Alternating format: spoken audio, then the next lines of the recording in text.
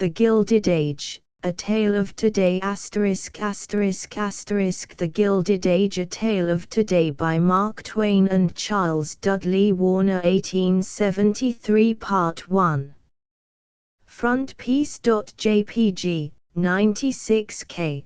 Contents Chapter I. Squire Hawkins and his Tennessee land. He decides to remove to Missouri. Chapter 2. He meets with and adopts the boy Clay. Chapter 3. Uncle Daniel's apparition and prayer. Chapter 4. The steamboat explosion. Chapter V. Adoption of the little girl Laura. Arrival at Missouri. Reception by Colonel Berryer Sellers. Chapter 6. Trouble and darkness in the Hawkins family. Proposed sale of the Tennessee land. Chapter 7. Colonel Sellers at home.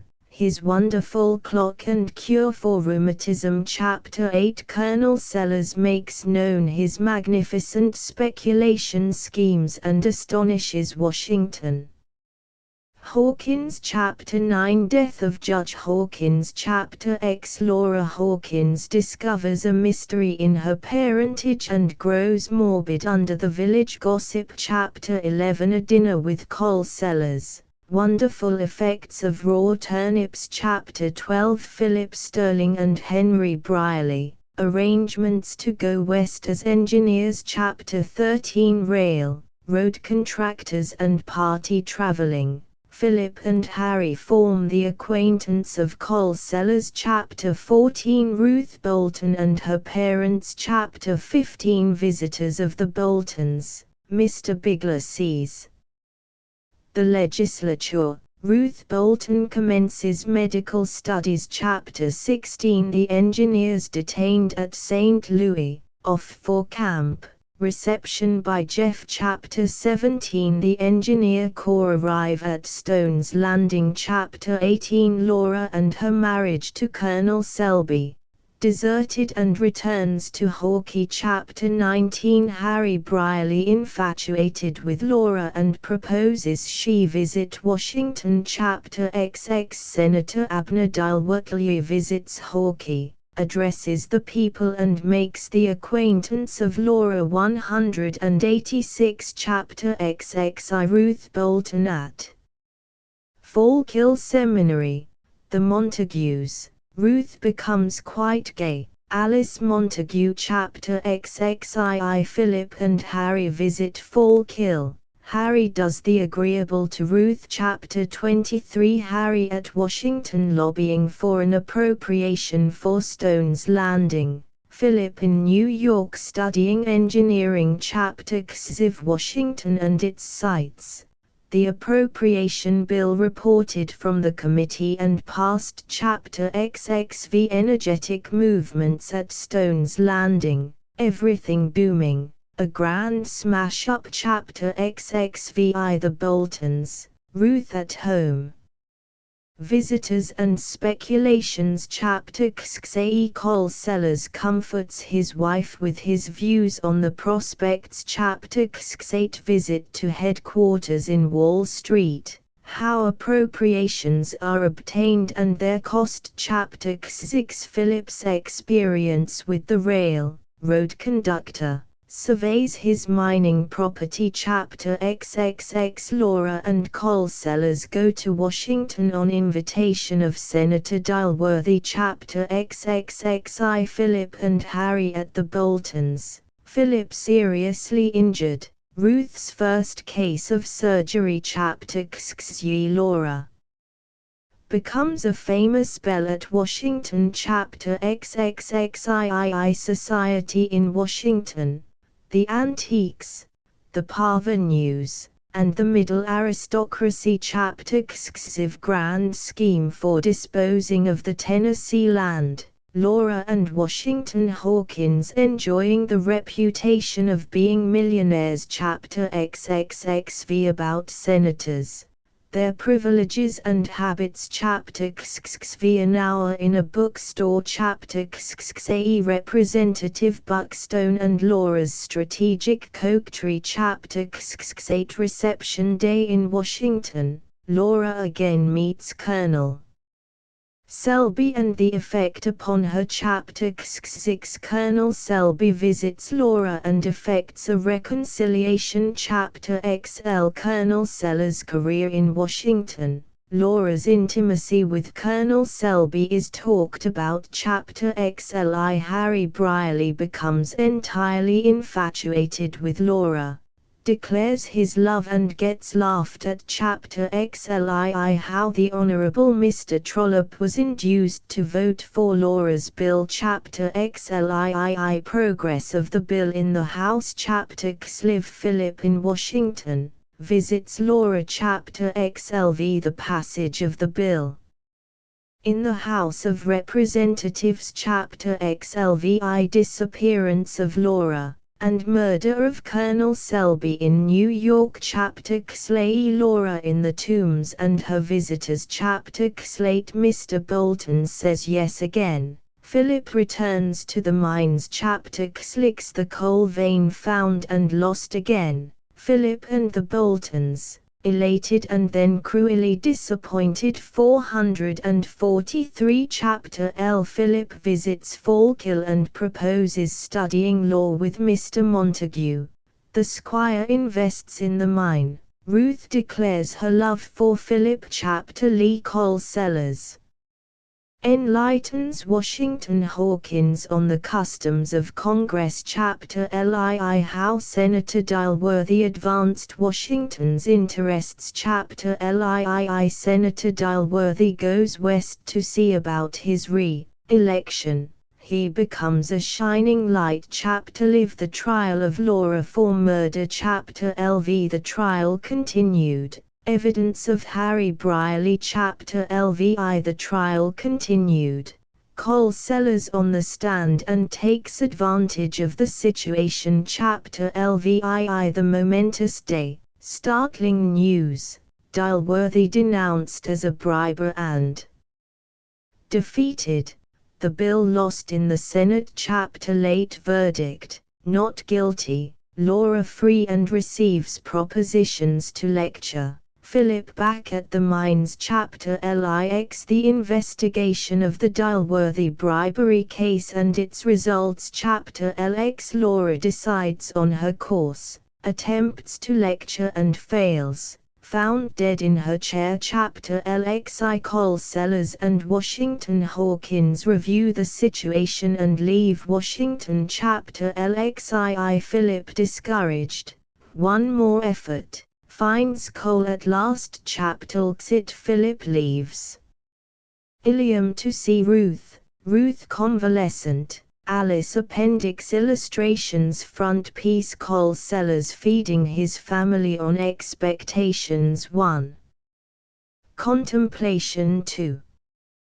The Squire's House S. The U.S. Mail 4. Abedstown Mails 5. Hurrying 6. The Squire's Kitchen 7. For Goodness Sake Sigh 8. The Last Cogwheel 9. Gone Up 10. Tailpiece 11. The Orphan's Last Gift 12. Mrs. Hawkins and Clay at the grave of his mother 13. Children, DAR's something a coming 14. He is, Lord, he is. 15 Tailpiece 16. Not encouraged 17. She's gaining 18. By the Mark Twain. 19 Fast Together 20. One of the Victims 21. The Procession, Forward March. 22 The Happy Wife 23. Laura 24. Ready to Sell 25. Stock Rising 26. A Family Council 27. Tailpiece 28. Attempted Corner in Specie 29. A Brilliant Idea 30. Big Things Shown Up 31. Coal Sellers Blowing Bubbles for Washington 32. Jen Boswell's Office 33. Tailpiece 34. Consolation 35. The Dying Father 36. Tailpiece 37. Laura seeking POR evidences of her birth 38. Ever True 39. A Healthy Meal 40. Philip at the Theatre 41. What Philip Learned at College 42. The Delegate's Interesting Game 43. The Person of Importance 44. Not That 45. Ruth's Mother Makes Enquiries 46. The Letter 47. Caring for the Poor 48. Anatomical Investigations 49. Ruth Looking at the New One by Candlelight 60. Only for You, Brierly 51. An Acclimated Man 51. No thanks. Goodbye. 52 Bless You, Chile, UDAR now 53. Camp Life 54. Straight from the Shoulder 55. Jeff Thompson as a Nightingale 56. Bound for Stone's Landing 57. Stone's Landing 58. Waiting for a Railroad 59. It Ain't There 60. Tailpiece 61. Capture of Washington 62. Laura Swooned 63. Tailpiece 64. Not Easily Referred 65. Order, Gentlemen 66. The Senator's Walk 67. Residence of Squire Montague 68. Inside the Mansion 69. Ruth Dissipating 70. Tailpiece 71. Anticipation 72. Reality 73. Philip Hears Harry Entertaining Ruth 74. An Entertaining Fellow 75. Harry Explains Before Senate Committee 76. Philip Studying 77. Keep Out of Here, Sir. 78 An Old One 79. A Promenade Outfit 80. Reared by a Grateful Country 81. Benefit of Political Influence 82. Tailpiece 83. Visions of a Happy Man 84. Exodus of the Natives 85. Harry Brierly Flies from the Mob 86. Enjoying the Bonfire 87. Brother Plum 88. Ruth at Home 89. Map of the Salt Lick Branch of the Pacific RR 90. Result of a Straight Line 91. At Headquarters 92. Touching a Weak Spot 93. Chairman of Committee, $10,000, 94. Male Lobbyist, $3,000, $255.95. Female Lobbyist, $3,000, 96. High Moral Senator, $3,000, 97. Country Member, $500, 98. Documentary Proof 99. Colonel Sellers Despondent 100. Tailpiece 101. The Monarch of All He Surveys 102. Philip Thrust from the car 103. The Justice 104. Mine in 105. A pleasing landlord 106. Philip hired 3 woodsmen 107. Tailpiece 108. Tailpiece 109. Bro. Balaam 110. The fire panic 111. Ruth assists in dressing Philip's arm 112. The first reception 113. Vanity collapsed 114.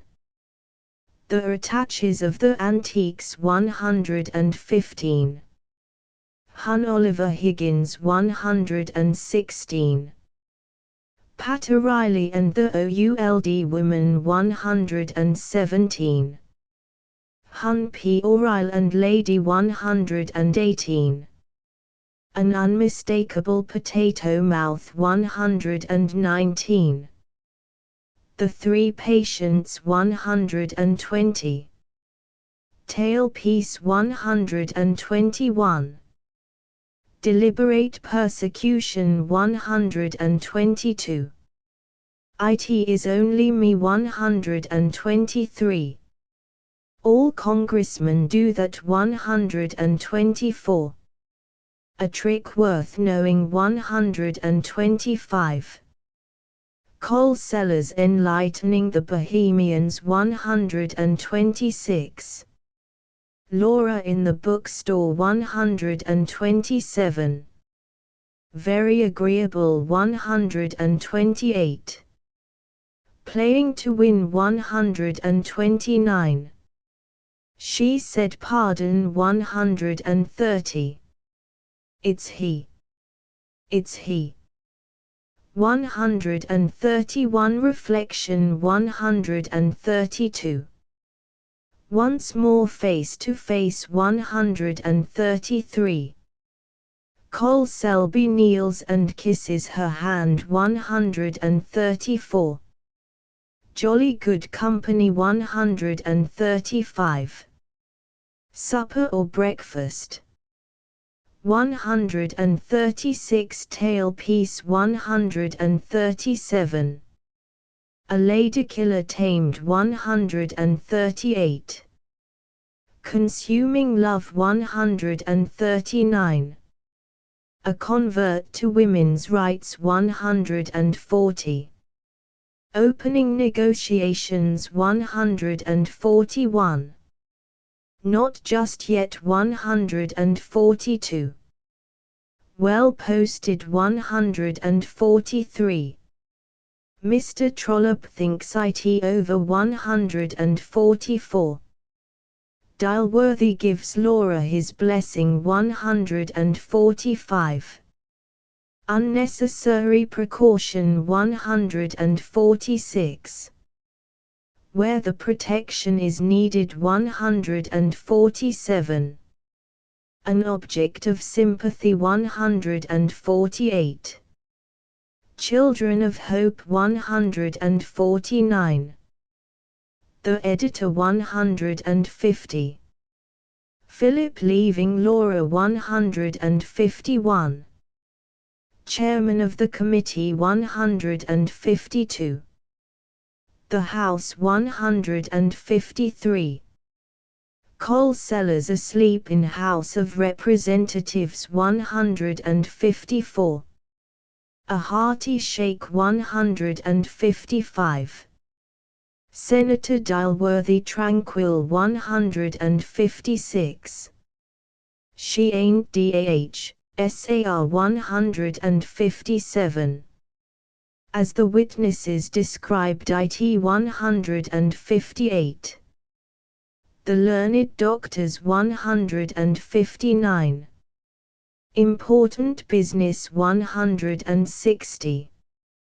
Coal Sellers and Washington in Laura's Cell 161. Promised Patronage 162. No Love Like a Mother's 163. Cleaned out but not crushed 164. The Landlord Taking Lessons 165. Tailpiece 166. We've struck it 167. The Minutilium 168. The Hermit 169. Tailpiece 110. One Chance Open 171. What he expected to be 172. Alas! Poor Alice 173. How he was drawn in 174. Everything 175. Tailpiece 176. Come now, let's cheer up 177. A shining example 178. The Sewing Society Dodge 179. Dial-worthy addresses a Sunday School 180. Tailpiece 181. The Judge 182. Laura on Trial 183. Michael Lanigan 184. Patrick Coughlin 185. Ethan Dobb 186. Mr. Hicks 187. Search for a Father 158. Taking Advantage of a Lull 189. Term expired 190. Re-elected 191.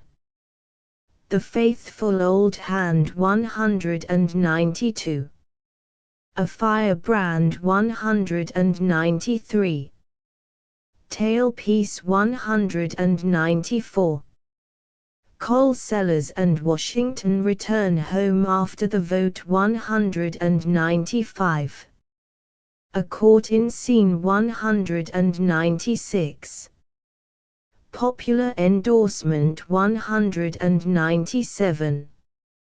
One of the Insulted Members 195. Touched by the Cyrigils of the Poor 199. Mr. Noble asks questions 200. The Worn-Out Style of Senator 201.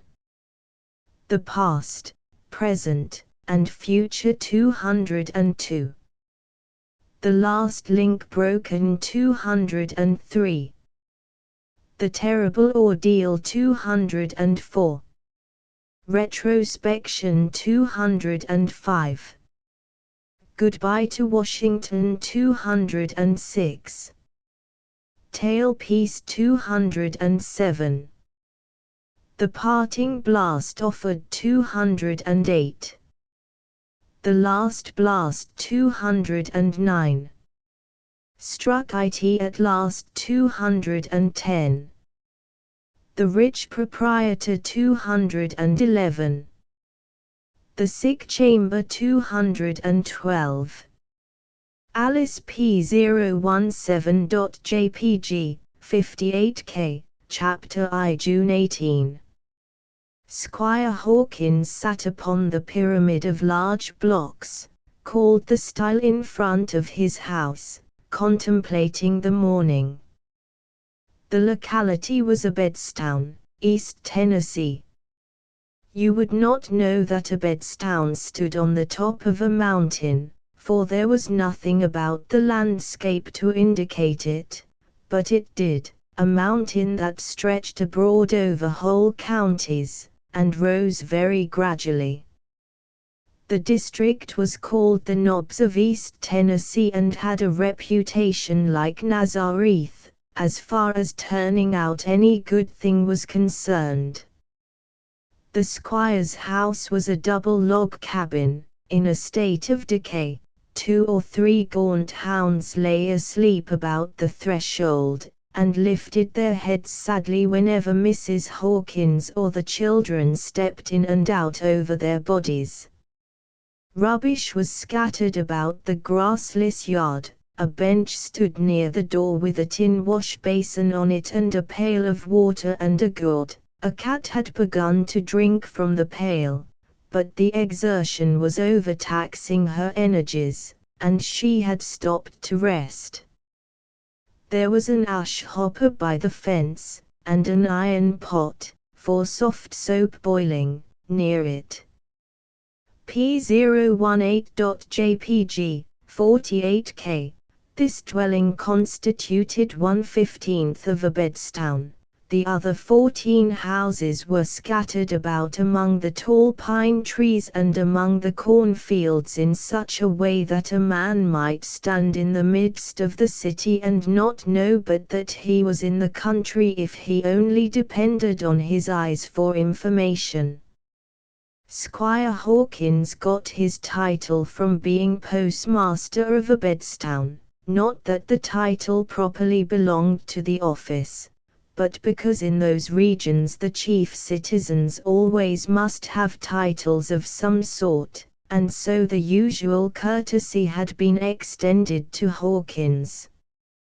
The mail was monthly, and sometimes amounted to as much as 3 or 4 letters at a single delivery. Even a rush like this did not fill up the postmaster's whole month, though, and therefore he kept store in the intervals. The squire was contemplating the morning. It was balmy and tranquil.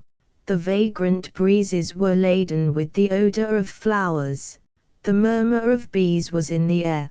There was everywhere that suggestion of repose that summer woodlands bring to the senses, and the vague, pleasurable melancholy that such a time and such surroundings inspire. P019.jpg, 17K. Presently the United States mail arrived, on horseback. There was but one letter, and it was for the postmaster. The long-legged youth who carried the mail tarried an hour to talk, for there was no hurry, and in a little while the male population of the village had assembled to help. As a general thing, they were dressed in homespun jeans blue or yellow. Here were no other varieties of it. All wore one suspender and sometimes 2, yarn ones knitted at home. Some wore vests, but few wore coats. Such coats and vests as did appear, however, were rather picturesque than otherwise, for they were made of tolerably fanciful patterns of calico, a fashion which prevails there to this day among those of the community who have tastes above the common level and are able to afford style. Every individual arrived with his hands in his pockets. A hand came out occasionally for a purpose, but it always went back again after service, and if it was the head that was served, just the cant that the dilapidated straw had got by being uplifted and rooted under, was retained until the next call altered the inclination. Many hats were present, but none were erect and no two were canted just alike. We are speaking impartially of men, youths and boys. And we are also speaking of these 3 estates when we say that every individual was either chewing natural leaf tobacco prepared on his own premises, or smoking the same in a corncob pipe. Few of the men wore whiskers, none wore moustaches, some had a thick jungle of hair under the chin and hiding the throat. The only pattern recognized there as being the correct thing in whiskers, but no part of any individual's face had seen a razor for a week. P020.jpg, 57K. These neighbors stood a few moments looking at the mail carrier reflectively while he talked, but fatigue soon began to show itself, and one after another they climbed up and occupied the top rail of the fence, hump-shouldered and grave, like a company of buzzards assembled for supper and listening for the death rattle. Old Damrell said, "Tha hain't no news 'bout the jidge, hit ain't likely. Can't he tell for sarteen, some thinks he's gwine to be long toreckly, and some thinks he hain't he. Russ mostly he lay hanks he mout git to abts tomorrow or next day he reckoned." "Well, I wisht I knowed. I got a prime sow and pigs in the cote house, and I hain't he got no place for to put 'em. If the jidge is a gwine to hold cote, I got to roost 'em out, I reckon. But tomorrow'll do, I 'spect." The speaker bunched his thick lips together like the stem end of a tomato and shot a bumblebee dead that had lit on a weed 7 feet away. One after another the several chewers expressed a charge of tobacco juice and delivered it at the deceased with steady aim and faultless accuracy. "What's a stirrin' down 'bout the Forks?" continued old Damrell. "Well, I dunno, scacely. Ole Drake Higgins he's been down to Shelby last week. Tuck his crap down. Couldn't git shet the most hit wasn't no time for to sell, he say, so he fotch it back agin, lowin to wait tell fall. Talks 'bout going to Moseri, lots UVM's talking that, away down thar, Ole Higgins say. Can't he make a living here no mo, sick times as these? Cy Higgins he's been over to Kintuck and married a high-toned gal thar, out in the fust families, and he's come back to the Forks with just a hell's mint o' whoop jamboree notions, folks says. He's tuck and fixed up the Ole house like they does in Kintuck, he say, and Tha's been folks come clear from Turpentine for to see it. He's tuck and gormed it all over on the inside with plasterin'." "What's plasterin'?" "I dunno. Hit's what he calls it. Ole Mam Higgins, she tole me. She say she wasn't gwine to hang out in no sick a dern hole like a hog. Says it's mud, or some sick kind o' nastiness that sticks on and covers up everything. Plasterin', Cy calls it." This marvel was discussed at considerable length, and almost with animation. But presently there was a dogfight over in the neighborhood of the blacksmith shop, and the visitors slid off their perch like so many turtles and strode to the battlefield with an interest bordering on eagerness. P022.jpg, 30K, the squire remained, and read his letter. Then he sighed, and sat long in meditation. At intervals he said, "Missouri. Missouri. Well, well, well, everything is so uncertain." At last he said, "I believe I'll do it. A man will just rot here. My house, my yard, everything around me, in fact, shows that I am becoming one of these cattle, and I used to be thrifty in other times." He was not more than 35. But he had a worn look that made him seem older.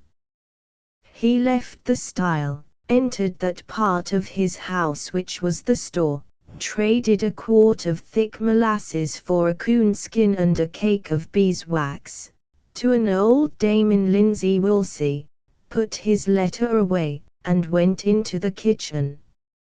His wife was there, constructing some dried apple pies, a slovenly urchin of 10 was dreaming over a rude weather vane of his own contriving. His small sister, close upon 4 years of age, was sopping cornbread in some gravy left in the bottom of a frying pan and trying hard not to sop over a finger mark that divided the pan through the middle, for the other side belonged to the brother, whose musings made him forget his stomach for the moment. A Negro woman was busy cooking, at a vast fire place.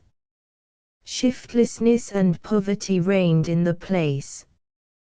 P023.jpg, 34K, Nancy, I've made up my mind. The world is done with me, and perhaps I ought to be done with it. But no matter, I can wait. I am going to Missouri. I won't stay in this dead country and decay with it. I've had it on my mind some time. I'm going to sell out here for whatever I can get, and buy a wagon and team and put you and the children in it and start. Anywhere that suits you, suits me, sigh. And the children can't be any worse off in Missouri than they are here, I reckon. Motioning his wife to a private conference in their own room, Hawkins said, "No, they'll be better off. I've looked out for them, Nancy," and his face lighted. "Do you see these papers? Well, they are evidence that I have taken up 75,000 acres of land in this county. Think what an enormous fortune it will be someday." "Why, Nancy, enormous don't express it, the word's too tame." "I tell you, Nancy, for goodness sake, sigh, wait, Nancy, wait, let me finish. I've been secretly bailing and fuming with this grand inspiration for weeks, and I must talk or I'll burst. I haven't whispered to a soul, not a word, have had my countenance under lock and key, for fear it might drop something that would tell even these animals here how to discern the gold mine that's glaring under their noses. Now all that is necessary to hold this land and keep it in the family is to pay the trifling taxes on it yearly, $5 or $10. The whole tract would not sell for over 1/3 of a cent an acre now, but someday people will be glad to get it for $20, $50, $100 an acre. What should you say to—" Here he dropped his voice to a whisper and looked anxiously around to see that there were no eavesdroppers. $1,000 an acre. P024.jpg, 40K, well, you may open your eyes and stare. But it's so. You and I may not see the day, but they'll see it. Mind I tell you, they'll see it. Nancy, you've heard of steamboats, and maybe you believed in them, of course you did. You've heard these cattle here scoff at them and call them lies and humbugs, but they are not lies and humbugs, they are a reality, and they are going to be a more wonderful thing someday than they are now. They're going to make a revolution in this world's affairs that will make men dizzy to contemplate. I've been watching while some people slept, and I know what's coming. Even you and I will see the day that steamboats will come up that little Turkey River to within 20 miles of this land of ours, and in high water they'll come right to it. And this is not all, Nancy, it isn't even half. There's a bigger wonder, the railroad. These worms here have never even heard of it, and when they do they'll not believe in it. But it's another fact. Coaches that fly over the ground 20 miles an hour, heavens and earth, think of that, Nancy. 20 miles an hour. It makes a man's brain whirl. Someday, when you and I are in our graves, there'll be a railroad stretching hundreds of miles, all the way down from the cities of the northern states to New Orleans, and it's got to run within 30 miles of this land, maybe even touch a corner of it. Well, do you know, they've quit burning wood in some places in the eastern states. And what do you suppose they burn?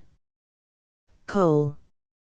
He bent over and whispered again, happy smiley, there's worlds of it on this land.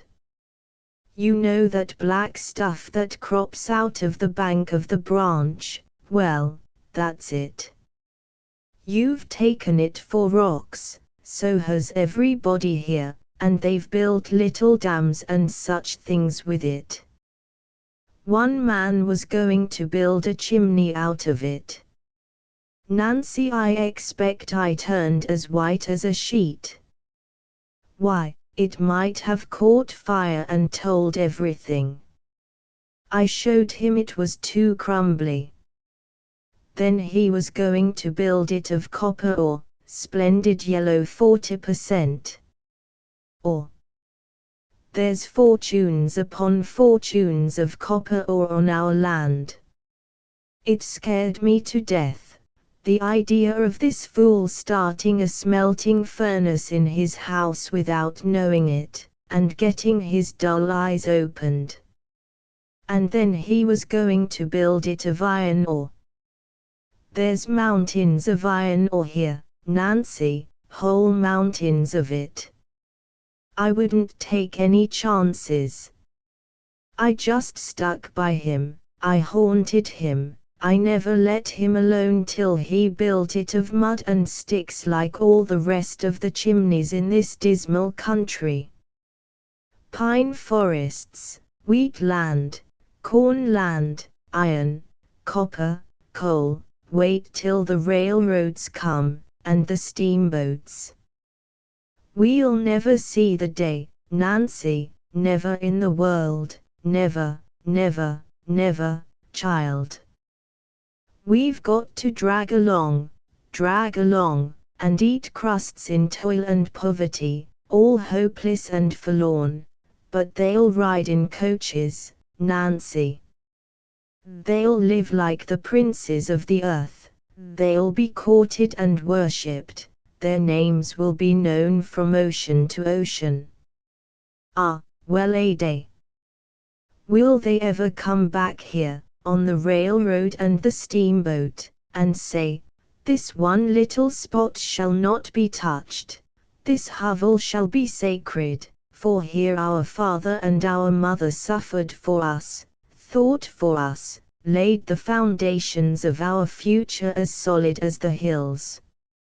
You are a great, good, noble soul, Cy Hawkins, and I am an honored woman to be the wife of such a man, and the tears stood in her eyes when she said it.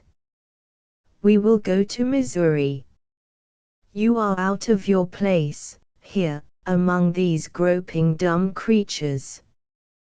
We will find a higher place, where you can walk with your own kind, and be understood when you speak, not stared at as if you were talking some foreign tongue. I would go anywhere in the wide world with you. I would rather my body would starve and die than your mind should hunger and wither away in this lonely land. Spoken like yourself, my child. But we'll not starve, Nancy. Far from it. I have a letter from Berryer Sellers, just came this day. A letter that, I'll read you a line from it. He flew out of the room. A shadow blurred the sunlight in Nancy's face, there was uneasiness in it, and disappointment. a procession of disturbing thoughts began to troop through her mind. Saying nothing aloud, she sat with her hands in her lap. Now and then she clasped them, then unclasped them, then tapped the ends of the fingers together, sighed, nodded, smiled, occasionally paused, shook her head.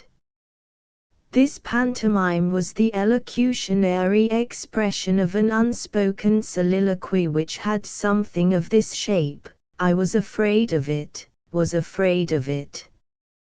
Trying to make our fortune in Virginia, barrier sellers nearly ruined us and we had to settle in Kentucky and start over again. Trying to make our fortune in Kentucky, he crippled us again and we had to move here. Trying to make our fortune here, he brought us clear down to the ground, nearly. He's an honest soul, and means the very best in the world, but I'm afraid he's too flighty. He has splendid ideas, and he'll divide his chances with his friends with a free hand, the good generous soul, but something does seem to always interfere and spoil everything. I never did think he was right well balanced.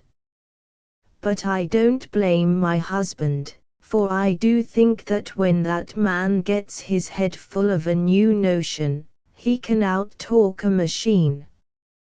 He'll make anybody believe in that notion that'll listen to him 10 minutes. Why, I do believe he would make a deaf and dumb man believe in it and get beside himself, if you only set him where he could see his eyes tally and watch his hands explain.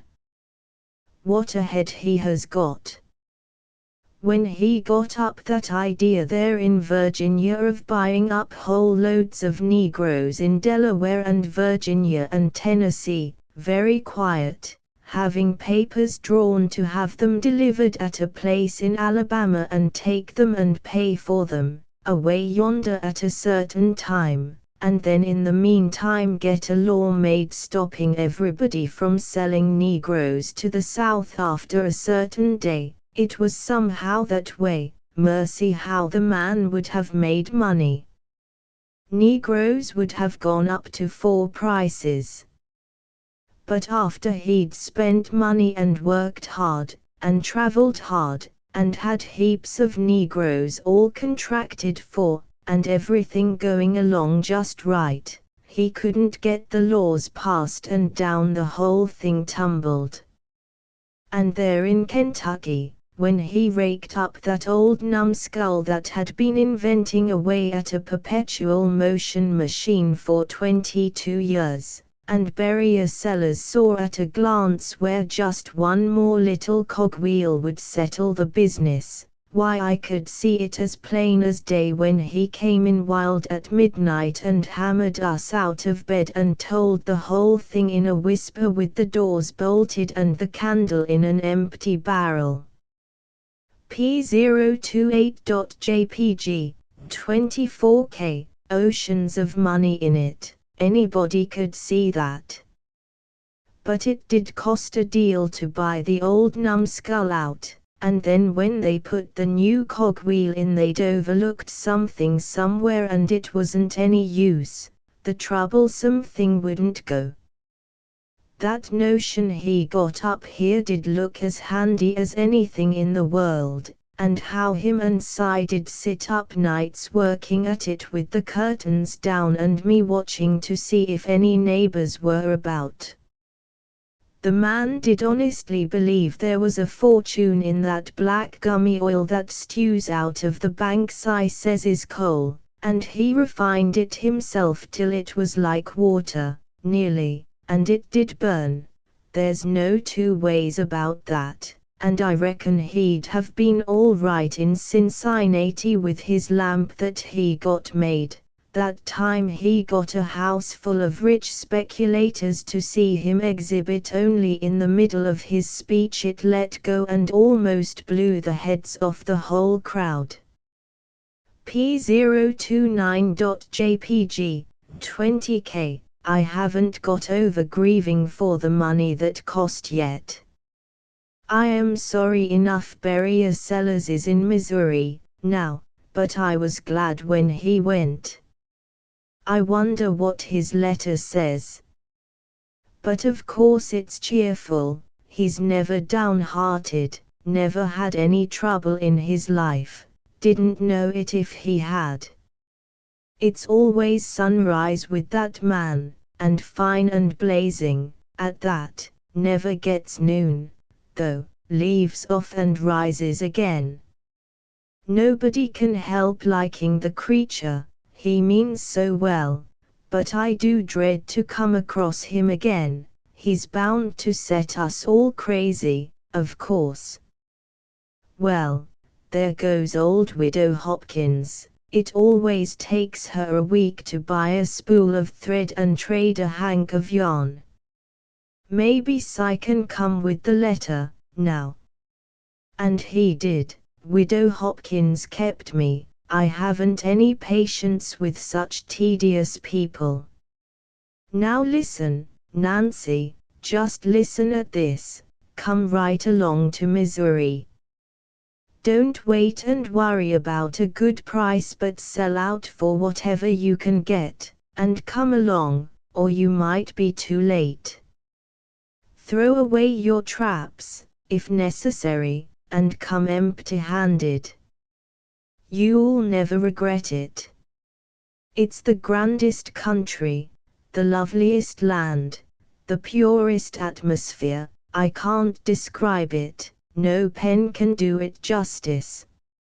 And it's filling up, every day, people coming from everywhere. I've got the biggest scheme on earth, and I'll take you in, I'll take in every friend I've got that's ever stood by me, for there's enough for all, and to spare. Marm's the word, don't whisper, keep yourself to yourself. You'll see. Come. Rush, hurry, don't wait for anything. It's the same old boy, Nancy, just the same old boy, ain't he? Yes, I think there's a little of the old sound about his voice yet. I suppose you'll still go, Si. Go. Well, I should think so, Nancy. It's all a chance, of course, and chances haven't been kind to us, I'll admit, but whatever comes, old wife, they are provided for. Thank God for that. Amen came low and earnestly.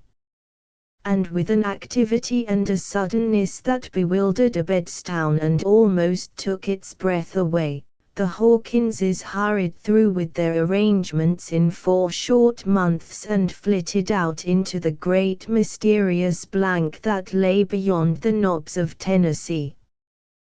P030, 14K, Chapter 2. Toward the close of the 3rd day's journey the wayfarers were just beginning to think of camping, when they came upon a log cabin in the woods. Hawkins drew rein and entered the yard. A boy about 10 years old was sitting in the cabin door with his face bowed in his hands. Hawkins approached, expecting his footfall to attract attention, but it did not. He halted a moment, and then said, "Come, come, little chap. You mustn't be going to sleep before sundown." With a tired expression the small face came up out of the hands, a face down which tears were flowing. "Ah, I'm sorry I spoke so, my boy. Tell me, is anything the matter?" The boy signified with a scarcely perceptible gesture that the trouble was in the house, and made room for Hawkins to pass. Then he put his face in his hands again and rocked himself about as one suffering a grief that is too deep to find help in moan or groan or outcry. Hawkins stepped within. It was a poverty-stricken place. 6 or 8 middle-aged country people of both sexes were grouped about an object in the middle of the room. They were noiselessly busy and they talked in whispers when they spoke. Hawkins uncovered and approached. A coffin stood upon 2 backless chairs. These neighbors had just finished disposing the body of a woman in it, a woman with a careworn, gentle face that had more the look of sleep about it than of death. An old lady motioned toward the door and said to Hawkins in a whisper, "His mother, poor thing, died of the fever, last night. Warned he no sick thing as saving of her. But it's better for her, better for her. Husband and the other 2 children died in the spring, and she hain't he ever hilt up her head since. She jest went around broken-hearted like, and never took no interest in anything but Clay, that's the boy thar. She jest worshipped Clay, and Clay he worshipped her. They didn't pair to live at all, only when they was together, looking at each other, loving one another. She's been sick 3 weeks, and if you believe me that child has worked, and kept the run of the medicine, and the times of giving it, and sot up nights and nursed her, and tried to keep up her spirits, the same as a grown-up person. And last night when she kept a-sinking and sinking, and turned away her head and didn't know him no mo', it was fitten to make a body's heart break to see him climb onto the bed and lay his cheek agin hern and call her so pitiful and she not answer. But bimeby she roused up, like, and looked around wild, and then she see him, and she made a great cry and snatched him to her breast and held him close and kissed him over and over again. But it took the last strength she had, and so her eyelids begin to close down, and her arms sort o' drooped away and then we see she was gone, po' creeter. And Clay, the po' motherless thing, I can't talk about it, I can't bear to talk about it. Clay had disappeared from the door, but he came in, now, and the neighbors reverently fell apart and made way for him. He leaned upon the open coffin and let his tears course silently. Then he put out his small hand and smoothed the hair and stroked the dead face lovingly. After a bit he brought his other hand up from behind him and laid 3 or 4 fresh wild flowers upon the breast, bent over and kissed the unresponsive lips time and time again, and then turned away and went out of the house without looking at any of the company.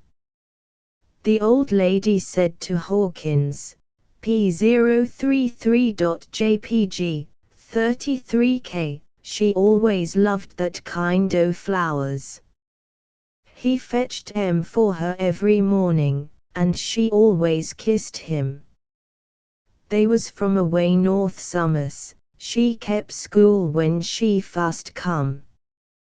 Goodness knows what's to become o' that po' boy. No father, no mother, no kinfolks of no kind. Nobody to go to, nobody that cares for him, and all of us is so put to it for to get along and families so large. Hawkins understood. All eyes were turned inquiringly upon him. He said, "Friends, I am not very well provided for myself, but still I would not turn my back on a homeless orphan. If he will go with me I will give him a home, and loving regard, I will do for him as I would have another do for a child of my own in misfortune." One after another the people stepped forward and wrung the stranger's hand with cordial goodwill, and their eyes looked all that their hands could not express or their lips speak. "Said like a true man," said one. "You was a stranger to me a minute ago, but you ain't now," said another. "It's bread cast upon the waters, it'll return after many days," said the old lady whom we have heard speak before. "You got to camp in my house as long as you hang out here," said one. "If tha hain't room for you and yin my tribe'll turn out and camp in the hay loft." A few minutes afterward, while the preparations for the funeral were being concluded, Mr. Hawkins arrived at his wagon leading his little waif by the hand, and told his wife all that had happened, and asked her if he had done right in giving to her and to himself this new care.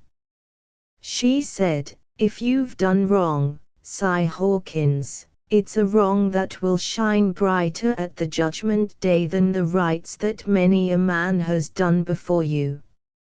And there isn't any compliment you can pay me equal to doing a thing like this and finishing it up, just taking it for granted that I'll be willing to it." Willing. "Come to me, you poor motherless boy, and let me take your grief and help you carry it." When the child awoke in the morning, it was as if from a troubled dream. But slowly the confusion in his mind took form, and he remembered his great loss, the beloved form in the coffin, his talk with a generous stranger who offered him a home, the funeral, where the stranger's wife held him by the hand at the grave, and cried with him and comforted him, and he remembered how this new mother tucked him in his bed in the neighboring farmhouse, and coaxed him to talk about his troubles, and then heard him say his prayers and kissed him good night, and left him with the soreness in his heart almost healed and his bruised spirit at rest.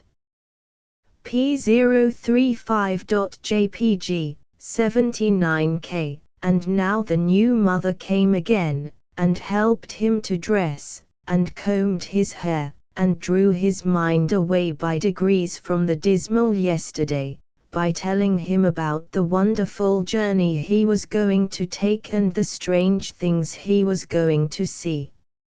And after breakfast they two went alone to the grave, and his heart went out to his new friend, and his untaught eloquence poured the praises of his buried idol into her ears without let or hindrance. Together they planted roses by the headboard and strewed wild flowers upon the grave, and then together they went away, hand in hand, and left the dead to the long sleep that heals all heartaches and ends all sorrows. Chapter 3. Whatever the lagging, dragging journey may have been to the rest of the emigrants, it was a wonder and delight to the children, a world of enchantment, and they believed it to be peopled with the mysterious dwarfs and giants and goblins that figured in the tales the Negro slaves were in the habit of telling them nightly by the shuddering light of the kitchen fire. At the end of nearly a week of travel, the party went into camp near a shabby village which was caving, house by house, into the hungry Mississippi.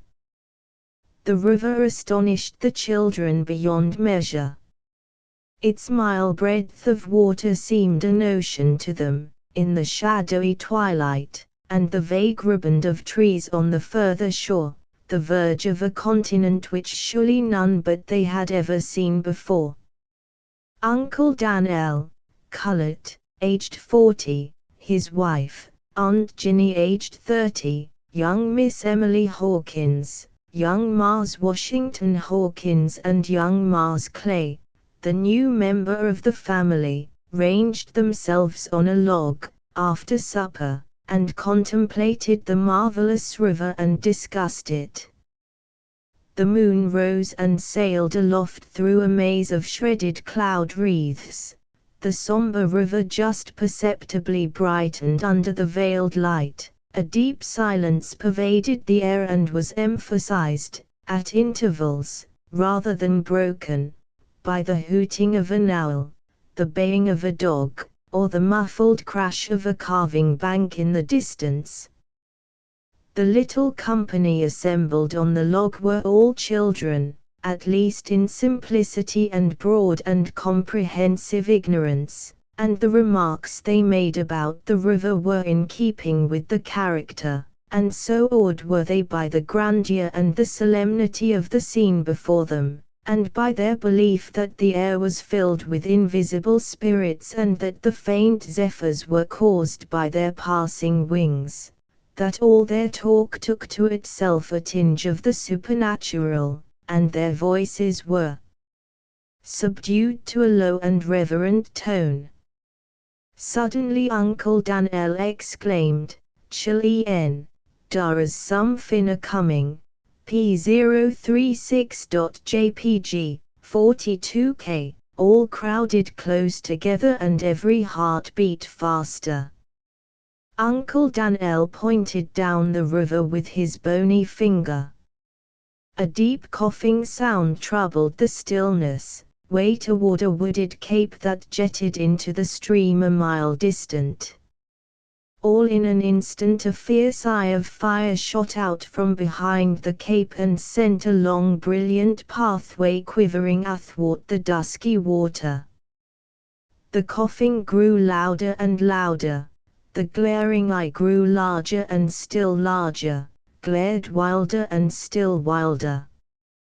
A huge shape developed itself out of the gloom, and from its tall duplicate horns dense volumes of smoke, starred and spangled with sparks, poured out and went tumbling away into the farther darkness. Nearer and nearer the thing came, till its long sides began to glow with spots of light which mirrored themselves in the river and attended the monster like a torchlight procession. "What is it? Oh, what is it, Uncle Dan'l?" With deep solemnity the answer came, "It's the Almighty. Git down on yo knees." It was not necessary to say it twice. They were all kneeling, in a moment. And then while the mysterious coughing rose stronger and stronger and the threatening glare reached farther and wider, the Negro's voice lifted up its supplications, "O Lord, we's been mighty wicked, and we knows that we 'serve to go to de bad place, but good Lord, de Lord, we ain't ready yet, we ain't ready. Let des po chillen hab one mo chance, J's one mo chance. Take de ole nigger if you's got to hab somebody dot, good Lord, good de Lord, we don't know wha you's a gwine to, we don't know who you's got yo eye on, but we knows by de way you's a coming. We knows by the way you's a tiltin' along in yo chariot o fear that some po sinners a gwine to catch it.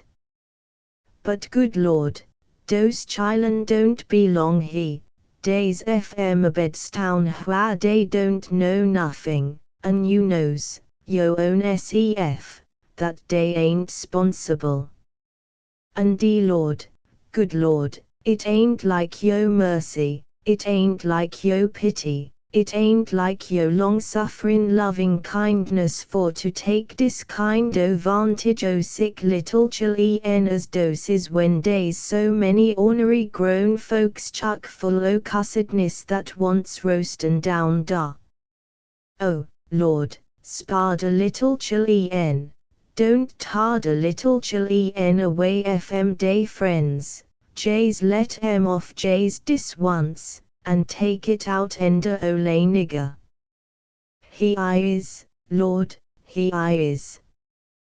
De ole nigger is ready, Lord, de ole. The flaming and churning steamer was right abreast the party, and not 20 steps away. The awful thunder of a mud valve suddenly burst forth, drowning the prayer, and as suddenly Uncle Dan'l snatched a child under each arm and scoured into the woods with the rest of the pack at his heels. And then, ashamed of himself, he halted in the deep darkness and shouted, but rather feebly, "He is, Lord, he is, P038.jpg, 39K. There was a moment of throbbing suspense, and then, to the surprise and the comfort of the party, it was plain that the august presence had gone by, for its dreadful noises were receding. Uncle Dan'l headed a cautious reconnaissance in the direction of the log. Sure enough, the Lord was just turning a point a short distance up the river, and while they looked the lights winked out and the coughing diminished by degrees and presently ceased altogether. HWSH. Well, nowadays some folks says dey ain't no efficiency in pra. Dis chilly would like to know wha we'd a been now if it warn't he for that pra. That's it. That's it. Uncle Dan'l, do you reckon it was the prayer that saved us? Said Clay. Does I reckon? Don't I know it? Wha was yo eyes? Warn't he de Lord J's a comin' chow? Chow. Chow. An a going on terrible, and do de Lord carry on that way doubt days somefin don't suit him. An warn't he a looking right at dis gang he, an warn't he J's a reachin' for em. And you spec he gwine to let em off doubt somebody asked him to do it. No indeedy. Do you reckon he saw us, Uncle Dan'l? De law sakes, Chilly, didn't I see him a looking at us? Did you feel scared, Uncle Dan'l? No sir.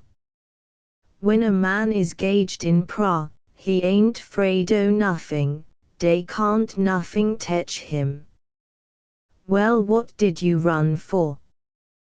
Well, Mars Clay, when a man is under the influence of the spirit, he do know what he's 'bout. No sir, that man do know what he's 'bout. You mout taken to the head off en that man and he wouldn't scasely find it out.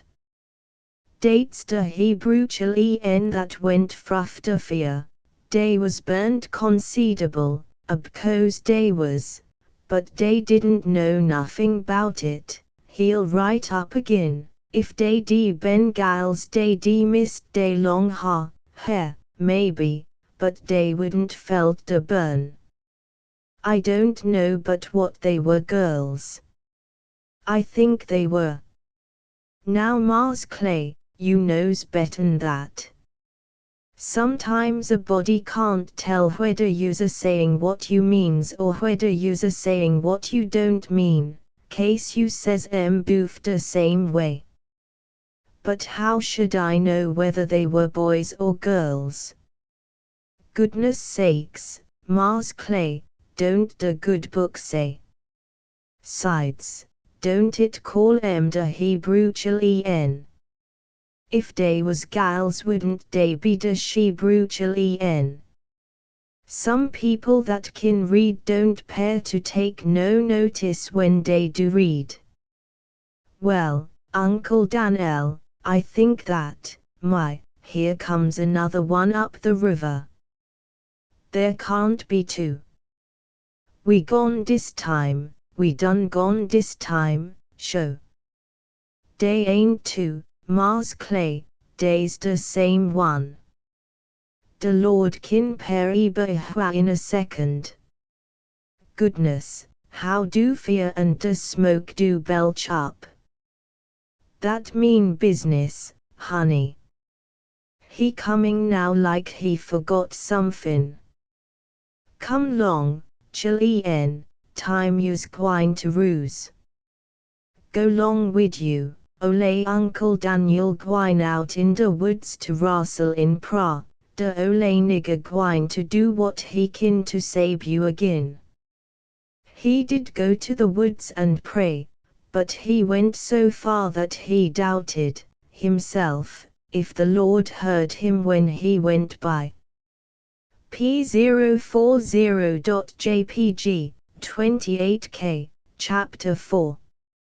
Seventhly, before his voyage, he should make his peace with God, satisfy his creditors if he be in debt, pray earnestly to God to prosper him in his voyage, and to keep him from danger, and, if he be swayerous, he should make his last will, and wisely order all his affairs, since many that go far abroad, return not home. This good and Christian counsel is given by Martinus Xylerus in his apodemical canons before his itinerary of Spain and Portugal. Early in the morning Squire Hawkins took passage in a small steamboat, with his family and his 2 slaves, and presently the bell rang, the stage plank was hauled in, and the vessel proceeded up the river. The children and the slaves were not much more at ease after finding out that this monster was a creature of human contrivance than they were the night before when they thought it the Lord of heaven and earth. They started, in fright, every time the gauge-cocks sent out an angry hiss, and they quaked from head to foot when the mud valves thundered. The shivering of the boat under the beating of the wheels was sheer misery to them.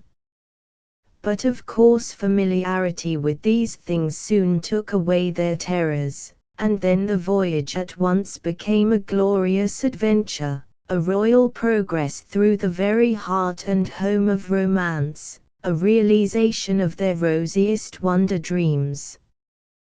They sat by the hour in the shade of the pilot house on the hurricane deck and looked out over the curving expanses of the river sparkling in the sunlight. Sometimes the boat fought the midstream current, with a verdant world on either hand, and remote from both. Sometimes she closed in under a point, where the dead water and the helping eddies were, and shaved the bank so closely that the decks were swept by the jungle of overhanging willows and littered with a spoil of leaves. Departing from these points, she regularly crossed the river every 5 miles, avoiding the bite of the great binds and thus escaping the strong current. Sometimes she went out and skirted a high bluff sandbar in the middle of the stream, and occasionally followed it up a little too far and touched upon the shoal water at its head, and then the intelligent craft refused to run herself aground, but smelled the bar, and straightway the foamy streak that streamed away from her bows vanished, a great foamless wave rolled forward and passed her under way, and in this instant she leaned far over on her side, shied from the bar and fled square away from the danger like a frightened thing, and the pilot was lucky if he managed to straighten her up before she drove her nose into the opposite bank. Sometimes she approached a solid wall of tall trees as if she meant to break through it, but all of a sudden a little crack would open just enough to admit her, and away she would go plowing through the chute with just barely room enough between the island on one side and the mainland on the other. In this sluggish water she seemed to go like a racehorse. Now and then small log cabins appeared in little clearings, with the never-failing frowsy women and girls in soiled and faded linsey woolsey leaning in the doors or against wood piles and rail fences, gazing sleepily at the passing show. Sometimes she found shoal water, going out at the head of those chutes or crossing the river, and then a deckhand stood on the bow and hove the lead, while the boat slowed down and moved cautiously. Sometimes she stopped a moment at a landing and took on some freight or a passenger, while a crowd of slouchy white men and Negroes stood on the bank and looked sleepily on with their hands in their pantaloons' pockets, of course, for they never took them out except to stretch, and when they did this they squirmed about and reached their fists up into the air and lifted themselves on tiptoe in an ecstasy of enjoyment. When the sun went down it turned all the broad river to a national banner laid in gleaming bars of gold and purple and crimson, and in time these glories faded out in the twilight and left the fairy archipelagos reflecting their fringing foliage in the steely mirror of the stream. At night the boat forged on through the deep solitudes of the river, hardly ever discovering a light to testify to a human presence. Mile after mile and league after league the vast bends were guarded by unbroken walls of forest that had never been disturbed by the voice or the footfall of man or felt the edge of his sacrilegious axe. An hour after supper the moon came up, and Clay and Washington ascended to the hurricane deck to revel again in their new realm of enchantment. They ran races up and down the deck, climbed about the bell, made friends with the passenger dogs chained under the lifeboat, tried to make friends with a passenger bear fastened to the verge staff but were not encouraged. P043.jpg 25K, skinned the cat on the hog chains, in a word, exhausted the amusement possibilities of the deck. Then they looked wistfully up at the pilot house, and finally, little by little, Clay ventured up there, followed diffidently by Washington. The pilot turned presently to get his stern marks, saw the lads and invited them in. Now their happiness was complete. This cozy little house, built entirely of glass and commanding a marvelous prospect in every direction, was a magician's throne to them, and their enjoyment of the place was simply boundless. They sat them down on a high bench and looked miles ahead and saw the wooded capes fold back and reveal the bends beyond, and they looked miles to the rear and saw the silvery highway diminish its breadth by degrees and close itself together in the distance. Presently the pilot said, "By George, yonder comes the Amaranth." A spark appeared, close to the water, several miles down the river. The pilot took his glass and looked at it steadily for a moment, and said, chiefly to himself, "It can't be the Blue Wing. She couldn't pick us up this way. It's the Amaranth, sure." He bent over a speaking tube and said, "Who's on watch down there?" A hollow, unhuman voice rumbled up through the tube in answer, "I am. Second engineer." "Good. You want to stir your stumps, now, Harry. The Amarantha's just turned the point, and she's just humping herself, too." The pilot took hold of a rope that stretched out forward, jerked it twice, and two mellow strokes of the big bell responded. A voice out on the deck shouted, "Stand by, down there, with that larboard lead." "No, I don't want the lead," said the pilot, "I want you." "Roust out the old man, tell him the Amarantha's coming. And go and call Jim, tell him." "Aye aye, sir." The old man was the captain. He is always called so, on steamboats and ships. Jim was the other pilot, Within 2 minutes both of these men were flying up the pilot house stairway, 3 steps at a jump. Jim was in his shirt sleeves, with his coat and vest on his arm. He said, "I was just turning in." "Where's the glass?" He took it and looked.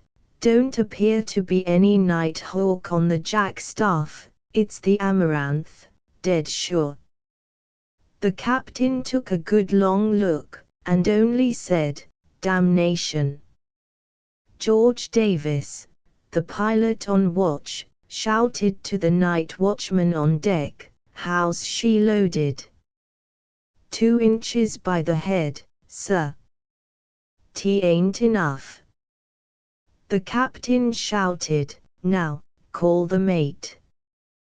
Tell him to call all hands and get a lot of that sugar forward, put her 10 inches by the head. Lively, now." "Aye aye, sir." A riot of shouting and trampling floated up from below, presently, and the uneasy steering of the boat soon showed that she was getting down by the head. The 3 men in the pilot house began to talk in short, sharp sentences, low and earnestly. As their excitement rose, their voices went down. As fast as one of them put down the spyglass another took it up, but always with a studied air of calmness. Each time the verdict was, "She's a gaining."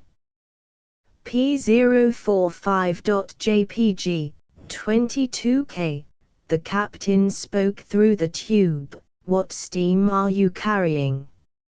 142, sir." "But she's getting hotter and hotter all the time." The boat was straining and groaning and quivering like a monster in pain. Both pilots were at work now, one on each side of the wheel, with their coats and vests off, their bosoms and collars wide open and the perspiration flowing down their faces. They were holding the boat so close to the shore that the willows swept the guards almost from stem to stern. "Stand by," whispered George. "All ready," said Jim, under his breath. "Let her come." The boat sprang away from the bank like a deer, and darted in a long diagonal toward the other shore. She closed in again and thrashed her fierce way along the willows as before. The captain put down the glass. "Lord, how she walks up on us. I do hate to be beat." "Jim," said George, looking straight ahead, watching the slightest yawing of the boat and promptly meeting it with the wheel, "how'll it do to try murderer's chute?" "Well, it's taking chances." "How was the cottonwood stump on the falls point below Boardman's Island this morning?" "Water just touching the roots." "Well, it's pretty close work. That gives 6 feet scant in the head of murderer's chute. We can just barely rub through if we hit it exactly right. But it's worth trying. She don't dare tackle it." Meaning the Amaranth. In another instant the Boreas plunged into what seemed a crooked creek, and the Amaranth's approaching lights were shut out in a moment. Not a whisper was uttered, now, but the 3 men stared ahead into the shadows and 2 of them spun the wheel back and forth with anxious watchfulness while the steamer tore along. The chute seemed to come to an end every 50 yards, but always opened out in time. Now the head of it was at hand. George tapped the big bell 3 times. 2 leadsmen sprang to their posts, and in a moment their weird cries rose on the night air and were caught up and repeated by 2 men on the upper deck, "No bottom." DEP4. Half 3. Quarter 3. Mark underwater 3. Half Twain. Quarter Twain. Davis pulled a couple of ropes. There was a jingling of small bells far below. The boat's speed slackened, and the pent steam began to whistle and the gauge cocks to scream. By the Mark Twain. P047.jpg, 25K, qua, less Twain. 8.5. 8 feet. 7.5. Another jingling of little bells and the wheels ceased turning altogether. The whistling of the steam was something frightful now, it almost drowned all other noises. Stand by to meet her. George had the wheel hard down and was standing on a spoke. All ready. The boat hesitated, seemed to hold her breath, as did the captain and pilots, and then she began to fall away to starboard and every eye lighted. Now then, meet her, meet her. Snatch her. The wheel flew to port so fast that the spokes blended into a spider web. The swing of the boat subsided, she steadied herself. 7 feet. 6.5. 6 feet. 6 bang. She hit the bottom. George shouted through the tube, spread her wide open. Whale it at her. POW wow chow.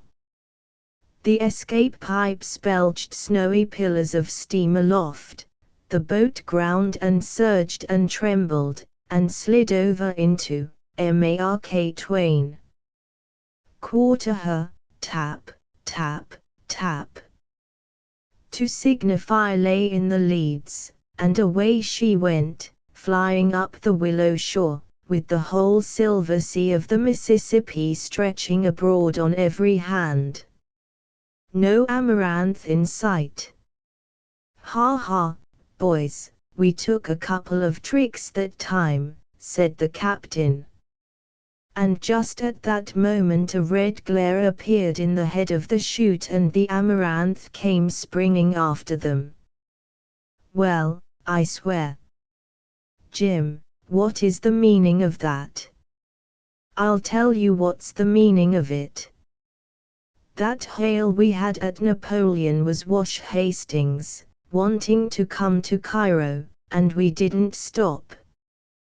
He's in that pilot house, now, showing those mud turtles how to hunt for easy water. That's it. I thought it wasn't any slouch that was running that middle bar in Hog Eye Bend.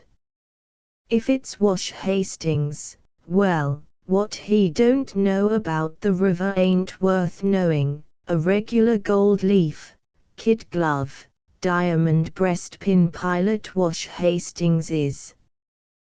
We won't take any tricks off of him, old man.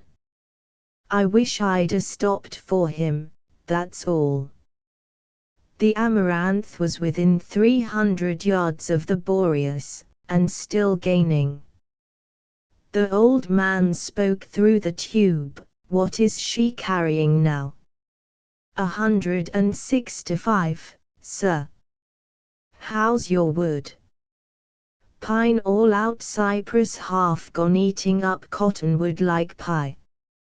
Break into that rosin on the main deck, pile it in, the boat can pay for it. Soon the boat was plunging and quivering and screaming more madly than ever.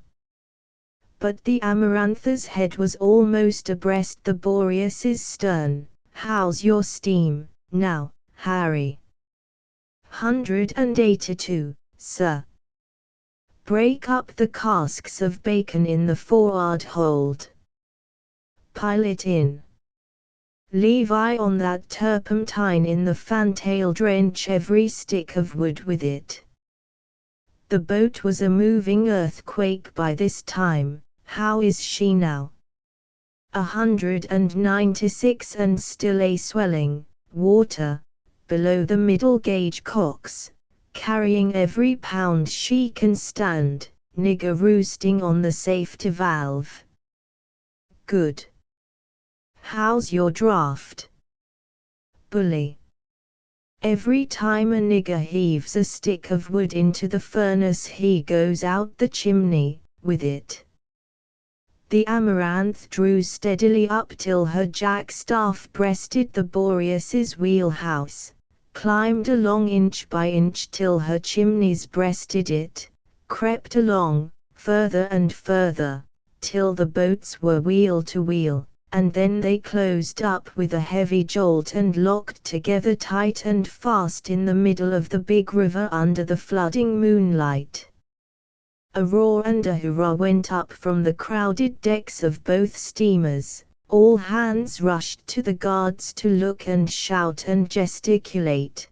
The weight careened the vessels over toward each other. Officers flew hither and thither cursing and storming, trying to drive the people amidships. Both captains were leaning over their railings shaking their fists, swearing and threatening.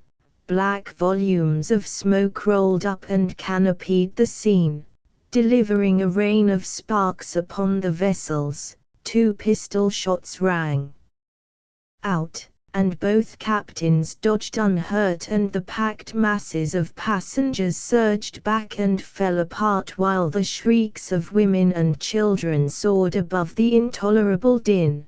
P048.jpg, 76K, and then there was a booming roar, a thundering crash, and the riddled Amaranth dropped loose from her hold and drifted helplessly away.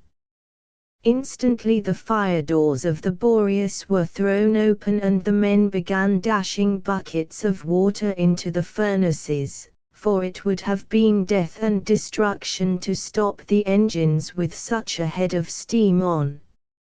As soon as possible the Boreas dropped down to the floating wreck and took off the dead, the wounded and the unhurt, at least all that could be got at, for the whole forward half of the boat was a shapeless ruin, with the great chimneys lying crossed on top of it, and underneath were a dozen victims imprisoned alive and wailing for help.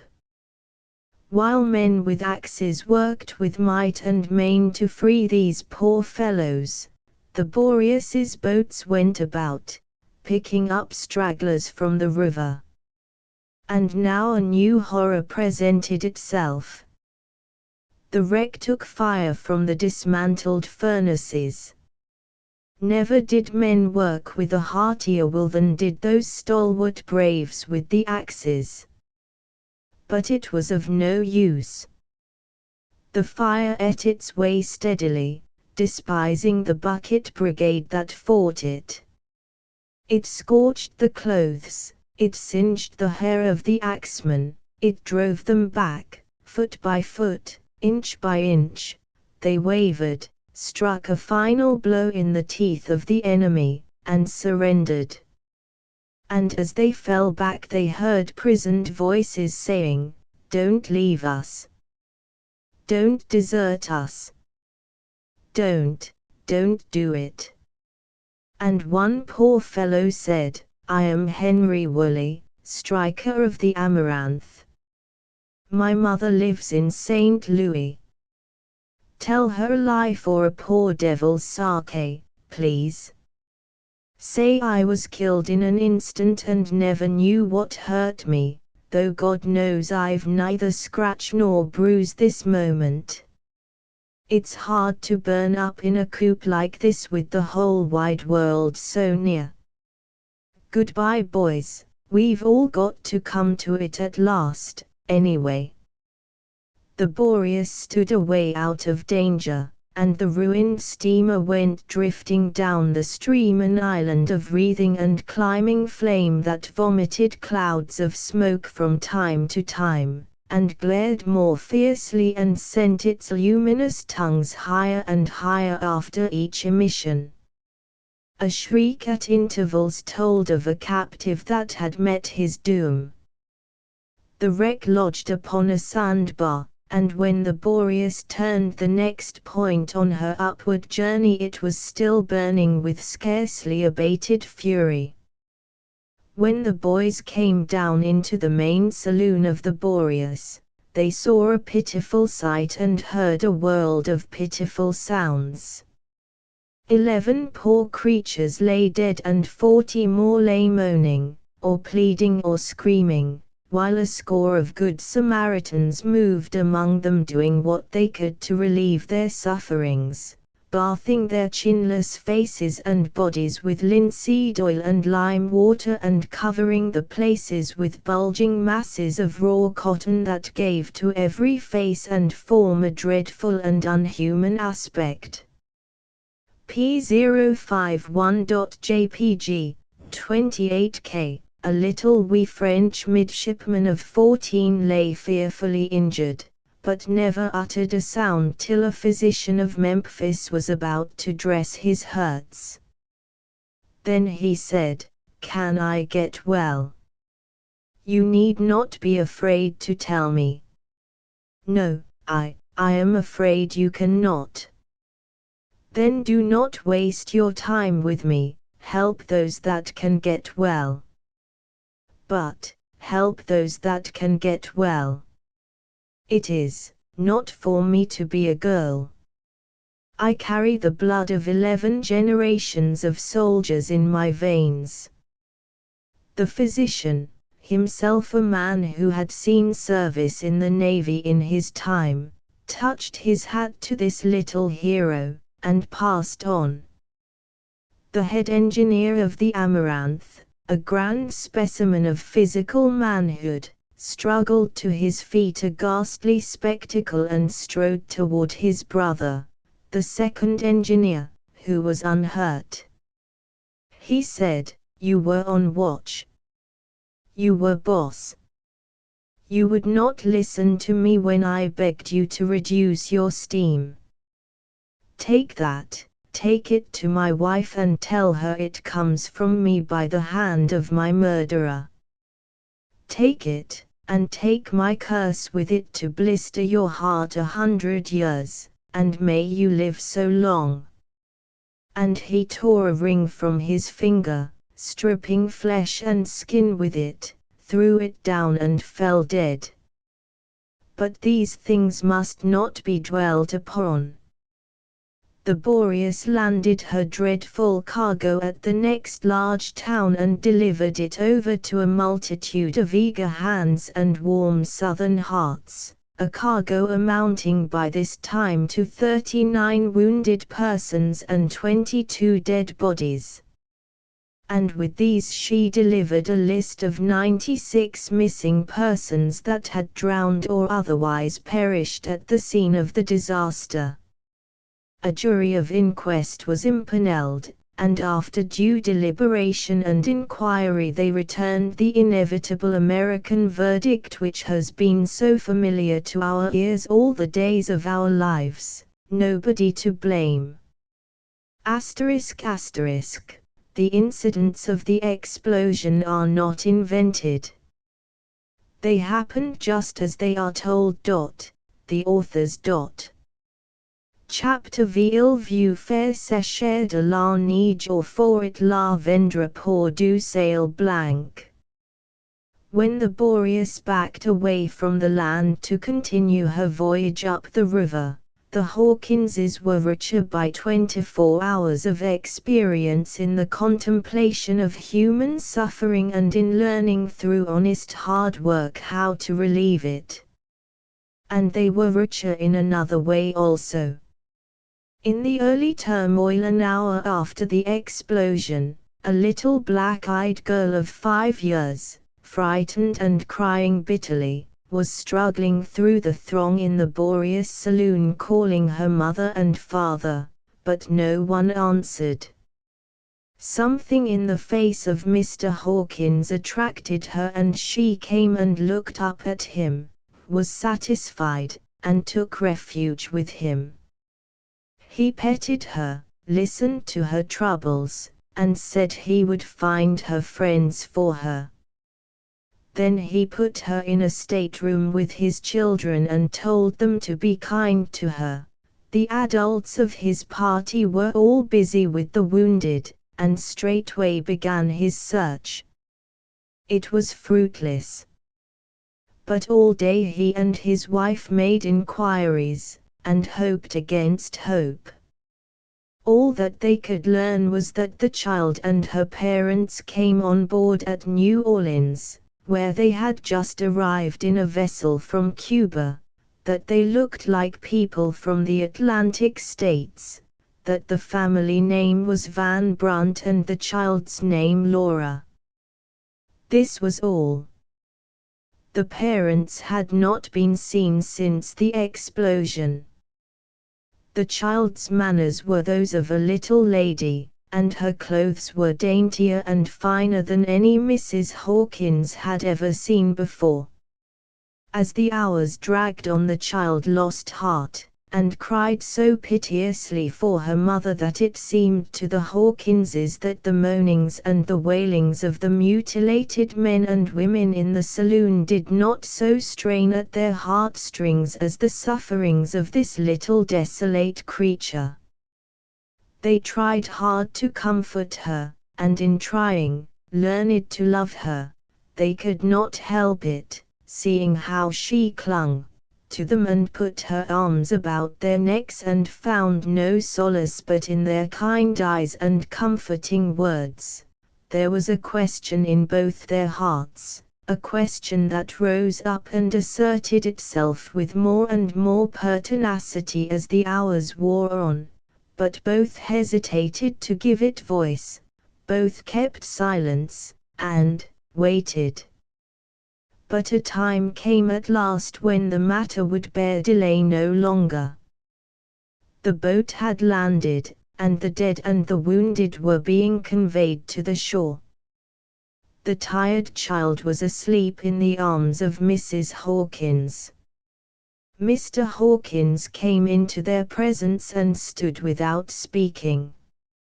His eyes met his wife's, then both looked at the child, and as they looked it stirred in its sleep and nestled closer. An expression of contentment and peace settled upon its face that touched the mother heart, and when the eyes of husband and wife met again, the question was asked and answered. When the Boreas had journeyed some 400 miles from the time the Hawkinses joined her, a long rank of steamboats was sighted, packed side by side at a wharf like sardines, in a box, and above and beyond them rose the domes and steeples and general architectural confusion of a city with an imposing umbrella of black smoke spread over it. This was St. Louis. The children of the Hawkins family were playing about the hurricane deck, and the father and mother were sitting in the lee of the pilot house essaying to keep order and not greatly grieved that they were not succeeding. "They're worth all the trouble they are, Nancy."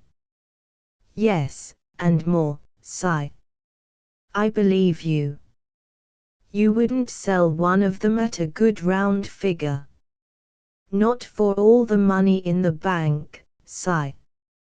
My own sentiments every time. It is true we are not rich, but still you are not sorry, you haven't any misgivings about the additions." "No. God will provide, amen." "And so you wouldn't even part with Clay or Laura?" "Not for anything in the world. I love them just the same as I love my own. They pet me and spoil me even more than the others do, I think. I reckon we'll get along, Si." "Oh yes, it will all come out right, old mother. I wouldn't be afraid to adopt 1,000 children if I wanted to, for there's that Tennessee land, you know, enough to make an army of them rich." "A whole army, Nancy?" You and I will never see the day, but these little chaps will. Indeed they will. One of these days it will be the rich Miss Emily Hawkins, and the wealthy Miss Laura Van Brunt Hawkins, and the Honorable George Washington Hawkins, millionaire, and Governor Henry Clay Hawkins, millionaire. That is the way the world will word it. Don't let's ever fret about the children, Nancy, never in the world. They're all right. Nancy, there's oceans and oceans of money in that land, mark my words. The children had stopped playing, for the moment, and drawn near to listen. Hawkins said, "Washington, my boy, what will you do when you get to be one of the richest men in the world?" "I don't know, Father. Sometimes I think I'll have a balloon and go up in the air, and sometimes I think I'll have ever so many books, and sometimes I think I'll have ever so many weathercocks and water wheels, or have a machine like that one you and Colonel Sellers bought, and sometimes I think I'll have, well, somehow I don't know, somehow I ain't certain, maybe I'll get a steamboat first." The same old chap, always just a little bit divided about things. And what will you do when you get to be one of the richest men in the world, Clay? "I don't know, sir. My mother, my other mother that's gone away, she always told me to work along and not be much expecting to get rich, and then I wouldn't be disappointed if I didn't get rich. And so I reckon it's better for me to wait till I get rich, and then by that time maybe I'll know what I'll want, but I don't now, sir." Careful old head, Governor Henry Clay Hawkins, that's what you'll be, Clay, one of these days. Wise old head. Weighty old head. Go on, now, and play, all of you. It's a prime lot, Nancy, as the Abedstown folks say about their hogs. A smaller steamboat received the Hawkinses and their fortunes, and bore them 130 miles still higher up the Mississippi, and landed them at a little tumble-down village on the Missouri shore in the twilight of a mellow October day. The next morning they harnessed up their team, and for 2 days they wended slowly into the interior through almost roadless and uninhabited forest solitudes. And when for the last time they pitched their tents, metaphorically speaking, it was at the goal of their hopes, their new home. By the muddy roadside stood a new log cabin, 1 story high. The store. Clustered in the neighborhood were 10 or 12 more cabins, some new, some old. In the sad light of the departing day the place looked homeless enough. 2 or 3 coatless young men sat in front of the store on a dry goods box, and whittled it with their knives, kicked it with their vast boots, and shot tobacco juice at various marks. Several ragged Negroes leaned comfortably against the posts of the awning and contemplated the arrival of the wayfarers with lazy curiosity. All these people presently managed to drag themselves to the vicinity of the Hawkins wagon, and there they took up permanent positions, hands in pockets and resting on one leg, and thus anchored they proceeded to look and enjoy. Vagrant dogs came wagging around and making inquiries of Hawkins's dog, which were not satisfactory, and they made war on him in concert. This would have interested the citizens, but it was too many on one to amount to anything as a fight, and so they commanded the peace, and the foreign dog coiled his tail and took sanctuary under the wagon. Slatternly Negro girls and women slouched along with pails deftly balanced on their heads, and joined the group and stared. Little half-dressed white boys, and little Negro boys with nothing whatever on but tow linen shirts with a fine southern exposure, came from various directions and stood with their hands locked together behind them and aided in the inspection. The rest of the population were laying down their employments and getting ready to come, when a man burst through the assemblage and seized the newcomers by the hands in a frenzy of welcome, and exclaimed, indeed almost shouted, well, who could have believed it? Now is it you sure enough? Turn around. Hold up your heads. I want to look at you good. Well, well, well, it does seem most too good to be true, I declare. Lord, I'm so glad to see you. Does a body's whole soul good to look at you? Shake hands again. Keep on shaking hands. Goodness gracious alive. What will my wife say? Oh yes indeed, it's so, married only last week, lovely, perfectly lovely creature, the noblest woman that ever, you'll like her, Nancy. Like her. Lord bless me, you'll love her, you'll dote on her, you'll be twins. Well, well, well, let me look at you again. Same old. Why bless my life, it was only just this very morning that my wife says, Colonel, she will call me Colonel spite of everything I can do, she says Colonel, something tells me somebody's coming, and sure enough here you are, the last people on earth a body could have expected. Why she'll think she's a prophetess, and hanged if I don't think so too. And you know there ain't any country but what a prophet's an honor to, as the proverb says. Lord bless me, and here's the children, too. Washington, Emily, don't you know me? Come, give us a kiss. Won't I fix you, though, ponies, cows, dogs, everything you can think of that'll delight a child's heart. And, why how's this? Little strangers. Well, you won't be any strangers here, I can tell you. Bless your souls, we'll make you think you never was at home before, deed and deed we will, I can tell you. Come, now, bundle right along with me. You can't glorify any hearthstone but mine in this camp. You know, can't eat anybody's bread but mine, can't do anything but just make yourselves perfectly at home and comfortable, and spread yourselves out and rest. You hear me?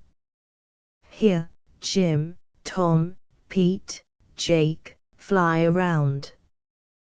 Take that team to my place, put the wagon in my lot, put the horses under the shed, and get out hay and oats and fill them up. Ain't any hay and oats? Well, get some, have it charged to me, come, spin around, now. Now, Hawkins, the procession's ready, mark time, by the left flank, forward march. And the colonel took the lead, with Laura astride his neck, and the newly inspired and very grateful immigrants picked up their tired limbs with quite a spring in them and dropped into his wake. P058.jpg, 40K. Presently they were ranged about an old-time fireplace whose blazing logs sent out rather an unnecessary amount of heat, but that was no matter. Supper was needed, and to have it, it had to be cooked. This apartment was the family bedroom, parlor, library and kitchen, all in one.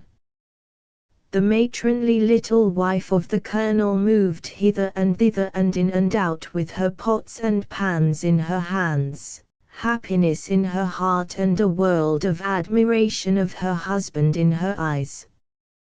P059.jpg, 13K, and when at last she had spread the cloth and loaded it with hot corn bread, fried chickens, bacon, buttermilk, coffee, and all manner of country luxuries, Colonel Sellers modified his harangue and for a moment throttled it down to the orthodox pitch for a blessing, and then instantly burst forth again as from a parenthesis and clattered on with might and main till every stomach in the party was laden with all it could carry. And when the newcomers ascended the ladder to their comfortable feather beds on the second floor, to wit the garret, Mrs. Hawkins was obliged to say, "Hang the fellow, I do believe he has gone wilder than ever, but still a body can't help liking him if they would, and what is more, they don't ever want to try when they see his eyes and hear him talk." Within a week or two the Hawkinses were comfortably domiciled in a new log house, and were beginning to feel at home. The children were put to school, at least it was what passed for a school in those days, a place where tender young humanity devoted itself for 8 or 10 hours a day to learning incomprehensible rubbish by heart out of books and reciting it by rote, like parrots, so that a finished education consisted simply of a permanent headache and the ability to read without stopping to spell the words or take breath. Hawkins bought out the village store for a song and proceeded to reap the profits, which amounted to but little more than another song. The wonderful speculation hinted at by Colonel Sellers in his letter turned out to be the raising of mules for the southern market, and really it promised very well. The young stock cost but a trifle, the rearing but another trifle, and so Hawkins was easily persuaded to embark his slender means in the enterprise and turn over the keep and care of the animals to Sellers and Uncle Dan L. All went well, business prospered little by little. Hawkins even built a new house, made it 2 full stories high and put a lightning rod on it. People came 2 or 3 miles to look at it. But they knew that the rod attracted the lightning, and so they gave the place a wide berth in a storm, for they were familiar with marksmanship and doubted if the lightning could hit that small stick at a distance of 1.5 miles oftener than once in 150 times. Hawkins fitted out his house with store furniture from St. Louis, and the fame of its magnificence went abroad in the land. Even the parlor carpet was from St. Louis, though the other rooms were clothed in the rag carpeting of the country. Hawkins put up the first paling fence that had ever adorned the village, and he did not stop there, but whitewashed it. His oilcloth window curtains had noble pictures on them of castles such as had never been seen anywhere in the world but on window curtains. Hawkins enjoyed the admiration these prodigies compelled, but he always smiled to think how poor and cheap they were, compared to what the Hawkins mansion would display in a future day after the Tennessee land should have borne its minted fruit. Even Washington observed, once, that when the Tennessee land was sold he would have a store carpet in his and Clay's room like the one in the parlor. This pleased Hawkins, but it troubled his wife. It did not seem wise, to her, to put one's entire earthly trust in the Tennessee land and never think of doing any work. Hawkins took a weekly Philadelphia newspaper and a semi-weekly St. Louis journal, almost the only papers that came to the village, though Godey's Lady's Book found a good market there and was regarded as the perfection of polite literature by some of the ablest critics in the place. Perhaps it is only fair to explain that we are writing of a bygone age, some 20 or 30 years ago. In the two newspapers referred to lay the secret of Hawkins's growing prosperity. They kept him informed of the condition of the crops south and east, and thus he knew which articles were likely to be in demand and which articles were likely to be unsalable, weeks and even months in advance of the simple folk about him. As the months went by, he came to be regarded as a wonderfully lucky man. It did not occur to the citizens that brains were at the bottom of his luck. His title of squire came into vogue again, but only for a season, for, as his wealth and popularity augmented, that title, by imperceptible stages, grew up into judge. Indeed, it bade fair to swell into general by and by. All strangers of consequence who visited the village gravitated to the Hawkins mansion and became guests of the judge. Hawkins had learned to like the people of his section very much. They were uncouth and not cultivated, and not particularly industrious, but they were honest and straightforward, and their virtuous ways commanded respect.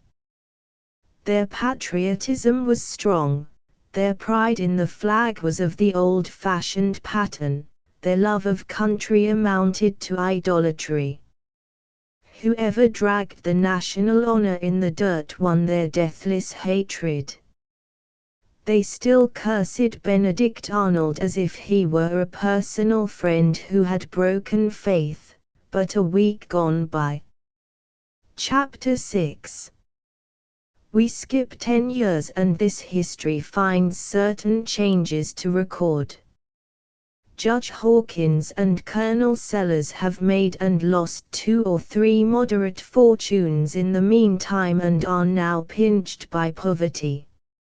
Sellers has 2 pairs of twins and 4 extras. In Hawkins's family are 6 children of his own and 2 adopted ones.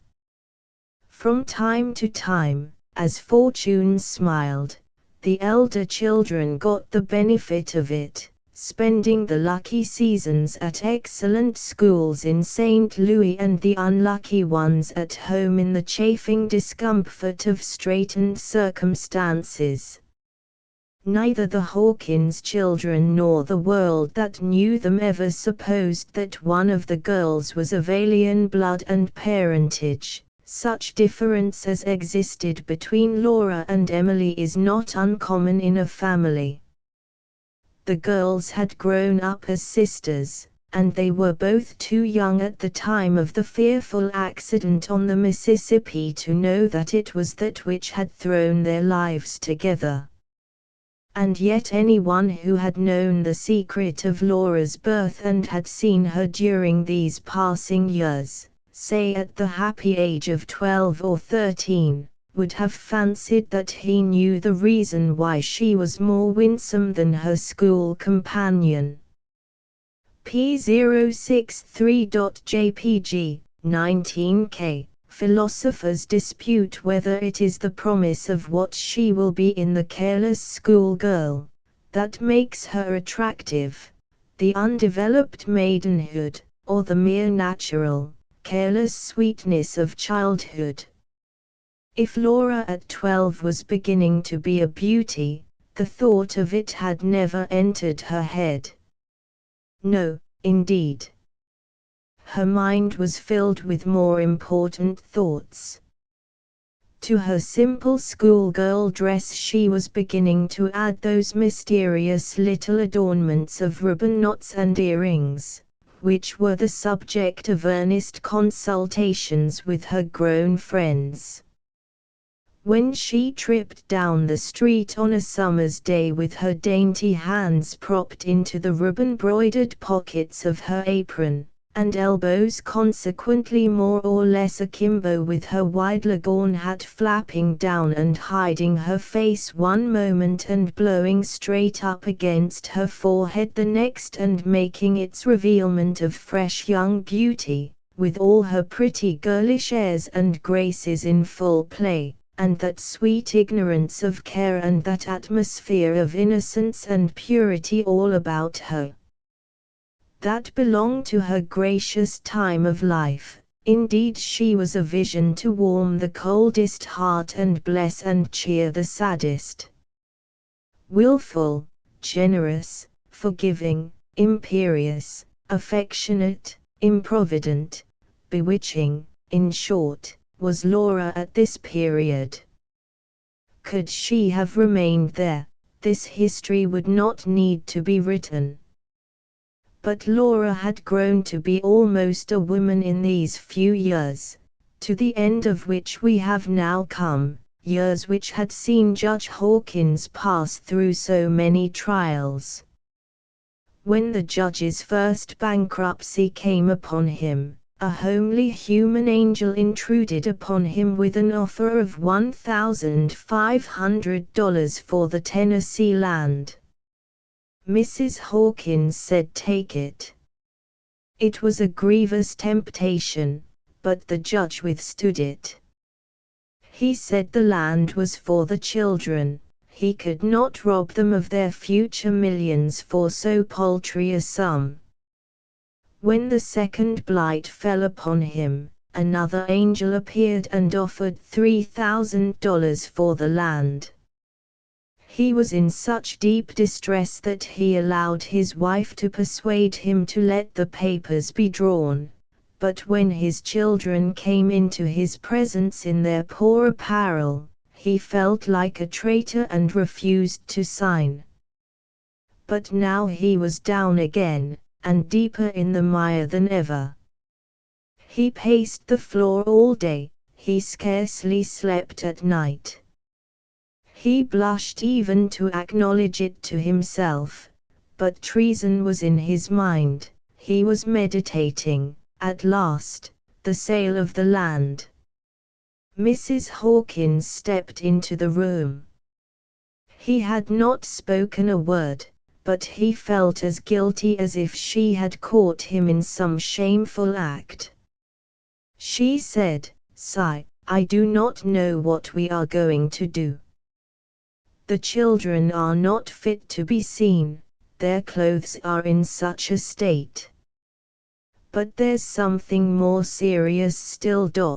There is scarcely a bite in the house to eat. Why, Nancy, go to Johnson. Johnson indeed.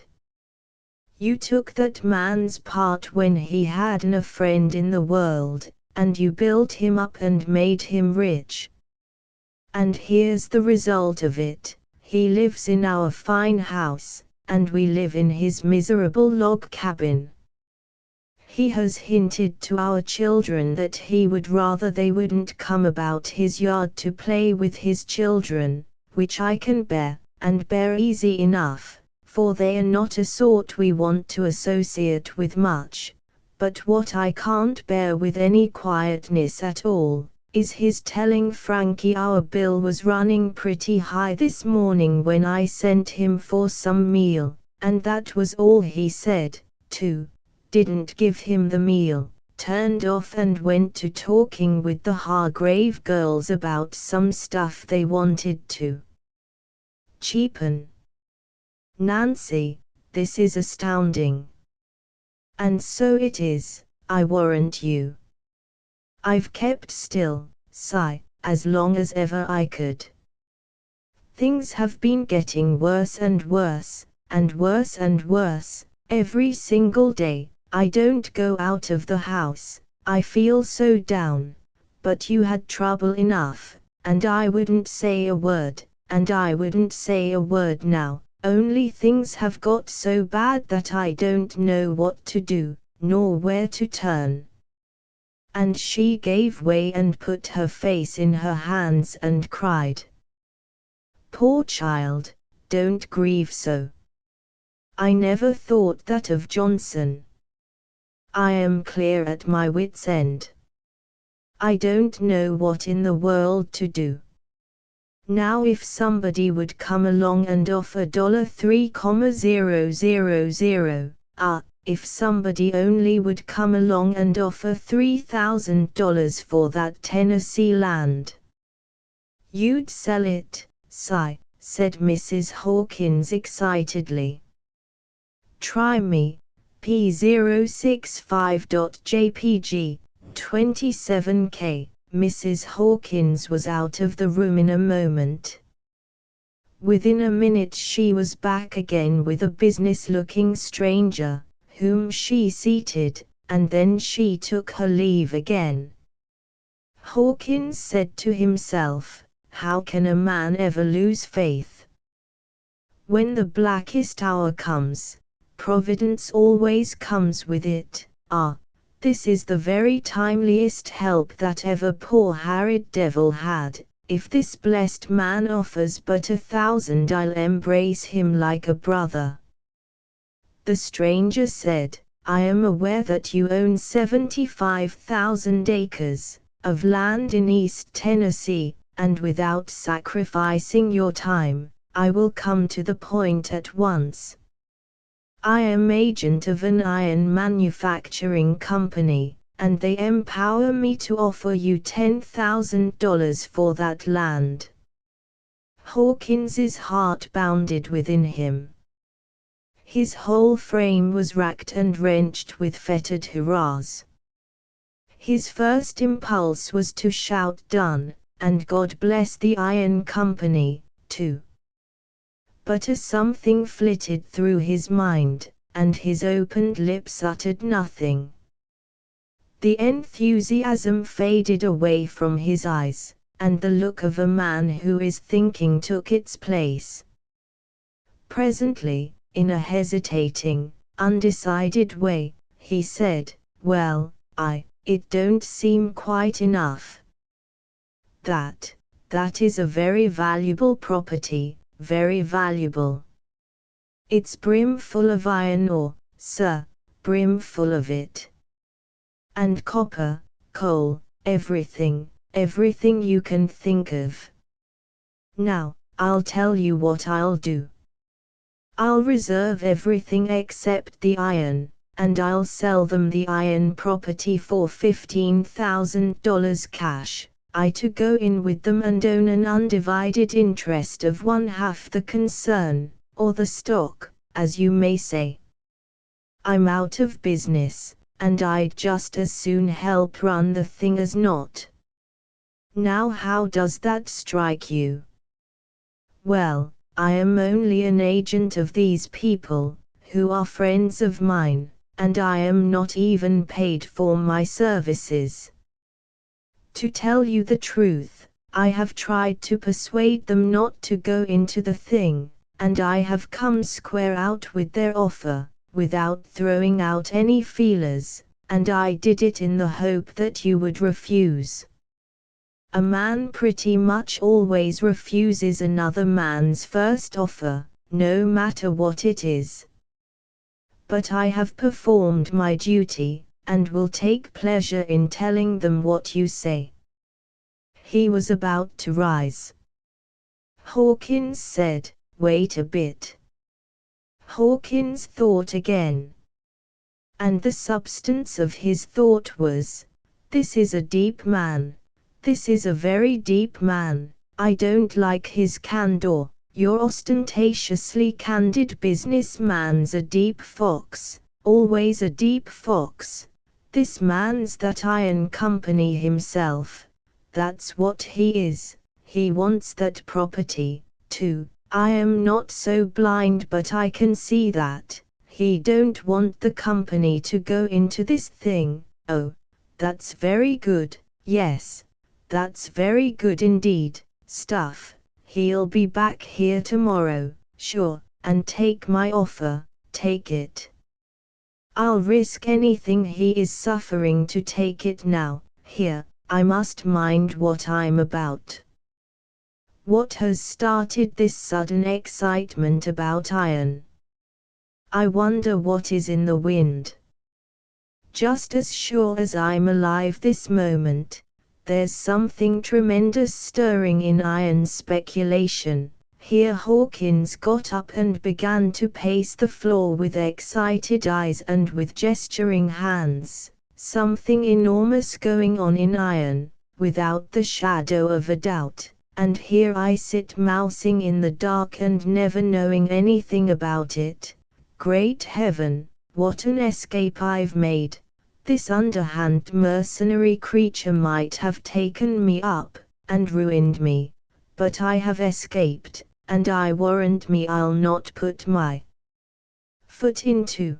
He stopped and turned toward the stranger, saying, I have made you a proposition, you have not accepted it, and I desire that you will consider that I have made none. At the same time my conscience will not allow me to. Please alter the figures I named to $30,000, if you will, and let the proposition go to the company. I will stick to it if it breaks my heart. The stranger looked amused, and there was a pretty well-defined touch of surprise in his expression, too, but Hawkins never noticed it. Indeed, he scarcely noticed anything or knew what he was about. The man left. Hawkins flung himself into a chair, thought a few moments, then glanced around, looked frightened, sprang to the door. Too late, too late. He's gone. Fool that I am. Always a fool. 30,000, ass that I am. Oh, why didn't I say 50,000? P068.jpg, 22K. He plunged his hands into his hair and leaned his elbows on his knees, and fell to rocking himself back and forth in anguish.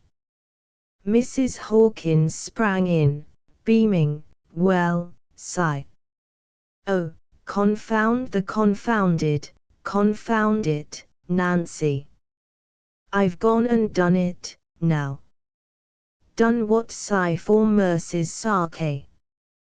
Done everything. Ruined everything. Tell me, tell me, tell me. Don't keep a body in such suspense. Didn't he buy, after all? Didn't he make an offer? Offer? He offered $10,000 for our land, and, thank the good Providence from the very bottom of my heart of hearts. What sort of ruin do you call that, sigh? Nancy, do you suppose I listened to such a preposterous proposition? No. Thank fortune I'm not a simpleton. I saw through the pretty scheme in a second. It's a vast iron speculation, millions upon millions in it. But fool as I am, I told him he could have half the iron property for 30,000, and if I only had him back here he couldn't touch it for a cent less than $250,000. Mrs. Hawkins looked up white and despairing. You threw away this chance, you let this man go, and we in this awful trouble. You don't mean it, you can't mean it. Throw it away. Catch me at it. Why, woman, do you suppose that man don't know what he is about? Bless you, he'll be back fast enough tomorrow. Never, never, never. He never will come back. I don't know what is to become of us. I don't know what in the world is to become of us. A shade of uneasiness came into Hawkins's face. He said, "Why, Nancy, you can't believe what you are saying." "Believe it, indeed. I know it, Si. And I know that we haven't a cent in the world, and we've sent $10,000 a begging. Nancy, you frighten me. Now could that man, is it possible that hanged if I don't believe I have missed a chance." "Don't grieve, Nancy, don't grieve. I'll go right after him. I'll take, what a fool I am, I'll take anything he'll give." The next instant he left the house on a run. But the man was no longer in the town. Nobody knew where he belonged or whither he had gone.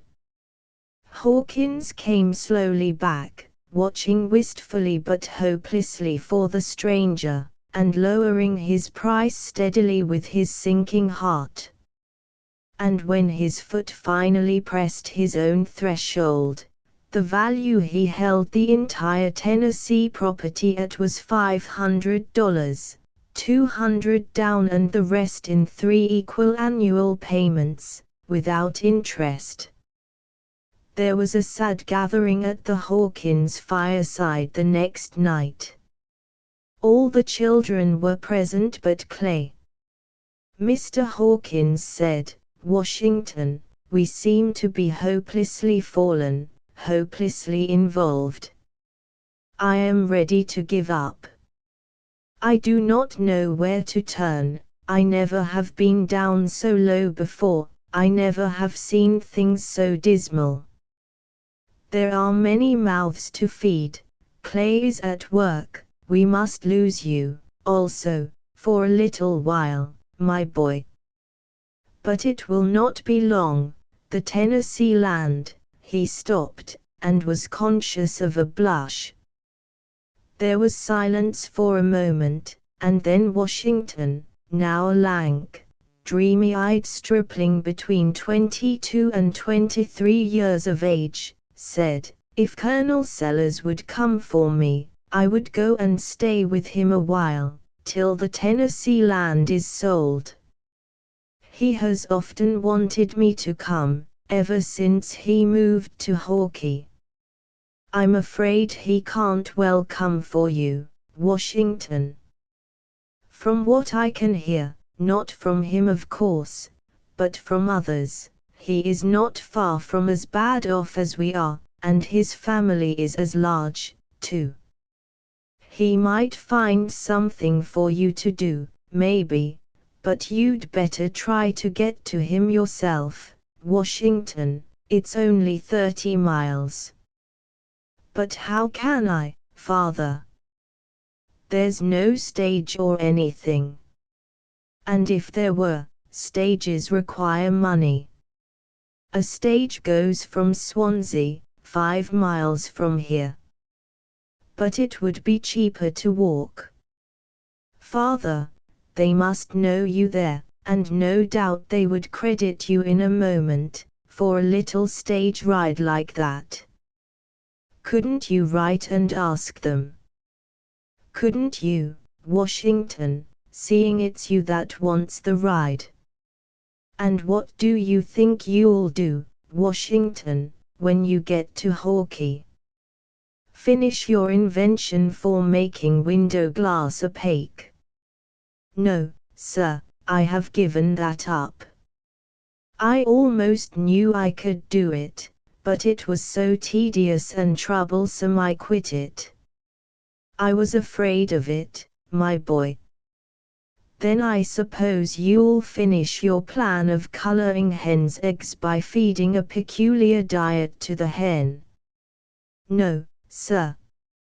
I believe I have found out the stuff that will do it, but it kills the hen, so I have dropped that for the present, though I can take it up again someday when I learn how to manage the mixture better. Well, what have you got on hand, anything? Yes, sir, 3 or 4 things.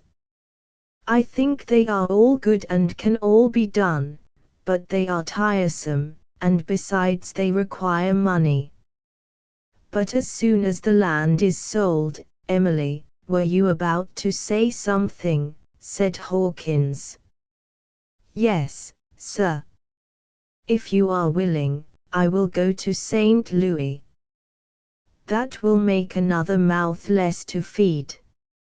Mrs. Buckner has always wanted me to come. But the money, child.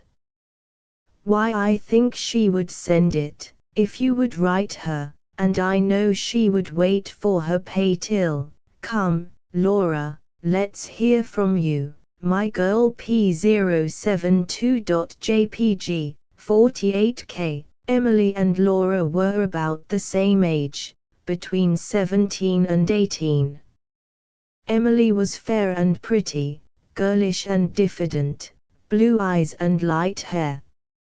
Laura had a proud bearing, and a somewhat mature look. She had fine, clean-cut features, her complexion was pure white and contrasted vividly with her black hair and eyes. She was not what one calls pretty, she was beautiful. She said, I will go to St. Louis, too, sir. I will find a way to get there. I will make a way. And I will find a way to help myself along, and do what I can to help the rest, too. She spoke it like a princess. Mrs. Hawkins smiled proudly and kissed her, saying in a tone of fond reproof, so one of my girls is going to turn out and work for her living. It's like your pluck and spirit, child, but we will hope that we haven't got quite down to that, yet. The girl's eyes beamed affection under her mother's caress. Then she straightened up, folded her white hands in her lap and became a splendid iceberg. Clay's dog put up his brown nose for a little attention, and got it. He retired under the table with an apologetic yelp, which did not affect the iceberg. Judge Hawkins had written and asked Clay to return home and consult with him upon family affairs. He arrived the evening after this conversation, and the whole household gave him a rapturous welcome. He brought sadly needed help with him, consisting of the savings of a year and a half of work, nearly $200 in money. It was a ray of sunshine which, to this easy household, was the earnest of a clearing sky. Bright and early in the morning the family were astir, and all were busy preparing Washington for his journey, at least all but Washington himself, who sat apart, steeped in a reverie. When the time for his departure came, it was easy to see how fondly all loved him and how hard it was to let him go, notwithstanding they had often seen him go before, in his St. Louis schooling days. In the most matter-of-course way they had borne the burden of getting him ready for his trip, never seeming to think of his helping in the matter. In the same matter-of-course way Clay had hired a horse and cart, and now that the goodbyes were ended he bundled Washington's baggage in and drove away with the exile. At Swansea Clay paid his stage fare, stowed him away in the vehicle, and saw him off. Then he returned home and reported progress, like a committee of the whole. Clay remained at home several days. He held many consultations with his mother upon the financial condition of the family, and talked once with his father upon the same subject, but only once. He found a change in that quarter which was distressing. Years of fluctuating fortune had done their work. Each reverse had weakened the father's spirit and impaired his energies. His last misfortune seemed to have left hope and ambition dead within him. He had no projects, formed no plans. Evidently he was a vanquished man. He looked worn and tired. He inquired into Clay's affairs and prospects, and when he found that Clay was doing pretty well and was likely to do still better, it was plain that he resigned himself with easy facility to look to the son for a support, and he said, "Keep yourself informed of poor Washington's condition and movements, and help him along all you can, Clay." The younger children, also, seemed relieved of all fears and distresses, and very ready and willing to look to Clay for a livelihood. Within 3 days a general tranquility and satisfaction reigned in the household. Clay's $180 or $90 had worked a wonder. The family were as contented, now, and as free from care as they could have been with a fortune. It was well that Mrs. Hawkins held the purse, otherwise the treasure would have lasted but a very little while.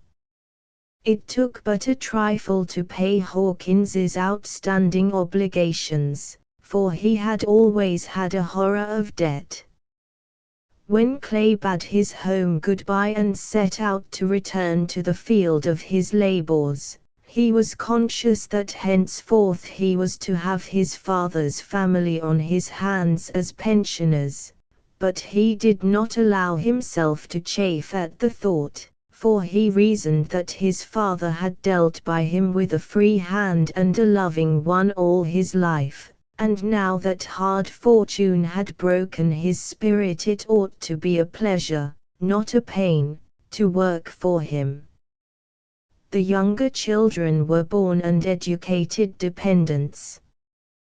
They had never been taught to do anything for themselves, and it did not seem to occur to them to make an attempt now. The girls would not have been permitted to work for a living under any circumstances whatever. It was a Southern family, and of good blood, and for any person except Laura, either within or without the household, to have suggested such an idea would have brought upon the suggester the suspicion of being a lunatic. P074.jpg 24K, Chapter 7. Via, Pecunia. When she's run and gone and fled, and dead, then will I fetch her again with aquavita, out of an old hogshead. While there are lees of wine, or dregs of beer, I'll never want her. Coin her out of cobwebs, dust, but I'll have her. Raise wool upon eggshells, sir, and make grass grow out of marrow bones, to make her come. B. Johnson. Bearing Washington Hawkins and his fortunes, the stagecoach tore out of Swansea at a fearful gait, with horn tooting gaily and half the town admiring from doors and windows. But it did not tear any more after it got to the outskirts. It dragged along stupidly enough, then, till it came in sight of the next hamlet, and then the bugle tooted gaily again, and again the vehicle went tearing by the horses. This sort of conduct marked every entry to a station and every exit from it. And so in those days children grew up with the idea that stagecoaches always tore and always tooted, but they also grew up with the idea that pirates went into action in their Sunday clothes, carrying the black flag in one hand and pistoling people with the other, merely because they were so represented in the pictures. But these illusions vanished when later years brought their disenchanting wisdom. They learned then that the stagecoach is but a poor, plodding, vulgar thing in the solitudes of the highway, and that the pirate is only a seedy, unfantastic rough when he is out of the pictures. Toward evening, the stagecoach came thundering into Hawkeye with a perfectly triumphant ostentation, which was natural and proper, for Hawkeye was a pretty large town for interior Missouri. Washington, very stiff and tired and hungry, climbed out, and wondered how he was to proceed now. But his difficulty was quickly solved. Colonel Sellers came down the street on a run and arrived panting for breath. He said, "Lord bless you, I'm glad to see you, Washington, perfectly delighted to see you, my boy. I got your message. Been on the lookout for you. Heard the stage horn, but had a party I couldn't shake off. Man that's got an enormous thing on hand, wants me to put some capital into it, and I tell you, my boy, I could do worse, I could do a deal worse. No, now, let that luggage alone, I'll fix that. Here, Jerry, got anything to do? All right, shoulder this plunder and follow me. Come along, Washington. Lord, I'm glad to see you. Wife and the children are just perishing to look at you. Bless you, they won't know you, you've grown so. Folks all well, I suppose. That's good, glad to hear that. We're always going to run down and see them, but I'm into so many operations, and they are not things a man feels like trusting to other people, and so somehow we keep putting it off. Fortunes in them. Good gracious, it's the country to pile up wealth in. Here we are, here's where the Sellers dynasty hangs out. Hump it on the doorstep, Jerry, the blackest Negro in the state, Washington, but got a good heart, mighty likely boy, is Jerry. And now I suppose you've got to have 10 cents, Jerry. That's all right, when a man works for me, when a man, in the other pocket, I reckon, when a man, why, where the mischief is that portemonnaie, well now that's odd, oh, now I remember, must have left it at the bank, and by George I've left my checkbook, too. Polly says I ought to have a nurse, well, no matter. Let me have a dime, Washington, if you've got, thanks. Now clear out, Jerry. Your complexion has brought on the twilight half an hour ahead of time. Pretty fair joke, pretty fair. Here he is, Polly. Washington's come, children. Come now, don't eat him up, finish him in the house. Welcome, my boy, to a mansion that is proud to shelter the son of the best man that walks on the ground. Cy Hawkins has been a good friend to me, and I believe I can say that whenever I've had a chance to put him into a good thing I've done it, and done it pretty cheerfully, too. I put him into that sugar speculation. What a grand thing that was, if we hadn't held on too long. P077.jpg, 37K, true enough, but holding on too long had utterly ruined both of them, and the saddest part of it was, that they never had had so much money to lose before, for Sellers's sale of their mule crop that year in New Orleans had been a great financial success. If he had kept out of sugar and gone back home content to stick to mules, it would have been a happy wisdom. As it was, he managed to kill 2 birds with 1 stone, that is to say, he killed the sugar speculation by holding for high rates till he had to sell at the bottom figure, and that calamity killed the mule that laid the golden egg, which is but a figurative expression and will be so understood. Sellers had returned home cheerful but empty-handed, and the mule business lapsed into other hands. The sale of the Hawkins property by the sheriff had followed, and the Hawkins' hearts been torn to see Uncle Dan'l and his wife pass from the auction block into the hands of a Negro trader and depart for the remote South to be seen no more by the family. It had seemed like seeing their own flesh and blood sold into banishment. Washington was greatly pleased with the Sellers mansion. It was a 2-story and a half brick, and much more stylish than any of its neighbors. He was borne to the family sitting room in triumph by the swarm of little Sellerses, the parents following with their arms about each other's waists. The whole family were poorly and cheaply dressed, and the clothing, although neat and clean, showed many evidences of having seen long service.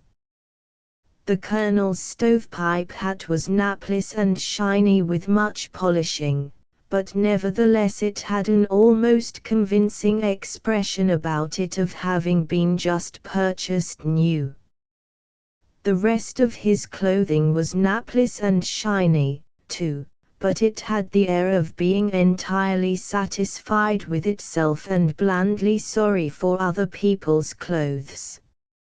It was growing rather dark in the house, and the evening air was chilly, too. Sellers said, "Lay off your overcoat, Washington, and draw up to the stove and make yourself at home. Just consider yourself under your own shingles, my boy. I'll have a fire going, in a jiffy. Light the lamp, Polly, dear, and let's have things cheerful. Just as glad to see you, Washington, as if you'd been lost a century and we'd found you again."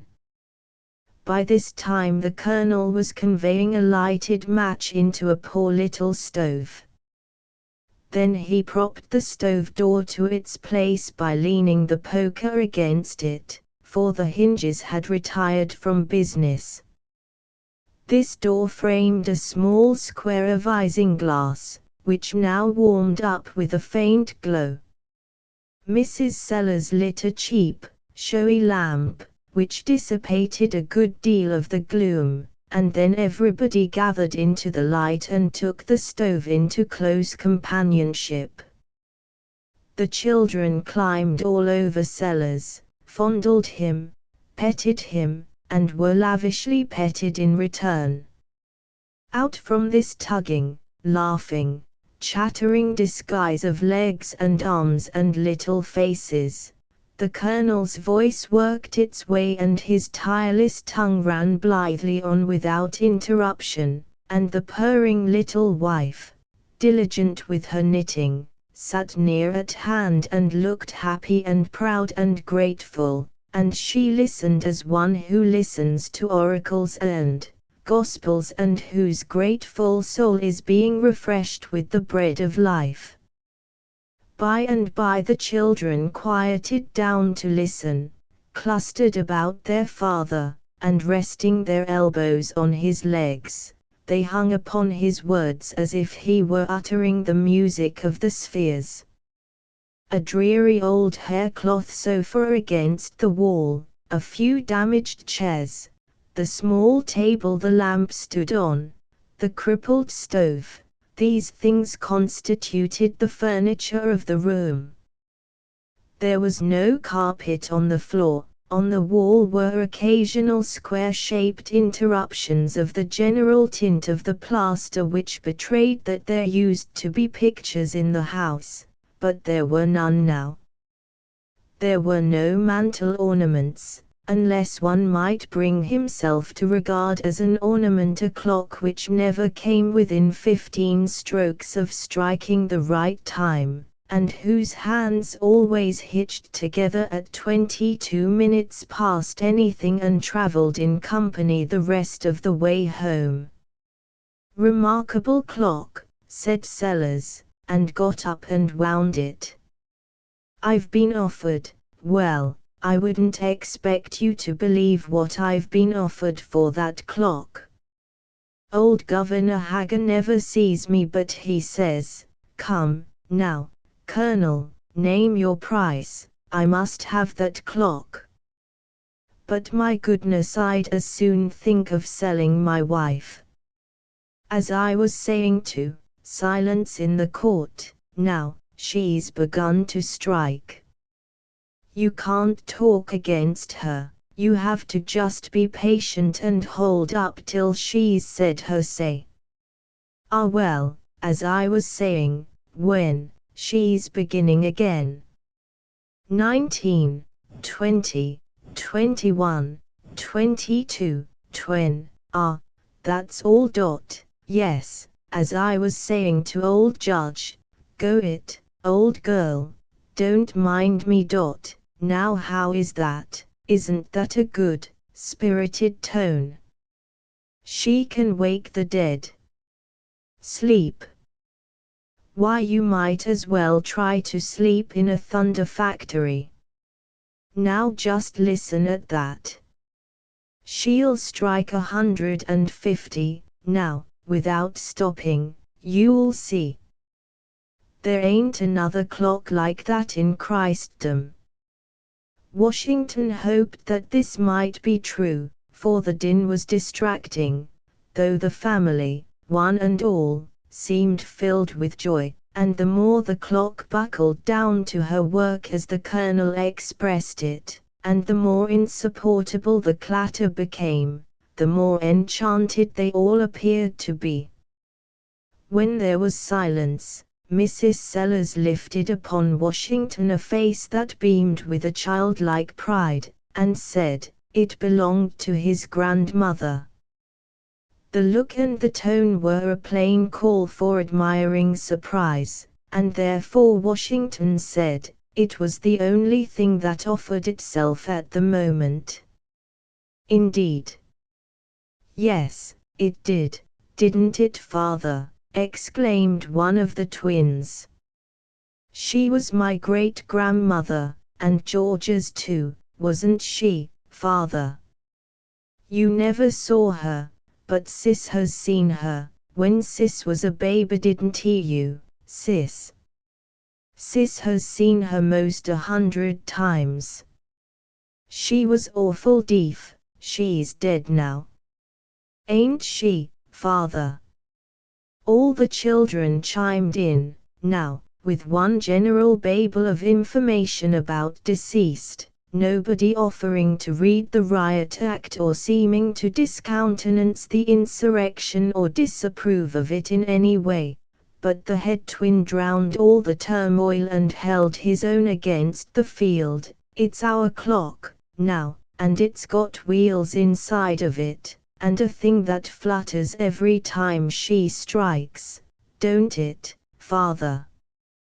Great-grandmother died before hardly any of us was born. She was an old-school Baptist and had warts all over her. You ask father if she didn't.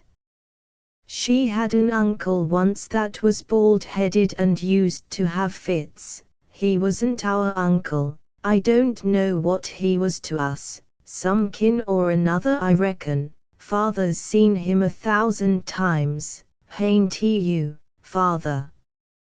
We used to have a calf that ate apples and just chawed up rags like nothing, and if you stay here you'll see lots of funerals, won't he, Sis? Did you ever see a house afire? I have. Once, me and Jim Terry, but Sellers began to speak now, and the storm ceased. He began to tell about an enormous speculation he was thinking of embarking some capital in, a speculation which some London bankers had been over to consult with him about, and soon he was building glittering pyramids of coin, and Washington was presently growing opulent under the magic of his eloquence. But at the same time Washington was not able to ignore the cold entirely. P081.jpg, 52K, he was nearly as close to the stove as he could get, and yet he could not persuade himself that he felt the slightest heat, notwithstanding the isinglass door was still gently and serenely glowing. He tried to get a trifle closer to the stove, and the consequence was, he tripped the supporting poker and the stove door tumbled to the floor. And then there was a revelation: there was nothing in the stove but a lighted tallow candle. The poor youth blushed and felt as if he must die with shame. But the colonel was only disconcerted for a moment. He straightway found his voice again. A little idea of my own, Washington, one of the greatest things in the world. You must write and tell your father about it, don't forget that, now. I have been reading up some European scientific reports. Friend of mine, Count Fugia, sent them to me. Sends me all sorts of things from Paris. He thinks the world of me, Fugia does.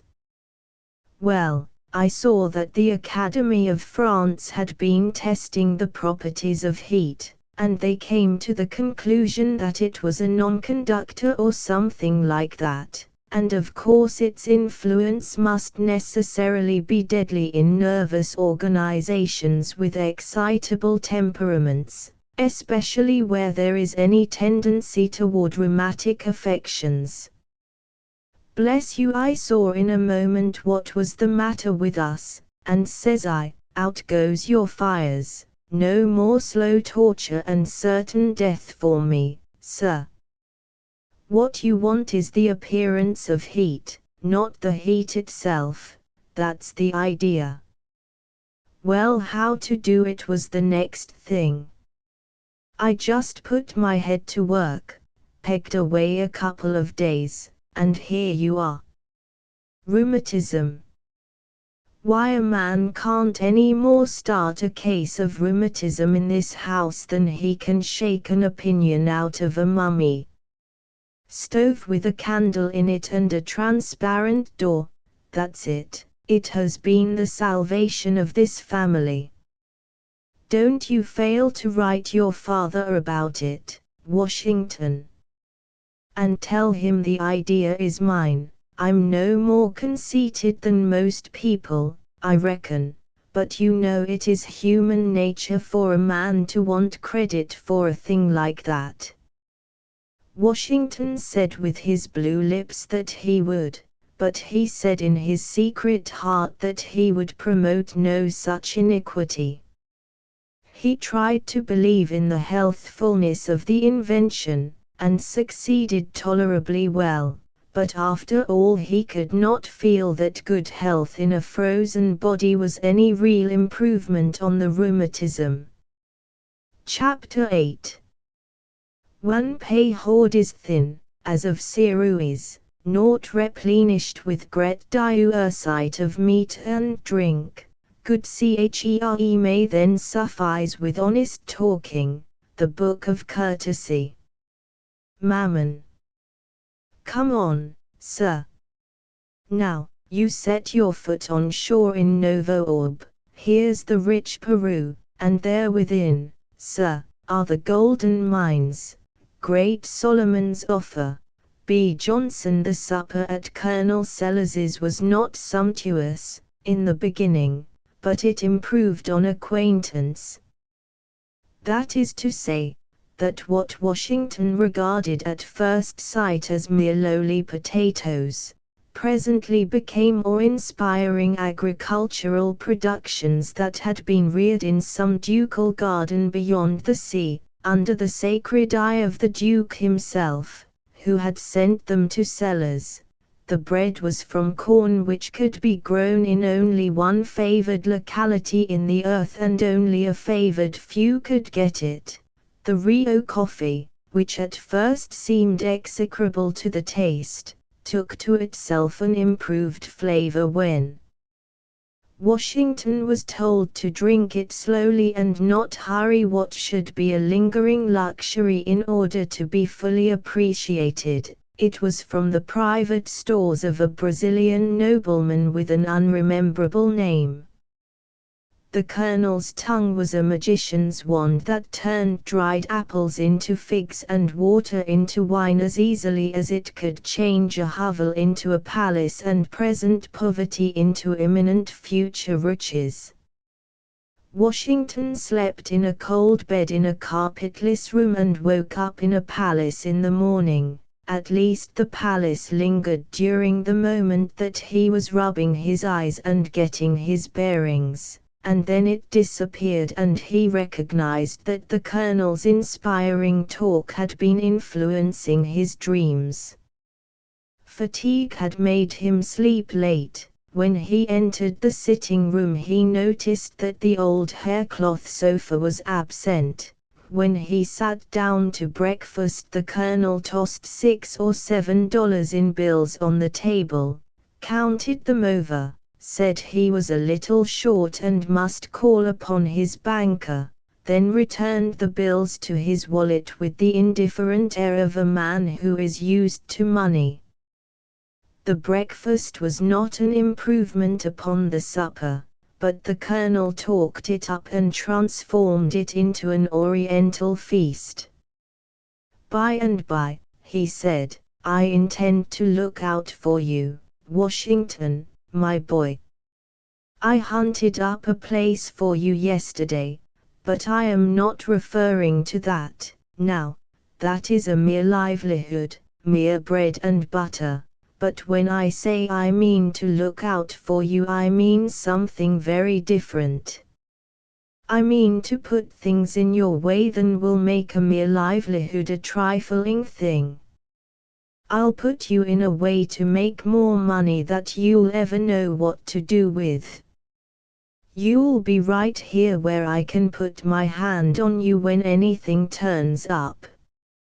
I've got some prodigious operations on foot, but I'm keeping quiet, mum's the word. Your old hand don't go around powwowing and letting everybody see his yards and find out his little game.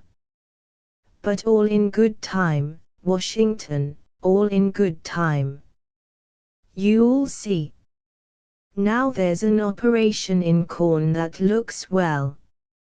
Some New York men are trying to get me to go into it, buy up all the growing crops and just boss the market when they mature. I tell you it's a great thing. And it only costs a trifle, $2 million or $2.5 will do it. I haven't exactly promised yet, there's no hurry.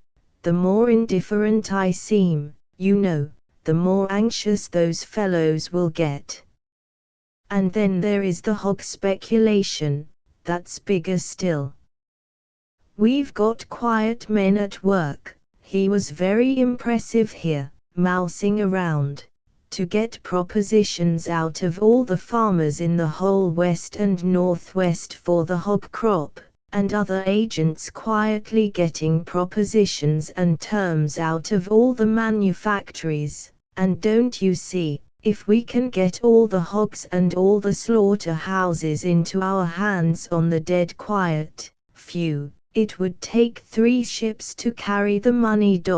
I've looked into the thing, calculated all the chances for and all the chances against, and though I shake my head and hesitate and keep on thinking, apparently, I've got my mind made up that if the thing can be done on a capital of 6 millions, that's the horse to put up money on. Why Washington?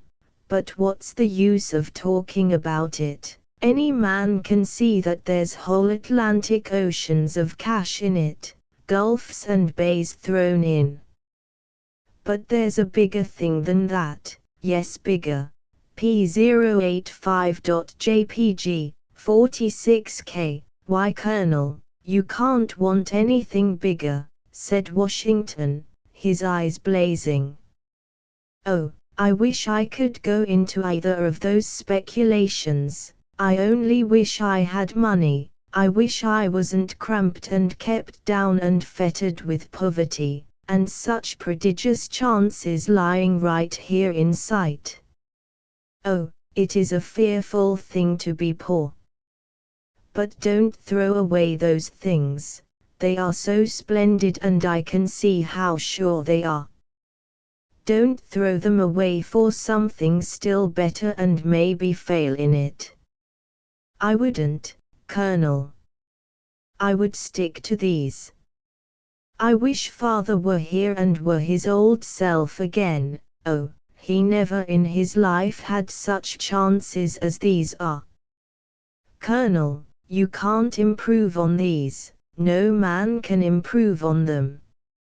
A sweet, compassionate smile played about the Colonel's features, and he leaned over the table with the air of a man who is going to show you and do it without the least trouble. Why Washington, my boy, these things are nothing.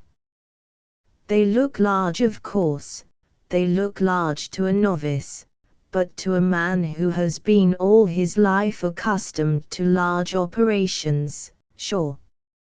They are well enough to while away an idle hour with, or furnish a bit of employment that will give a trifle of idle capital a chance to earn its bread while it is waiting for something to do. But, now just listen a moment, just let me give you an idea of what we old veterans of commerce call business. Here's the Rothschild's proposition. This is between you and me. You understand? Washington nodded 3 or 4 times impatiently, and his glowing eyes said, yes, yes, hurry, I understand, for I wouldn't have it get out for a fortune. They want me to go in with them on the sly. Agent was here 2 weeks ago about it.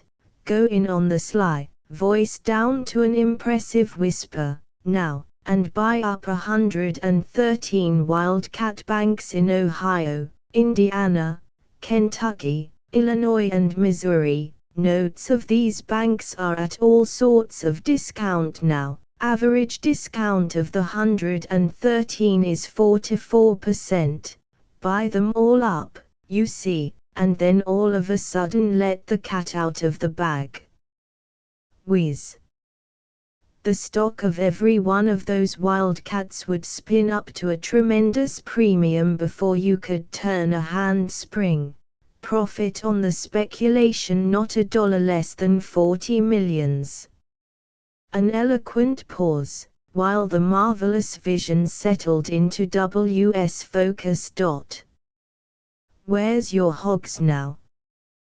Why my dear innocent boy, we would just sit down on the front doorsteps and peddle banks like lucifer matches. Washington finally got his breath and said, oh, it is perfectly wonderful. Why couldn't these things have happened in Father's day?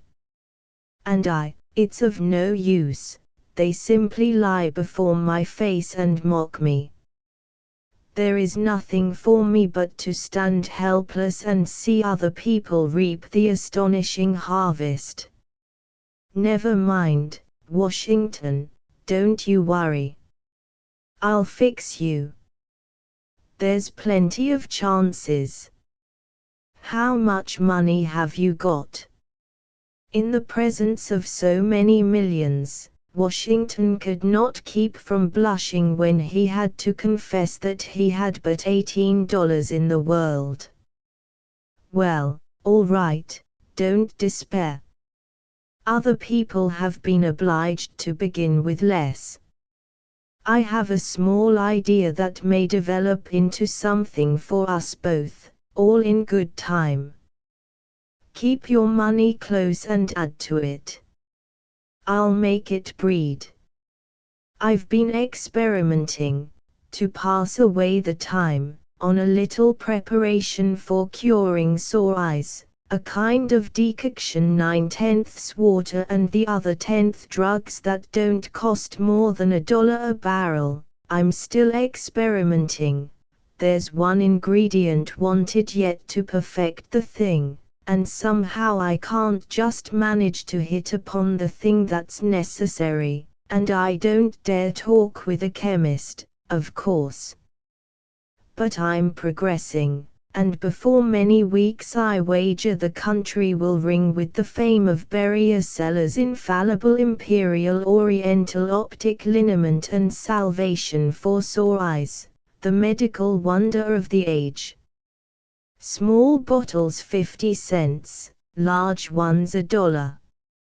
Average cost, 5 and 7 cents for the two sizes.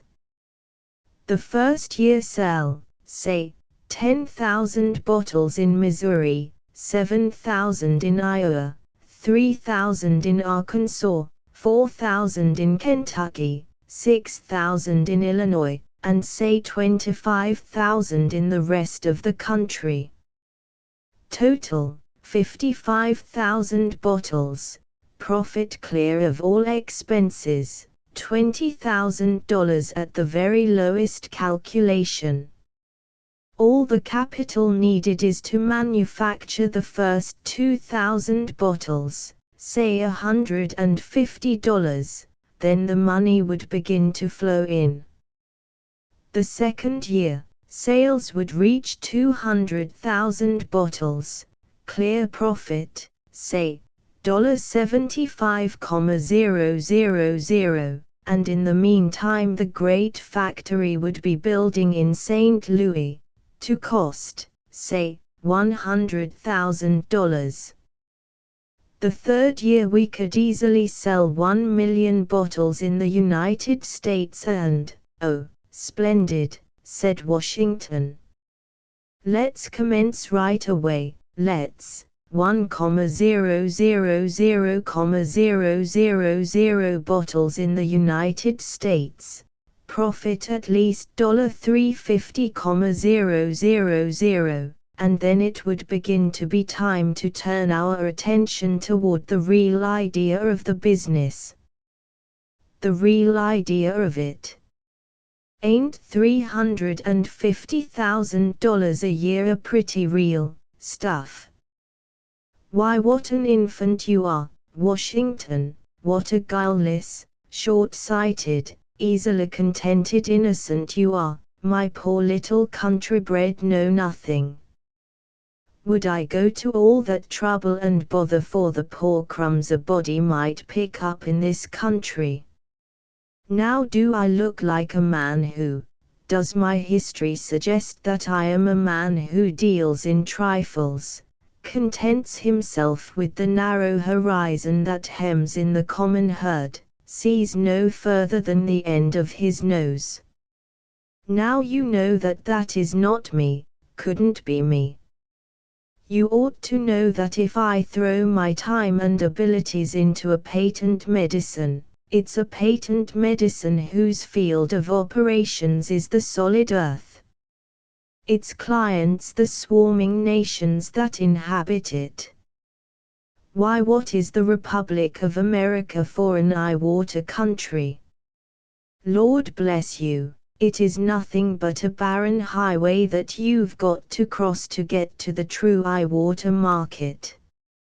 Why, Washington, in the Oriental countries people swarm like the sands of the desert. Every square mile of ground upholds its thousands upon thousands of struggling human creatures, and every separate and individual devil of them's got the ophthalmia.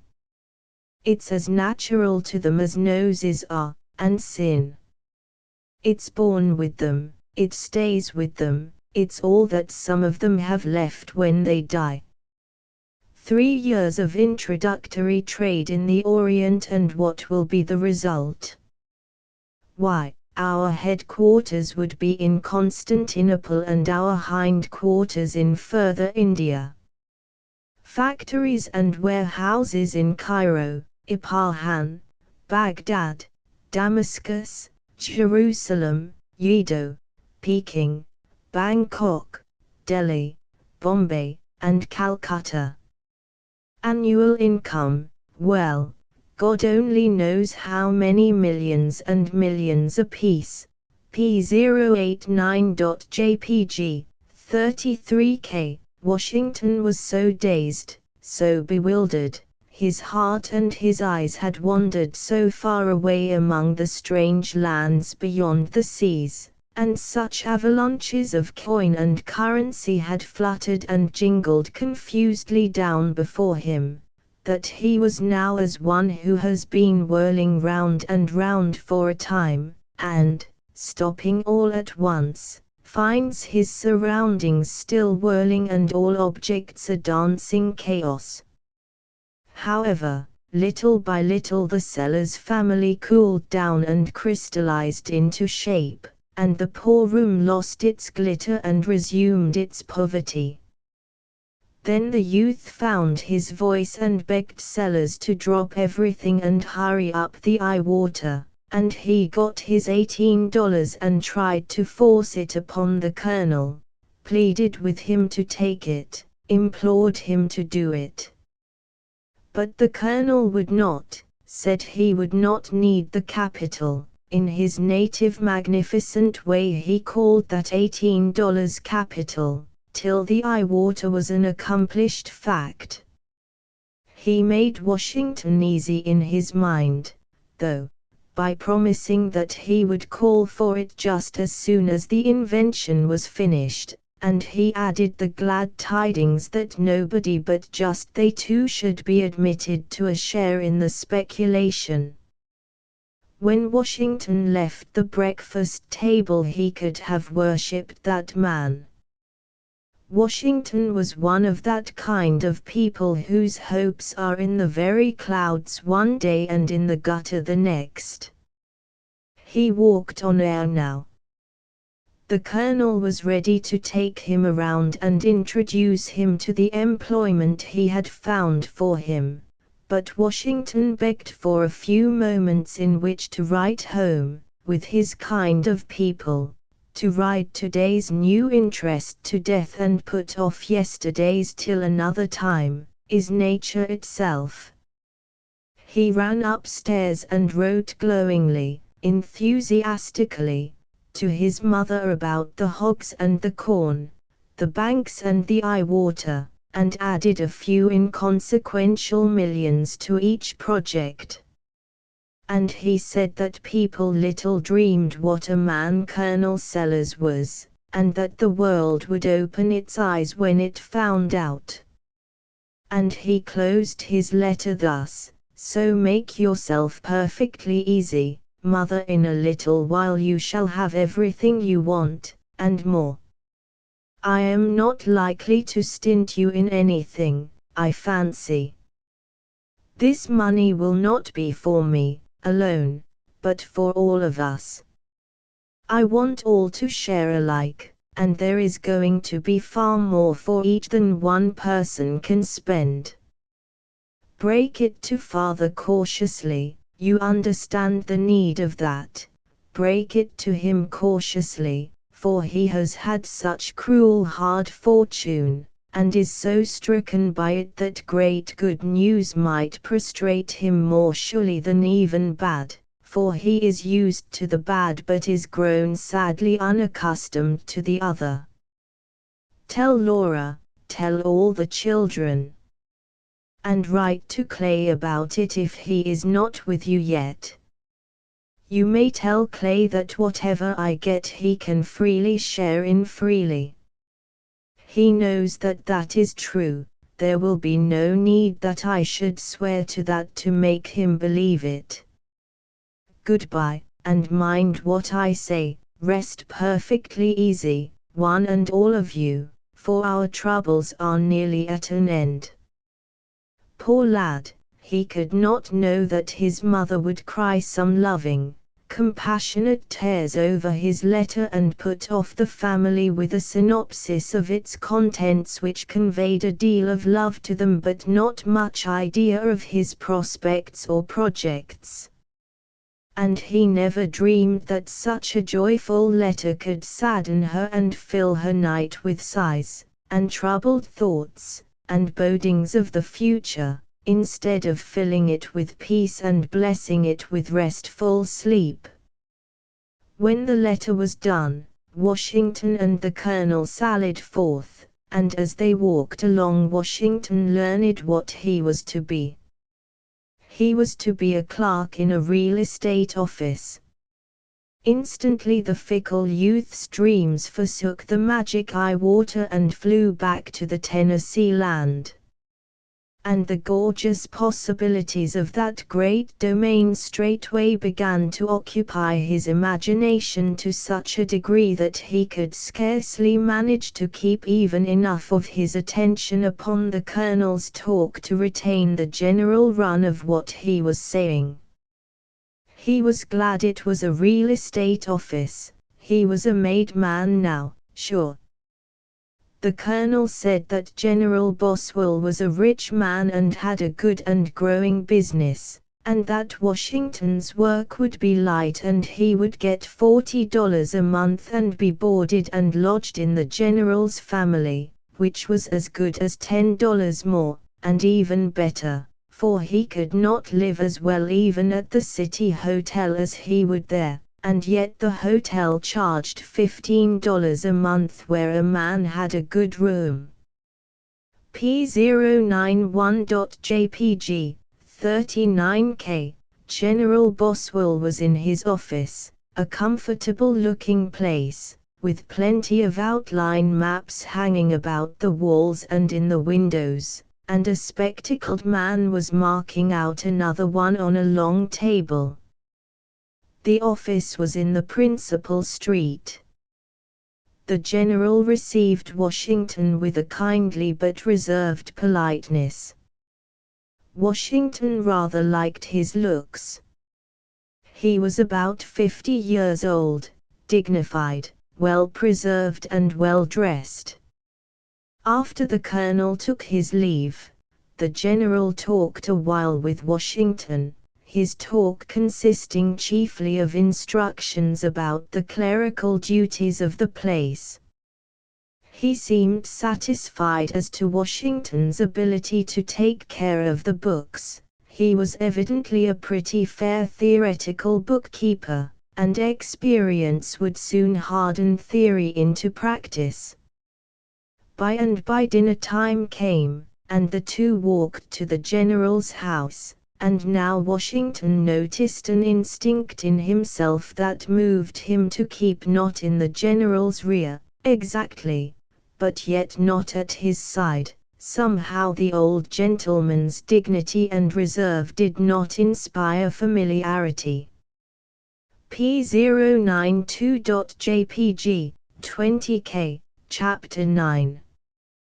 Washington dreamed his way along the street, his fancy flitting from grain to hogs, from hogs to banks, from banks to eye-water, from eye-water to Tennessee land, and lingering but a feverish moment upon each of these fascinations. He was conscious of but one outward thing, to wit, the general, and he was really not vividly conscious of him. Arrived at the finest dwelling in the town, they entered it and were at home. Washington was introduced to Mrs. Boswell, and his imagination was on the point of flitting into the vapory realms of speculation again, when a lovely girl of 16 or 17 came in.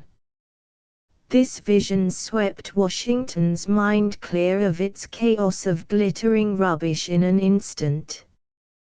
Beauty had fascinated him before. Many times he had been in love even for weeks at a time with the same object, but his heart had never suffered so sudden and so fierce an assault as this, within his recollection. Louise Boswell occupied his mind and drifted among his multiplication tables all the afternoon. He was constantly catching himself in a reverie, reveries made up of recalling how she looked when she first burst upon him, how her voice thrilled him when she first spoke, how charmed the very air seemed by her presence. Blissful as the afternoon was, delivered up to such a revel as this, it seemed an eternity, so impatient was he to see the girl again. Other afternoons like it followed. Washington plunged into this love affair as he plunged into everything else, upon impulse and without reflection. As the days went by, it seemed plain that he was growing in favor with Louise, not sweepingly so, but yet perceptibly, he fancied.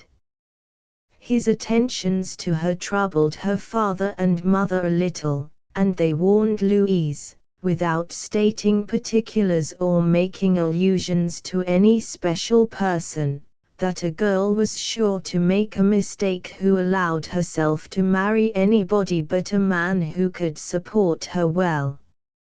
Some instinct taught Washington that his present lack of money would be an obstruction, though possibly not a bar, to his hopes, and straightway his poverty became a torture to him which cast all his former sufferings under that held into the shade.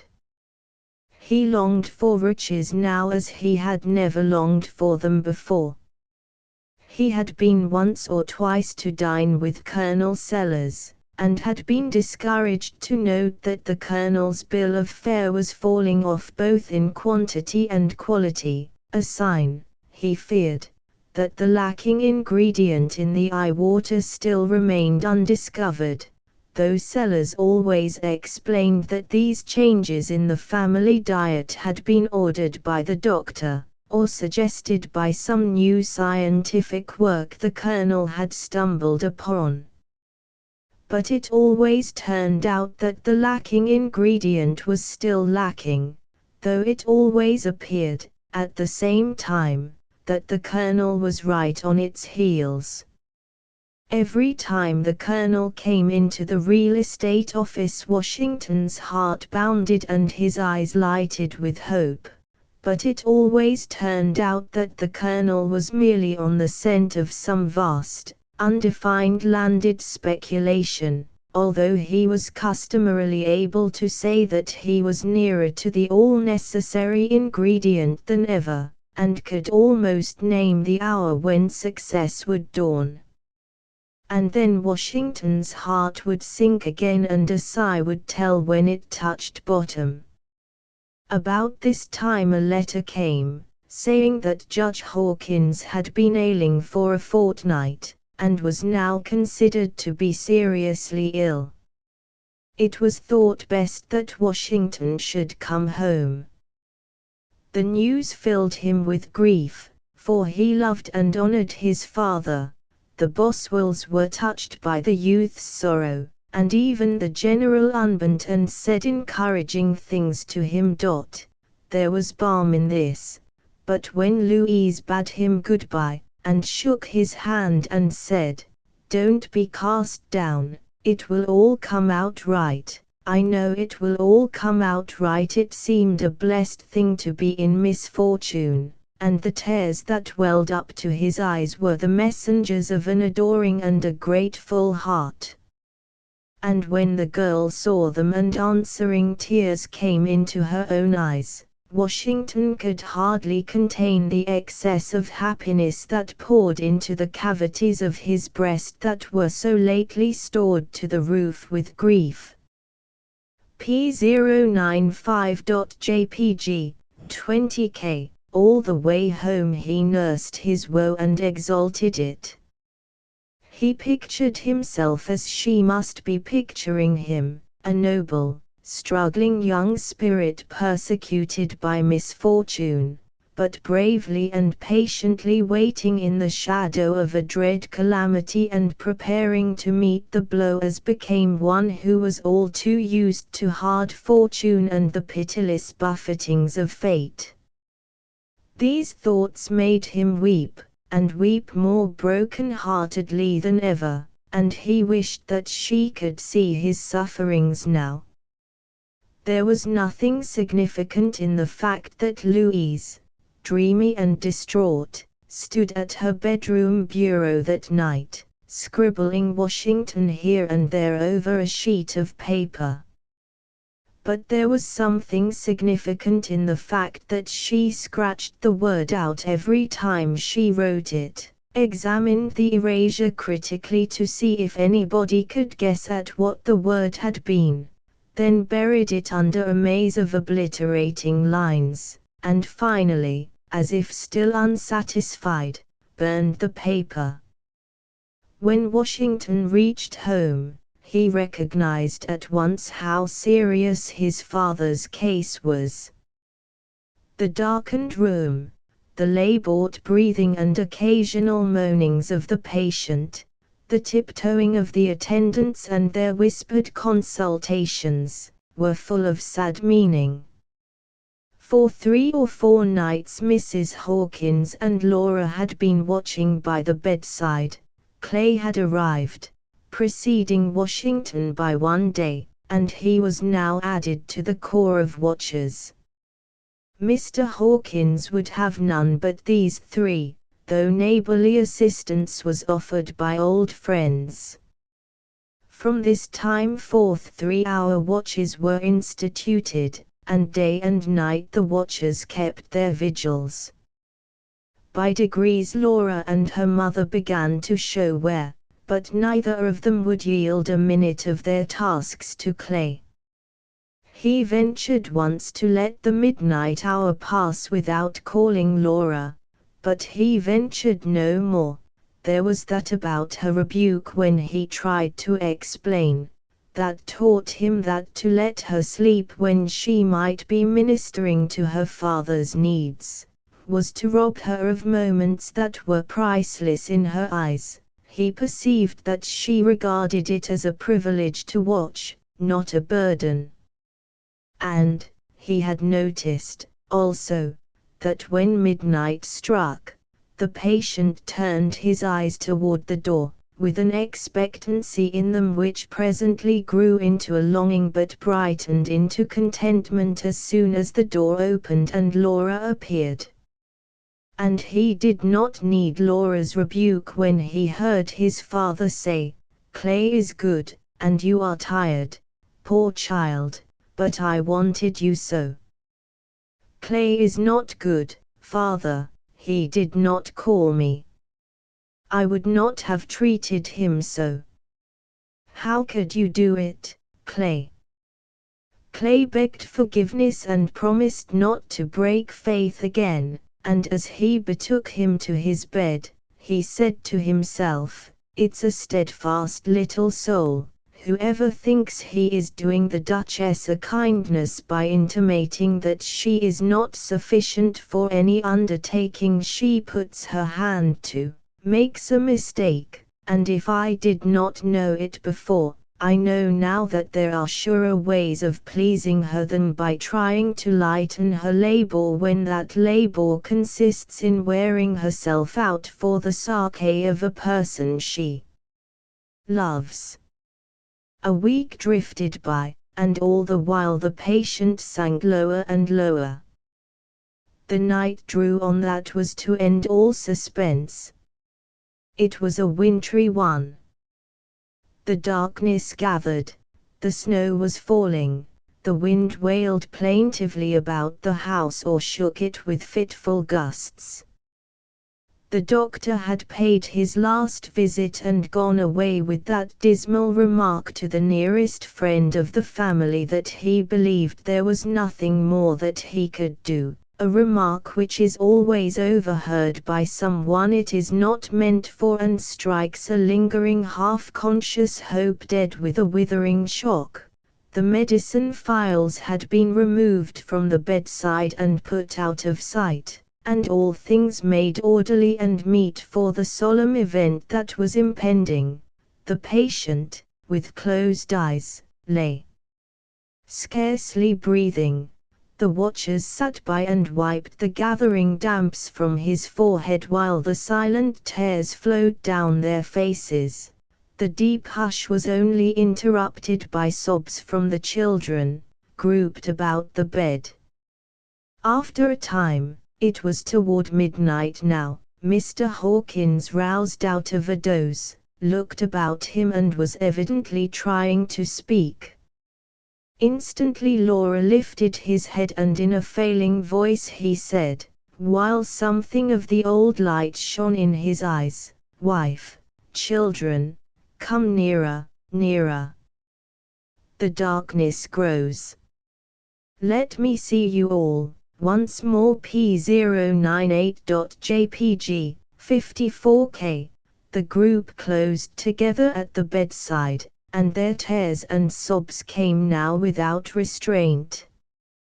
"I am leaving you in cruel poverty. I have been so foolish, so short-sighted. But courage. A better day is coming. Never lose sight of the Tennessee land.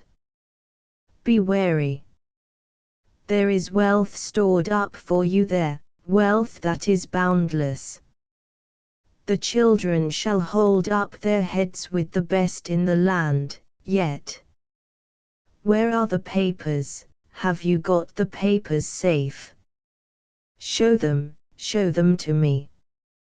Under his strong excitement his voice had gathered power and his last sentences were spoken with scarcely a perceptible halt or hindrance. With an effort he had raised himself almost without assistance to a sitting posture. But now the fire faded out of his eyes and he fell back exhausted. The papers were brought and held before him, and the answering smile that flitted across his face showed that he was satisfied. He closed his eyes, and the signs of approaching dissolution multiplied rapidly. He lay almost motionless for a little while, then suddenly partly raised his head and looked about him as one who peers into a dim uncertain light. He muttered, "Gone. No, I see you, still. It is over.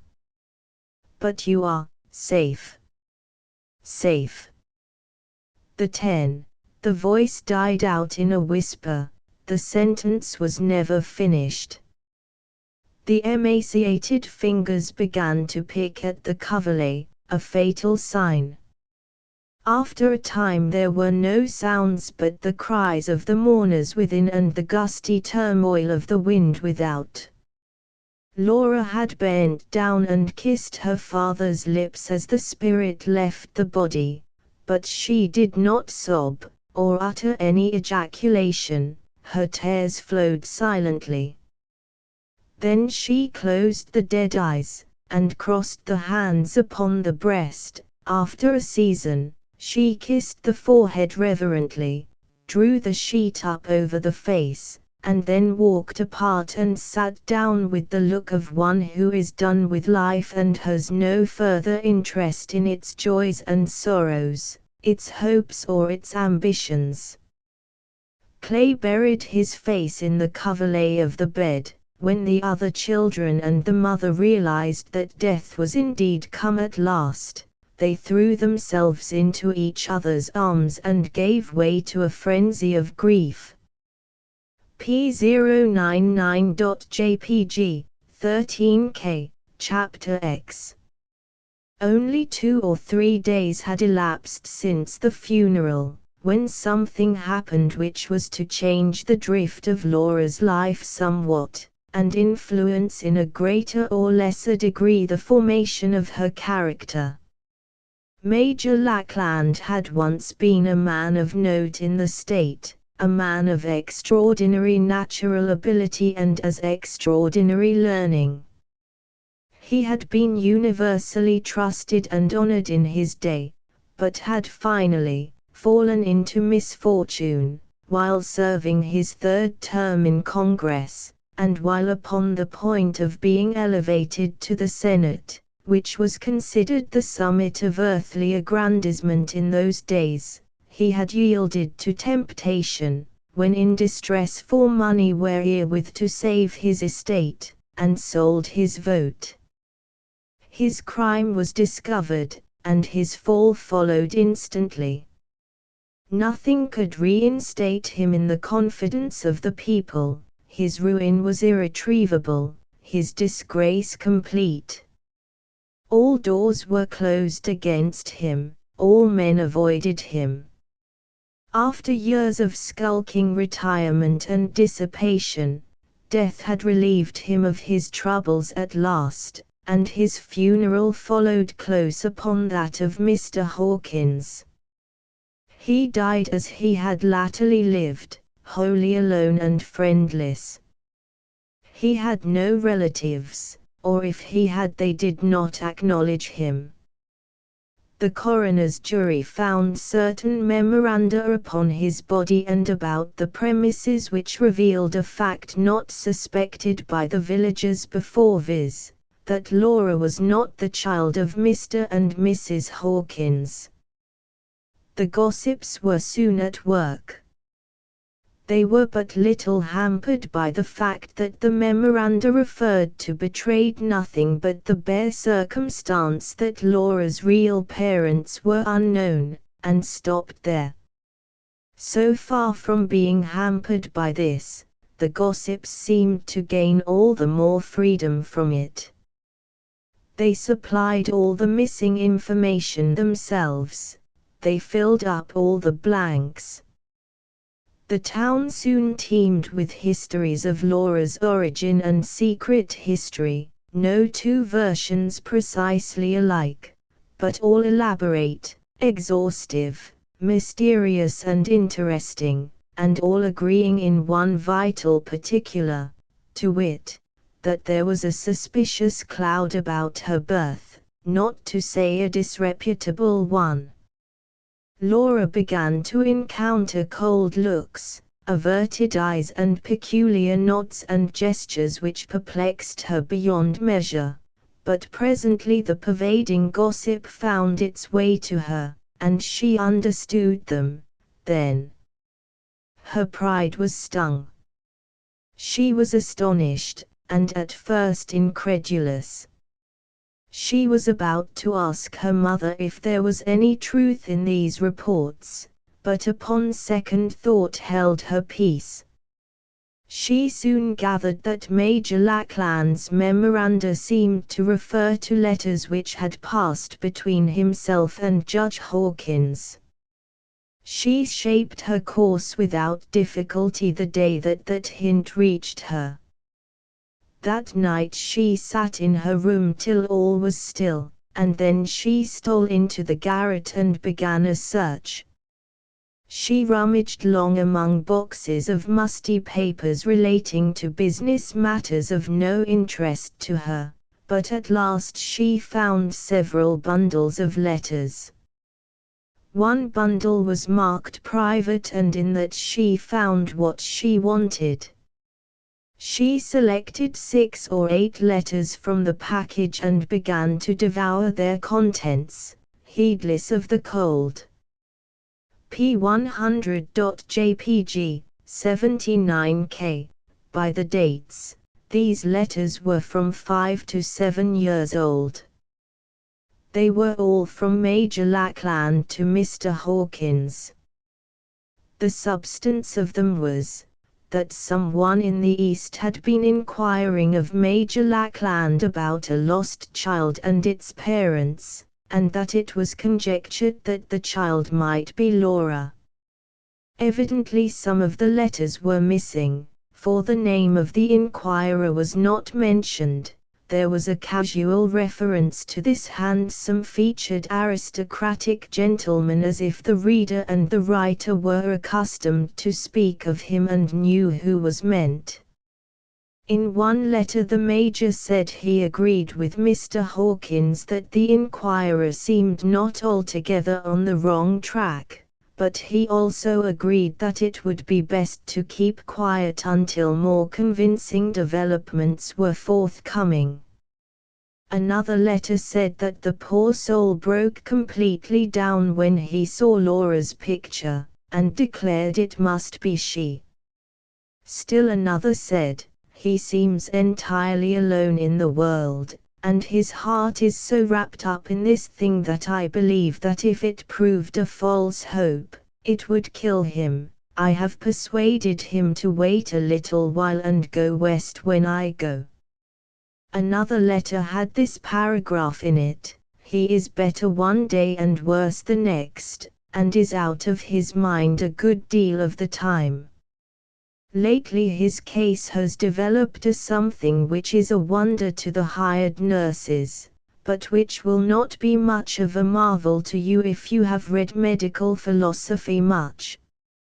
It is this: his lost memory returns to him when he is delirious, and goes away again when he is himself, just as old Canada Joe used to talk the French patois of his boyhood in the delirium of typhus fever, though he could not do it when his mind was clear.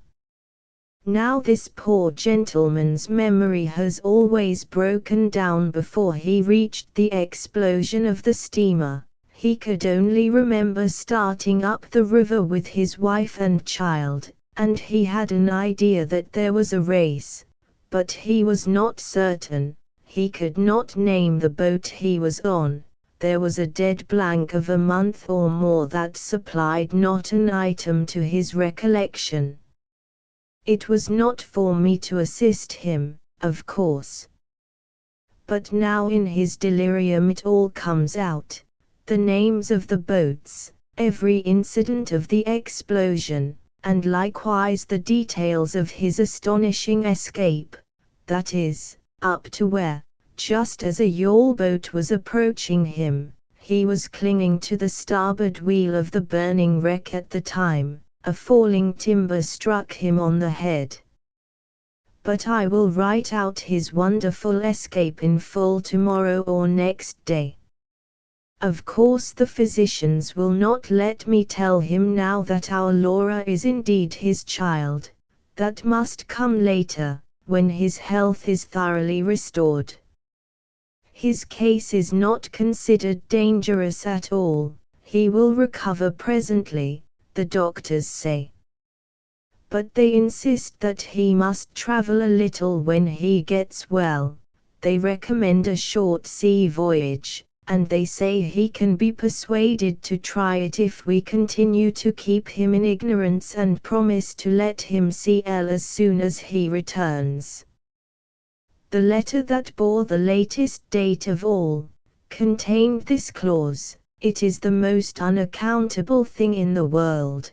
The mystery remains as impenetrable as ever. I have hunted high and low for him, and inquired of everybody, but in vain. All trace of him ends at that hotel in New York. I never have seen or heard of him since. Up to this day, he could hardly have sailed, for his name does not appear upon the books of any shipping office in New York or Boston or Baltimore.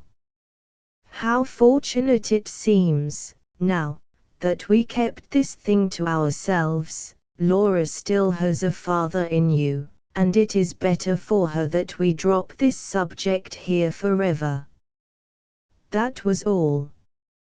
Random remarks here and there, being pieced together, gave Laura a vague impression of a man of fine presence, about 43 or 45 years of age, with dark hair and eyes, and a slight limp in his walk. It was not stated which leg was defective.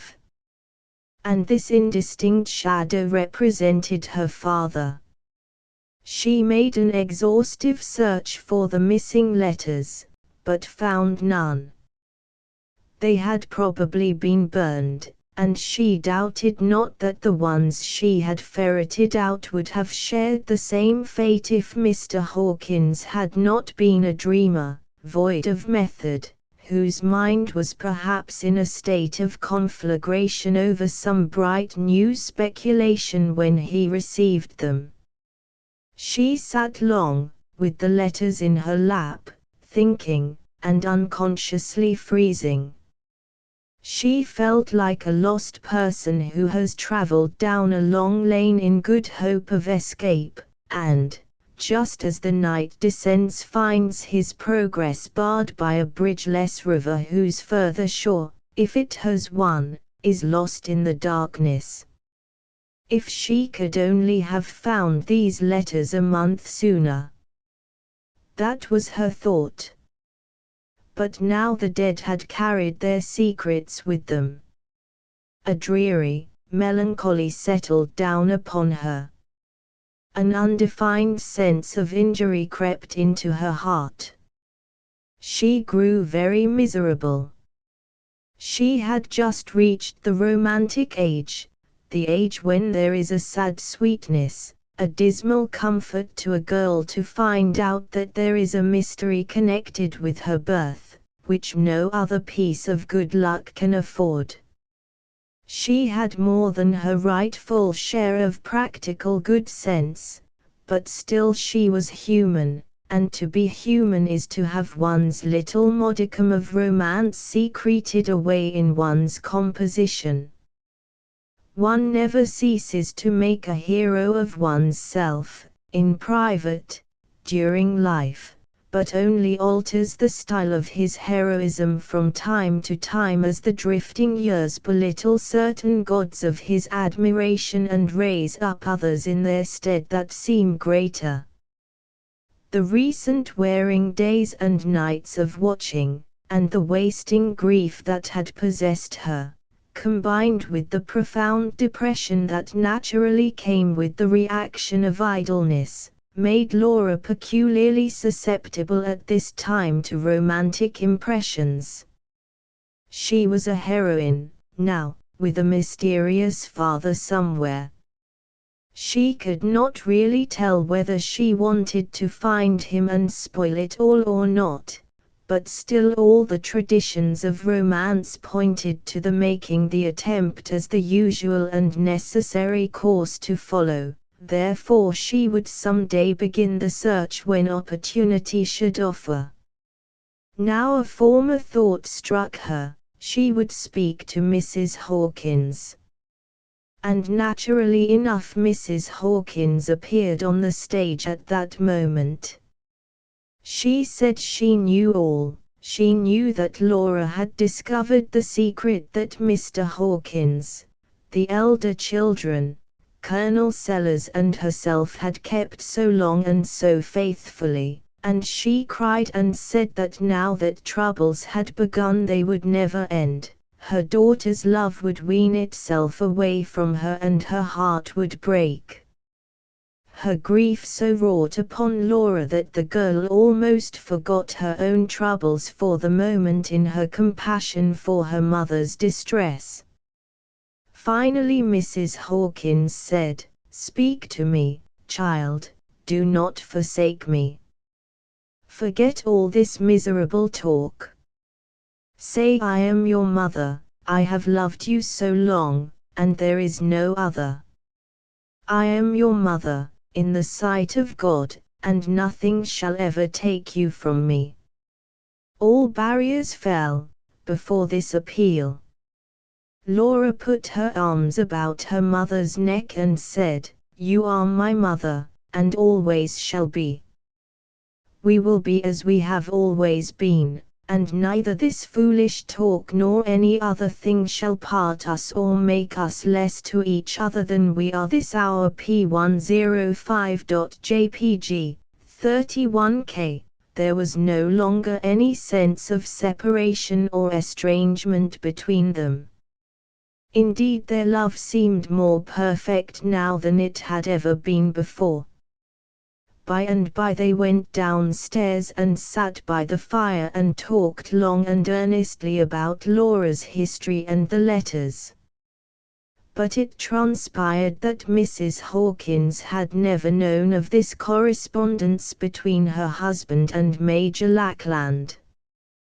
With his usual consideration for his wife, Mr. Hawkins had shielded her from the worry the matter would have caused her. Laura went to bed at last with a mind that had gained largely in tranquility and had lost correspondingly in morbid romantic exaltation. She was pensive, the next day, and subdued, but that was not matter for remark, for she did not differ from the mournful friends about her in that respect. Clay and Washington were the same loving and admiring brothers now that they had always been. The great secret was new to some of the younger children, but their love suffered no change under the wonderful revelation.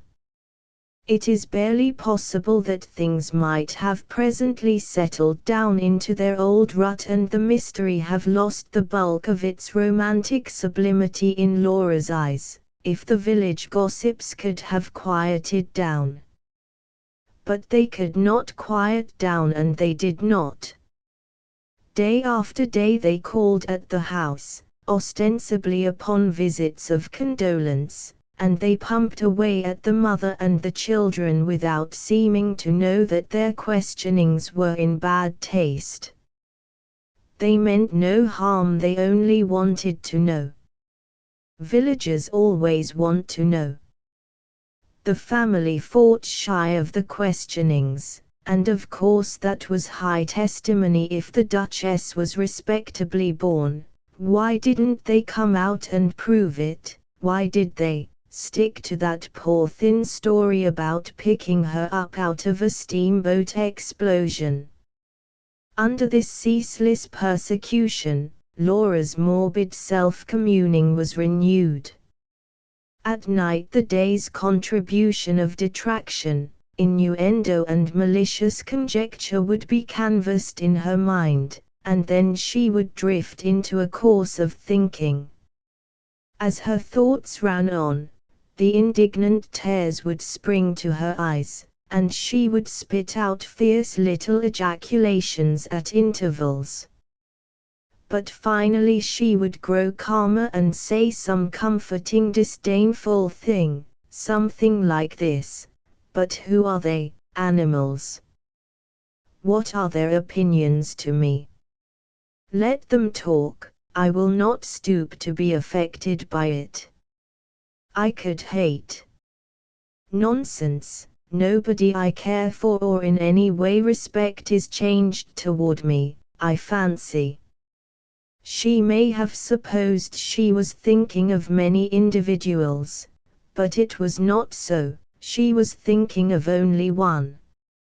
And her heart warmed somewhat, too, the while. One day a friend overheard a conversation like this, and naturally came and told her all about it. "Ned, they say you don't go there any more." "How is that?"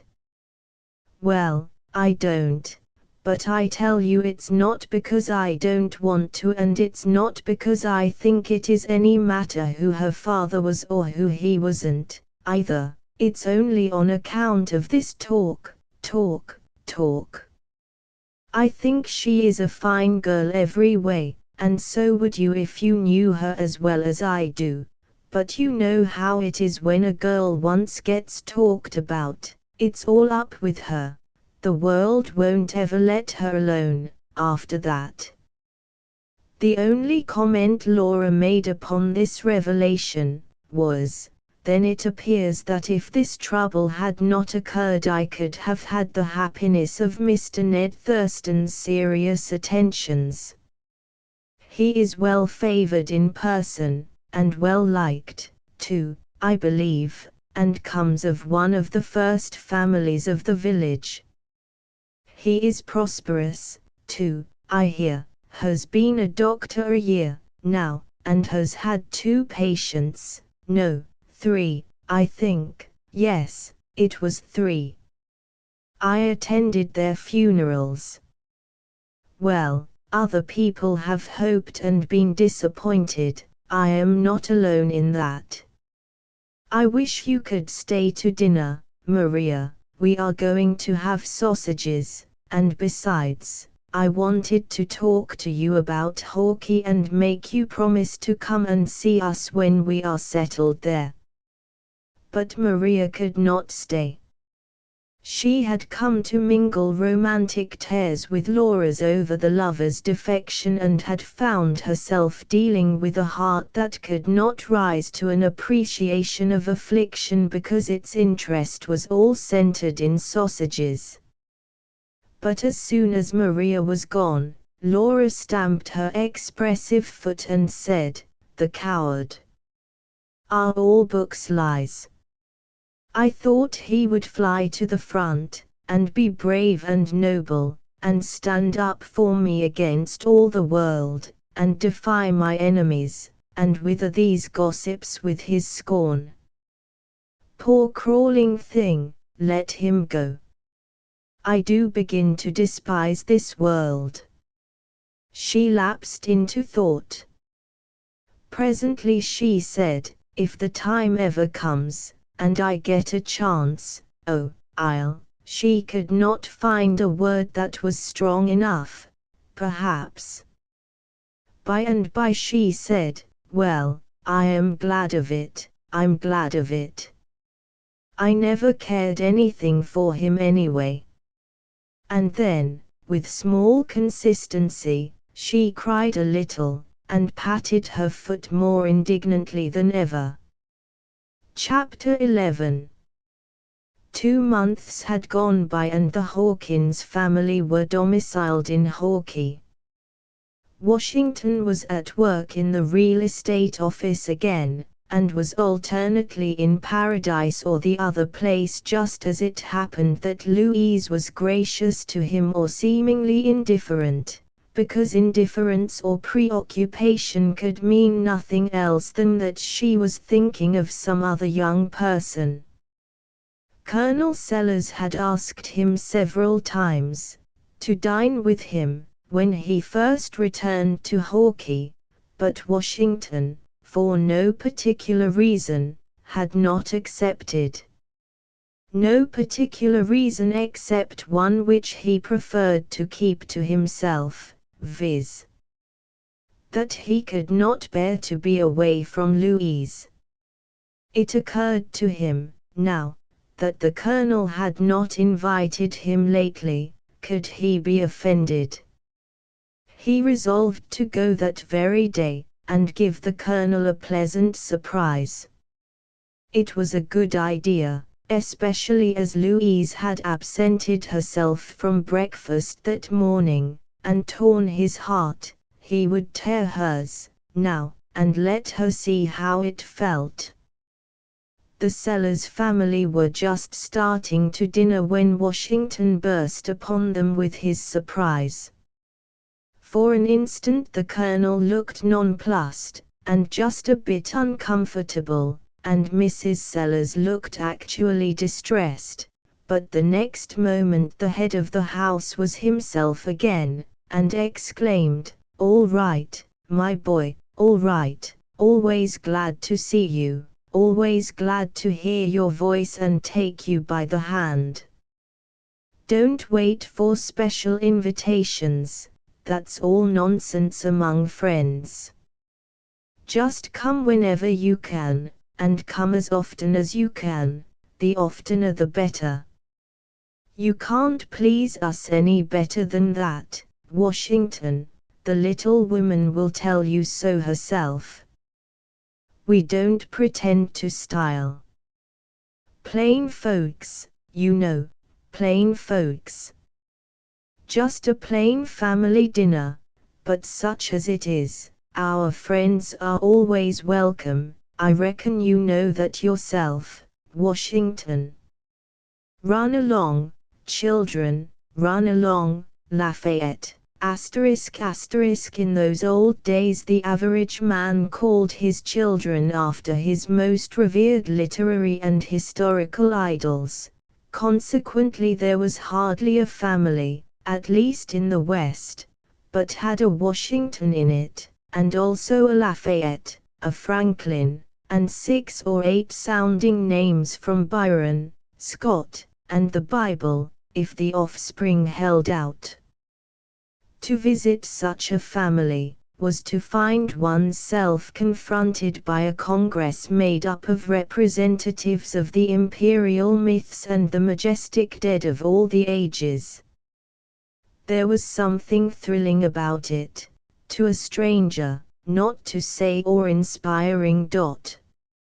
Stand off the cat's tail, child. Can't you see what you're doing?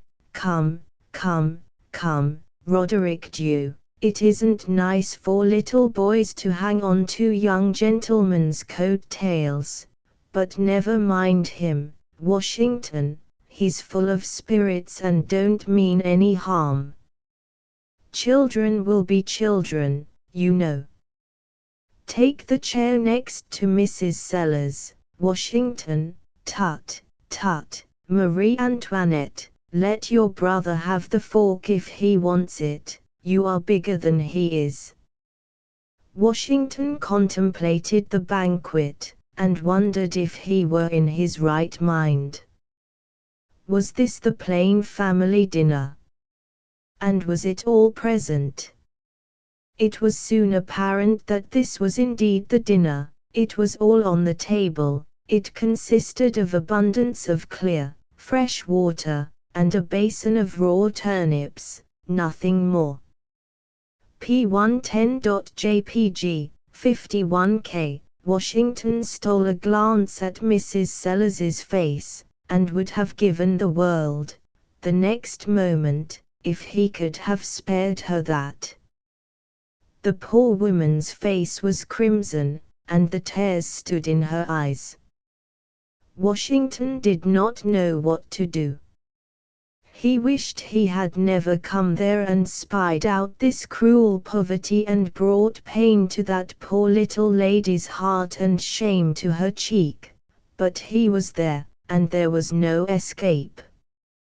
Colonel Sellers hitched back his coat sleeves airily from his wrists as who should say now for solid enjoyment, seized a fork, flourished it and began to harpoon turnips and deposit them in the plates before him. Let me help you, Washington. Lafayette, pass this plate to Washington. Ah, well, well, my boy, things are looking pretty bright, now, I tell you. Speculation, my. The whole atmosphere's full of money. I wouldn't take 3 fortunes for one little operation I've got on hand now. Have anything from the casters? No. Well, you're right, you're right. Some people like mustard with turnips, but, now there was Baron Poniatowski, Lord, but that man did know how to live, true Russian you know. Russian to the backbone. I say to my wife, give me a Russian every time, for a table comrade. The Baron used to say, take mustard, Sellers, try the mustard. A man can't know what turnips are in perfection without mustard, but I always said, no, Baron, I'm a plain man and I want my food plain. None of your embellishments for Barrier Sellers, no made dishes for me. And it's the best way. High living kills more than it cures in this world, you can rest assured of that. Yes indeed, Washington, I've got one little operation on hand that, take some more water, help yourself, won't you, help yourself, there's plenty of it.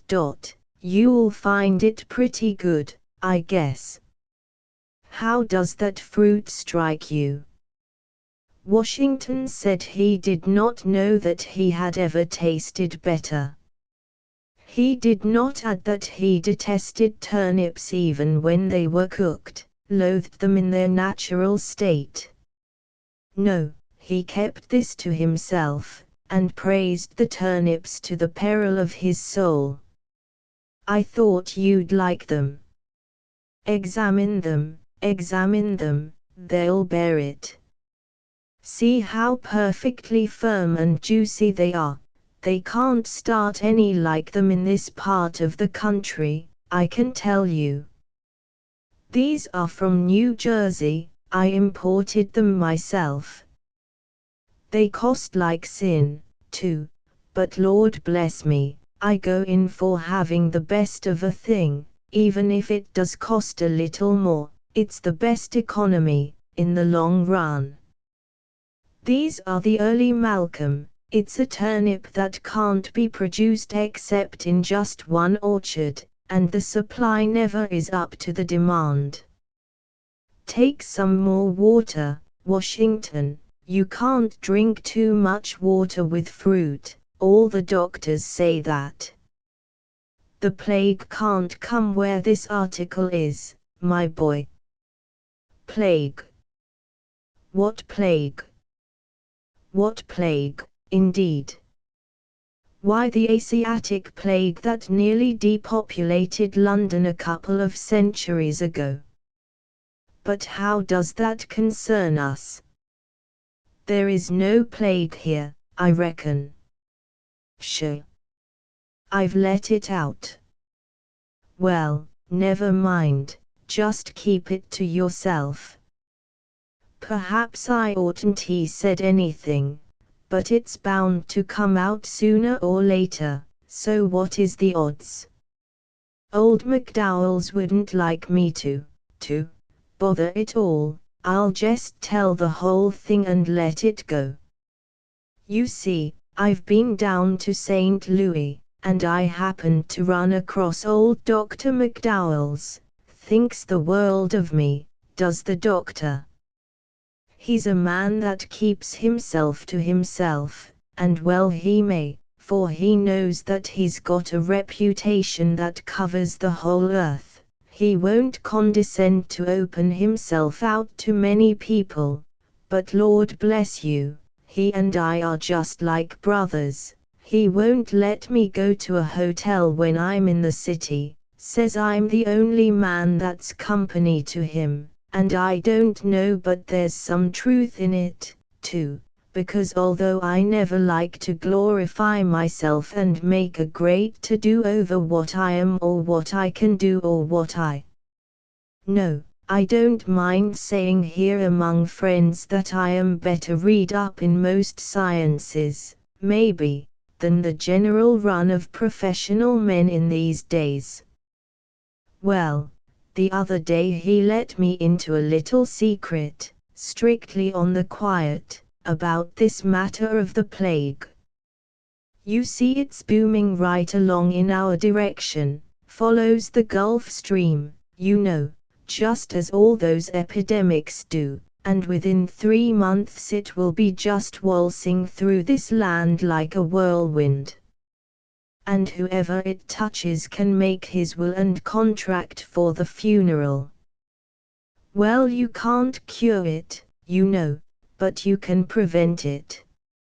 How? Turnips. That's it. Turnips and water. Nothing like it in the world, old McDowells says. Just fill yourself up 2 or 3 times a day, and you can snap your fingers at the plague. Sure, keep mum, but just you confine yourself to that diet and you're all right. I wouldn't have old McDowells know that I told about it for anything, he never would speak to me again. Take some more water, Washington, the more water you drink, the better. Here, let me give you some more of the turnips. No, now, I insist. There, now. Absorb those. They're mighty sustaining, brim full of nutriment, all the medical books say so. Just eat from 4 to 7 good-sized turnips at a meal, and drink from a pint and a half to a quart of water, and then just sit around a couple of hours and let them ferment. You'll feel like a fighting cock next day. 15 or 20 minutes later the Colonel's tongue was still chattering away. He had piled up several future fortunes out of several incipient operations which he had blundered into within the past week, and was now soaring along through some brilliant expectations born of late promising experiments upon the lacking ingredient of the eye water. And at such a time Washington ought to have been a rapt and enthusiastic listener, but he was not, for two matters disturbed his mind and distracted his attention. One was, that he discovered, to his confusion and shame, that in allowing himself to be helped a second time to the turnips, he had robbed those hungry children. He had not needed the dreadful fruit and had not wanted it, and when he saw the pathetic sorrow in their faces when they asked for more and there was no more to give them, he hated himself for his stupidity and pitied the famishing young things with all his heart. The other matter that disturbed him was the dire inflation that had begun in his stomach. It grew and grew, it became more and more insupportable. Evidently the turnips were fermenting. He forced himself to sit still as long as he could, but his anguish conquered him at last. He rose in the midst of the Colonel's talk and excused himself on the plea of a previous engagement.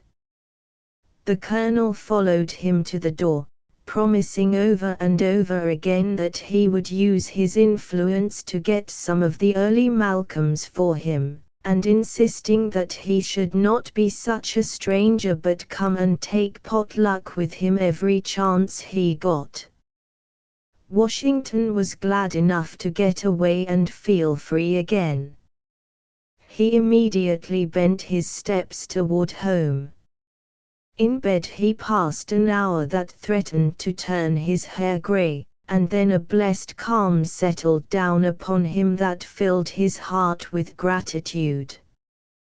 Weak and languid, he made shift to turn himself about and seek rest and sleep, and as his soul hovered upon the brink of unconsciousness, he heaved a long, deep sigh, and said to himself that in his heart he had cursed the Colonel's preventive of rheumatism, before, and now let the plague come if it must. He was done with preventives. If ever any man beguiled him with turnips and water again, let him die the death. If he dreamed at all that night, no gossiping spirit disturbed his visions to whisper in his ear of certain matters just then in bud in the east, more than 1,000 miles away, that after the lapse of a few years would develop influences which would profoundly affect the fate and fortunes of the Hawkins family. Chapter 12. "Oh, it's easy enough to make a fortune," Henry said. "It seems to be easier than it is, I begin to think," replied Philip. "Well, why don't you go into something? You'll never dig it out of the ASD library. If there be any place and time in the world where and when it seems easy to go into something, it is in Broadway on a spring morning, when one is walking cityward, and has before him the long lines of palace shops with an occasional spire seen through the soft haze that lies over the lower town, and hears the roar and hum of its multitudinous traffic. To the young American, here or elsewhere, the paths to fortune are innumerable and all open. There is invitation in the air and success in all his wide horizon. He is embarrassed which to choose, and is not unlikely to waste years in dallying with his chances, before giving himself to the serious tug and strain of a single object. He has no traditions to bind him or guide him, and his impulse is to break away from the occupation his father has followed, and make a new way for himself. Philip Sterling used to say that if he should seriously set himself for 10 years to any one of the dozen projects that were in his brain, he felt that he could be a rich man. He wanted to be rich, he had a sincere desire for a fortune, but for some unaccountable reason he hesitated about addressing himself to the narrow work of getting it. He never walked Broadway, a part of its tide of abundant shifting life, without feeling something of the flush of wealth, and unconsciously taking the elastic step of one well-to-do in this prosperous world. Especially at night in the crowded theatre, Philip was too young to remember the old Chambers Street box, where the serious Burton led his hilarious and pagan crew, in the intervals of the screaming comedy, when the orchestra scraped and grunted and tooted its dissolute tunes. The world seemed full of opportunities to Philip, and his heart exulted with a conscious ability to take any of its prizes he chose to pluck. P115.jpg 52K. Perhaps it was the swimming ease of the acting, on the stage, where virtue had its reward in 3 easy acts. Perhaps it was the excessive light of the house, or the music, or the buzz of the excited talk between acts.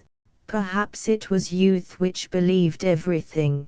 But for some reason while Philip was at the theatre he had the utmost confidence in life and his ready victory in it.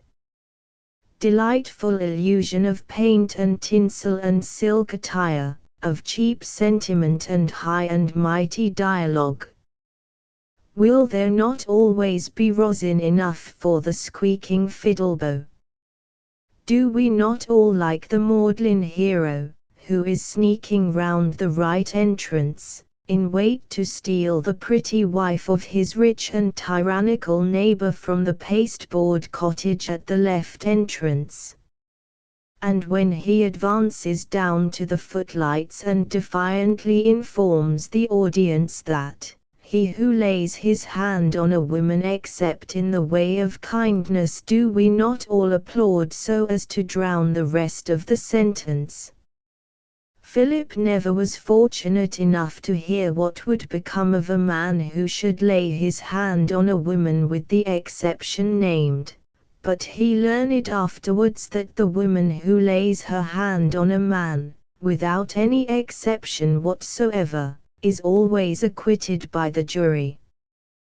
The fact was, though Philip Sterling did not know it, that he wanted several other things quite as much as he wanted wealth.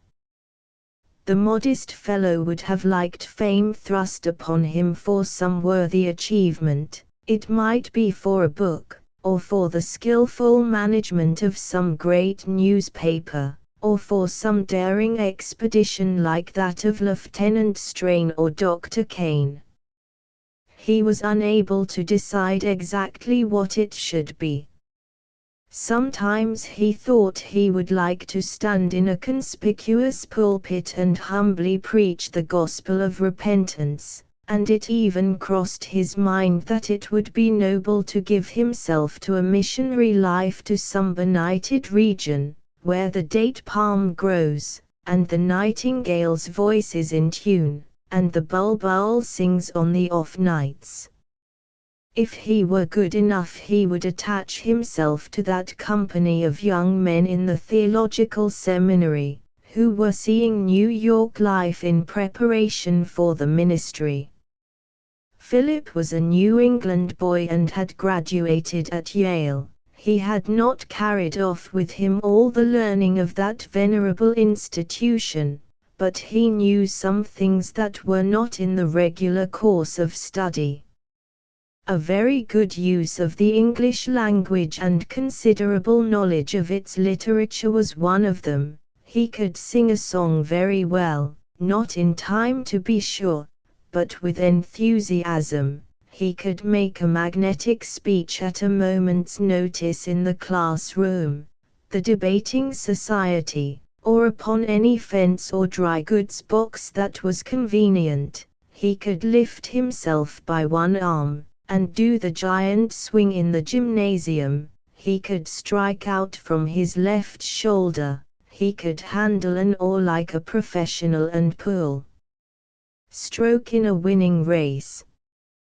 Philip had a good appetite, a sunny temper, and a clear hearty laugh. He had brown hair, hazel eyes set wide apart, a broad but not high forehead, and a fresh winning face. He was 6 feet high, with broad shoulders, long legs and a swinging gait, one of those loose-jointed, capable fellows, who saunter into the world with a free air and usually make a stir in whatever company they enter. P117.jpg, 26K. After he left college, Philip took the advice of friends and read law. Law seemed to him well enough as a science, but he never could discover a practical case where it appeared to him worthwhile to go to law, and all the clients who stopped with this new clerk in the anteroom of the law office where he was writing, Philip invariably advised to settle, no matter how, but settle, greatly to the disgust of his employer, who knew that justice between man and man could only be attained by the recognized processes, with the attendant fees. Besides, Philip hated the copying of pleadings, and he was certain that a life of whereas and aforesaids and whipping the devil round the stump would be intolerable. Note: these few paragraphs are nearly an autobiography of the life of Charles Dudley Warner, whose contributions to the story start here with Chapter 12. D.W. His pen therefore, and whereas, and not as aforesaid, strayed off into other scribbling. In an unfortunate hour, he had 2 or 3 papers accepted by first-class magazines, at $3 the printed page, and, behold, his vocation was open to him. He would make his mark in literature.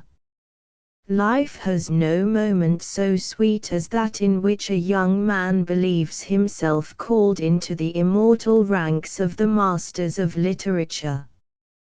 It is such a noble ambition, that it is a pity it has usually such a shallow foundation. At the time of this history, Philip had gone to New York for a career.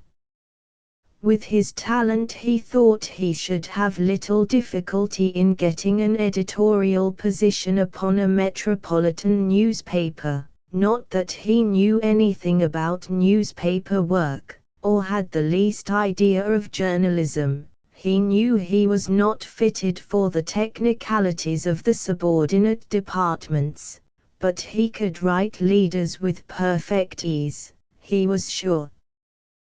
The drudgery of the newspaper office was too distasteful, and besides it would be beneath the dignity of a graduate and a successful magazine writer. He wanted to begin at the top of the ladder. To his surprise he found that every situation in the editorial department of the journals was full, always had been full, was always likely to be full. It seemed to him that the newspaper managers didn't want genius, but mere plodding and grubbing. Philip therefore read diligently in the Astor library, planned literary works that should compel attention, and nursed his genius. He had no friend wise enough to tell him to step into the Dorking Convention, then in session, make a sketch of the men and women on the platform, and take it to the editor of the Daily Grapevine, and see what he could get a line for it. One day he had an offer from some country friends, who believed in him, to take charge of a provincial daily newspaper, and he went to consult Mr. Gringo who years ago managed the Atlas, about taking the situation. "Take it, of course," says Gringo, "take anything that offers, why not? But they want me to make it an opposition paper." "Well, make it that. That party is going to succeed, it's going to elect the next president." "I don't believe it," said Philip, stoutly. "It's wrong in principle, and it ought not to succeed, but I don't see how I can go for a thing I don't believe in." "Oh, very well," said Gringo, turning away with a shade of contempt. "You'll find if you are going into literature and newspaper work that you can't afford a conscience like that." But Philip did afford it, and he wrote, thanking his friends, and declining because he said the political scheme would fail, and ought to fail. And he went back to his books and to his waiting for an opening large enough for his dignified entrance into the literary world. It was in this time of rather impatient waiting that Philip was one morning walking down Broadway with Henry Brierly. He frequently accompanied Henry part way downtown to what the latter called his office in Broad Street, to which he went, or pretended to go, with regularity every day. It was evident to the most casual acquaintance that he was a man of affairs, and that his time was engrossed in the largest sort of operations, about which there was a mysterious air.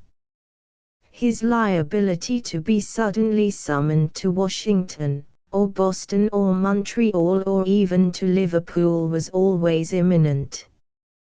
He never was so summoned, but none of his acquaintances would have been surprised to hear any day that he had gone to Panama or Perea, or to hear from him that he had bought the Bank of Commerce. The two were intimate at that time, they had been classmates, and saw a great deal of each other. Indeed, they lived together in 9th Street, in a boarding house, there, which had the honor of lodging and partially feeding several other young fellows of like kidney, who have since gone their several ways into fame or into obscurity. It was during the morning walk to which reference has been made that Henry Brierly suddenly said, "Philip, how would you like to go to St. Joe?" "I think I should like it of all things," replied Philip, with some hesitation, "but what for?" "Oh, it's a big operation. We are going, a lot of us, railroad men, engineers, contractors.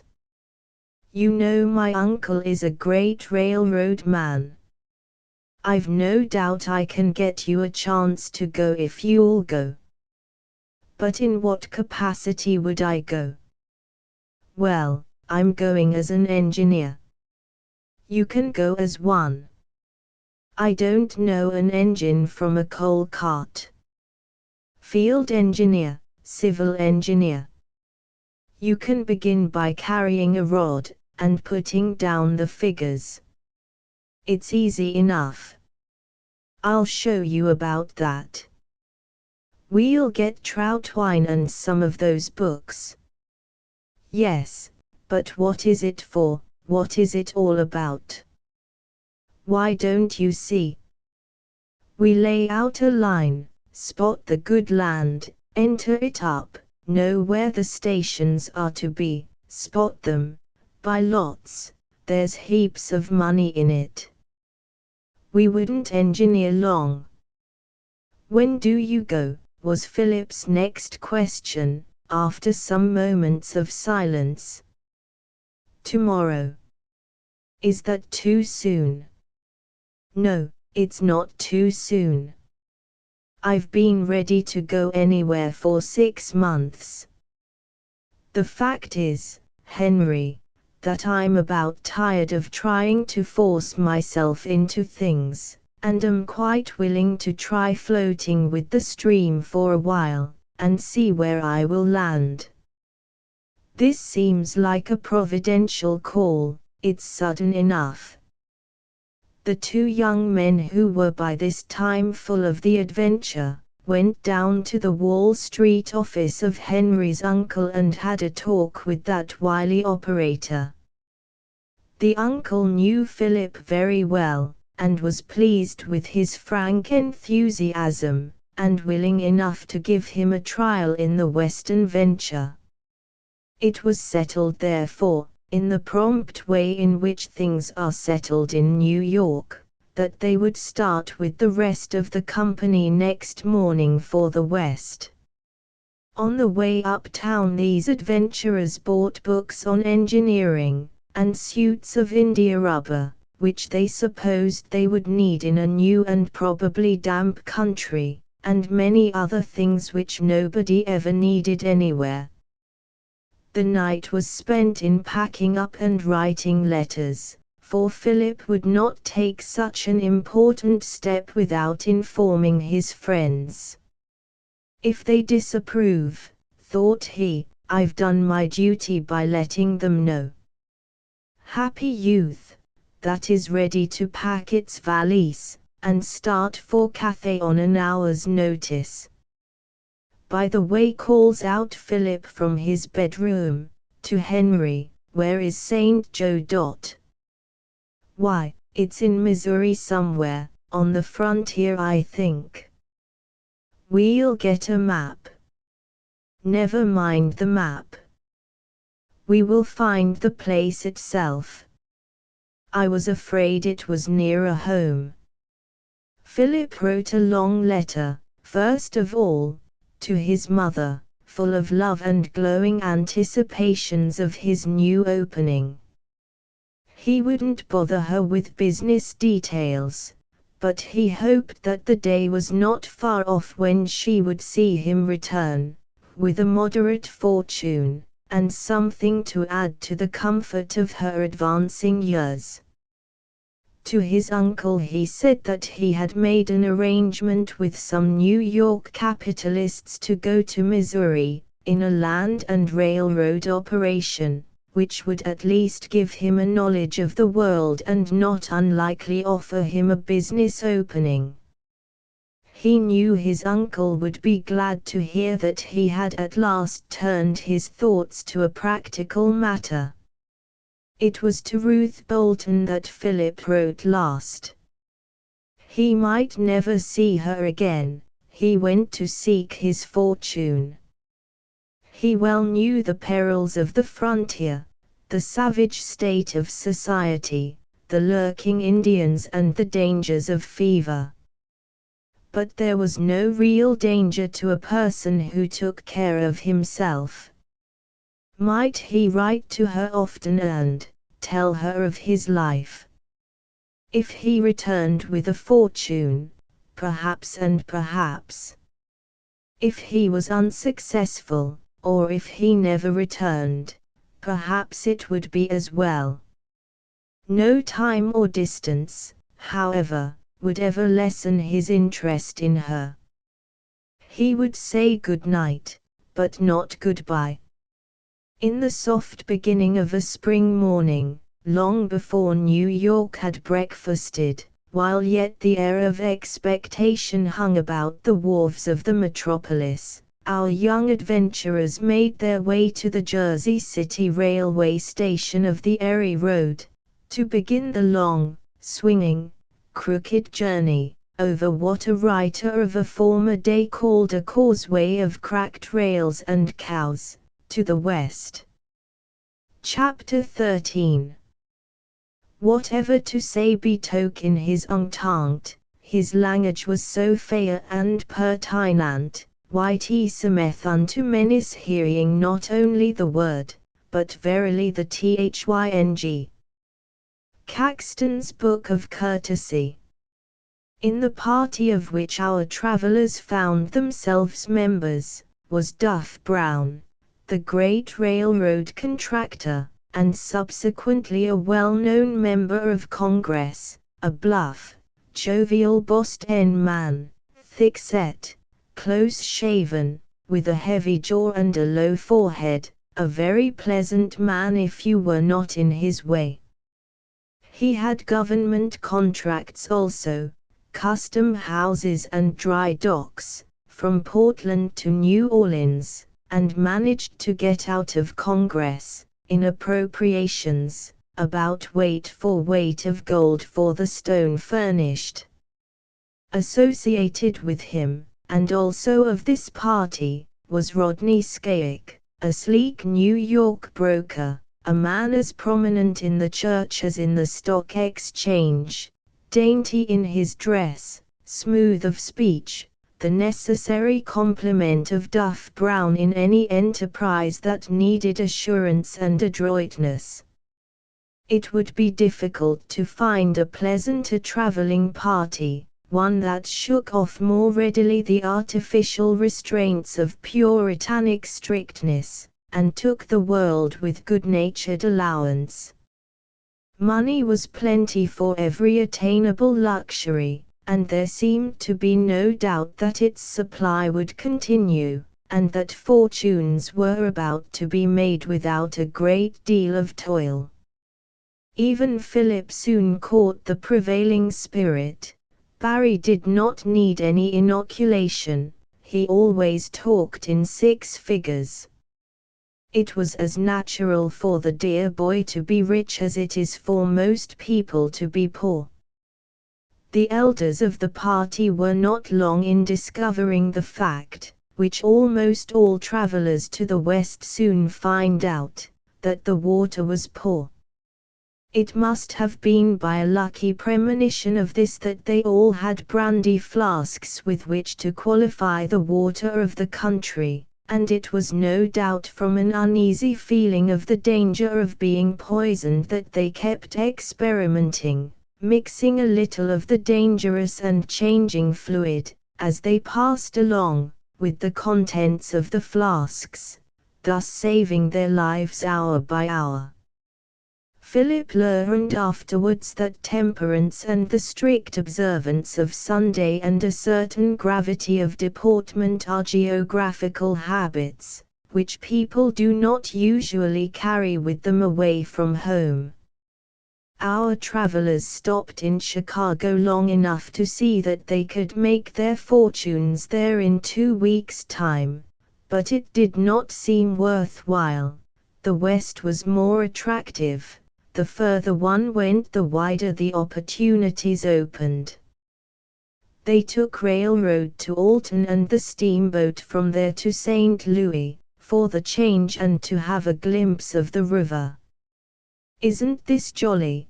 cried Henry, dancing out of the barber's room, and coming down the deck with a 1, 2, 3 step, shaven, curled and perfumed after his usual exquisite fashion. "What's jolly?" asked Philip, looking out upon the dreary and monotonous waste through which the shaking steamboat was coughing its way. "Why, the whole thing. It's immense, I can tell you. I wouldn't give that to be guaranteed 100,000 cold cash in a year's time." "Where's Mr. Brown?" "He is in the saloon, playing poker with Scahick and that long-haired party with the striped trousers, who scrambled aboard when the stage plank was half hauled in, and the big delegate to Congress from out west." "That's a fine-looking fellow, that delegate," with his glossy, black whiskers, looks like a Washington man. I shouldn't think he'd be at poker. Oh, it's only 5 cent ante, just to make it interesting, the delegate said. But I shouldn't think a representative in Congress would play poker anyway in a public steamboat P124.jpg, 56K, nonsense, you've got to pass the time. I tried a hand myself, but those old fellows are too many for me. The delegate knows all the points. I'd bet $100 he will ante his way right into the United States Senate when his territory comes in. He's got the cheek for it. He has the grave and thoughtful manner of expectation of a public man, for one thing, added Philip. Harry, said Philip, after a pause, what have you got on those big boots for? Do you expect to wade ashore? I'm breaking 'em in. The fact was, Harry had got himself up in what he thought a proper costume for a new country, and was in appearance a sort of compromise between a dandy of Broadway and a backwoodsman. Harry, with blue eyes, fresh complexion, silken whiskers and curly chestnut hair, was as handsome as a fashion plate.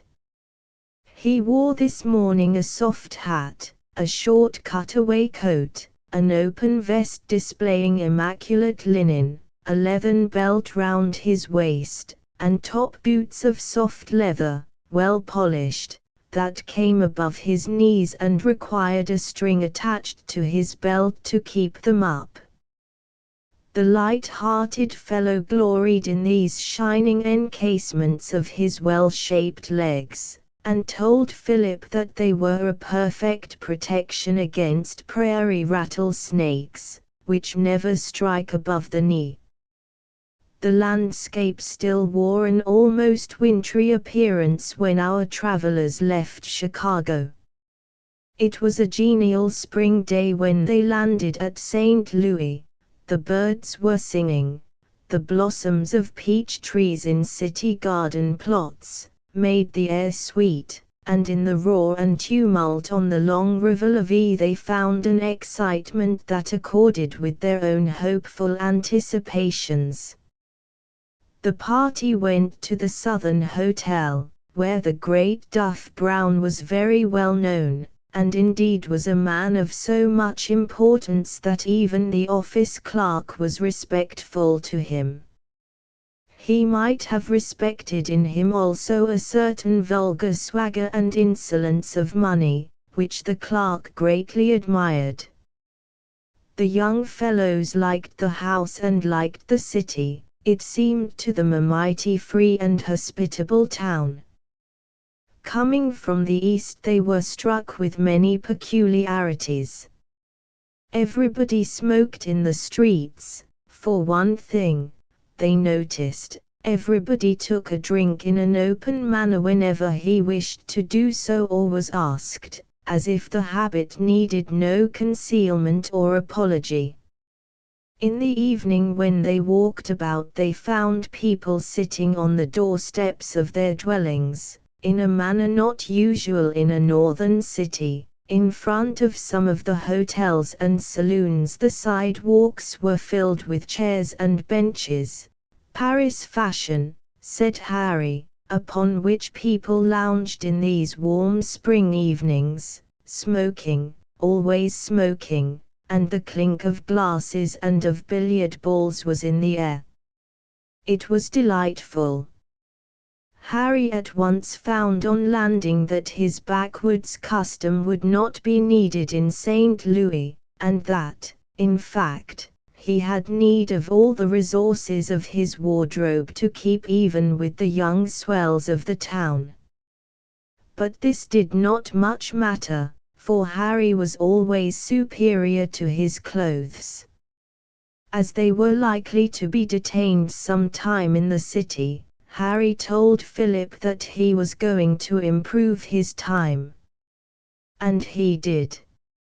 It was an encouragement to any industrious man to see this young fellow rise, carefully dress himself, eat his breakfast deliberately, smoke his cigar tranquilly, and then repair to his room, to what he called his work, with a grave and occupied manner, but with perfect cheerfulness. Harry would take off his coat, remove his cravat, roll up his shirt sleeves, give his curly hair the right touch before the glass, get out his book on engineering, his boxes of instruments, his drawing paper, his profile paper, open the book of logarithms, mix his India ink, sharpen his pencils, light a cigar, and sit down at the table to lay out a line with the most grave notion that he was mastering the details of engineering. He would spend half a day in these preparations without ever working out a problem or having the faintest conception of the use of lines or logarithms. And when he had finished, he had the most cheerful confidence that he had done a good day's work.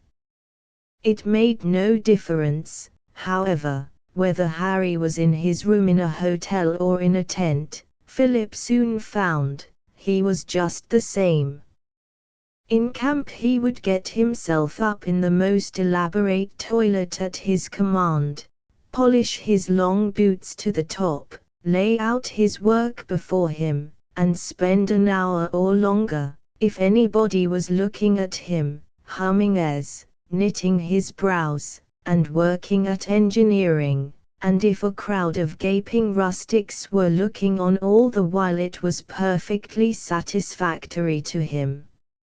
"You see," he says to Philip one morning at the hotel when he was thus engaged, "I want to get the theory of this thing, so that I can have a check on the engineers."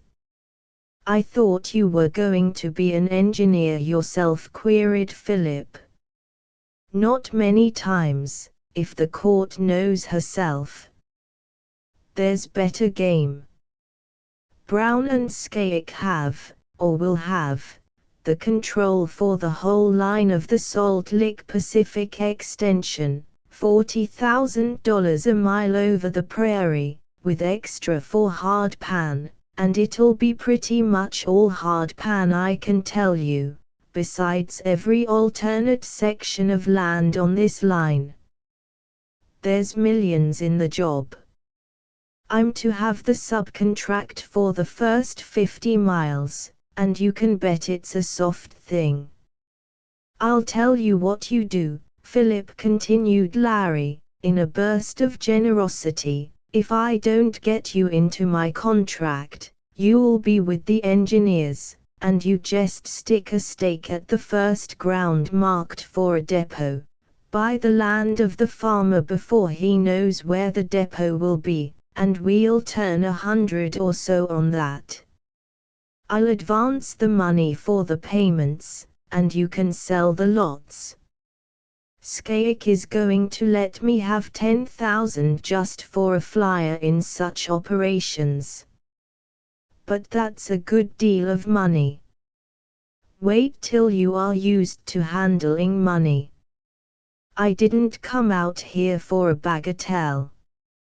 My uncle wanted me to stay east and go in on the Mobile Custom House, work up the Washington end of it. He said there was a fortune in it for a smart young fellow, but I preferred to take the chances out here.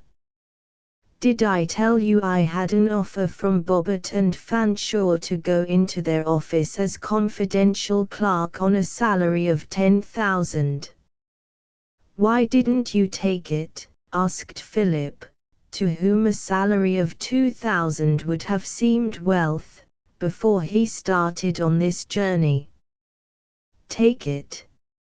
I'd rather operate on my own hook, said Harry, in his most airy manner. A few evenings after their arrival at the Southern, Philip and Harry made the acquaintance of a very agreeable gentleman, whom they had frequently seen before about the hotel corridors, and passed a casual word with. He had the air of a man of business, and was evidently a person of importance. The precipitating of this casual intercourse into the more substantial form of an acquaintanceship was the work of the gentleman himself, and occurred in this wise. Meeting the two friends in the lobby one evening, he asked them to give him the time, and added, "Excuse me, gentlemen, strangers in St. Louis." "Ah, yes, yes.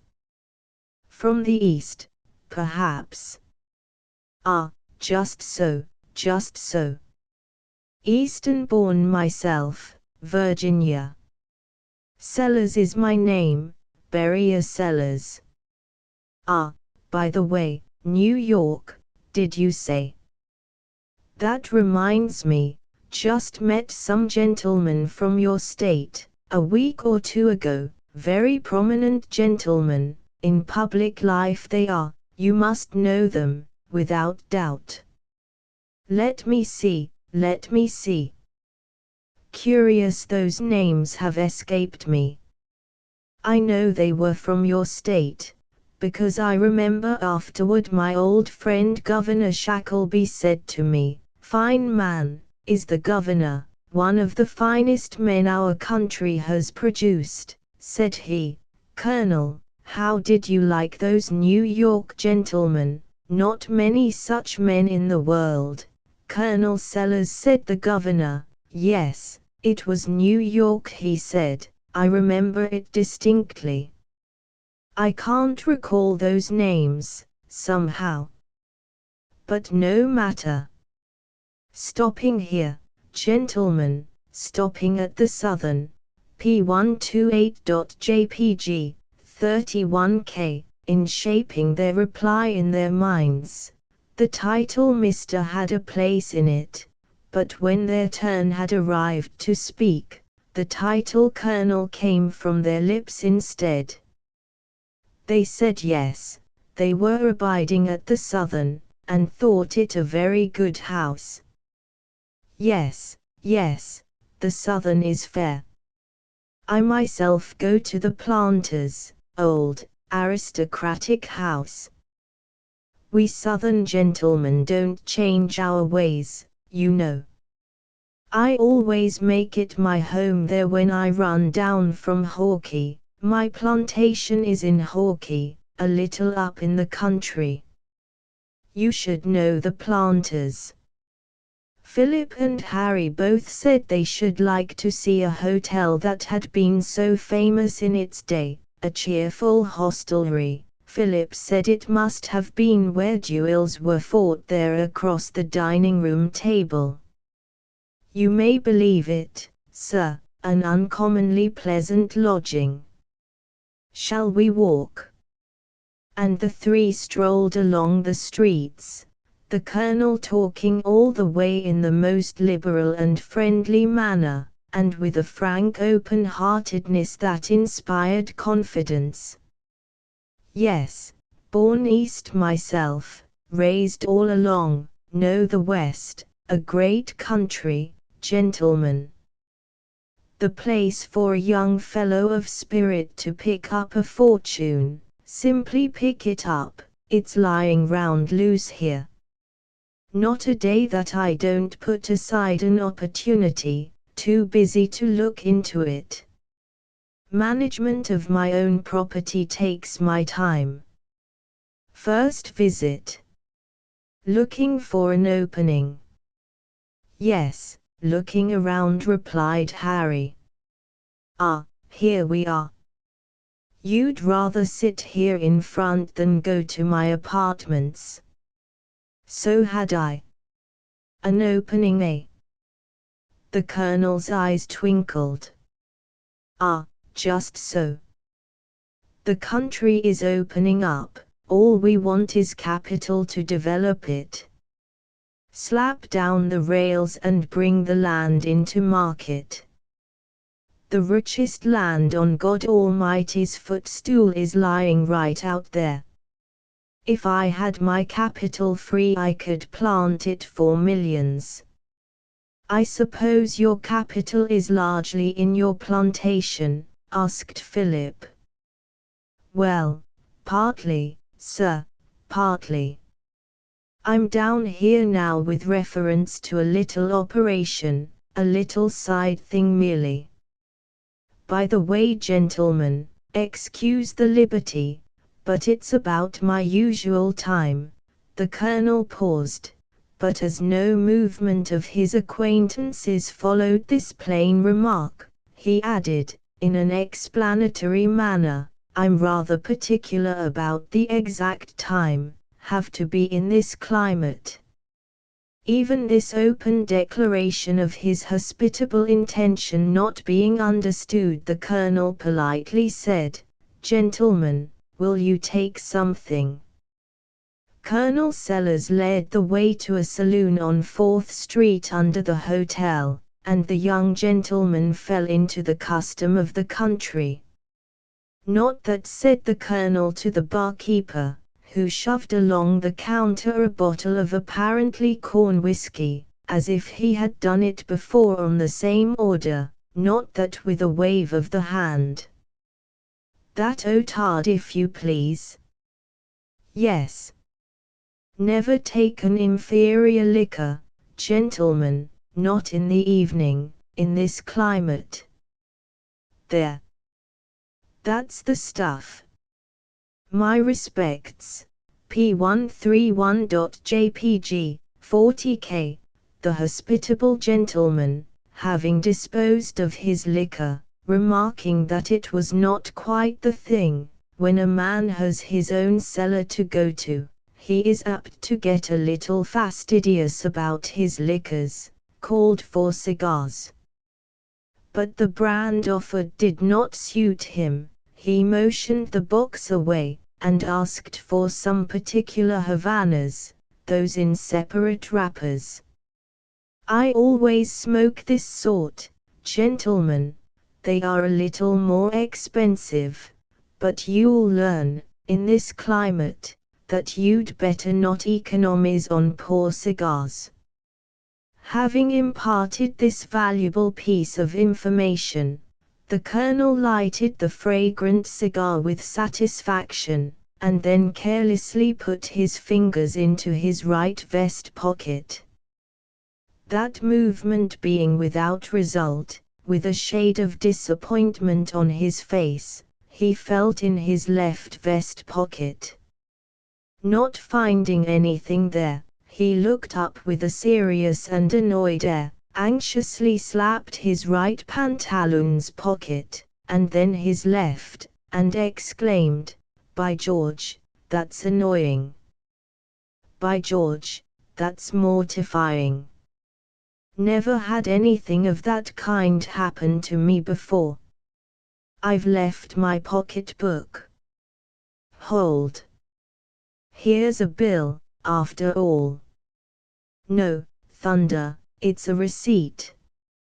Allow me, said Philip, seeing how seriously the colonel was annoyed, and taking out his purse. The colonel protested he couldn't think of it, and muttered something to the barkeeper about hanging it up, but the vendor of exhilaration made no sign, and Philip had the privilege of paying the costly shot, Colonel Sellers profusely apologizing and claiming the right next time. As soon as Barrier Sellers had bade his friends good night and seen them depart, he did not retire apartments in the Planters, but took his way to his lodgings with a friend in a distant part of the city. Chapter 14. The letter that Philip Sterling wrote to Ruth Bolton, on the evening of setting out to seek his fortune in the West, found that young lady in her own father's house in Philadelphia. It was one of the pleasantest of the many charming suburban houses in that hospitable city, which is territorially one of the largest cities in the world, and only prevented from becoming the convenient metropolis of the country by the intrusive strip of Camden and Amboy sand which shuts it off from the Atlantic Ocean. It is a city of steady thrift, the arms of which might well be the deliberate but delicious terrapin that imparts such a royal flavor to its feasts. It was a spring morning, and perhaps it was the influence of it that made Ruth a little restless, satisfied neither with the outdoors nor the indoors. Her sisters had gone to the city to show some country visitors Independence Hall, Girard College and Fairmount Water Works and Park, 4 objects which Americans cannot die peacefully, even in Naples, without having seen. But Ruth confessed that she was tired of them, and also of the mint. She was tired of other things. She tried this morning an air or two upon the piano, sang a simple song in a sweet but slightly metallic voice, and then seating herself by the open window, read Philip's letter. Was she thinking about Philip, as she gazed across the fresh lawn over the tree-tops to the Chelton Hills, or of that world which his entrance into her tradition-bound life had been one of the means of opening to her? Whatever she thought, she was not idly musing, as one might see by the expression of her face.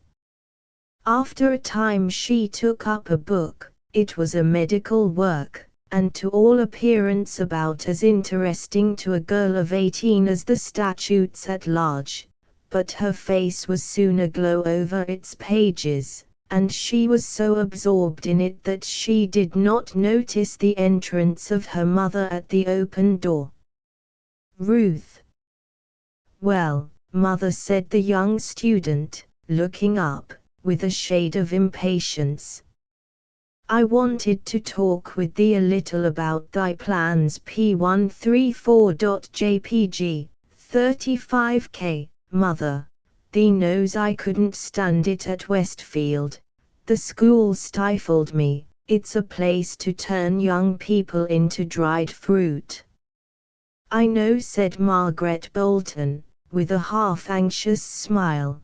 "Thee chafes against all the ways of friends. But what will thee do? Why is thee so discontented?" "If I must say it, mother, I want to go away, and get out of this dead level." With a look half of pain and half of pity, her mother answered, "I am sure thee is little interfered with. Thee dresses as thee will, and goes where thee pleases, to any church thee likes, and thee has music. I had a visit yesterday from the Society's committee by way of discipline, because we have a piano in the house, which is against the rules.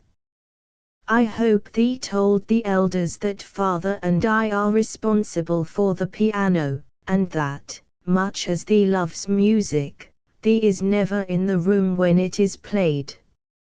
Fortunately father is already out of meeting, so they can't discipline him. I heard father tell cousin Abner that he was whipped so often for whistling when he was a boy that he was determined to have what compensation he could get now. Thy ways greatly try me, Ruth, and all thy relations. I desire thy happiness first of all, but thee is starting out on a dangerous path. Is thy father willing thee should go away to a school of the world's people?" "I have not asked him," Ruth replied with a look that might imply that she was one of those determined little bodies who first made up her own mind and then compelled others to make up theirs in accordance with hers.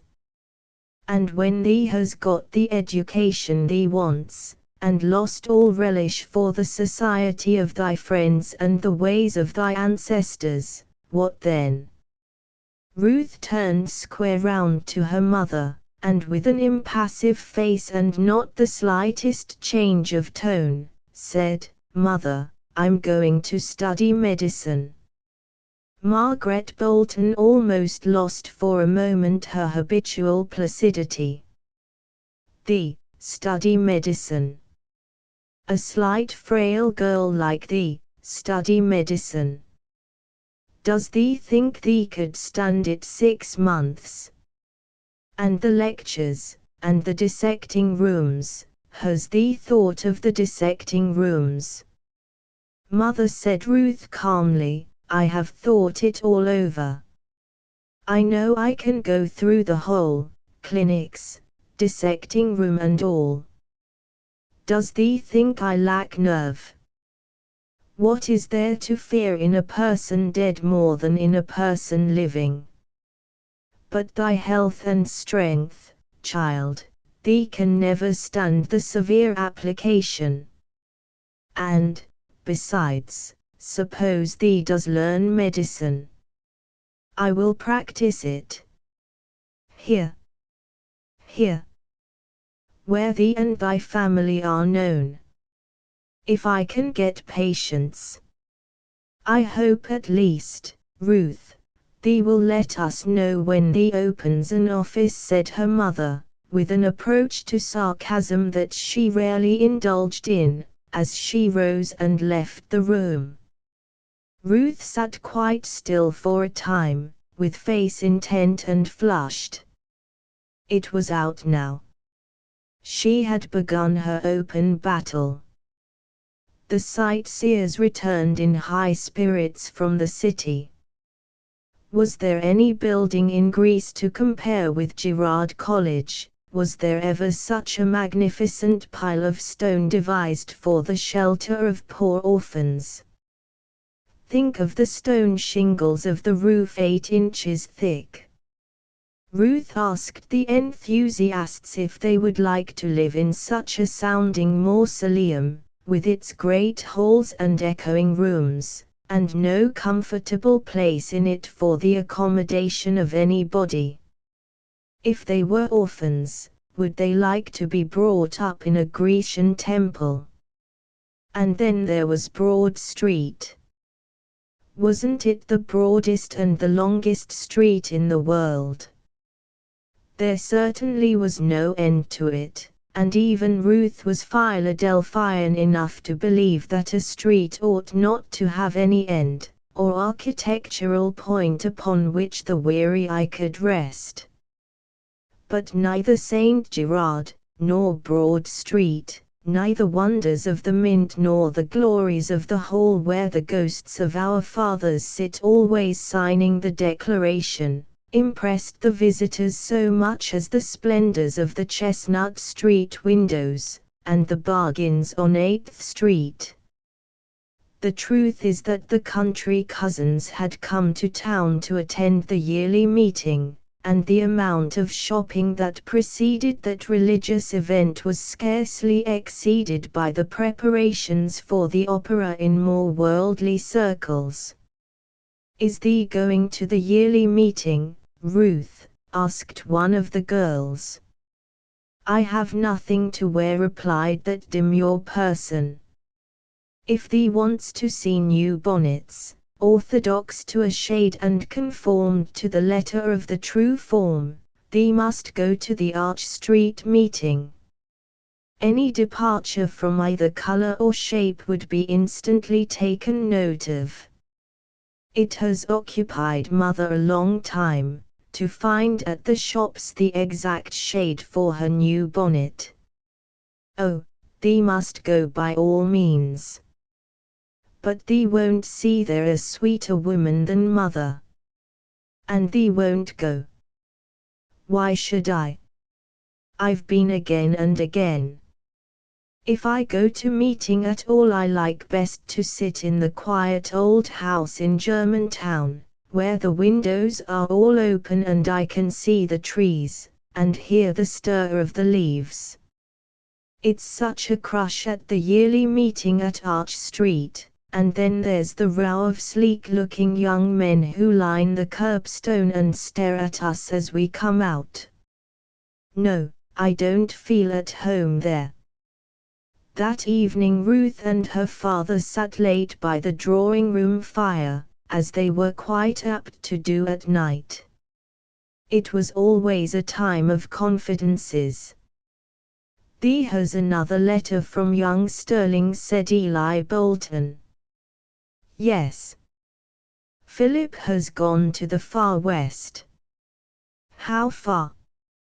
"He doesn't say, but it's on the frontier, and on the map everything beyond it is marked Indians and desert and looks as desolate as a Wednesday meeting." "Humph. It was time for him to do something. Is he going to start a daily newspaper among the Kickapoos?" "Father, these unjust to Philip. He's going into business." "What sort of business can a young man go into without capital?" "He doesn't say exactly what it is," said Ruth a little dubiously, "but it's something about land and railroads, and thee knows, Father, that fortunes are made nobody knows exactly how, in a new country." "I should think so, you innocent puss, and in an old one too. But Philip is honest, and he has talent enough, if he will stop scribbling, to make his way. But thee may as well take care of theeself, Ruth, and not go dawdling along with a young man in his adventures, until thy own mind is a little more settled what thee wants."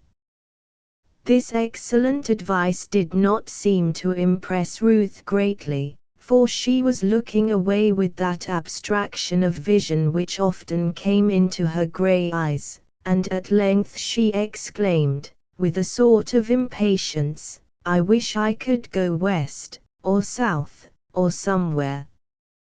What a box women are put into, measured for it, and put in young. If we go anywhere it's in a box, veiled and pinioned and shut in by disabilities.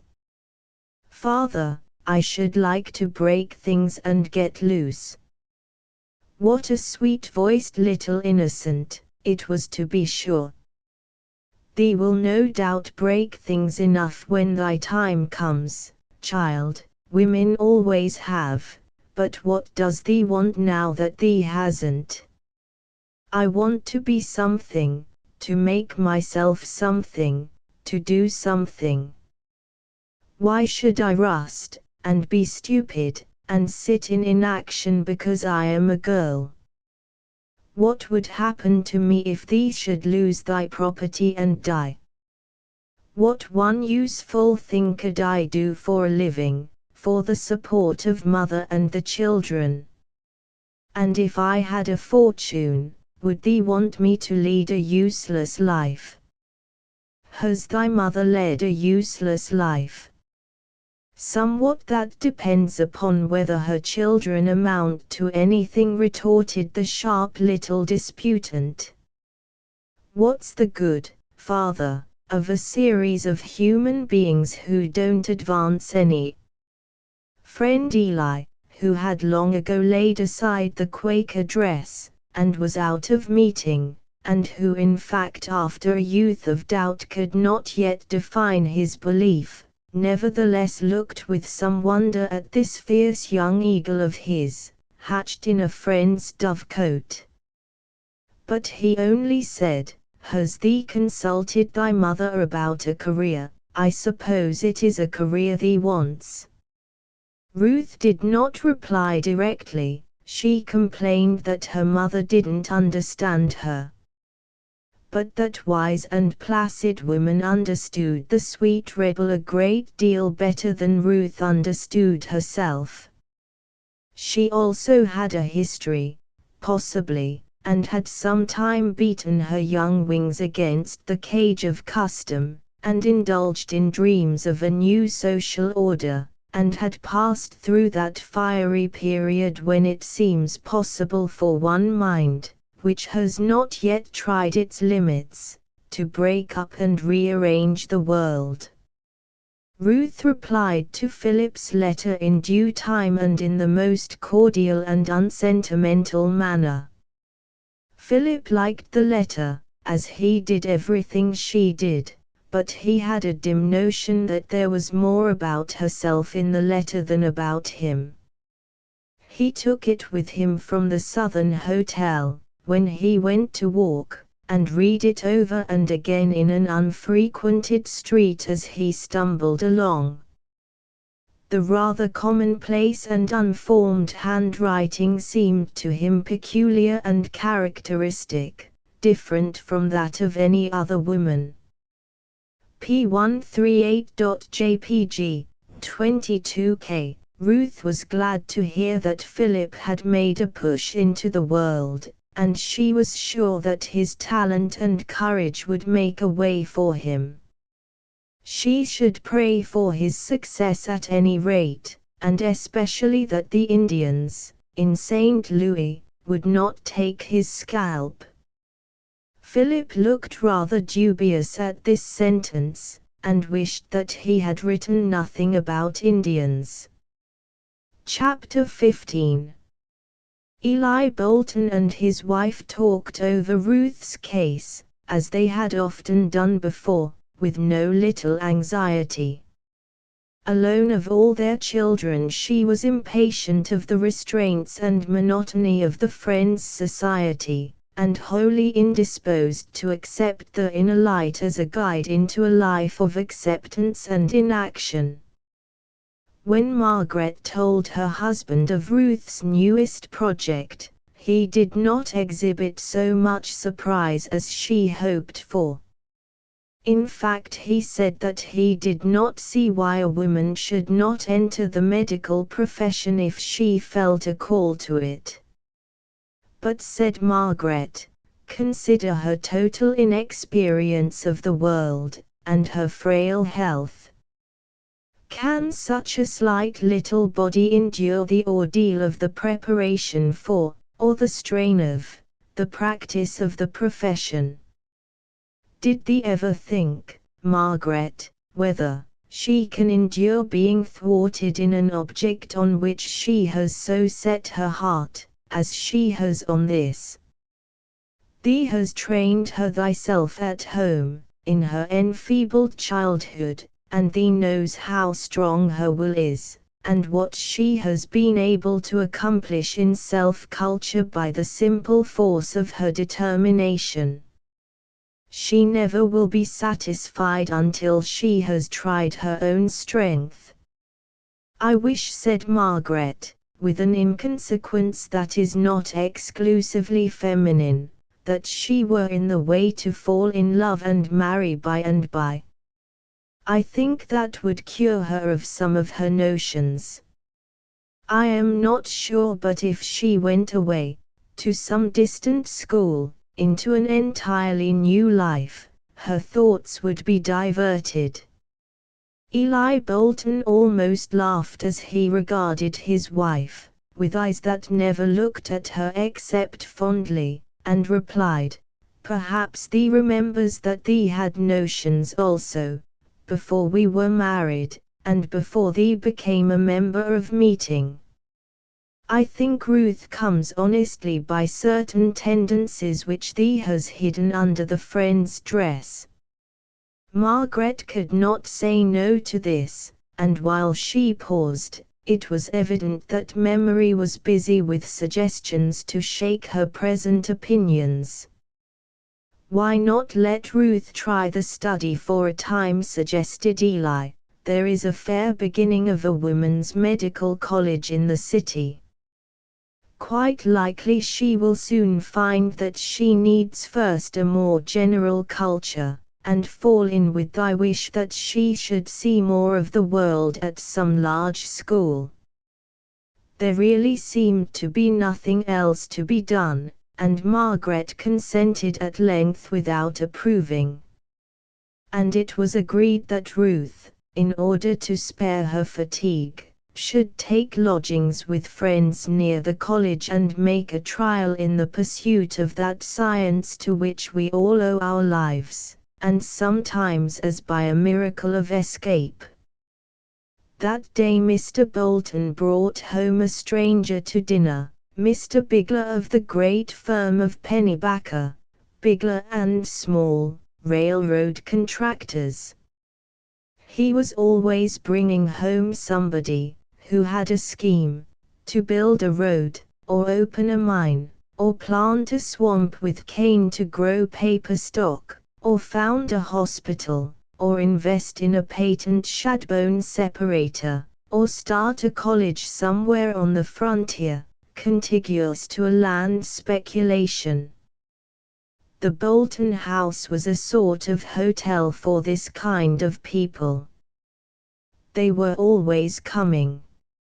Ruth had known them from childhood, and she used to say that her father attracted them as naturally as a sugar hogshead does flies.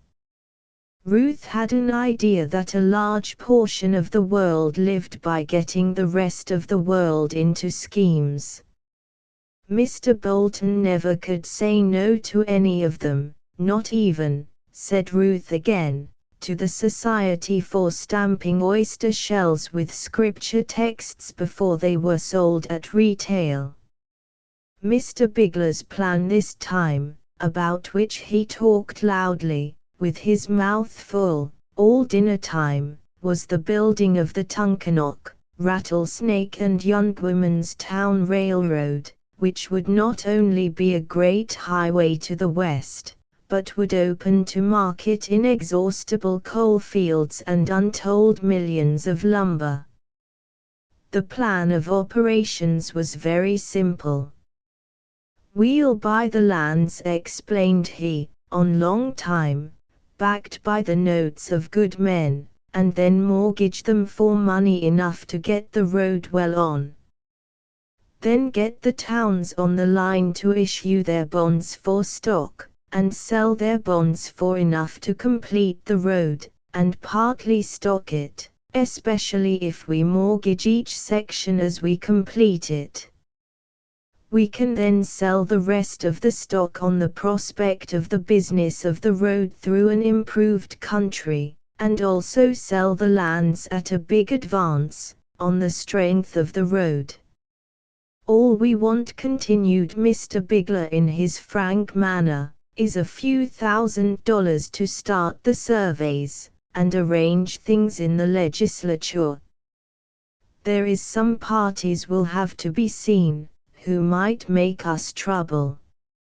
It will take a good deal of money to start the enterprise," remarked Mr. Bolton, who knew very well what seeing a Pennsylvania legislature meant, but was too polite to tell Mr. Bigler what he thought of him. While he was his guest, what security would one have for it? Mr. Bigler smiled a hard kind of smile, and said, "You'd be inside, Mr. Bolton, and you'd have the first chance in the deal." This was rather unintelligible to Ruth, who was nevertheless somewhat amused by the study of a type of character she had seen before. At length she interrupted the conversation by asking, "You'd sell the stock, I suppose, Mr. Bigler, to anybody who was attracted by the prospectus?"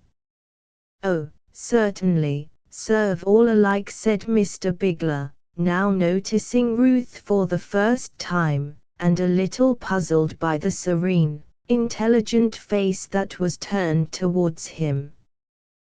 Well, what would become of the poor people who had been led to put their little money into the speculation, when you got out of it and left it halfway? It would be no more true to say of Mr. Bigler that he was or could be embarrassed, than to say that a brass counterfeit dollar piece would change color when refused. The question annoyed him a little, in Mr. Bolton's presence.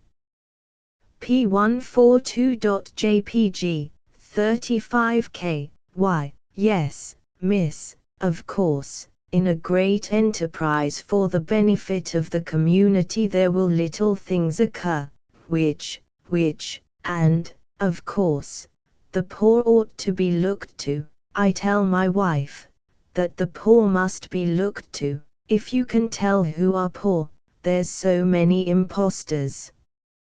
And then, there's so many poor in the legislature to be looked after, said the contractor with a sort of a chuckle. Isn't that so, Mr. Bolton? Eli Bolton replied that he never had much to do with the legislature. Yes, continued this public benefactor, an uncommon poor lot this year, uncommon. Consequently an expensive lot. The fact is, Mr. Bolton, that the price is raised so high on United States Senator now, that it affects the whole market. You can't get any public improvement through on reasonable terms. Simony is what I call it, simony, repeated Mr. Bigler, as if he had said a good thing. Mr. Bigler went on and gave some very interesting details of the intimate connection between railroads and politics, and thoroughly entertained himself all dinner time, and as much disgusted Ruth, who asked no more questions, and her father, who replied in monosyllables. I wish, said Ruth to her father, after the guest had gone, that you wouldn't bring home any more such horrid men. Do all men who wear big diamond breastpins, flourish their knives at table, and use bad grammar, and cheat? Oh, child, thee mustn't be too observing. Mr. Bigler is one of the most important men in the state. Nobody has more influence at Harrisburg. I don't like him any more than thee does, but I'd better lend him a little money than to have his ill will. Father, I think thee'd better have his ill will than his company.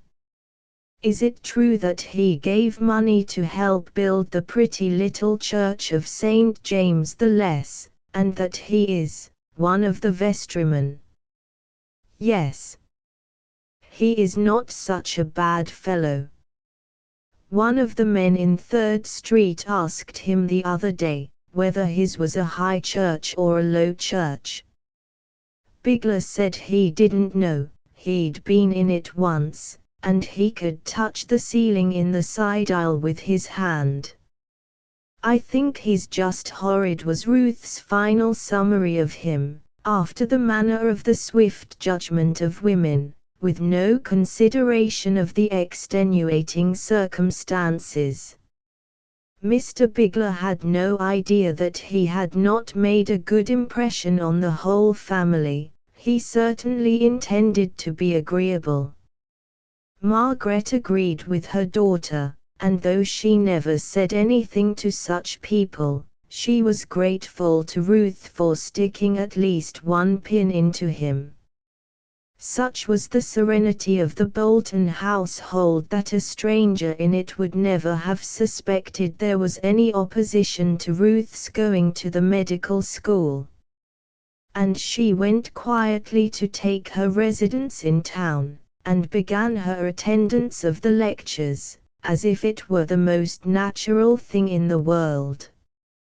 She did not heed, if she heard, the busy and wondering gossip of relations and acquaintances, gossip that has no less currency among the friends than elsewhere because it is whispered slyly and creeps about in an undertone. Ruth was absorbed, and for the first time in her life thoroughly happy in the freedom of her life, and in the keen enjoyment of the investigation that broadened its field day by day. She was in high spirits when she came home to spend first days. The house was full of her gaiety and her merry laugh, and the children wished that Ruth would never go away again. But her mother noticed, with a little anxiety, the sometimes flushed face, and the sign of an eager spirit in the kindling eyes, and, as well, the serious air of determination and endurance in her face at unguarded moments. The college was a small one and it sustained itself not without difficulty in this city, which is so conservative, and is yet the origin of so many radical movements. There were not more than a dozen attendants on the lectures altogether, so that the enterprise had the air of an experiment, and the fascination of pioneering for those engaged in it. There was one woman physician driving about town in her carriage, attacking the most violent diseases in all quarters with persistent courage, like a modern Bayonet in her war chariot, who was popularly supposed to gather in fees to the amount $10,000 to $20,000 a year. Perhaps some of these students looked forward to the near day when they would support such a practice and a husband besides, but it is unknown that any of them ever went further than practice in hospitals and in their own nurseries, and it is feared that some of them were quite as ready as their sisters, in emergencies, to call a man. If Ruth had any exaggerated expectations of a professional life, she kept them to herself, and was known to her fellows of the class simply as a cheerful, sincere student, eager in her investigations, and never impatient at anything, except an insinuation that women had not as much mental capacity for science as men. "They really say," said one young Quaker sprig to another youth of his age, "that Ruth Bolton is really going to be a sawbones, attends lectures, cuts up bodies, and all that. She's cool enough for a surgeon, anyway." He spoke feelingly, for he had very likely been weighed in Ruth's calm eyes some time, and thoroughly scared by the little laugh that accompanied a puzzling reply to one of his conversational nothings. Such young gentlemen, at this time, did not come very distinctly into Ruth's horizon, except as amusing circumstances. About the details of her student life, Ruth said very little to her friends, but they had reason to know, afterwards, that it required all her nerve and the almost complete exhaustion of her physical strength to carry her through. She began her anatomical practice upon detached portions of the human frame, which were brought into the demonstrating room, dissecting the eye, the ear, and a small tangle of muscles and nerves, an occupation which had not much more savor of death in it than the analysis of a portion of a plant out of which the life went when it was plucked up by the roots. Custom inues the most sensitive persons to that which is at first most repellent, and in the late war we saw the most delicate women, who could not at home endure the sight of blood, become so used to scenes of carnage, that they walked the hospitals and the margins of battlefields, amid the poor remnants of torn humanity, with as perfect self-possession as if they were strolling in a flower garden. P145.jpg, 42K. It happened that Ruth was one evening deep in a line of investigation which she could not finish or understand without demonstration, and so eager was she in it, that it seemed as if she could not wait till the next day. She, therefore, persuaded a fellow student, who was reading that evening with her, to go down to the dissecting room of the college, and ascertain what they wanted to know by an hour's work there. Perhaps, also, Ruth wanted to test her own nerve, and to see whether the power of association was stronger in her mind than her own will. The janitor of the shabby and comfortless old building admitted the girls, not without suspicion, and gave them lighted candles, which they would need, without other remark than "There's a new one, miss," as the girls went up the broad stairs. They climbed to the third story, and paused before a door, which they unlocked, and which admitted them into a long apartment, with a row of windows on one side and one at the end. The room was without light, save from the stars and the candles the girls carried, which revealed to them dimly two long and several small tables, a few benches and chairs, a couple of skeletons hanging on the wall, a sink, and cloth-covered heaps of something upon the tables here and there. The windows were open, and the cool night wind came in strong enough to flutter a white covering now and then, and to shake the loose casements. But all the sweet odors of the night could not take from the room a faint suggestion of mortality. The young ladies paused a moment. The room itself was familiar enough, but night makes almost any chamber eerie, and especially such a room of detention as this, where the mortal parts of the unburied might almost be supposed to be visited, on the sighing night winds, by the wandering spirits of their late tenants. Opposite and at some distance across the roofs of lower buildings, the girls saw a tall edifice, the long upper story of which seemed to be a dancing hall. The windows of that were also open, and through them they heard the scream of the jiggered and tortured violin, and the pump of the oboe, and saw the moving shapes of men and women in quick transition, and heard the prompter's drawl. "I wonder," said Ruth, "what the girls dancing there would think if they saw us, or knew that there was such a room as this so near them." She did not speak very loud, and, perhaps unconsciously, the girls drew near to each other as they approached the long table in the center of the room. A straight object lay upon it, covered with a sheet. This was doubtless the new one of which the janitor spoke. Ruth advanced, and with a not very steady hand lifted the white covering from the upper part of the figure and turned it down. Both the girls started. It was a Negro.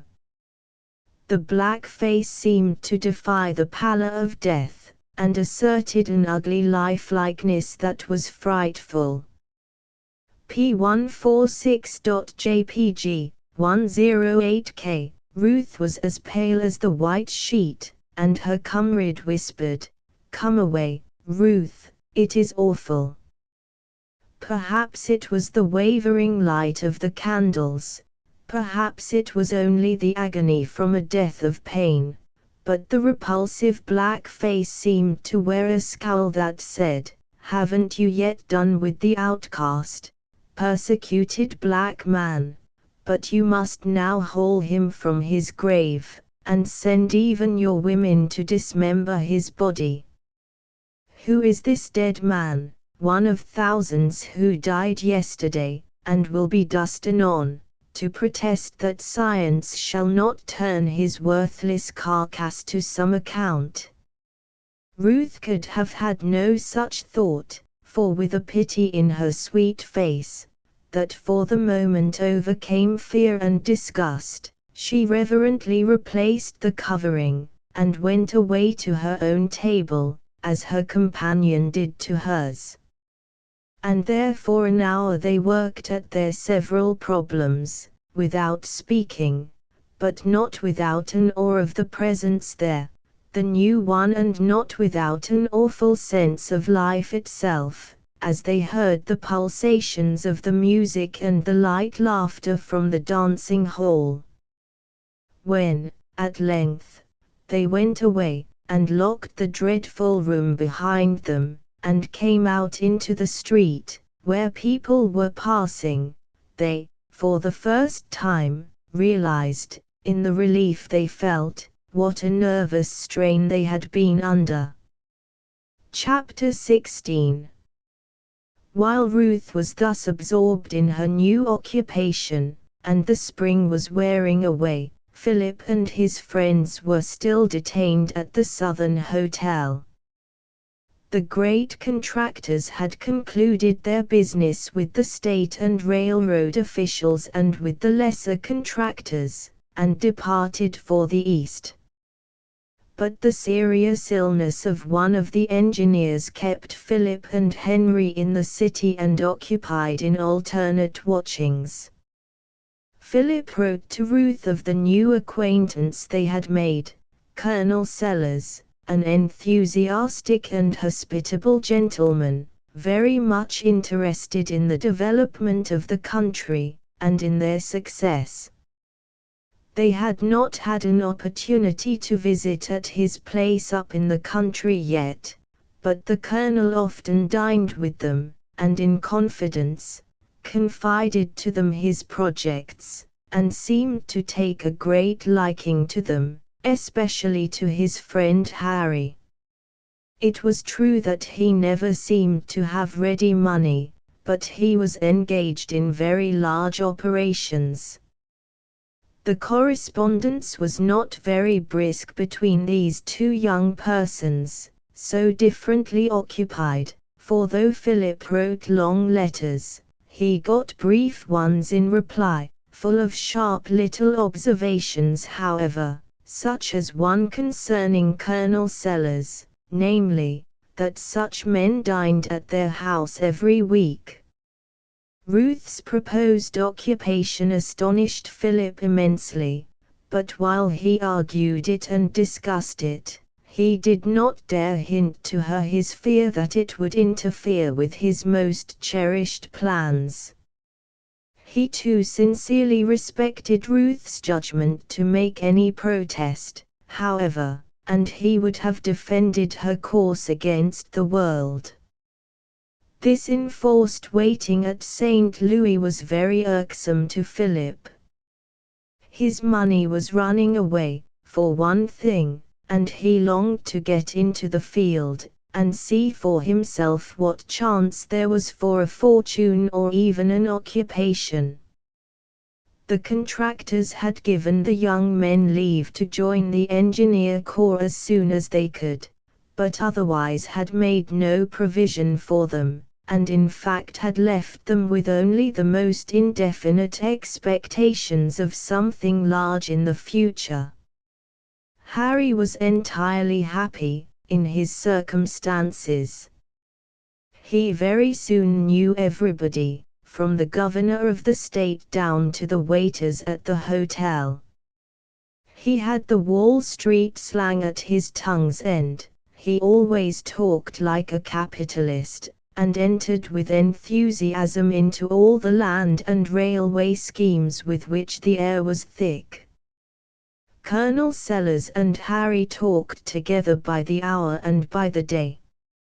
Harry informed his new friend that he was going out with the engineer corps of the Salt Lick Pacific Extension, but that wasn't his real business. "I'm to have, with another party," said Harry, "a big contract in the road, as soon as it is let, and, meantime, I'm with the engineers to spy out the best land and the depot sites." "It's everything," suggested the colonel, "in knowing where to invest. I've known people throw away their money because they were too consequential to take Sellers' advice. Others, again, have made their pile on taking it. I've looked over the ground, I've been studying it for 20 years. You can't put your finger on a spot in the map of Missouri that I don't know as if I'd made it. When you want to place anything," continued the colonel, confidently, "just let Barrier Sellers know. That's all.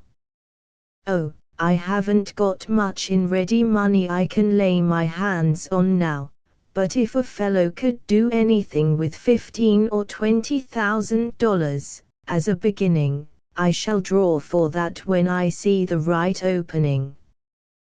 Well, that's something, $15,000 or $20,000, say 20, as an advance, said the colonel reflectively, as if turning over his mind for a project that could be entered on with such a trifling sum.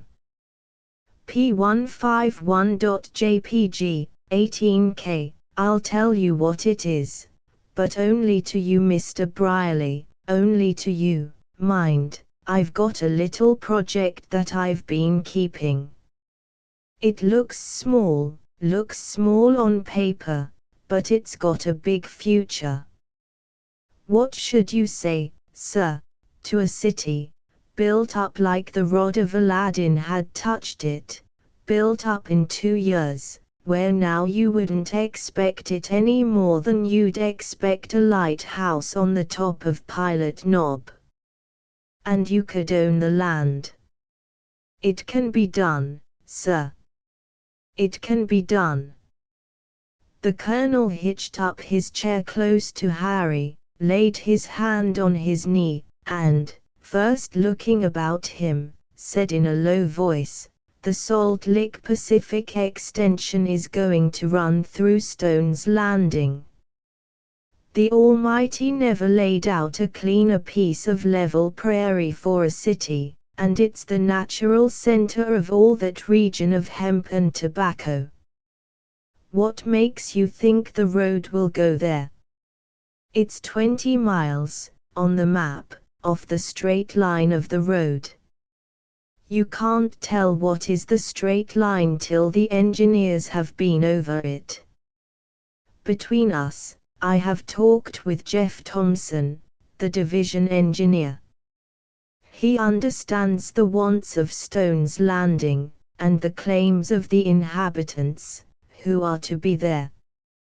Jeff says that a railroad is for the accommodation of the people and not for the benefit of gophers, and if he don't run this to Stone's Landing he'll be damned.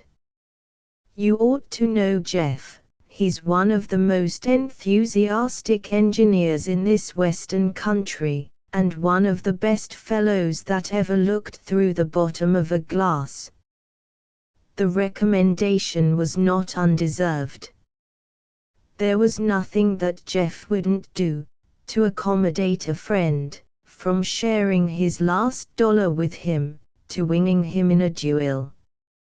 When he understood from Colonel Sellers how the land lay at Stone's Landing, he cordially shook hands with that gentleman, asked him to drink, and fairly roared out, "Why, God bless my soul, Colonel, a word from one Virginia gentleman to another is nuff ced. There's Stone's Landing been waiting for a railroad more than 4,000 years, and damn if she shan't have it." Philip had not so much faith as Harry in Stone's Landing, when the latter opened the project to him, but Harry talked about it as if he already owned that incipient city. Harry thoroughly believed in all his projects and inventions, and lived day by day in their golden atmosphere. Everybody liked the young fellow, for how could they help liking one of such engaging manners and large fortune? The waiters at the hotel would do more for him than for any other guest, and he made a great many acquaintances among the people of St. Louis, who liked his sensible and liberal views about the development of the Western country, and about St. Louis. He said it ought to be the national capital. Harry made partial arrangements with several of the merchants for furnishing supplies for his contract on the Salt Lick Pacific extension, consulted the maps with the engineers, and went over the profiles with the contractors, figuring out estimates for bids. He was exceedingly busy with those things when he was not at the bedside of his sick acquaintance, or arranging the details of his speculation with Colonel Sellers. Meantime the days went along and the weeks, and the money in Harry's pocket got lower and lower. He was just as liberal with what he had as before. Indeed, it was his nature to be free with his money or with that of others, and he could lend or spend $1 with an air that made it seem like 10.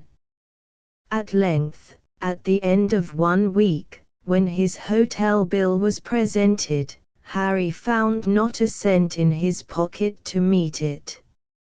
He carelessly remarked to the landlord that he was not that day in funds, but he would draw on New York, and he sat down and wrote to the contractors in that city a glowing letter about the prospects of the road, and asked them to advance $100 or $200, until he got at work. No reply came.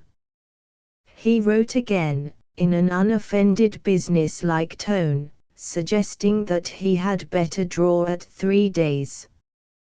A short answer came to this, simply saying that money was very tight in Wall Street just then, and that he had better join the engineer corps as soon as he could. But the bill had to be paid, and Harry took it to Philip, and asked him if he thought he hadn't better draw on his uncle. Philip had not much faith in Harry's power of drawing and told him that he would pay the bill himself. Whereupon Harry dismissed the matter then and thereafter from his thoughts, and, like a light-hearted good fellow as he was, gave himself no more trouble about his board bills. Philip paid them, swollen as they were with a monstrous list of extras, but he seriously counted the diminishing bulk of his own hoard, which was all the money he had in the world. Had he not tacitly agreed to share with Harry to the last in this adventure, and would not the generous fellow divide with him if he, Philip, were in want and Harry had anything? The fever at length got tired of tormenting the stout young engineer, who lay sick at the hotel, and left him, very thin, a little sallow but an acclimated man. Everybody said he was acclimated now, and said it cheerfully. What it is to be acclimated to Western fevers no two persons exactly agree. Some say it is a sort of vaccination that renders death by some malignant type of fever less probable. Some regard it as a sort of initiation, like that into the Odd Fellows, which renders one liable to his regular dues thereafter.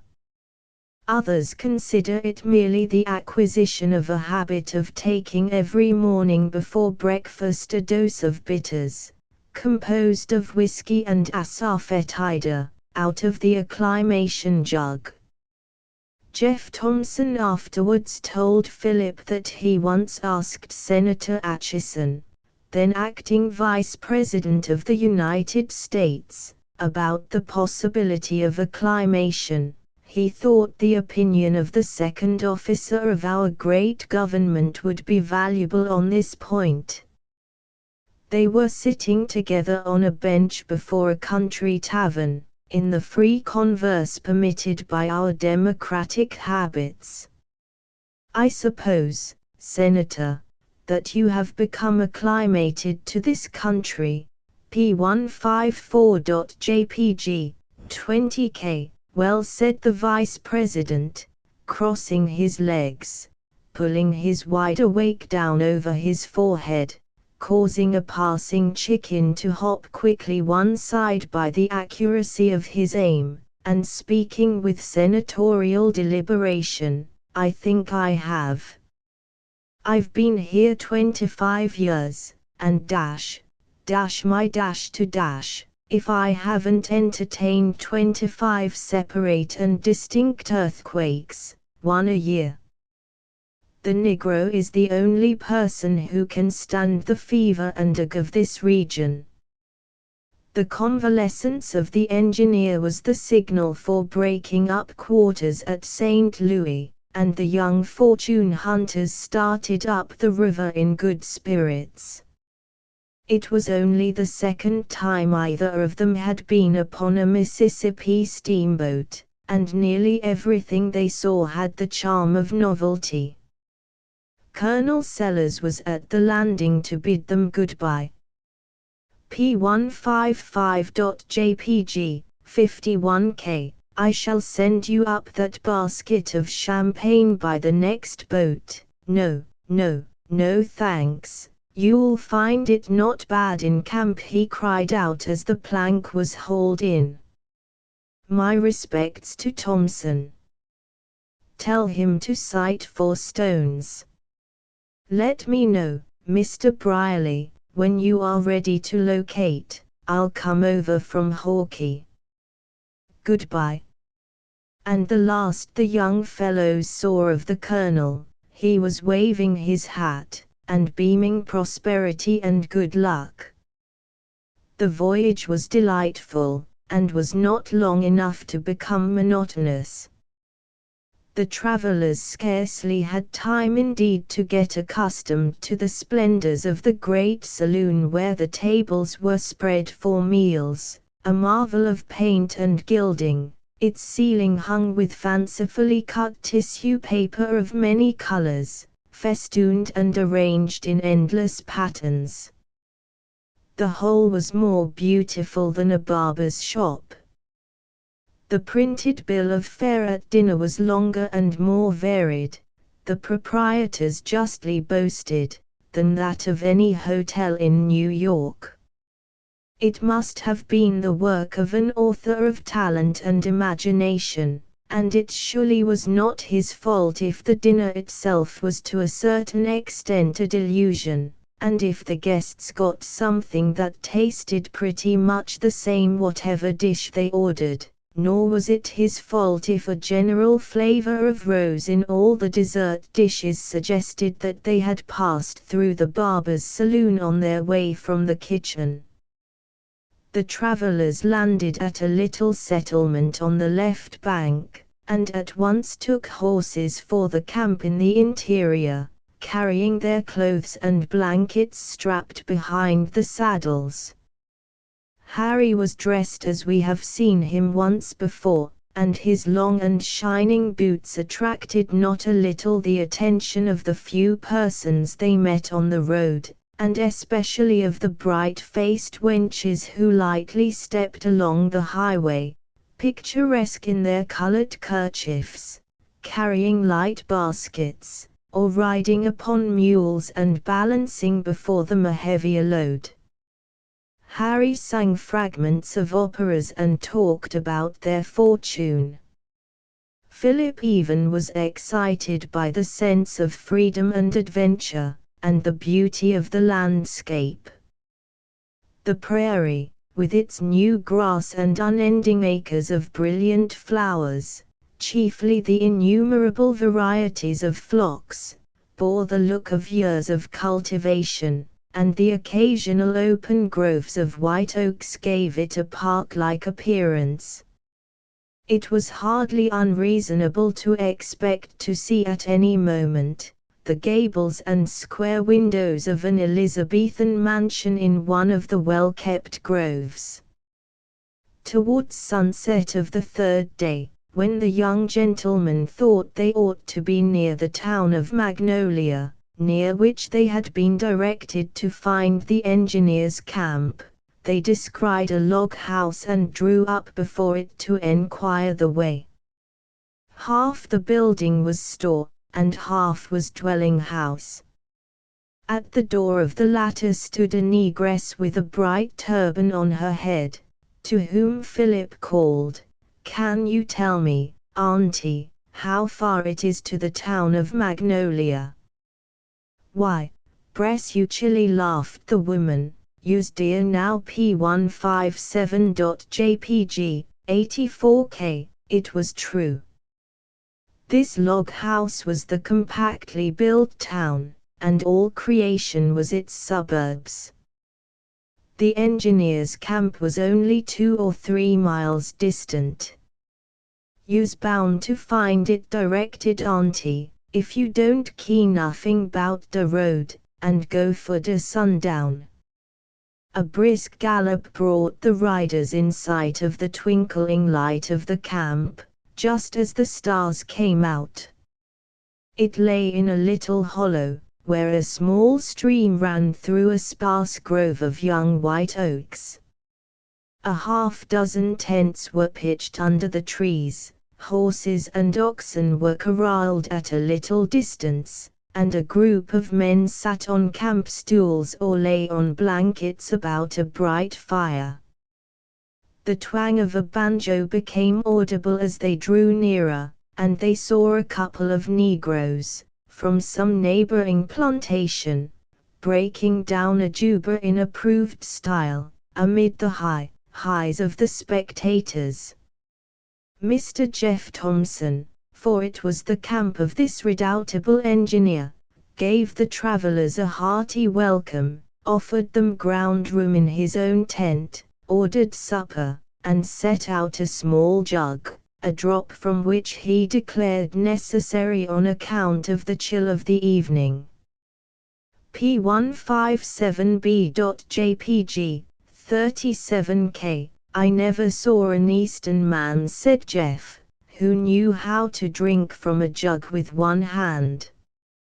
It's as easy as lying." So he grasped the handle with the right hand, threw the jug back upon his arm, and applied his lips to the nozzle. It was an act as graceful as it was simple. "Besides," said Mr. Thompson, setting it down, "it puts every man on his honor as to quantity." Early to turn in was the rule of the camp, and by 9 o'clock everybody was under his blanket, except Jeff himself, who worked a while at his table over his field book, and then arose, stepped outside the tent door and sang, in a strong and not unmelodious tenor, the Star-Spangled Banner from beginning to end. It proved to be his nightly practice to let off the unexpended steam of his conversational powers, in the words of this stirring song. It was a long time before Philip got to sleep. He saw the firelight, he saw the clear stars through the tree-tops, he heard the gurgle of the stream, the stamp of the horses, the occasional barking of the dog which followed the cook's wagon, the hooting of an owl, and when these failed he saw Jeff, standing on a battlement, mid the rocket's red glare, and heard him sing, "Oh, say, can you see?" It was the first time he had ever slept on the ground. P158.jpg, 23K, Chapter 17. We have viewed it, and measured it within all, by the scale the richest tract of land, love, in the kingdom. There will be made 17 or 80 in millions, or more, as 't may be handled. The devil is an ass. Nobody dressed more like an engineer than Mr. Henry Brierly. The completeness of his appointments was the envy of the corps, and the gay fellow himself was the admiration of the camp servants, axemen, teamsters and cooks. "I reckon you didn't git them boots nowheres this side o' St. Louis?" queried the tall Missouri youth who acted as commissary's assistant. "No, New York."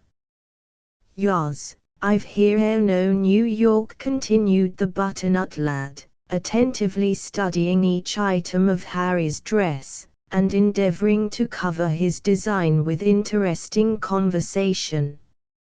"And there's Massachusetts, it's not far off." "I've hear Massachusetts was of a place." "Les, see, what state's Massachusetts in?" "Massachusetts," kindly replied Harry, is in the state of Boston. Abolish N1T it. They must accost right smart, referring to the boots. Harry shouldered his rod and went to the field, tramped over the prairie by day, and figured up results at night, with the utmost cheerfulness and industry, and plotted the line on the profile paper, without, however, the least idea of engineering, practical or theoretical. Perhaps there was not a great deal of scientific knowledge in the entire corps, nor was very much needed. They were making what is called a preliminary survey, and the chief object of a preliminary survey was to get up an excitement about the road, to interest every town in that part of the state in it, under the belief that the road would run through it, and to get the aid of every planter upon the prospect that a station would be on his land. Mr. Jeff Thompson was the most popular engineer who could be found for this work. He did not bother himself much about details or practicabilities of location, but ran merrily along, sighting from the top of one divide to the top of another, and striking plumb every town site and big plantation within 20 or 30 miles of his route. In his own language he just went booming. This course gave Harry an opportunity, as he said, to learn the practical details of engineering, and it gave Philip a chance to see the country, and to judge for himself what prospect of a fortune it offered. Both he and Harry got the refusal of more than one plantation as they went along, and wrote urgent letters to their Eastern correspondents, upon the beauty of the land and the certainty that it would quadruple in value as soon as the road was finally located. It seemed strange to them that capitalists did not flock out there and secure this land. They had not been in the field over 2 weeks when Harry wrote to his friend Colonel Sellers that he'd better be on the move, for the line was certain to go to Stone's Landing. Anyone who looked at the line on the map, as it was laid down from day to day, would have been uncertain which way it was going. But Jeff had declared that in his judgment the only practicable route from the point they then stood on was to follow the divide to Stone's Landing, and it was generally understood that that town would be the next one hit. "We'll make it, boys," said the chief, "if we have to go in a balloon P161.jpg, 42K, and make it they did." In less than a week, this indomitable engineer had carried his moving caravan over sloughs and branches, across bottoms and along divides, and pitched his tents in the very heart of the city of Stone's Landing. "Well, I'll be dashed," was heard the cheery voice of Mr. Thompson, as he stepped outside the tent door at sunrise next morning. "If this don't get me. I say, Yon Grayson, get out your sighting iron and see if you can find old Sellers Town. Blame me if we wouldn't have run plumb by it if twilight had held on a little longer. Oh, Sterling, Brierly, get up and see the city. There's a steamboat just coming round the bend." And Jeff roared with laughter. "The mail be round here to breakfast P162.jpg, 87K. The fellows turned out of the tents, rubbing their eyes, and stared about them. They were camped on the second bench of the narrow bottom of a crooked, sluggish stream, that was some 5 rods wide in the present good stage of water. Before them were a dozen log cabins, with stick and mud chimneys, irregularly disposed on either side of a not very well-defined road, which did not seem to know its own mind exactly, and, after straggling through the town, wandered off over the rolling prairie in an uncertain way, as if it had started for nowhere and was quite likely to reach its destination. Just as it left the town, however, it was cheered and assisted by a guideboard, upon which was the legend 10 miles to Hawkey. The road had never been made except by the travel over it, and at this season, the rainy June, it was a way of ruts cut in the black soil, and of fathomless mud holes. In the principal street of the city, it had received more attention, for hogs, great and small, rooted about in it and wallowed in it, turning the street into a liquid quagmire which could only be crossed on pieces of plank thrown here and there. About the chief cabin, which was the store and grocery of this mart of trade, the mud was more liquid than elsewhere, and the rude platform in front of it and the dry goods boxes mounted thereon were places of refuge for all the loafers of the place.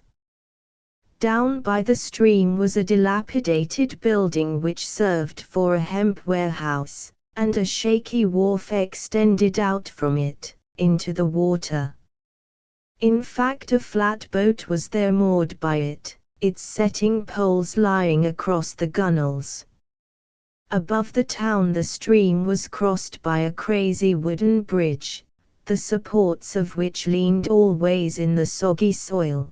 The absence of a plank here and there in the flooring made the crossing of the bridge faster than a walk, an offense not necessary to be prohibited by law.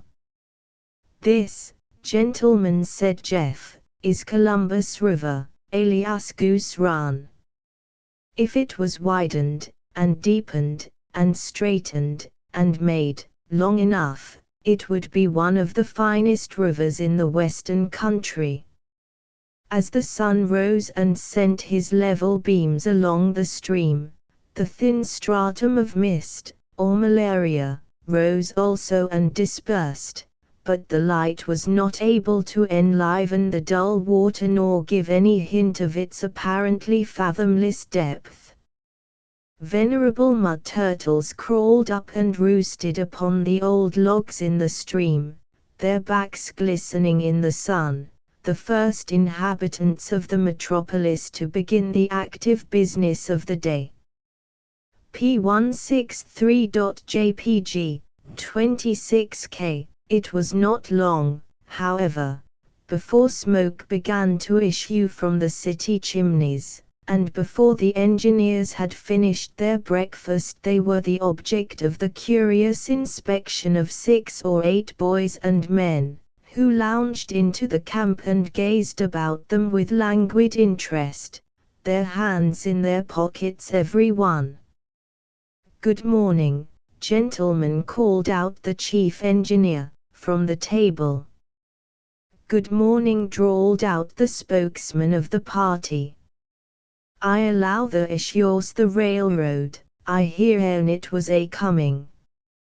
"Yes, this is the railroad, all but the rails and the iron horse." "I reckon you can git all the rails you want outen my white oak timber over," replied the first speaker, who appeared to be a man of property and willing to strike up a trade. "You'll have to negotiate with the contractors about the rails, sir," said Jeff. "Here's Mr. Brierly, I've no doubt would like to buy your rails when the time comes." "Oh," said the man, "I thought maybe you'd fetch the whole bilin along with you. But if you want rails, I've got 'em, hain't I, F. "Heaps," said F, without taking his eyes off the group at the table. "Well," said Mr. Thompson, rising from his seat and moving towards his tent, "the railroad has come to Stone's Landing, sure, I move we take a drink on it all round. The proposal met with universal favor. Jeff gave prosperity to Stone's Landing and navigation to Goose Run, and the toast was washed down with gusto, in the simple fluid of corn, and with the return compliment that a railroad was a good thing, and that Jeff Thompson was no slouch. About 10 o'clock a horse and wagon was descried making a slow approach to the camp over the prairie. As it drew near, the wagon was seen to contain a portly gentleman, who hitched impatiently forward on his seat, shook the reins and gently touched up his horse, in the vain attempt to communicate his own energy to that dull beast, and looked eagerly at the tents. When the conveyance at length drew up to Mr. Thompson's door, the gentleman descended with great deliberation, straightened himself up, rubbed his hands, and beaming satisfaction from every part of his radiant frame, advanced to the group that was gathered to welcome him, and which had saluted him by name as soon as he came within hearing. "Welcome to Napoleon, gentlemen, welcome. I am proud to see you here, Mr. Thompson. You are looking well, Mr. Sterling. This is the country, sir. Right glad to see you, Mr. Brierly. You got that basket of champagne?" "No. Those blasted river thieves. I'll never send anything more by 'em. The best brand, Roederer. The last I had in my cellar, from a lot sent me by Sir George Gore, took him out on a buffalo hunt, when he visited our country. Is always sending me some trifle. You haven't looked about any yet, gentlemen. It's in the rough yet, in the rough. Those buildings will all have to come down. That's the place for the public square, courthouse, hotels, churches, jail, all that sort of thing. About where we stand, the depot. How does that strike your engineering eye, Mr. Thompson? Down yonder the business streets, running to the wharves. The university up there, on rising ground, sightly place, see the river 4 miles. That's Columbus River, only 49 miles to the Missouri. You see what it is, placid, steady, no current to interfere with navigation, wants widening in places and dredging. Dredge out the harbor and raise a levee in front of the town, made by nature on purpose for a mart. Look at all this country, not another building within 10 miles, no other navigable stream, lay of the land points right here, hemp, tobacco, corn, must come here. The railroad will do it, Napoleon won't know itself in a year. Don't now, evidently said Philip aside to Harry. Have you breakfasted, Colonel? Hastily. Cup of coffee. Can't trust any coffee I don't import myself. But I put up a basket of provisions, wife would put in a few delicacies, women always will, and a half-dozen of that Burgundy, I was telling you of, Mr. Briefly. By the way, you never got to dine with me. And the Colonel strode away to the wagon and looked under the seat for the basket. P165.jpg, 52K, apparently it was not there. For the Colonel raised up the flap, looked in front and behind, and then exclaimed, "Confound it! That comes of not doing a thing yourself. I trusted to the women folks to set that basket in the wagon, and it ain't there. The camp cook speedily prepared a savory breakfast for the colonel: broiled chicken, eggs, cornbread, and coffee, to which he did ample justice, and topped off with a drop of old bourbon, from Mr. Thompson's private store, a brand which he said he knew well. He should think it came from his own sideboard. While the engineer corps went to the field, to run back a couple of miles and ascertain, approximately, if a road could ever get down to the landing, and to sight ahead across the run, and see if it could ever get out again, Colonel Sellers and Harry sat down and began to roughly map out the city of Napoleon on a large piece of drawing paper.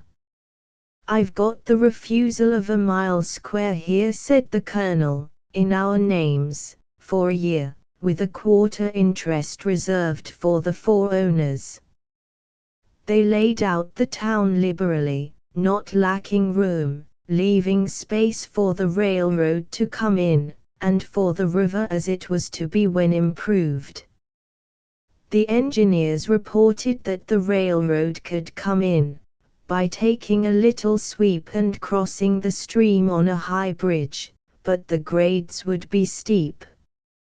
Colonel Sellers said he didn't care so much about the grades, if the road could only be made to reach the elevators on the river. The next day Mr. Thompson made a hasty survey of the stream for a mile or two, so that the colonel and Harry were enabled to show on their map how nobly that would accommodate the city. Jeff took a little writing from the colonel and Harry for a prospective share, but Philip declined to join in, saying that he had no money, and didn't want to make engagements he couldn't fulfill. The next morning the camp moved on, followed till it was out of sight by the listless eyes of the group in front of the store, one of whom remarked that he'd be doggoned if he ever expected to see that railroad any mo'. Harry went with the colonel to Hawkeye to complete their arrangements, a part of which was the preparation of a petition to Congress for the improvement of the navigation of Columbus River. P167.jpg, 23K, Chapter 18. 8 years have passed since the death of Mr. Hawkins. 8 years are not many in the life of a nation or the history of a state, but they may be years of destiny that shall fix the current of the century following. Such years were those that followed the little scrimmage on Lexington Common. Such years were those that followed the double-shotted demand for the surrender of Fort Sumter. History is never done with inquiring of these years, and summoning witnesses about them, and trying to understand their significance. The 8 years in America from 1860 to 1868 uprooted institutions that were centuries old, changed the politics of a people, transformed the social life of half the country, and wrought so profoundly upon the entire national character that the influence cannot be measured short of 2 or 3 generations. As we are accustomed to interpret the economy of Providence, the life of the individual is as nothing to that of the nation or the race, but who can say, in the broader view and the more intelligent weight of values, that the life of one man is not more than that of a nationality, and that there is not a tribunal where the tragedy of one human soul shall not seem more significant than the overturning of any human institution whatever. When one thinks of the tremendous forces of the upper and the nether world which play for the mastery of the soul of a woman during the few years in which she passes from plastic girlhood to the ripe maturity of womanhood, he may well stand in awe before the momentous drama. What capacities she has of purity, tenderness, goodness, what capacities of vileness, bitterness and evil. Nature must needs be lavish with the mother and creator of men, and center in her all the possibilities of life. And a few critical years can decide whether her life is to be full of sweetness and light, whether she is to be the vestal of a holy temple, or whether she will be the fallen priestess of a desecrated shrine. There are women, it is true, who seem to be capable neither of rising much nor of falling much, and whom a conventional life saves from any special development of character. But Laura was not one of them. She had the fatal gift of beauty, and that more fatal gift which does not always accompany mere beauty, the power of fascination, a power that may, indeed, exist without beauty. She had will, and pride and courage and ambition, and she was left to be very much her own guide at the age when romance comes to the aid of passion, and when the awakening powers of her vigorous mind had little object on which to discipline themselves. The tremendous conflict that was fought in this girl's soul none of those about her knew, and very few knew that her life had in it anything unusual or romantic or strange. Those were troublous days in Hawkeye as well as in most other Missouri towns, days of confusion, when between Unionist and Confederate occupations, sudden maraudings and bushwhackings and raids, individuals escaped observation or comment in actions that would have filled the town with scandal in quiet times. Fortunately, we only need to deal with Laura's life at this period historically, and look back upon such portions of it as will serve to reveal the woman as she was at the time of the arrival of Mr. Harry Brierly in Hawkeye. The Hawkins family were settled there, and had a hard enough struggle with poverty and the necessity of keeping up appearances in accord with their own family pride and the large expectations they secretly cherished of a fortune in the knobs of East Tennessee. How pinched they were perhaps no one knew but Clay, to whom they looked for almost their whole support. Washington had been in Hawkeye off and on, attracted away occasionally by some tremendous speculation, from which he invariably returned to General Boswell's office as poor as he went. He was the inventor of no one knew how many useless contrivances, which were not worth patenting, and his years had been passed in dreaming and planning to no purpose, until he was now a man of about 30, without a profession or a permanent occupation, a tall, brown-haired, dreamy person of the best intentions and the frailest resolution. Probably, however, the 8 years had been happier to him than to any others in his circle, for the time had been mostly spent in a blissful dream of the coming of enormous wealth. He went out with a company from Hawkeye to the war, and was not wanting in courage, but he would have been a better soldier if he had been less engaged in contrivances for circumventing the enemy by strategy unknown to the books. P171.jpg, 39K. It happened to him to be captured in one of his self-appointed expeditions, but the Federal colonel released him, after a short examination, satisfied that he could most injure the Confederate forces opposed to the Unionists by returning him to his regiment. Colonel Sellers was of course a prominent man during the war.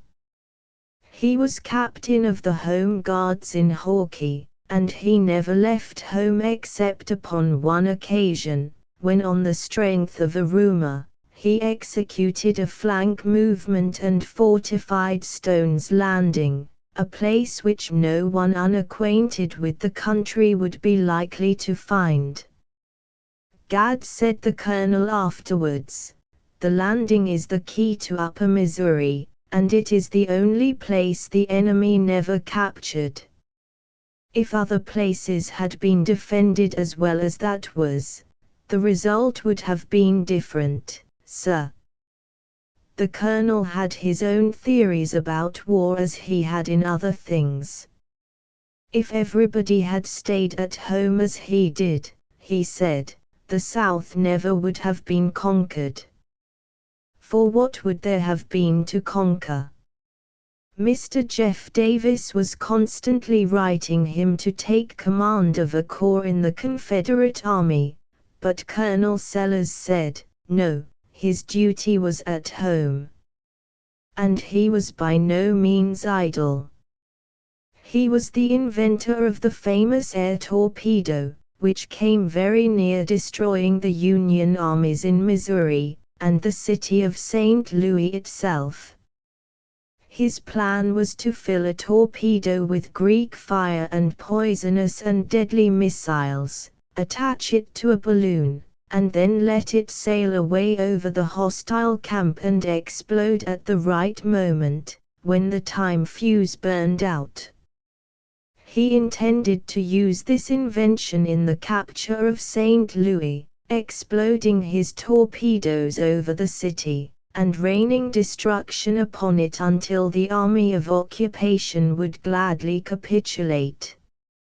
He was unable to procure the Greek fire, but he constructed a vicious torpedo which would have answered the purpose, but the first one prematurely exploded in his wood house, blowing it clean away, and setting fire to his house. The neighbors helped him put out the conflagration, but they discouraged any more experiments of that sort. The patriotic old gentleman, however, planted so much powder and so many explosive contrivances in the roads leading into Hawkey, and then forgot the exact spots of danger, that people were afraid to travel the highways, and used to come to town across the fields. The colonel's motto was, "Millions for defense but not 1 cent for tribute." When Laura came to Hawkey she might have forgotten the annoyances of the gossips of Murfreesburg and have outlived the bitterness that was growing in her heart, if she had been thrown less upon herself, or if the surroundings of her life had been more congenial and helpful. But she had little society, less and less as she grew older that was congenial to her, and her mind preyed upon itself, and the mystery of her birth at once chagrined her and raised in her the most extravagant expectations. She was proud and she felt the sting of poverty. She could not but be conscious of her beauty also, and she was vain of that, and came to take a sort of delight in the exercise of her fascinations upon the rather loutish young men who came in her way and whom she despised. There was another world opened to her, a world of books. But it was not the best world of that sort, for the small libraries she had access to in Hawkey were decidedly miscellaneous, and largely made up of romances and fictions which fed her imagination with the most exaggerated notions of life, and showed her men and women in a very false sort of heroism. From these stories she learned what a woman of keen intellect and some culture joined to beauty and fascination of manner, might expect to accomplish in society as she read of it, and along with these ideas she imbibed other very crude ones in regard to the emancipation of women. There were also other books, histories, biographies of distinguished people, travels in far lands, poems, especially those of Byron, Scott and Shelley and more, which she eagerly absorbed, and appropriated therefrom what was to her liking. Nobody in Hawkey had read so much or, after a fashion, studied so diligently as Laura. She passed for an accomplished girl, and no doubt thought herself one, as she was, judged by any standard near her. During the war there came to Hawkey a Confederate officer, Colonel Selby, who was stationed there for a time, in command of that district.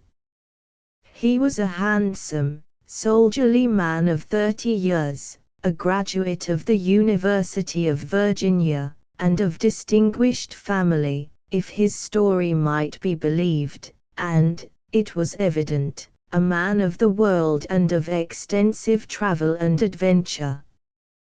To find in such an out-of-the-way country place a woman like Laura was a piece of good luck upon which Colonel Selby congratulated himself. He was studiously polite to her and treated her with a consideration to which she was unaccustomed. She had read of such men, but she had never seen one before, one so high-bred, so noble in sentiment, so entertaining in conversation, so engaging in manner. It is a long story, unfortunately it is an old story, and it need not be dwelt on. Laura loved him, and believed that his love for her was as pure and deep as her own. She worshipped him and would have counted her life a little thing to give him, if he would only love her and let her feed the hunger of her heart upon him. The passion possessed her whole being, and lifted her up, till she seemed to walk on air. It was all true, then, the romances she had read, the bliss of love she had dreamed of. Why had she never noticed before how blithesome the world was, how jocund with love? The birds sang it, the trees whispered it to her as she passed, the very flowers beneath her feet strewed the way as for a bridal march. When the colonel went away they were engaged to be married, as soon as he could make certain arrangements which he represented to be necessary, and quit the army. He wrote to her from Harding, a small town in the southwest corner of the state, saying that he should be held in the service longer than he had expected, but that it would not be more than a few months. Then he should be at liberty to take her to Chicago where he had property, and should have business, either now or as soon as the war was over, which he thought could not last long. Meantime why should they be separated? He was established in comfortable quarters, and if she could find company and join him, they would be married, and gain so many more months of happiness. Was woman ever prudent when she loved? Laura went to Harding, the neighbors supposed to nurse Washington who had fallen ill there. Her engagement was, of course, known in Hawkey, and was indeed a matter of pride to her family. Mrs. Hawkins would have told the first inquirer that Laura had gone to be married, but Laura had cautioned her, she did not want to be thought of, she said, as going in search of a husband, let the news come back after she was married. So she travelled to Harding on the pretence we have mentioned, and was married. She was married, but something must have happened on that very day or the next that alarmed her.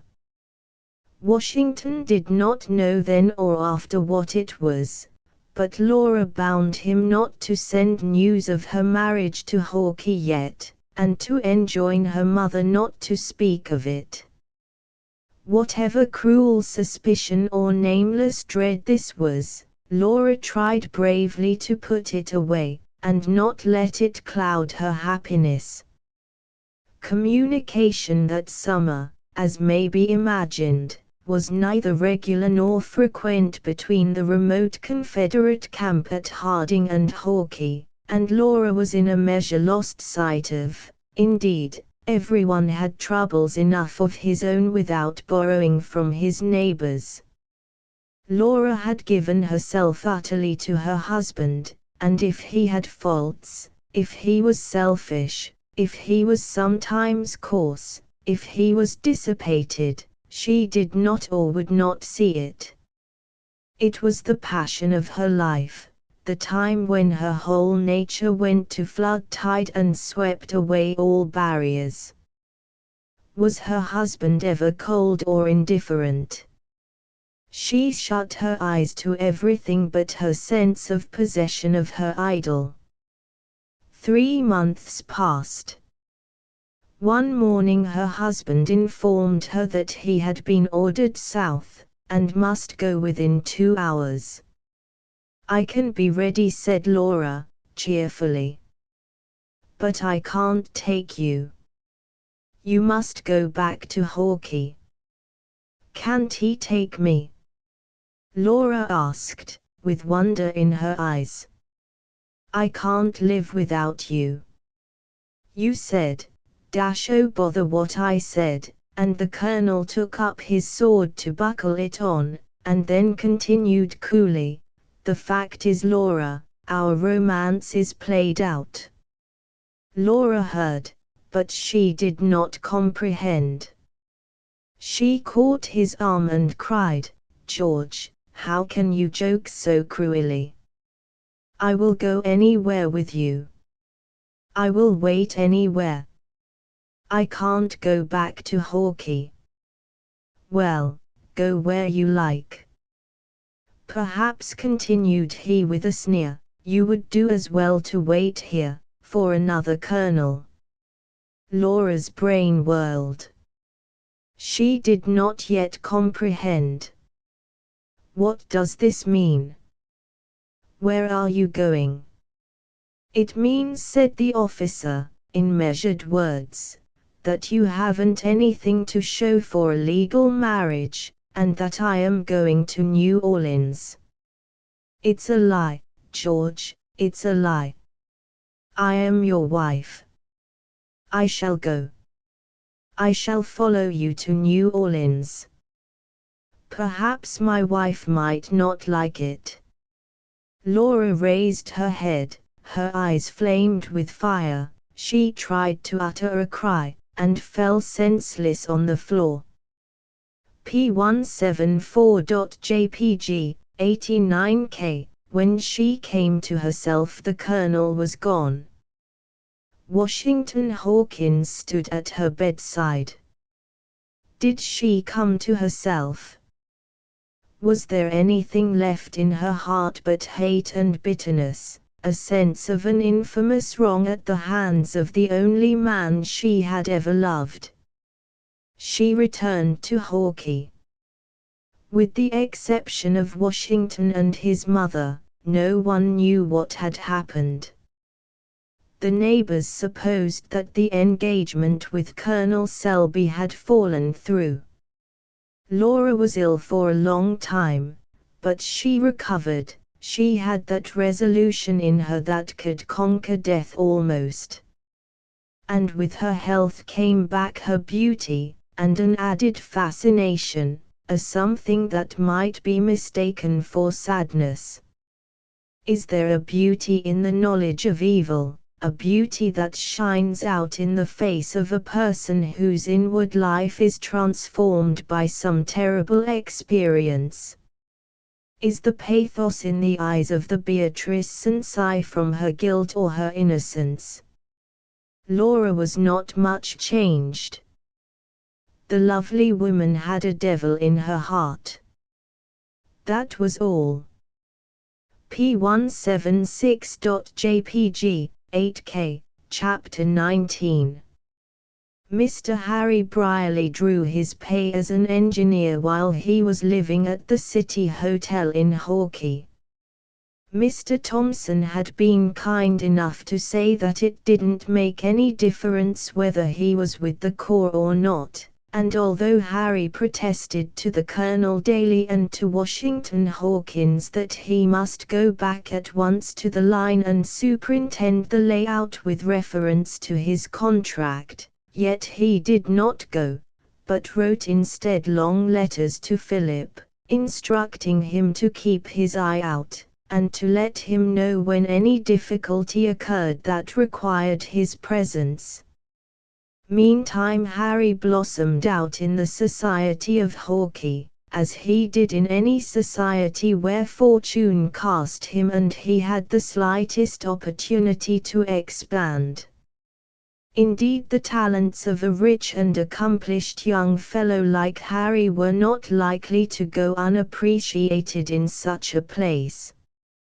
A land operator, engaged in vast speculations, a favorite in the select circles of New York, in correspondence with brokers and bankers, intimate with public men at Washington, one who could play the guitar and touch the banjo lightly, and who had an eye for a pretty girl, and knew the language of flattery, was welcome everywhere in Hawkey.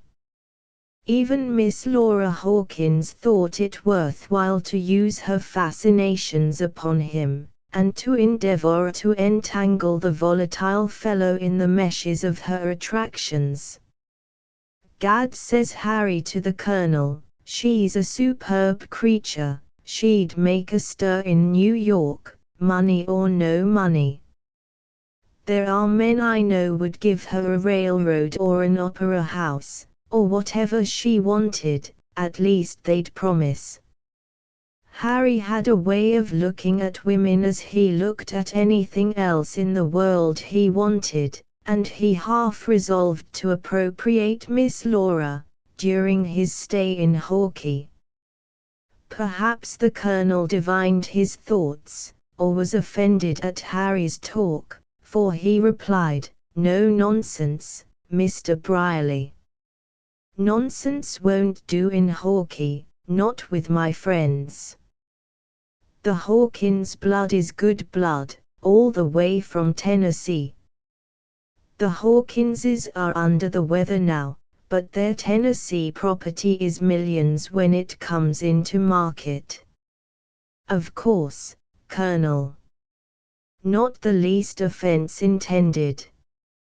But you can see she is a fascinating woman. I was only thinking, as to this appropriation, now, what such a woman could do in Washington. All correct, too, all correct. Common thing, I assure you, in Washington, the wives of senators, representatives, cabinet officers, all sorts of wives, and some who are not wives, use their influence. You want an appointment. Do you go to Senator X? Not much. You get on the right side of his wife. Is it an appropriation? You'd go straight to the committee, or to the Interior Office, I suppose. You'd learn better than that. It takes a woman to get anything through the Land Office, I tell you. Miss Laura would fascinate an appropriation right through the Senate and the House of Representatives in one session, if she was in Washington, as your friend, Colonel, of course as your friend. "Would you have her sign our petition?" asked the Colonel, innocently. Harry laughed. "Women don't get anything by petitioning Congress, nobody does, that's for form. Petitions are referred somewhere, and that's the last of them. You can't refer a handsome woman so easily, when she is present. They prefer mostly P179.jpg, 41K. The petition, however, was elaborately drawn up, with a glowing description of Napoleon and the adjacent country, and a statement of the absolute necessity to the prosperity of that region and of one of the stations on the great through route to the Pacific, of the immediate improvement of Columbus River. To this was appended a map of the city and a survey of the river. It was signed by all the people at Stone's Landing who could write their names, by Colonel Berryer Sellers, and the Colonel agreed to have the names headed by all the senators and representatives from the state and by a sprinkling of ex-governors and ex-members of Congress. When completed, it was a formidable document.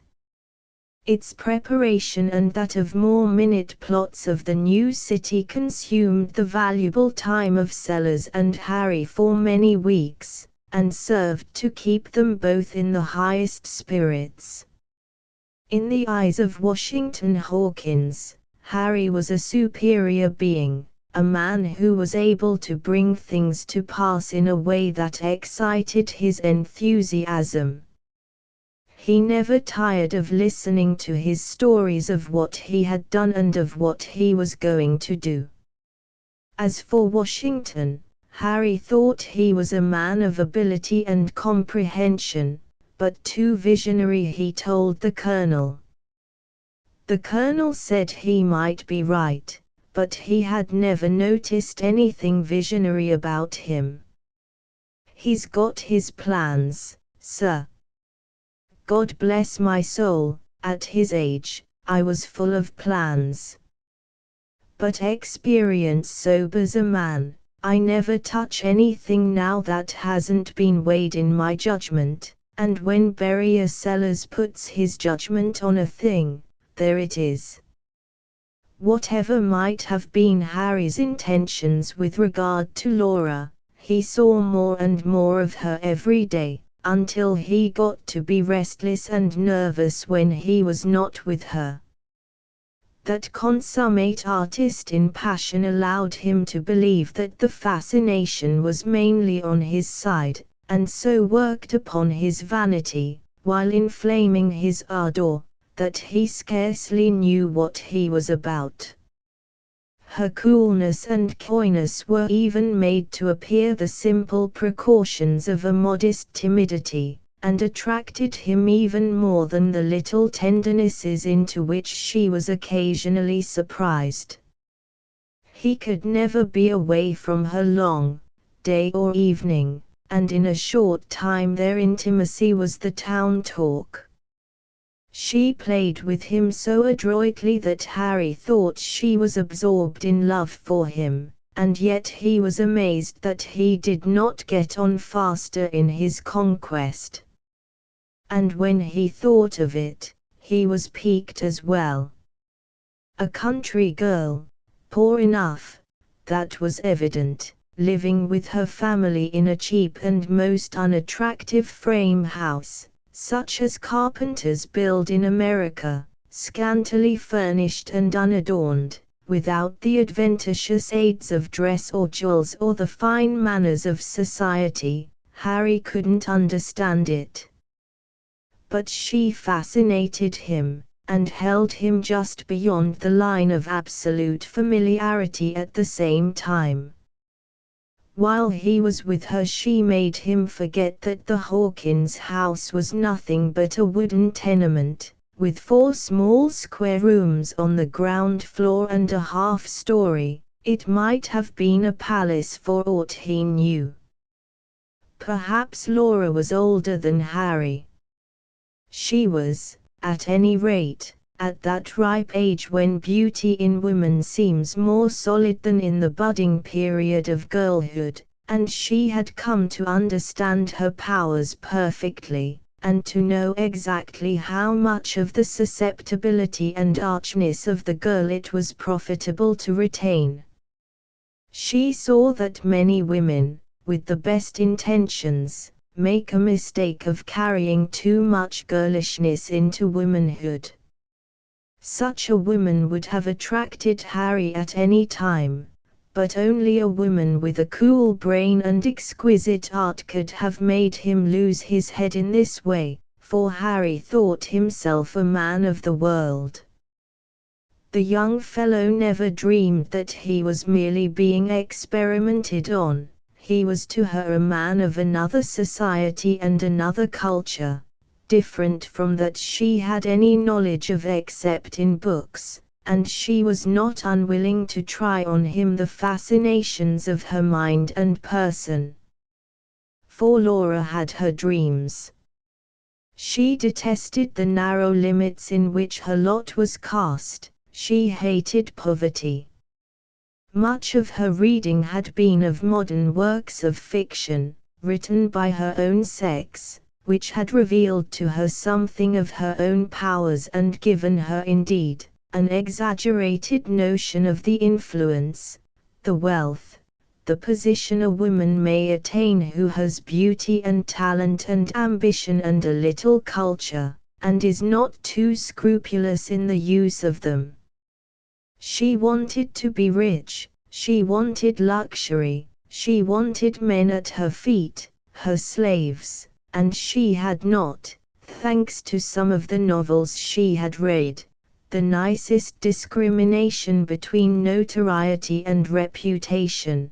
Perhaps she did not know how fatal notoriety usually is to the bloom of womanhood. With the other Hawkins children, Laura had been brought up in the belief that they had inherited a fortune in the Tennessee lands. She did not by any means share all the delusion of the family, but her brain was not seldom busy with schemes about it. Washington seemed to her only to dream of it and to be willing to wait for its riches to fall upon him in a golden shower. But she was impatient, and wished she were a man to take hold of the business. You men must enjoy your schemes and your activity and liberty to go about the world, she said to Harry one day, when he had been talking of New York and Washington and his incessant engagements. Oh, yes, replied that martyr to business, it's all well enough, if you don't have too much of it, but it only has one object. What is that? If a woman doesn't know, it's useless to tell her. What do you suppose I am staying in Hawkeye for, week after week, when I ought to be with my corps? I suppose it's your business with Colonel Sellers about Napoleon. You've always told me so, answered Laura, with a look intended to contradict her words. And now I tell you that is all arranged. I suppose you'll tell me I ought to go. Harry, exclaimed Laura, touching his arm and letting her pretty hand rest there a moment. Why should I want you to go away? The only person in Hawkeye who understands me. But you refuse to understand me, replied Harry, flattered but still petulant. You are like an iceberg, when we are alone. Laura looked up with wonder in her great eyes, and something like a blush suffusing her face, followed by a look of languor that penetrated Harry's heart as if it had been longing. Did I ever show any want of confidence in you, Harry? And she gave him her hand, which Harry pressed with effusion. Something in her manner told him that he must be content with that favor. It was always so. She excited his hopes and denied him, inflamed his passion and restrained it, and wound him in her toils day by day. To what purpose? It was keen delight to Laura to prove that she had power over men.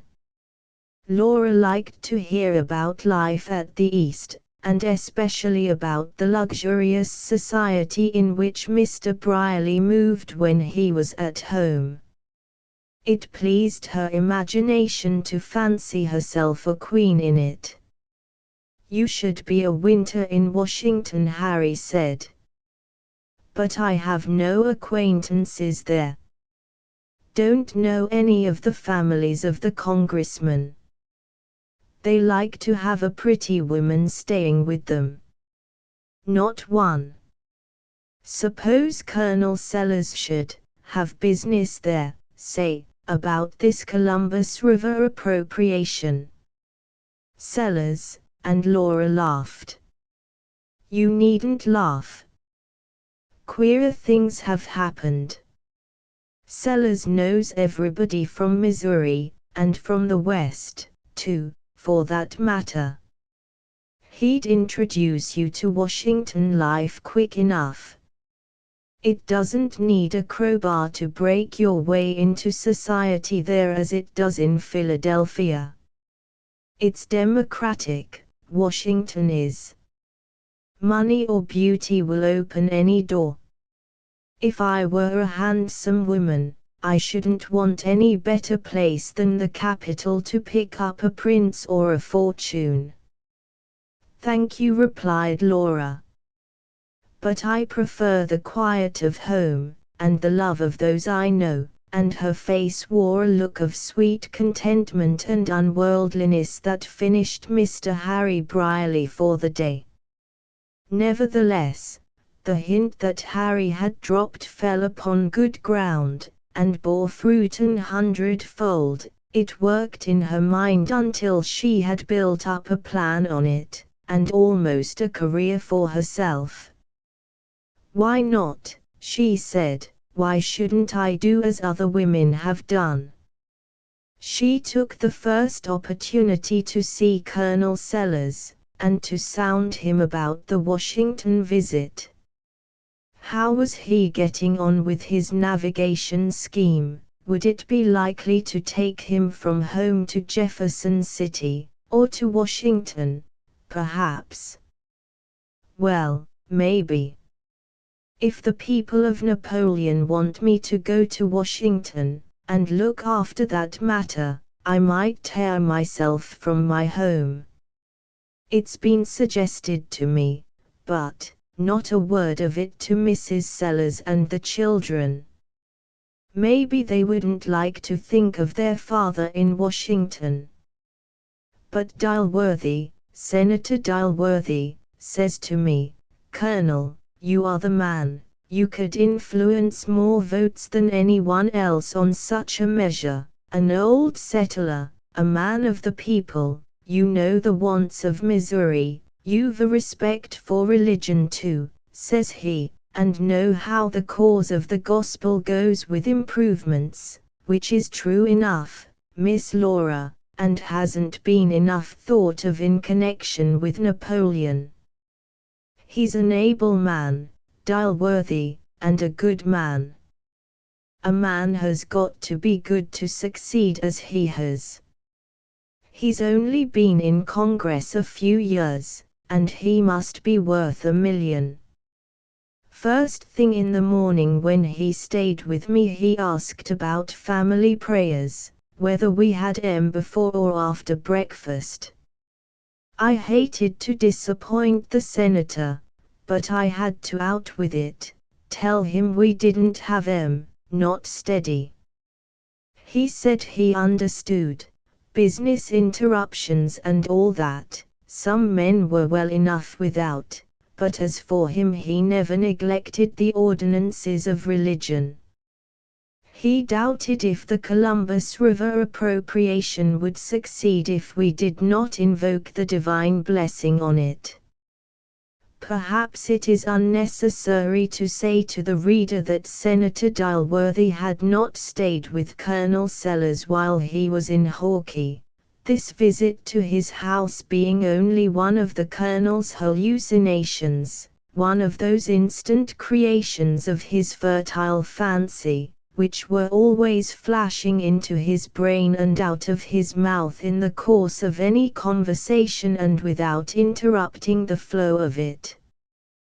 During the summer Philip rode across the country and made a short visit in Hawkey, giving Harry an opportunity to show him the progress that he and the Colonel had made in their operation at Stone's Landing, to introduce him also to Laura, and to borrow a little money when he departed. Harry bragged about his conquest, as was his habit, and took Philip round to see his Western prize. Laura received Mr. Philip with a courtesy and a slight hauteur that rather surprised and not a little interested him. He saw at once that she was older than Harry, and soon made up his mind that she was leading his friend a country dance to which he was unaccustomed. At least he thought he saw that, and half hinted as much to Harry, who flared up at once, but on a second visit Philip was not so sure.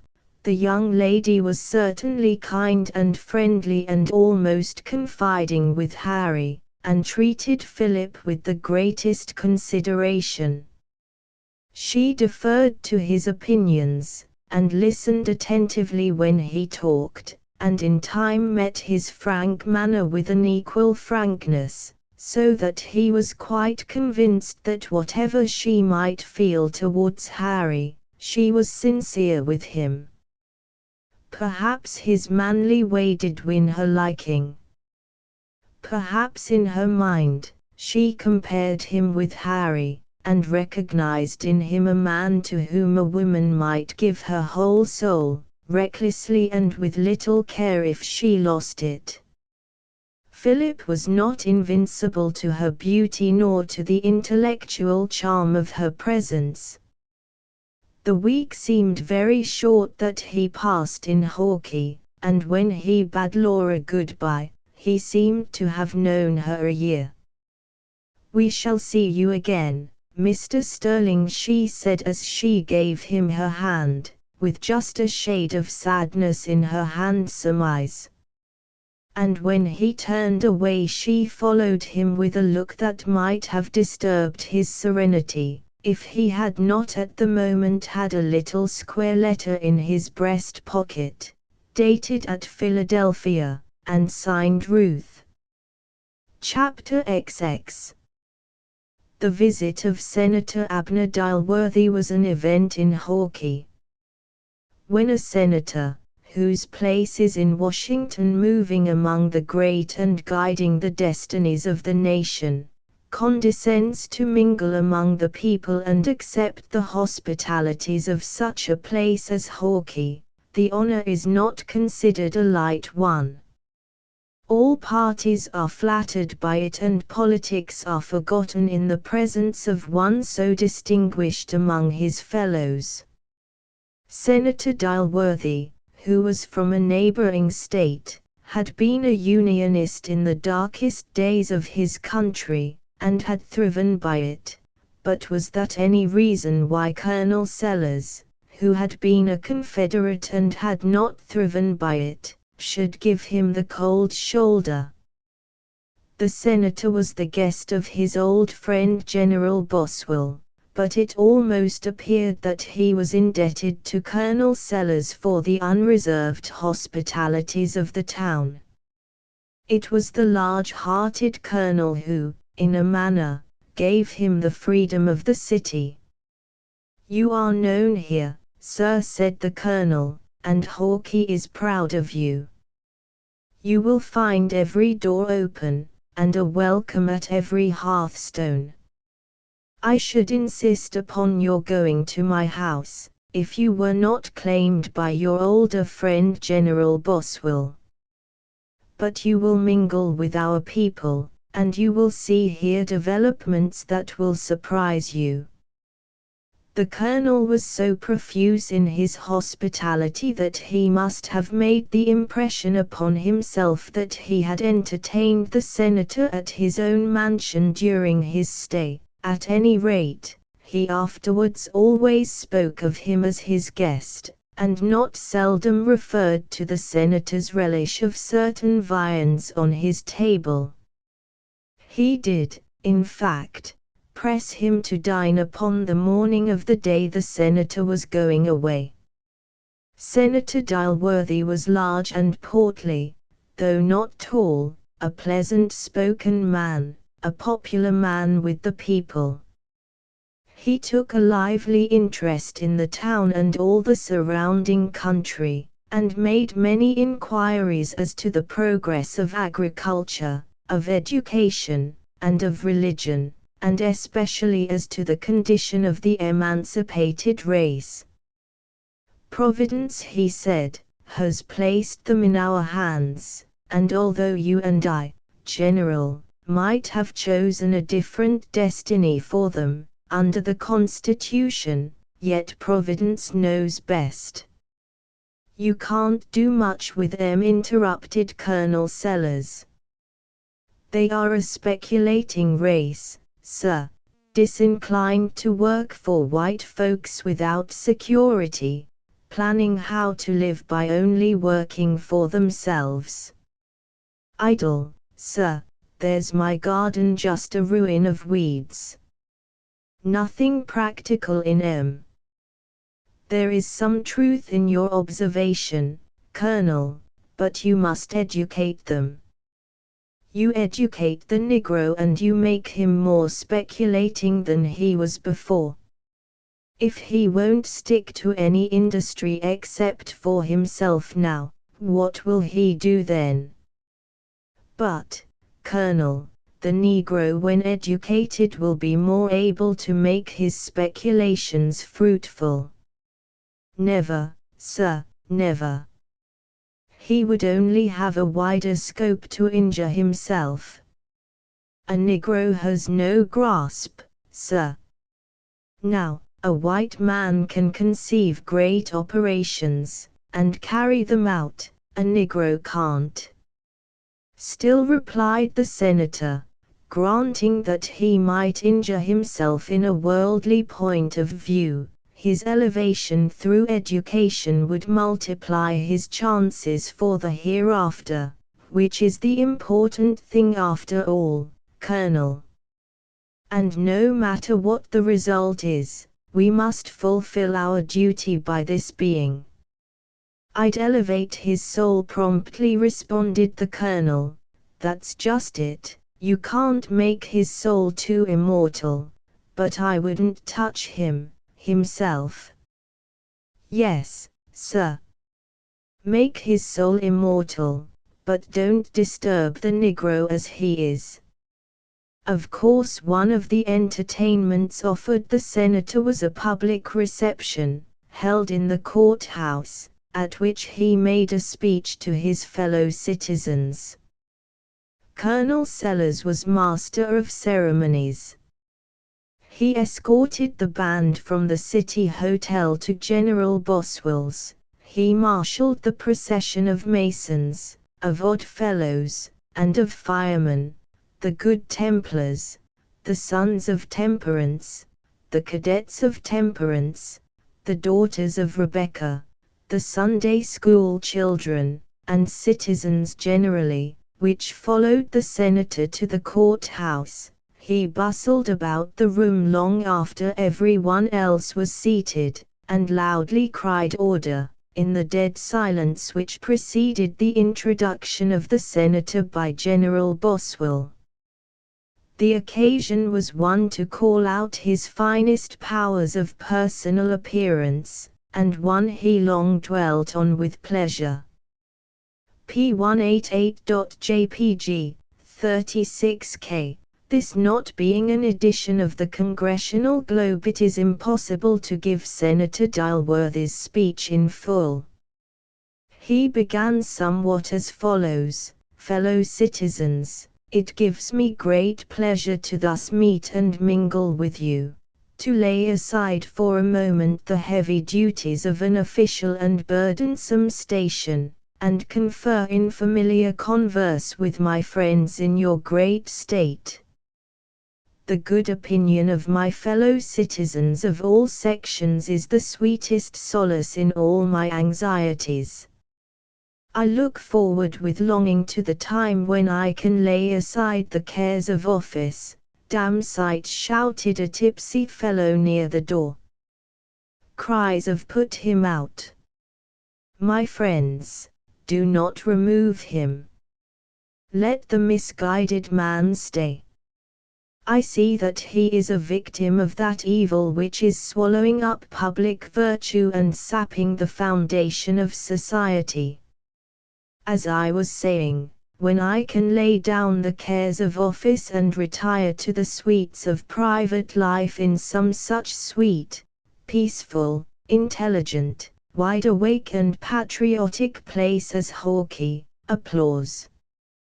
I have traveled much, I have seen all parts of our glorious Union, but I have never seen a lovelier village than yours, or one that has more signs of commercial and industrial and religious prosperity. More applause.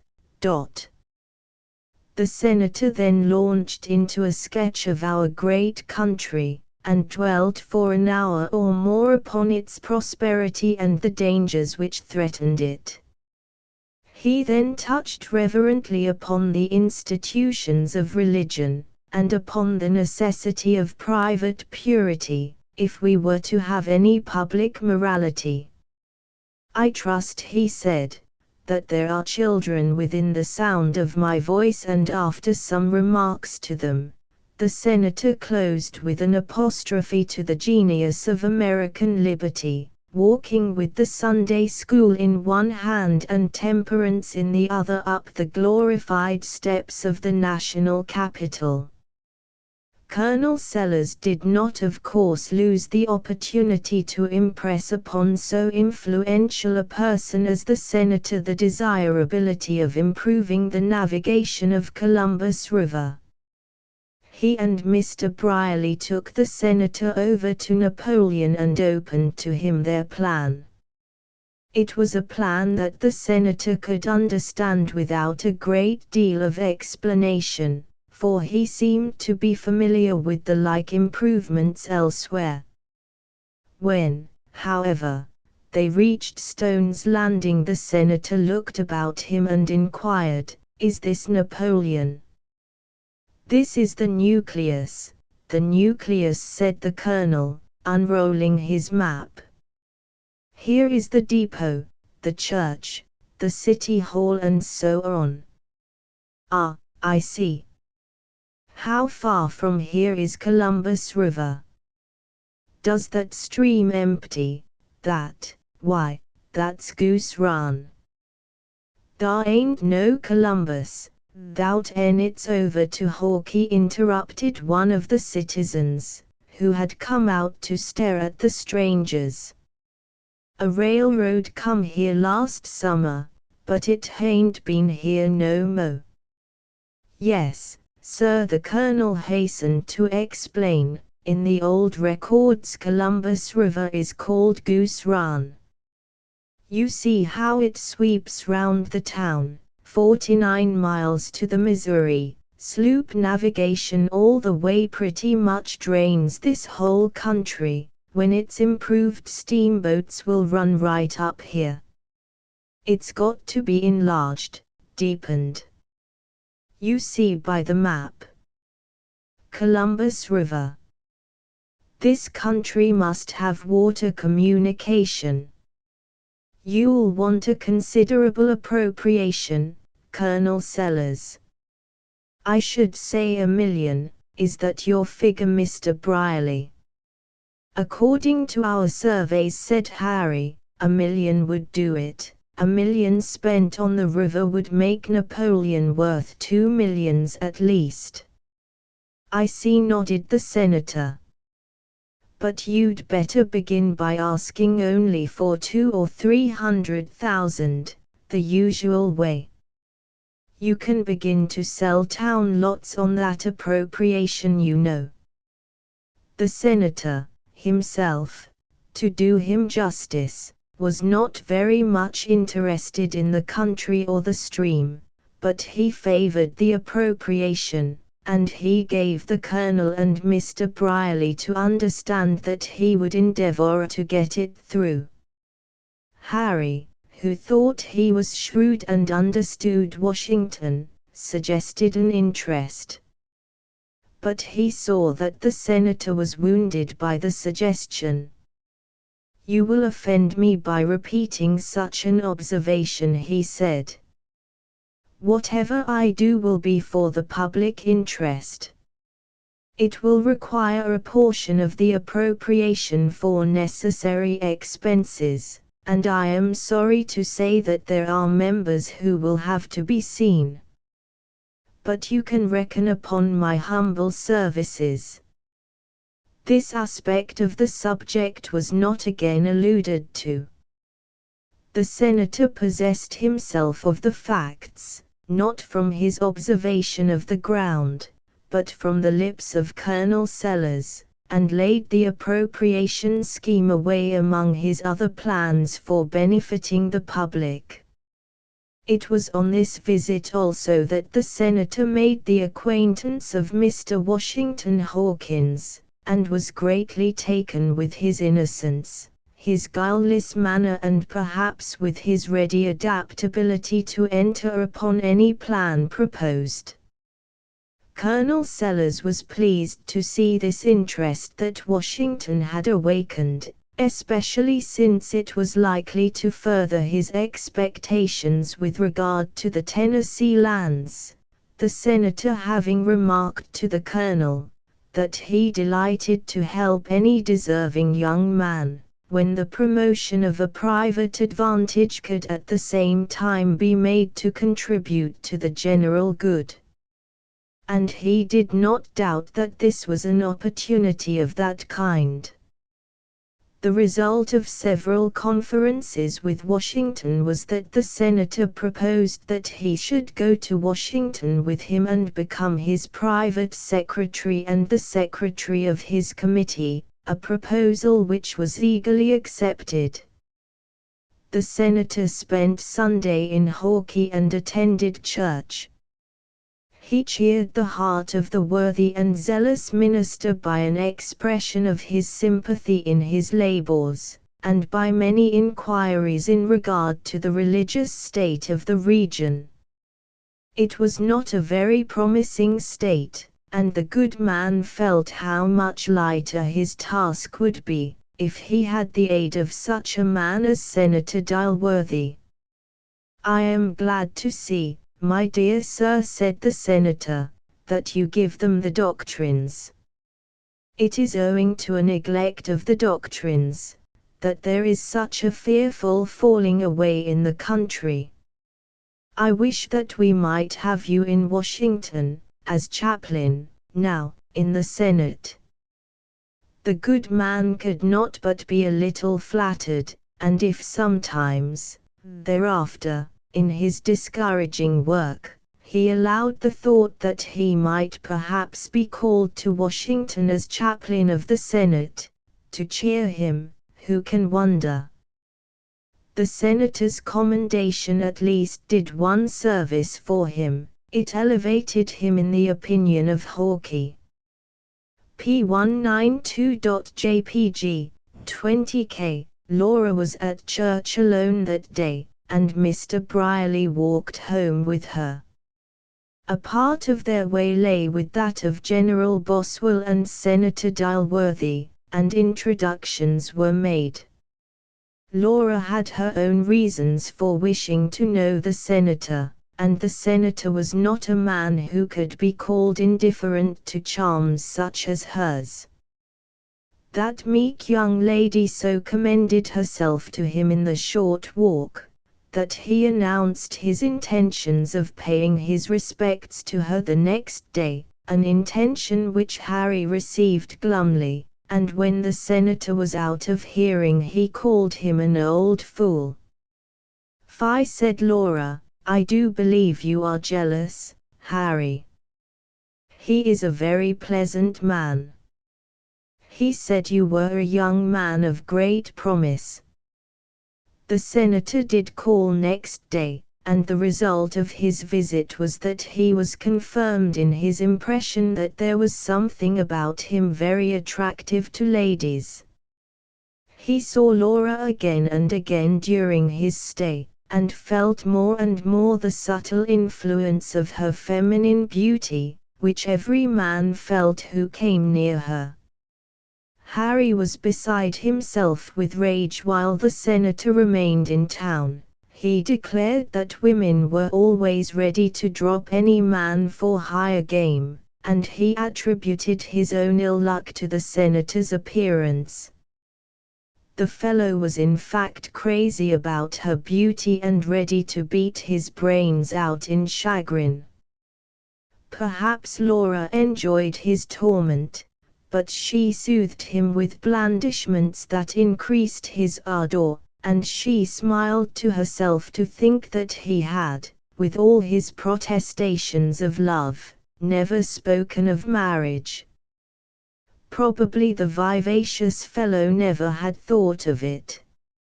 At any rate, when he at length went away from Hawkeye he was no nearer it. But there was no telling to what desperate lengths his passion might not carry him. Laura bade him good-bye with tender regret, which, however, did not disturb her peace or interfere with her plans. The visit of Senator Dilworthy had become of more importance to her, and it by and by bore the fruit she longed for, in an invitation to visit his family in the national capital during the winter session of Congress. Chapter XXI. Oh, lift your natures up, embrace our aims, work out your freedom. Girls, knowledge is now no more a fountain sealed. Drink deep until the habits of the slave, the sins of emptiness, gossip and spite and slander, die. The Princess. Whether medicine is a science, or only an empirical method of getting a living out of the ignorance of the human race, Ruth found before her first term was over at the medical school that there were other things she needed to know quite as much as that which is taught in medical books, and that she could never satisfy her aspirations without more general culture. Does your doctor know anything? I don't mean about medicine, but about things in general. Is he a man of information and good sense? Once asked an old practitioner. If he doesn't know anything but medicine, the chance is he doesn't know that.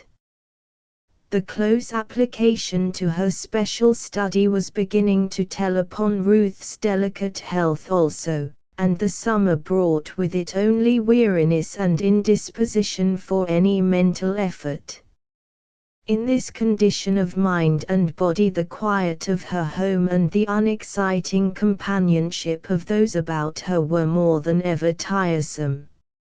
She followed with more interest Philip's sparkling account of his life in the West, and longed for his experiences, and to know some of those people of a world so different from here, who alternately amused and displeased him. He at least was learning the world, the good and the bad of it, as must happen to everyone who accomplishes anything in it.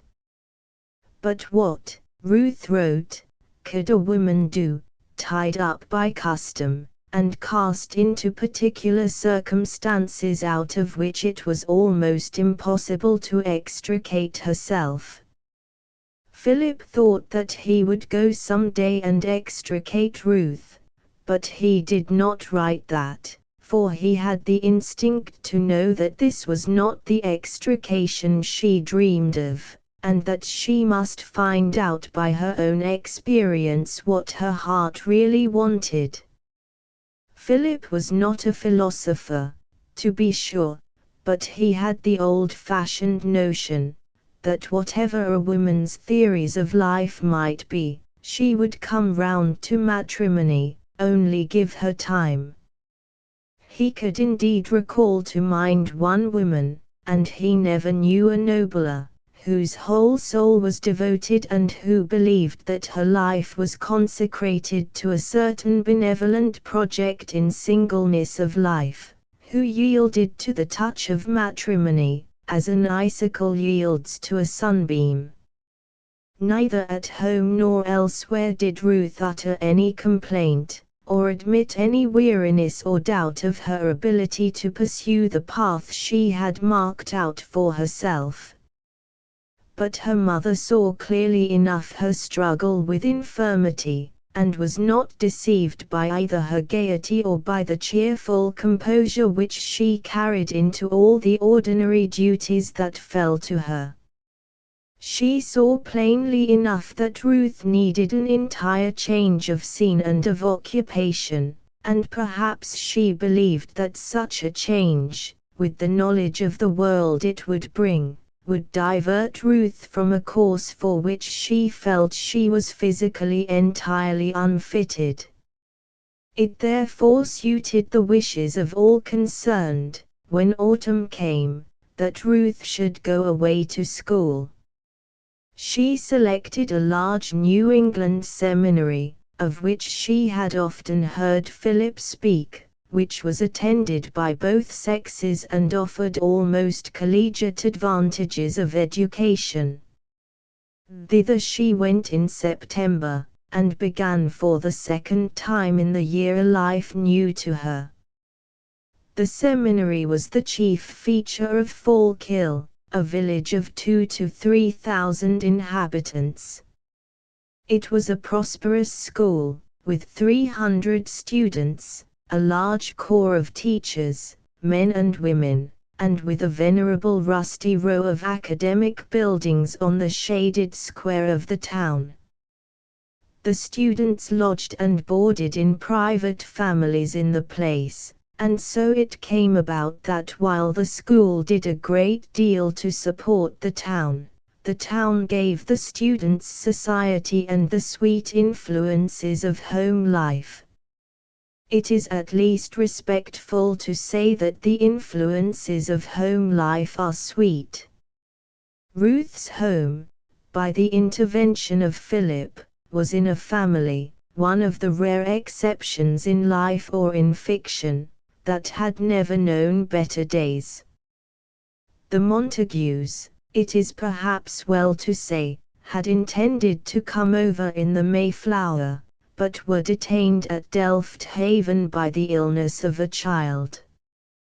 They came over to Massachusetts Bay in another vessel, and thus escaped the onus of that brevet nobility under which the successors of the Mayflower Pilgrims have descended. Having no factitious weight of dignity to carry, the Montagues steadily improved their condition from the day they landed, and they were never more vigorous or prosperous than at the date of this narrative.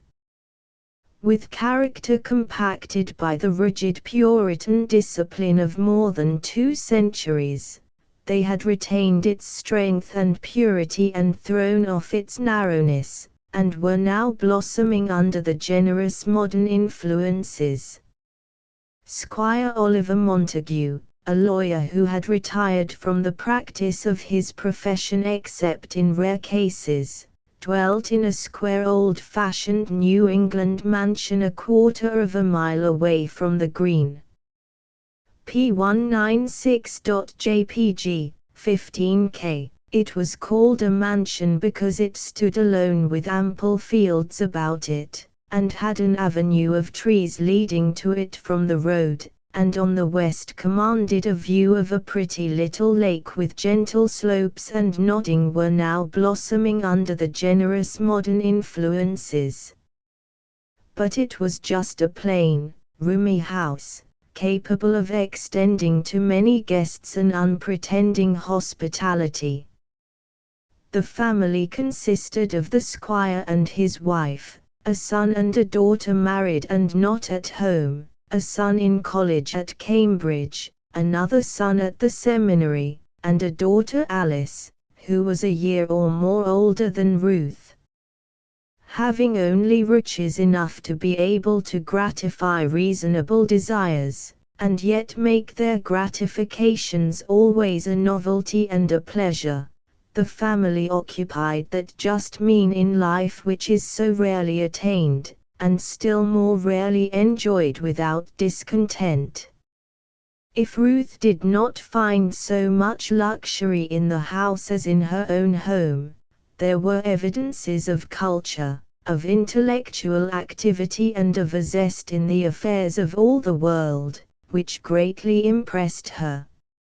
Every room had its bookcases or bookshelves, and was more or less a library. Upon every table was liable to be a litter of new books, fresh periodicals and daily newspapers. P197.jpg, 16K. There were plants in the sunny windows and some choice engravings on the walls, with bits of color in oil or watercolors. The piano was sure to be open and strewn with music, and there were photographs and little souvenirs here and there of foreign travel. An absence of any what pots in the corners with rows of cheerful shells, and Hindu gods, and Chinese idols, and nests of useless boxes of lacquered wood, might be taken as denoting a languidness in the family concerning foreign missions, but perhaps unjustly. At any rate, the life of the world flowed freely into this hospitable house, and there was always so much talk there of the news of the day, of the new books and of authors, of Boston radicalism and New York civilization, and the virtue of Congress, that small gossip stood a very poor chance. All this was in many ways so new to Ruth that she seemed to have passed into another world, in which she experienced a freedom and a mental exhilaration unknown to her before. Under this influence she entered upon her studies with keen enjoyment, finding for a time all the relaxation she needed in the charming social life at the Montague house. "It is strange," she wrote to Philip, in one of her occasional letters, "that you never told me more about this delightful family, and scarcely mentioned Alice, who is the life of it, just the noblest girl, unselfish, knows how to do so many things, with lots of talent, with a dry humor, and an odd way of looking at things, and yet quiet and even serious often, one of your capable New England girls. We shall be great friends." It had never occurred to Philip that there was anything extraordinary about the family that needed mention. He knew dozens of girls like Alice, he thought to himself, but only one like Ruth. Good friends the two girls were from the beginning. Ruth was a study to Alice, the product of a culture entirely foreign to her experience, so much a child in some things, so much a woman in others, and Ruth in turn, it must be confessed, probing Alice sometimes with her serious grey eyes, wondered what her object in life was, and whether she had any purpose beyond living as she now saw her. For she could scarcely conceive of a life that should not be devoted to the accomplishment of some definite work, and she had no doubt that in her own case everything else would yield to the professional career she had marked out. "So you know Philip Sterling," said Ruth one day as the girls sat at their sewing. Ruth never embroidered, and never sewed when she could avoid it. Bless her! Oh yes, we are old friends.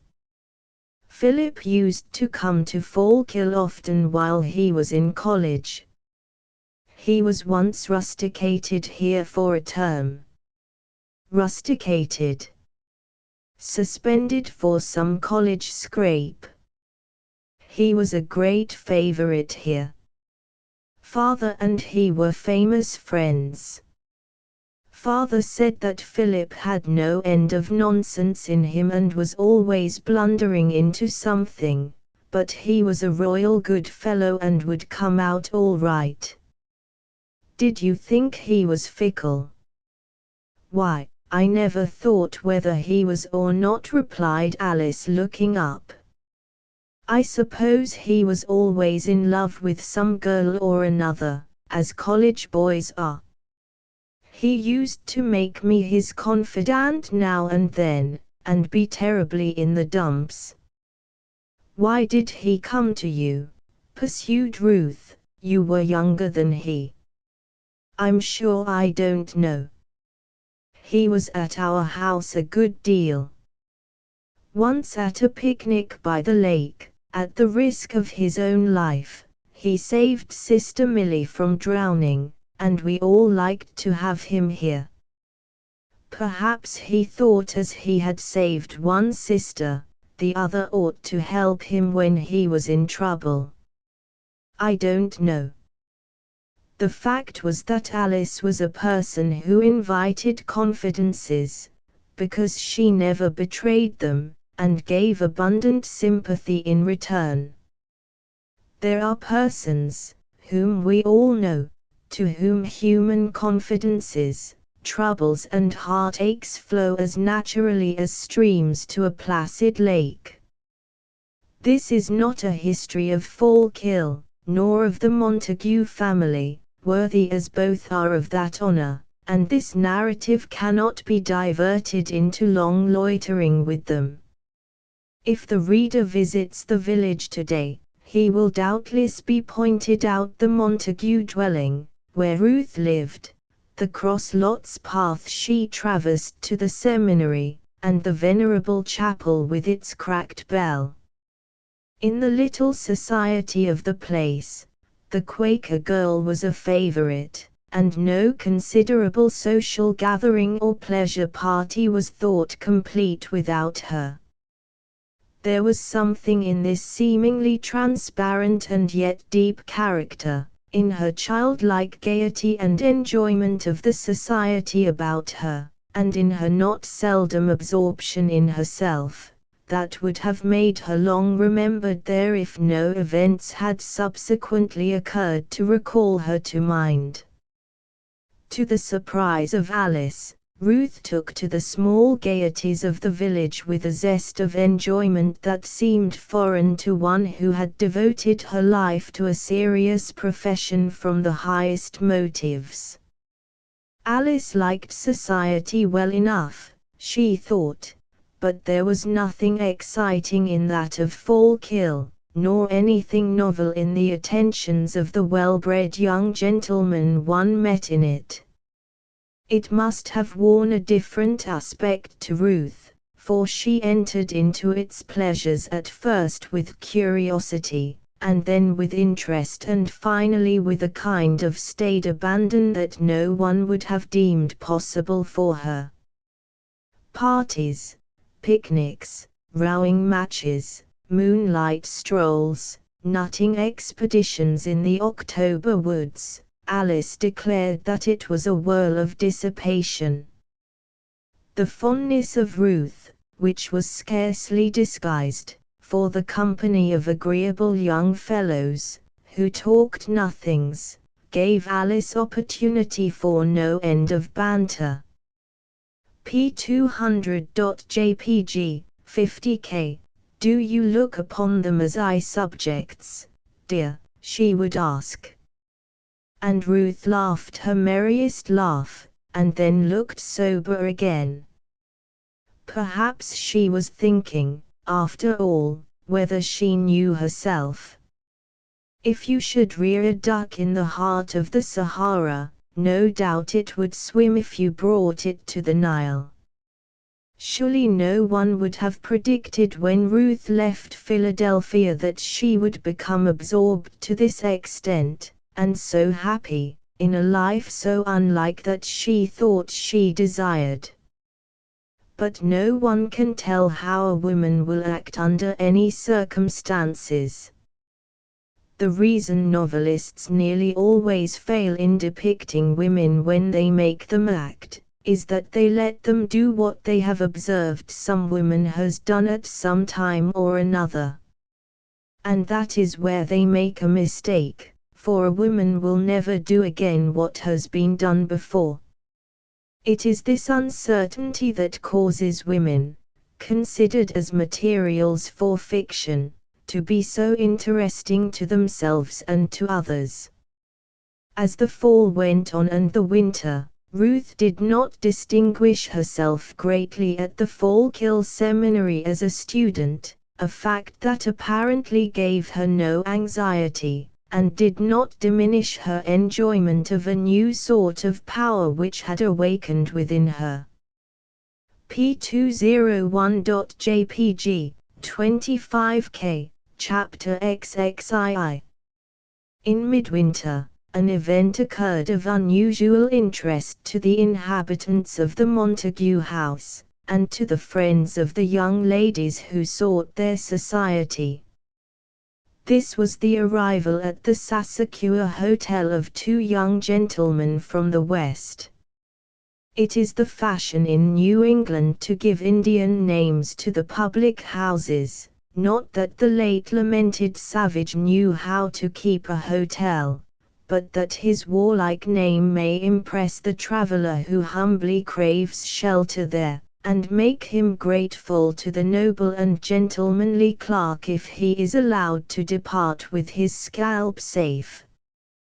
The two young gentlemen were neither students for the Fallkill Seminary, nor lecturers on physiology, nor yet life assurance solicitors, three suppositions that almost exhausted the guessing power of the people at the hotel in respect to the names of Philip Sterling and Henry Brierly, Missouri on the register. They were handsome enough fellows, that was evident, browned by outdoor exposure, and with a free and lordly way about them that almost awed the hotel clerk himself.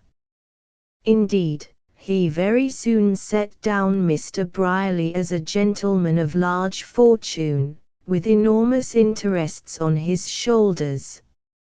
Harry had a way of casually mentioning Western investments, through lines, the freighting business, and the route through the Indian Territory to Lower California, which was calculated to give an importance to his lightest word.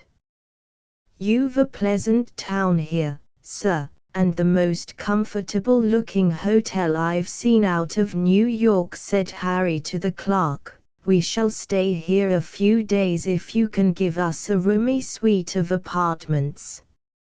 Harry usually had the best of everything, wherever he went, as such fellows always do have in this accommodating world.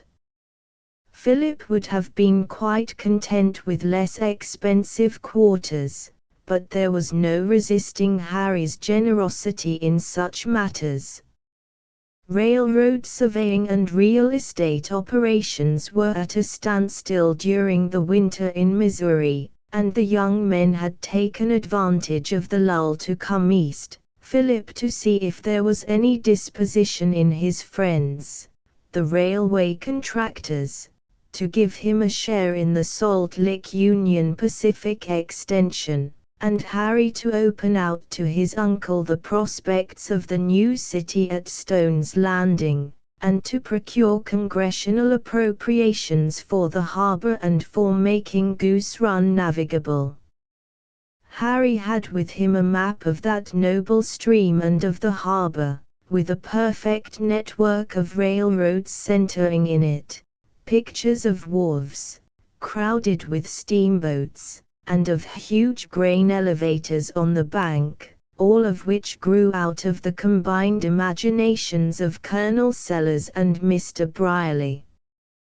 The Colonel had entire confidence in Harry's influence with Wall Street, and with congressmen, to bring about the consummation of their scheme, and he waited his return in the empty house at Hawkey, feeding his pinched family upon the most gorgeous expectations with a reckless prodigality. "Don't let em into the thing more than is necessary," says the Colonel to Harry. "Give em a small interest, a lot apiece in the suburbs of the landing ought to do a congressman, but I reckon you'll have to mortgage a part of the city itself to the brokers." Harry did not find that eagerness to lend money on Stone's Landing in Wall Street which Colonel Sellers had expected. It had seen too many such maps as he exhibited, although his uncle and some of the brokers looked with more favor on the appropriation for improving the navigation of Columbus River, and were not disinclined to form a company for that purpose. An appropriation was a tangible thing, if you could get hold of it, and it made little difference what it was appropriated for, so long as you got hold of it. Pending these weighty negotiations, Philip has persuaded Harry to take a little run up to Fallkill, a not difficult task, for that young man would at any time have turned his back upon all the land in the west at sight of a new and pretty face, and he had, it must be confessed, a facility in love-making which made it not at all an interference with the more serious business of life. He could not, to be sure, conceive how Philip could be interested in a young lady who was studying medicine, but he had no objection to going, for he did not doubt that there were other girls in Fallkill who were worth a week's attention. The young men were received at the house of the Montagues with the hospitality which never failed there. "We are glad to see you again," exclaimed the squire heartily. "You are welcome, Mr. Brierly. Any friend of Phil's is welcome at our house." "It's more like home to me than any place except my own home," cried Philip, as he looked about the cheerful house and went through a general hand-shaking. "It's a long time, though, since you have been here to say so," Alice said, with her father's frankness of manner, "and I suspect we owe the visit now to your sudden interest in the Fallkill Seminary." Philip's color came, as it had an awkward way of doing in his telltale face, but before he could stammer a reply, Harry came in with, "That accounts for Phil's wish to build a seminary at Stone's Landing, our place in Missouri, when Colonel Sellers insisted it should be a university. Phil appears to have a weakness for seminaries." "It would have been better for your friend Sellers," retorted Philip, "if he had had a weakness for district schools. Colonel Sellers, Miss Alice, is a great friend of Harry's, who is always trying to build a house by beginning at the top. I suppose it's as easy to build a university on paper as a seminary, and it looks better," was Harry's reflection, at which the squire laughed, and said he quite agreed with him. The old gentleman understood Stone's Landing a good deal better than he would have done after an hour's talk with either of its expectant proprietors. At this moment, and while Philip was trying to frame a question that he found it exceedingly difficult to put into words, the door opened quietly, and Ruth entered. Taking in the group with a quick glance, her eye lighted up, and with a merry smile she advanced and shook hands with Philip. She was so unconstrained and sincerely cordial, that it made that hero of the West feel somehow young, and very ill at ease. For months and months he had thought of this meeting and pictured it to himself 100 times, but he had never imagined it would be like this. He should meet Ruth unexpectedly, as she was walking alone from the school, perhaps, or entering the room where he was waiting for her, and she would cry "Oh, Phil," and then check herself, and perhaps blush, and Philip, calm but eager and enthusiastic, would reassure her by his warm manner, and he would take her hand impressively, and she would look up timidly, and, after his long absence, perhaps he would be permitted to. Good heavens, how many times he had come to this point, and wondered if it could happen so. Well, he had never supposed that he should be the one embarrassed, and above all by a sincere and cordial welcome. P206.jpg, 42K, we heard you were at the Sassacus house, were Ruth's first words, and this I suppose is your friend. I beg your pardon, Philip at length blundered out, this is Mr. Brierly of whom I have written you. And Ruth welcomed Harry with a friendliness that Philip thought was due to his friend, to be sure, but which seemed to him too level with her reception of himself, but which Harry received as his due from the other sex.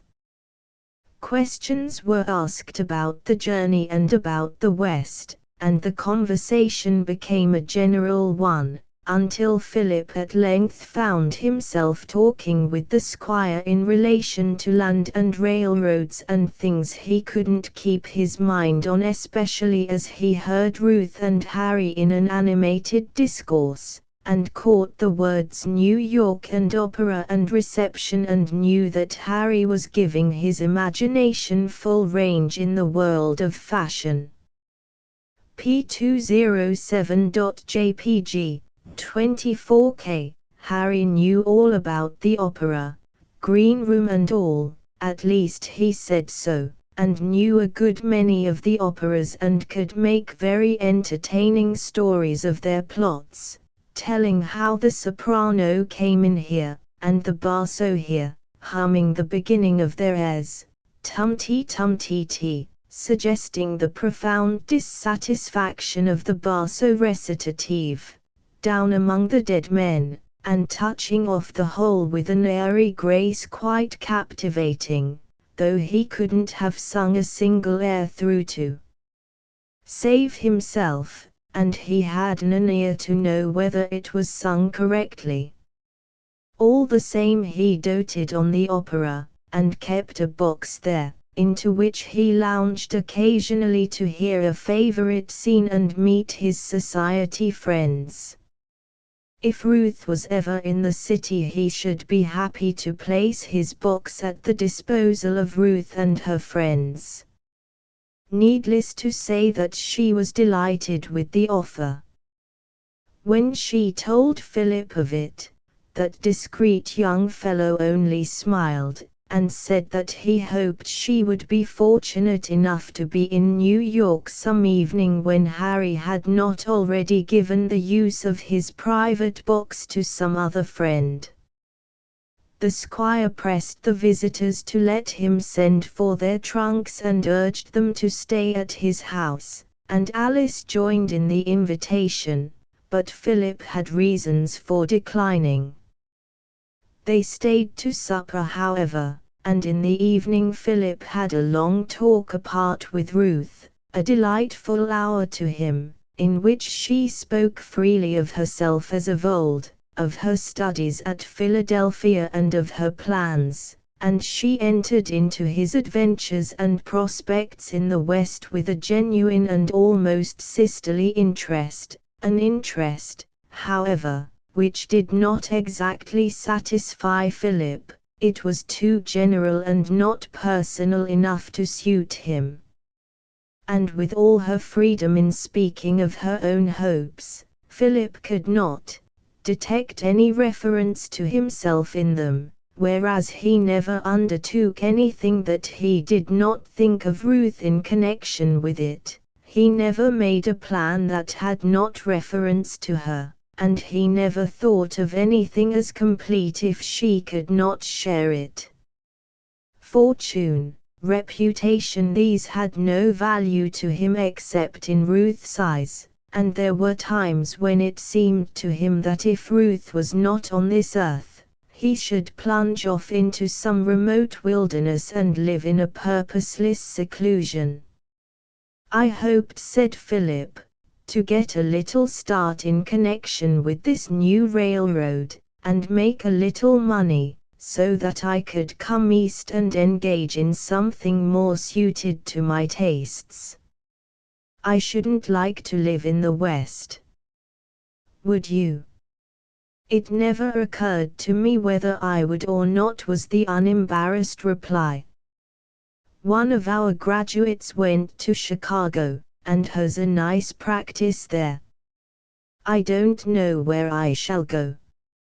It would mortify Mother dreadfully to have me driving about Philadelphia in a doctor's gig." Philip laughed at the idea of it. "And does it seem as necessary to you to do it as it did before you came to Fallkill?" It was a home question, and went deeper than Philip knew, for Ruth at once thought of practicing her profession among the young gentlemen and ladies of her acquaintance in the village, but she was reluctant to admit to herself that her notions of a career had undergone any change. "Oh, I don't think I should come to Fallkill to practice, but I must do something when I am through school, and why not medicine?" Philip would like to have explained why not, but the explanation would be of no use if it were not already obvious to Ruth. Harry was equally in his element whether instructing Squire Montague about the investment of capital in Missouri, the improvement of Columbus River, the project he and some gentlemen in New York had for making a shorter Pacific connection with the Mississippi than the present one, or diverting Mrs. Montague with his experience in cooking in camp, or drawing for Miss Alice an amusing picture of the social contrasts of New England and the border where he had been. Harry was a very entertaining fellow, having his imagination to help his memory, and telling his stories as if he believed them, as perhaps he did. Alice was greatly amused with Harry and listened so seriously to his romancing that he exceeded his usual limits. Chance allusions to his bachelor establishment in town and the place of his family on the Hudson could not have been made by a millionaire more naturally.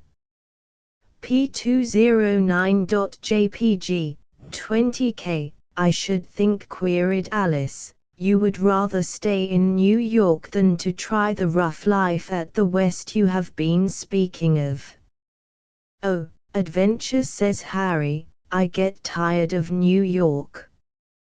And besides, I got involved in some operations that I had to see through. Parties in New York only last week wanted me to go down into Arizona in a big diamond interest. I told them, no speculation for me. I've got my interests in Missouri, and I wouldn't leave Philip, as long as he stays there." When the young gentlemen were on their way back to the hotel, Mr. Philip, who was not in very good humor, broke out, "What the deuce, Harry, did you go on in that style to the Montagues for?" "Go on," cried Harry. "Why shouldn't I try to make a pleasant evening? And besides, ain't I going to do those things? What difference does it make about the mood and tense of a mere verb? Didn't Uncle tell me only last Saturday that I might as well go down to Arizona and hunt for diamonds? A fellow might as well make a good impression as a poor one. Nonsense. You'll get to believing your own romancing by and by. Well, you'll see. When Sellers and I get that appropriation, I'll show you an establishment in town and another on the Hudson and a box at the opera. Yes, it will be like Colonel Sellers' plantation at Hawkeye. Did you ever see that? Now, don't be cross, Phil. She's just superb, that little woman. You never told me. Who's just superb? Growled Philip, fancying this turn of the conversation less than the other. Well, Mrs. Montague, if you must know. And Harry stopped to light a cigar, and then puffed on in silence. The little quarrel didn't last overnight, for Harry never appeared to cherish any ill will half a second, and Philip was too sensible to continue a row about nothing, and he had invited Harry to come with him. The young gentlemen stayed in Fallkill a week, and were every day at the Montagues, and took part in the winter gaieties of the village. There were parties here and there to which the friends of Ruth and the Montagues were of course invited, and Harry, in the generosity of his nature, gave in return a little supper at the hotel, very simple indeed, with dancing in the hall, and some refreshments passed round. And Philip found the whole thing in the bill when he came to pay it. Before the week was over, Philip thought he had a new light on the character of Ruth. Her absorption in the small gaieties of the society there surprised him. He had few opportunities for serious conversation with her. There was always some butterfly or another flitting about, and when Philip showed by his manner that he was not pleased, Ruth laughed merrily enough and rallied him on his soberness. She declared he was getting to be grim and unsocial. He talked indeed more with Alice than with Ruth, and scarcely concealed from her the trouble that was in his mind. It needed, in fact, no word from him, for she saw clearly enough what was going forward, and knew her sex well enough to know there was no remedy for it but time. Ruth is a dear girl, Philip, and has as much firmness of purpose as ever, but don't you see she has just discovered that she is fond of society. Don't you let her see you are selfish about it, is my advice. The last evening they were to spend in Fallkill, they were at the Montagues, and Philip hoped that he would find Ruth in a different mood. But she was never more gay, and there was a spice of mischief in her eye and in her laugh. Confound it, said Philip to himself, she's in a perfect twitter. He would have liked to quarrel with her, and fling himself out of the house in tragedy style, going perhaps so far as to blindly wander off miles into the country and bathe his throbbing brow in the chilling rain of the stars, as people do in novels, but he had no opportunity. For Ruth was as serenely unconscious of mischief as women can be at times, and fascinated him more than ever with her little demurenesses and half-confidences.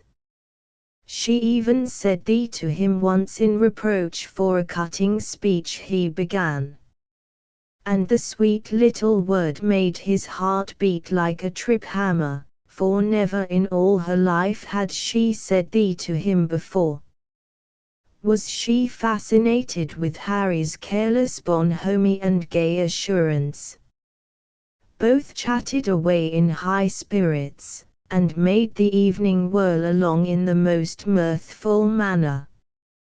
Ruth sang for Harry, and that young gentleman turned the leaves for her at the piano, and put in a bass note now and then where he thought it would tell. Yes, it was a merry evening, and Philip was heartily glad when it was over, and the long leave-taking with the family was through with. Farewell, Philip. Good night, Mr. Brierly. Ruth's clear voice sounded after them as they went down the walk. And she spoke Harry's name last, thought Philip. Chapter 23. O see ye not yon narrow road so thick beset wi' thorns and briars? That is the path of righteousness, though after it but few inquires. And see ye not yon braid road, that lies across the lily leven? That is the path of wickedness, though some call it the road to heaven. Thomas the Rhymer. Philip and Harry reached New York in very different states of mind. Harry was buoyant. He found a letter from Colonel Sellers urging him to go to Washington and confer with Senator Dilworthy. The petition was in his hands. It had been signed by everybody of any importance in Missouri, and would be presented immediately. I should go on myself, wrote the colonel, but I am engaged in the invention of a process for lighting such a city as St. Louis by means of water. Just attach my machine to the water pipes anywhere and the decomposition of the fluid begins, and you will have floods of light for the mere cost of the machine. I've nearly got the lighting part, but I want to attach to it a heating, cooking, washing and ironing apparatus. It's going to be the great thing, but we'd better keep this appropriation going while I am perfecting it.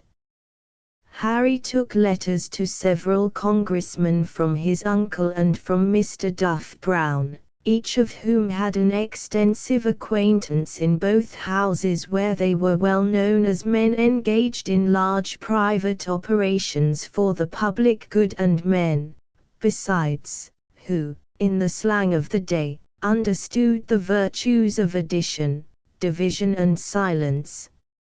Senator Dilworthy introduced the petition into the Senate with the remark that he knew, personally, the signers of it, that they were men interested, it was true, in the improvement of the country, but he believed without any selfish motive, and that so far as he knew the signers were loyal. It pleased him to see upon the roll the names of many colored citizens, and it must rejoice every friend of humanity to know that this lately emancipated race were intelligently taking part in the development of the resources of their native land. He moved the reference of the petition to the proper committee. Senator Dilworthy introduced his young friend to influential members, as a person who was very well informed about the Salt Lick extension of the Pacific, and was one of the engineers who had made a careful survey of Columbus River, and left him to exhibit his maps and plans and to show the connection between the public treasury, the city of Napoleon and legislation for the benefit of the whole country. P214.jpg, 43K, Harry was the guest of Senator Dilworthy. There was scarcely any good movement in which the senator was not interested. His house was open to all the laborers in the field of total abstinence, and much of his time was taken up in attending the meetings of this cause. He had a Bible class in the Sunday school of the church which he attended, and he suggested to Harry that he might take a class during the time he remained in Washington. Mr. Washington Hawkins had a class. Harry asked the senator if there was a class of young ladies for him to teach, and after that the senator did not press the subject. Philip, if the truth must be told, was not well satisfied with his Western prospects, nor altogether with the people he had fallen in with. The railroad contractors held out large but rather indefinite promises. Opportunities for a fortune he did not doubt existed in Missouri, but for himself he saw no better means for livelihood than the mastery of the profession he had rather thoughtlessly entered upon. During the summer he had made considerable practical advance in the science of engineering. He had been diligent, and made himself to a certain extent necessary to the work he was engaged on.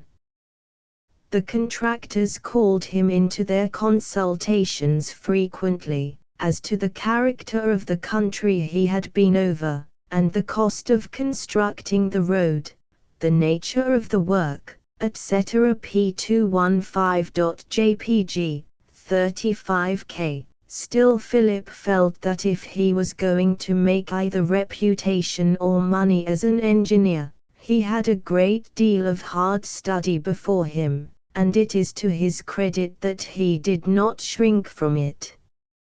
While Harry was in Washington dancing attendance upon the national legislature and making the acquaintance of the vast lobby that encircled it, Philip devoted himself day and night, with an energy and a concentration he was capable of, to the learning and theory of his profession, and to the science of railroad building. He wrote some papers at this time for the plow, the loom and the anvil upon the strength of materials, and especially upon bridge building, which attracted considerable attention, and were copied into the English Practical magazine. They served at any rate to raise Philip in the opinion of his friends the contractors, for practical men have a certain superstitious estimation of ability with the pen, and though they may a little despise the talent, they are quite ready to make use of it.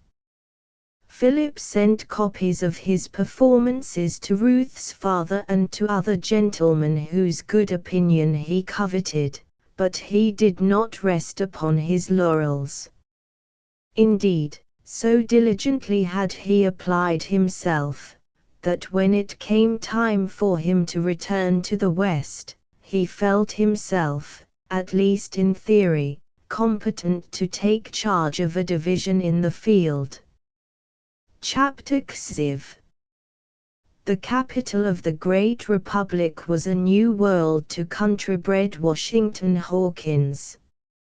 St. Louis was a greater city, but its floating population did not hail from great distances, and so it had the general family aspect of the permanent population, but Washington gathered its people from the four winds of heaven, and so the manners, the faces and the fashions there, presented a variety that was infinite.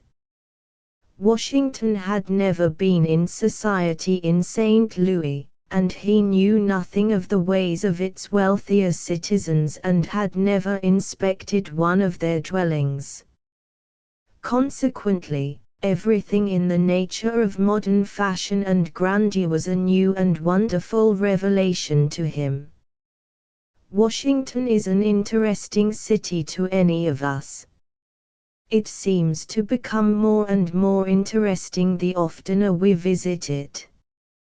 Perhaps the reader has never been there. Very well. You arrive either at night, rather too late to do anything or see anything until morning, or you arrive so early in the morning that you consider it best to go to your hotel and sleep an hour or two while the sun bothers along over the Atlantic. You cannot well arrive at a pleasant intermediate hour, because the railway corporation that keeps the keys of the only door that leads into the town or out of it take care of that. You arrive in tolerably good spirits, because it is only 38 miles from Baltimore to the capital, and so you have only been insulted 3 times. Provided you are not in a sleeping car, the average is higher there. Once when you renewed your ticket after stopping over in Baltimore, once when you were about to enter the ladies' car without knowing it was a ladies' car, and once when you asked the conductor at what hour you would reach Washington P218A.jpg, 21K, you are assailed by a long rank of hackmen who shake their whips in your face as you step out upon the sidewalk. You enter what they regard as a carriage in the capital, and you wonder why they do not take it out of service and put it in the museum. We have few enough antiquities, and it is little to our credit that we make scarcely any effort to preserve the few we have. P218B.jpg, 20K, you reach your hotel, presently, and here let us draw the curtain of charity, because of course you have gone to the wrong one. You being a stranger, how could you do otherwise? There are 118 bad hotels, and only one good one. The most renowned and popular hotel of them all is perhaps the worst one known to history. It is winter, and night. When you arrived, it was snowing. When you reached the hotel, it was sleeting. When you went to bed, it was raining.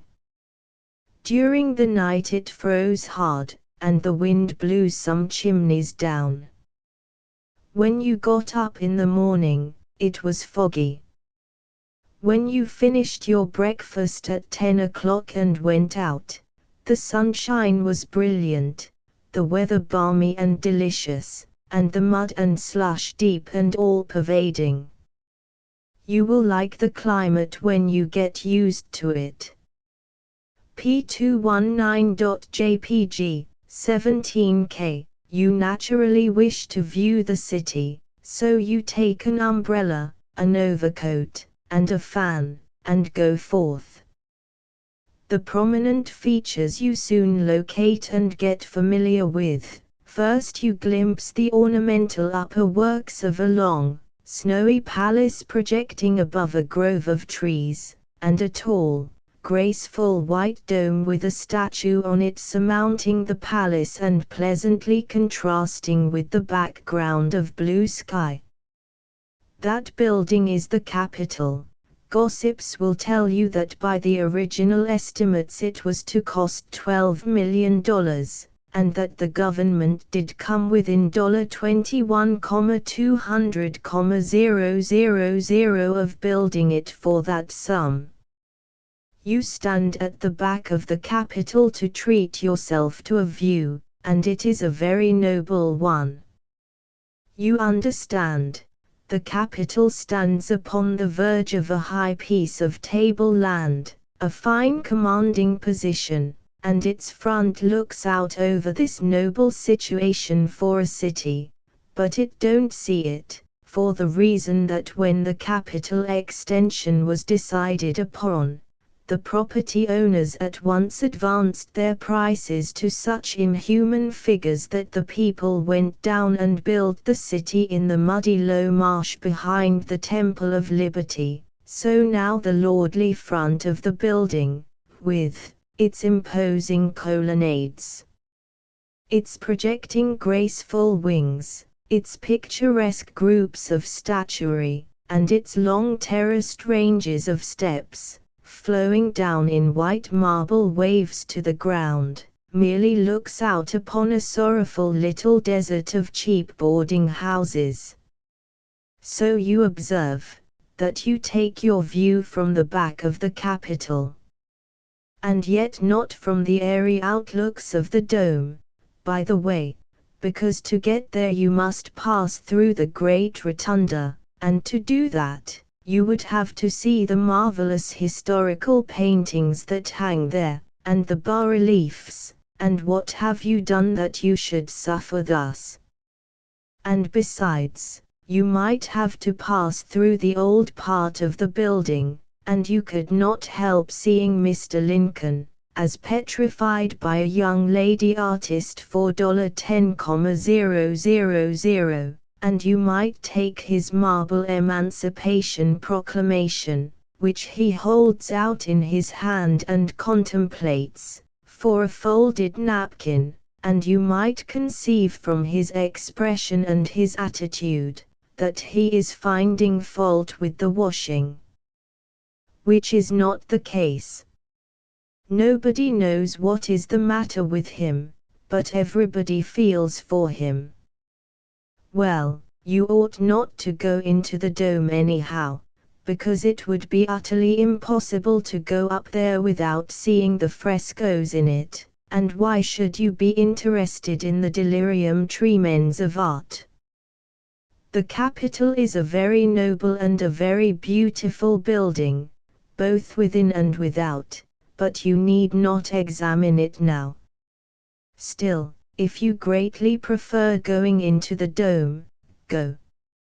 Now your general glance gives you picturesque stretches of gleaming water, on your left, with a sail here and there and a lunatic asylum on shore. Over beyond the water, on a distant elevation, you see a squat yellow temple which your eye dwells upon lovingly through a blur of unmanly moisture, for it recalls your lost boyhood and the Parthenons done in molasses candy which made it blessed and beautiful. Still in the distance, but on this side of the water and close to its edge, the monument to the father of his country towers out of the mud. Sacred soil is the customary term.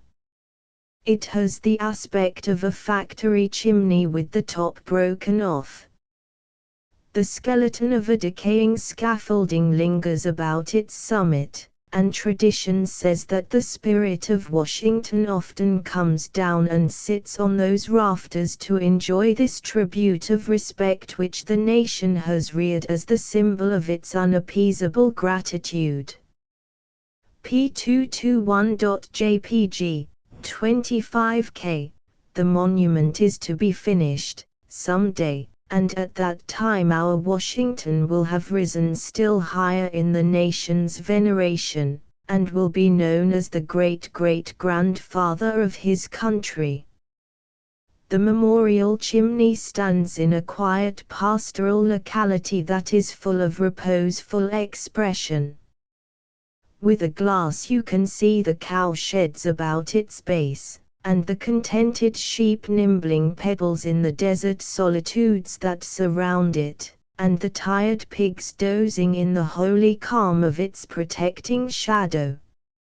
Now you wrench your gaze loose, and you look down in front of you and see the broad Pennsylvania Avenue stretching straight ahead for a mile or more till it brings up against the iron fence in front of a pillared granite pile, the Treasury building, an edifice that would command respect in any capital. The stores and hotels that wall in this broad avenue are mean, and cheap, and dingy, and are better left without comment. Beyond the Treasury is a fine large white barn, with wide unhandsome grounds about it. The President lives there. It is ugly enough outside, but that is nothing to what it is inside. Dreariness, flimsiness, bad taste reduced to mathematical completeness is what the inside offers to the eye, if it remains yet what it always has been. The front and right-hand views give you the city at large. It is a wide stretch of cheap little brick houses, with here and there a noble architectural pile lifting itself out of the midst. Government buildings, these. If the thaw is still going on when you come down and go about town, you will wonder at the short-sightedness of the city fathers, when you come to inspect the streets, in that they do not dilute the mud a little more and use them for canals. If you inquire around a little, you will find that there are more boarding houses to the square acre in Washington than there are in any other city in the land, perhaps. If you apply for a home in one of them, it will seem odd to you to have the landlady inspect you with a severe eye and then ask you if you are a member of Congress. Perhaps, just as a pleasantry, you will say yes. And then she will tell you that she is full. Then you show her her advertisement in the morning paper, and there she stands, convicted and ashamed. She will try to blush, and it will be only polite in you to take the effort for the deed. She shows you her rooms, now, and lets you take one, but she makes you pay in advance for it. That is what you will get for pretending to be a member of Congress. If you had been content to be merely a private citizen, your trunk would have been sufficient security for your board. If you are curious and inquire into this thing, the chances are that your landlady will be ill-natured enough to say that the person and property of a congressman are exempt from arrest or detention, and that with the tears in her eyes she has seen several of the people's representatives walk off to their several states and territories carrying her unreceipted board bills in their pockets for keepsakes. And before you have been in Washington many weeks you will be mean enough to believe her, too. Of course you contrive to see everything and find out everything. And one of the first and most startling things you find out is, that every individual you encounter in the city of Washington almost, and certainly every separate and distinct individual in the public employment, from the highest bureau chief, clear down to the maid who scrubs department halls, the night watchman of the public buildings and the darky boy who purifies the department spittoons, represents political influence. Unless you can get the ear of a senator, or a congressman, or a chief of a bureau or department, and persuade him to use his influence in your behalf, you cannot get an employment of the most trivial nature in Washington. Mere merit, fitness and capability, are useless baggage to you without influence. The population of Washington consists pretty much entirely of government employees and the people who board them. There are thousands of these employees, and they have gathered there from every corner of the Union and got their berths through the intercession. Command is nearer the word, of the senators and representatives of their respective states. It would be an odd circumstance to see a girl get employment at $3 or $4 a week in one of the great public cribs without any political grandee to back her, but merely because she was worthy, and competent, and a good citizen of a free country that treats all persons alike. Washington would be mildly thunderstruck at such a thing as that.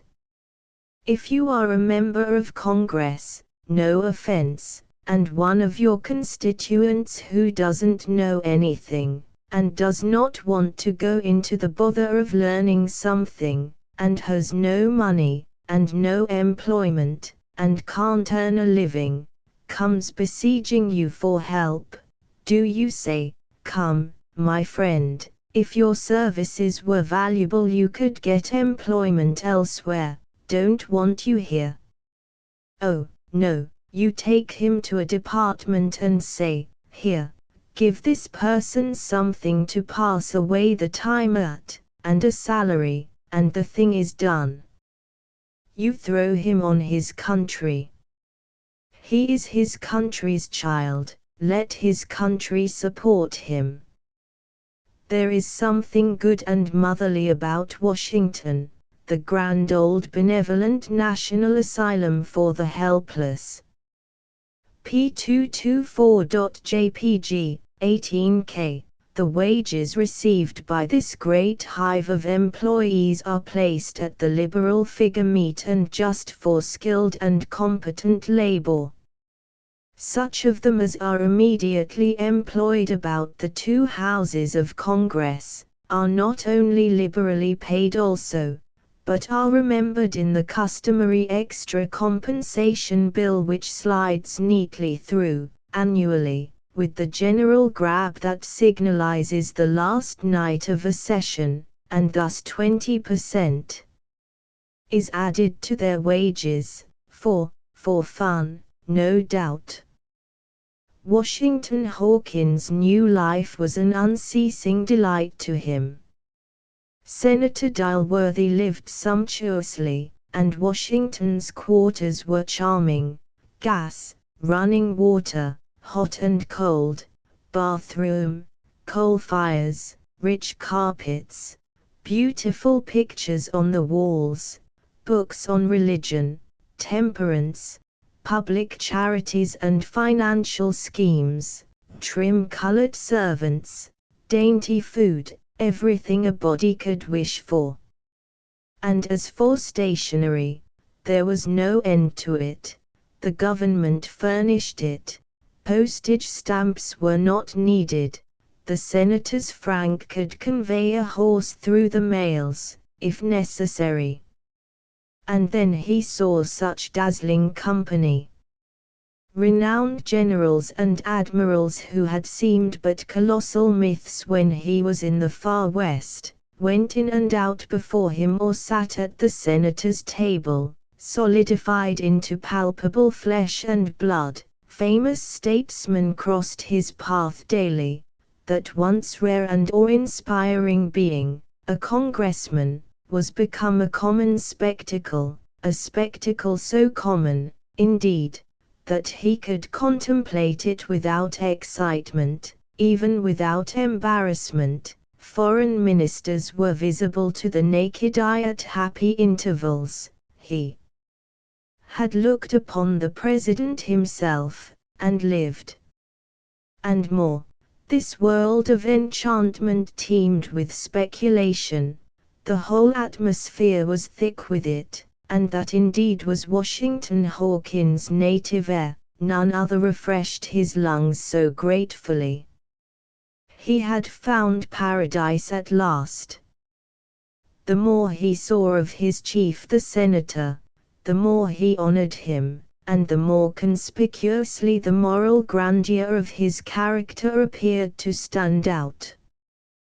To possess the friendship and the kindly interest of such a man, Washington said in a letter to Louise, was a happy fortune for a young man whose career had been so impeded and so clouded as his.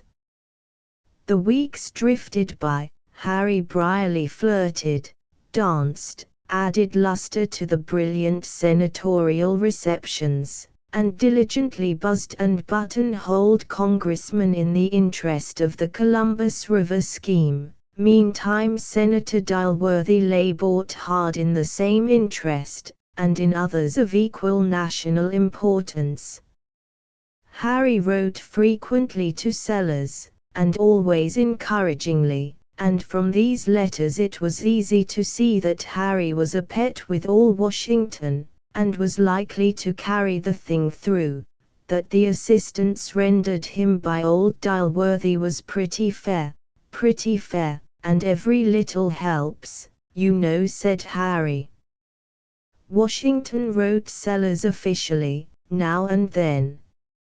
In one of his letters it appeared that whereas no member of the House Committee favored the scheme at first, there was now needed but one more vote to compass a majority report. Closing sentence, Providence seems to further our efforts. Signed, Abner Dilworthy, USS, per Washington Hawkins, P.S. At the end of a week, Washington was able to send the happy news, officially, as usual, that the needed vote had been added and the bill favorably reported from the committee. Other letters recorded its perils in committee of the whole, and by its victory, by just the skin of its teeth, on third reading and final passage. Then came letters telling of Mr. Dilworthy's struggles with a stubborn majority in his own committee in the Senate, of how these gentlemen succumbed, one by one, till a majority was secured. Then there was a hiatus. Washington watched every move on the board, and he was in a good position to do this, for he was clerk of this committee, and also one other. He received no salary as private secretary, but these two clerkships, procured by his benefactor, paid him an aggregate of $12 a day, without counting the 20% extra compensation which would of course be voted to him on the last night of the session. He saw the bill go into committee of the whole and struggle for its life again, and finally worry through. In the fullness of time he noted its second reading, and by the day arrived when the grand ordeal came, and it was put upon its final passage. Washington listened with bated breath to the "I. No. No. I" of the voters, for a few dread minutes, and then could bear the suspense no longer. He ran down from the gallery and hurried home to wait. At the end of 2 or 3 hours the senator arrived in the bosom of his family, and dinner was waiting. Washington sprang forward, with the eager question on his lips, and the senator said, "We may rejoice freely, now, my son. Providence has crowned our efforts with success." P227.jpg, 13K, Chapter XXV. Washington sent grand good news to Colonel Sellers that night. To Louise he wrote, "It is beautiful to hear him talk when his heart is full of thankfulness for some manifestation of the divine favor. You shall know him, some day, my Louise, and knowing him you will honor him, as I do." Harry wrote, "I pulled it through, Colonel, but it was a tough job, there is no question about that. There was not a friend to the measure in the House Committee when I began, and not a friend in the Senate Committee except old Dill himself, but they were all fixed for a majority report when I hauled off my forces. Everybody here says you can't get a thing like this through Congress without buying committees for straight-out cash on delivery, but I think I've taught them a thing or two, if I could only make them believe it. When I tell the old residentess that this thing went through without buying a vote or making a promise, they say, that's rather too thin. And when I say thin or not thin, it's a fact, anyway. They say, come, now, but do you really believe that? And when I say I don't believe anything about it, I know it, they smile and say, well, you are pretty innocent, or pretty blind, one or the other, there's no getting around that. Why, they really do believe that votes have been bought, they do indeed. But let them keep on thinking so. I have found out that if a man knows how to talk to women, and has a little gift in the way of argument with men, he can afford to play for an appropriation against a money bag and give the money bag odds in the game. We've raked in $200,000 of Uncle Sam's money, say what they will, and there is more where this came from, when we want it, and I rather fancy I am the person that can go in and occupy it, too, if I do say it myself. That shouldn't, perhaps. I'll be with you within a week. Scare up all the men you can, and put them to work at once. When I get there I propose to make things hum p229.jpg, 22K, the great news lifted Sellers into the clouds. He went to work on the instant. He flew hither and thither making contracts, engaging men, and steeping his soul in the ecstasies of business. He was the happiest man in Missouri. And Louise was the happiest woman, for presently came a letter from Washington which said, "Rejoice with me, for the long agony is over. We have waited patiently and faithfully, all these years, and now at last the reward is at hand. A man is to pay our family $40,000 for the Tennessee land. It is but a little sum compared to what we could get by waiting, but I do so long to see the day when I can call you my own, that I have said to myself, better take this and enjoy life in a humble way than wear out our best days in this miserable separation. Besides, I can put this money into operations here that will increase it 100-fold, yes, 1,000-fold, in a few months. The air is full of such chances, and I know our family would consent in a moment that I should put in their shares with mine. Without a doubt we shall be worth $500,000 in a year from this time. I put it at the very lowest figure, because it is always best to be on the safe side, $500,000 at the very lowest calculation, and then your father will give his consent and we can marry at last. Oh, that will be a glorious day. Tell our friends the good news, I want all to share it. And she did tell her father and mother, but they said, let it be kept still for the present. The careful father also told her to write Washington and warn him not to speculate with the money, but to wait a little and advise with 1 or 2 wise old heads. She did this. And she managed to keep the good news to herself, though it would seem that the most careless observer might have seen by her springing step and her radiant countenance that some fine piece of good fortune had descended upon her. Harry joined the colonel at Stone's Landing, and that dead place sprang into sudden life. A swarm of men were hard at work, and the dull air was filled with the cheery music of labor. Harry had been constituted engineer in general, and he threw the full strength of his powers into his work. He moved among his hirelings like a king. Authority seemed to invest him with a new splendor. Colonel Sellers, as general superintendent of a great public enterprise, was all that a mere human being could be, and more. These two grandees went at their imposing improvement with the air of men who had been charged with the work of altering the foundations of the globe.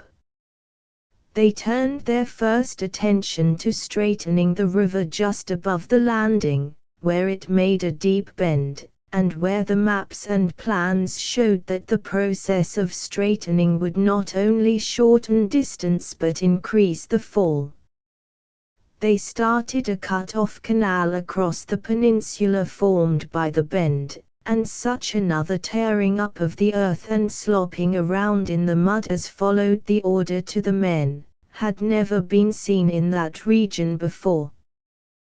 There was such a panic among the turtles that at the end of 6 hours there was not one to be found within 3 miles of Stone's Landing.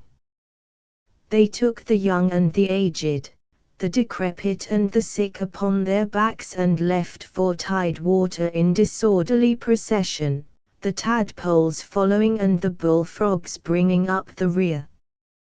P231.jpg 31K, Saturday night came, but the men were obliged to wait, because the appropriation had not come. Harry said he had written to hurry up the money and it would be along presently. So the work continued, on Monday. Stone's Landing was making quite a stir in the vicinity, by this time. Sellers threw a lot or two on the market, as a feeler, and they sold well.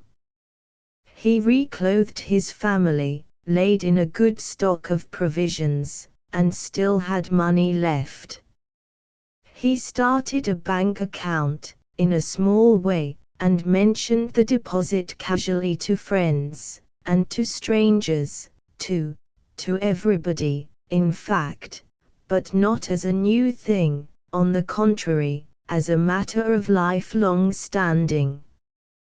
He could not keep from buying trifles every day that were not wholly necessary. It was such a gaudy thing to get out his bank book and draw a check, instead of using his old customary formula, charge it. Harry sold a lot or two, also, and had a dinner party or two at Hawkey and a general good time with the money. Both men held on pretty strenuously for the coming big prices, however. At the end of a month things were looking bad. Harry had besieged the New York headquarters of the Columbus River Slackwater Navigation Company with demands, then commands, and finally appeals, but to no purpose. The appropriation did not come, the letters were not even answered. The workmen were clamorous, now. The Colonel and Harry retired to consult. "What's to be done?" said the Colonel. "Hanged if I know." "Company say anything?" "Not a word." "You telegraphed yesterday?" "Yes, and the day before, too." "No answer." "None, confound them." Then there was a long pause. Finally both spoke at once. "I've got it." "I've got it." "What's yours?" said Harry. "Give the boys 30-day orders on the company for the back pay." "That's it, that's my own idea to a dot." But then, yes, I know," said the Colonel, "I know they can't wait for the orders to go to New York and be cashed, but what's the reason they can't get them discounted in Hawkey?" "Of course they can. That solves the difficulty. Everybody knows the appropriation's been made and the company's perfectly good." So the orders were given and the men appeased, though they grumbled a little at first. The orders went well enough for groceries and such things at a fair discount, and the work danced along gaily for a time. 2 or 3 purchasers put up frame houses at the landing and moved in, and of course a far-sighted but easygoing journeyman printer wandered along and started the Napoleon Weekly Telegraph and Literary Repository, a paper with a Latin motto from the Unabridged Dictionary, and plenty of fat conversational tales and double-leaded poetry, all for $2 a year. strictly in advance. Of course the merchants forwarded the orders at once to New York, and never heard of them again. At the end of some weeks Harry's orders were a drug in the market, nobody would take them at any discount whatever. The second month closed with a riot. Sellers was absent at the time, and Harry began an active absence himself with the mob at his heels. But being on horseback, he had the advantage. He did not tarry in Hawkey, but went on, thus missing several appointments with creditors. He was far on his flight eastward, and well out of danger when the next morning dawned. He telegraphed the colonel to go down and quiet the laborers. He was bound east for money, everything would be right in a week. Tell the men so, tell them to rely on him and not be afraid. P232.jpg, 70k. Sellers found the mob quiet enough when he reached the landing. They had gutted the navigation office, then piled the beautiful engraved stock books and things in the middle of the floor and enjoyed the bonfire while it lasted. They had a liking for the colonel, but still they had some idea of hanging him, as a sort of makeshift that might answer, after a fashion, in place of more satisfactory game. P234.jpg, 42k. But they made the mistake of waiting to hear what he had to say first. Within 15 minutes his tongue had done its work and they were all rich men. He gave every one of them a lot in the suburbs of the city of Stone's Landing, within a mile and a half of the future post office and railway station, and they promised to resume work as soon as Harry got east and started the money along. Now things were blooming and pleasant again, but the men had no money, and nothing to live on. The colonel divided with them the money he still had in bank, an act which had nothing surprising about it because he was generally ready to divide whatever he had with anybody that wanted it, and it was owing to this very trait that his family spent their days in poverty and at times were pinched with famine. When the men's minds had cooled and Sellers was gone, they hated themselves for letting him beguile them with fine speeches. But it was too late. Now, they agreed to hang him another time, such time as Providence should appoint. Chapter XXVI. Rumors of Ruth's frivolity and worldliness at Fallkill traveled to Philadelphia in due time, and occasioned no little undertalk among the Bolton relatives. Hannah Shoecraft told another cousin that, for her part, she never believed that Ruth had so much more mind than other people, and Cousin Huldah added that she always thought Ruth was fond of admiration, and that was the reason she was unwilling to wear plain clothes and attend meeting. The story that Ruth was engaged to a young gentleman of fortune in Fallkill came with the other news, and helped to give point to the little satirical remarks that went round about Ruth's desire to be a doctor. Margaret Bolton was too wise to be either surprised or alarmed by these rumors. They might be true, she knew a woman's nature too well to think them improbable, but she also knew how steadfast Ruth was in her purposes, and that, as a brook breaks into ripples and eddies and dances and sports by the way, and yet keeps on to the sea, it was in Ruth's nature to give back cheerful answer to the solicitations of friendliness and pleasure, to appear idly delaying even, and sporting in the sunshine, while the current of her resolution flowed steadily on. that Ruth had this delight in the mere surface play of life that she could, for instance, be interested in that somewhat serious byplay called flirtation, or take any delight in the exercise of those little arts of pleasing and winning which are none the less genuine and charming because they are not intellectual. Ruth, herself, had never suspected until she went to Fallkill.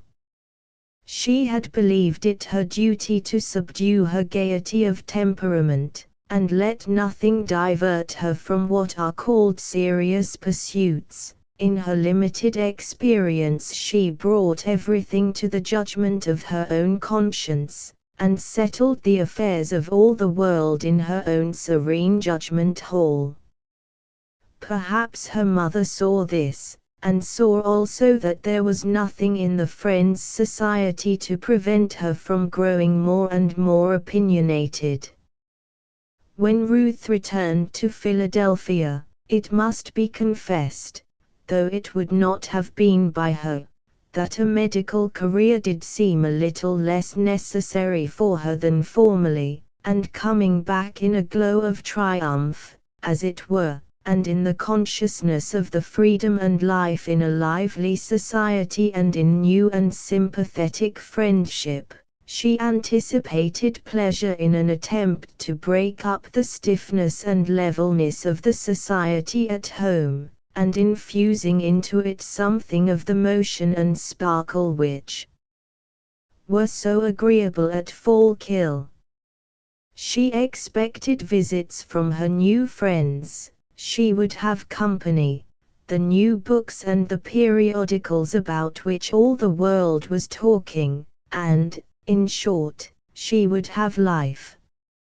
For a little while she lived in this atmosphere which she had brought with her. Her mother was delighted with this change in her, with the improvement in her health and the interest she exhibited in home affairs. Her father enjoyed the society of his favorite daughter as he did few things besides. He liked her mirthful and teasing ways, and not less a keen battle over something she had read. He had been a great reader all his life, and a remarkable memory had stored his mind with encyclopedic information. It was one of Ruth's delights to cram herself with some out-of-the-way subject and endeavor to catch her father, but she almost always failed.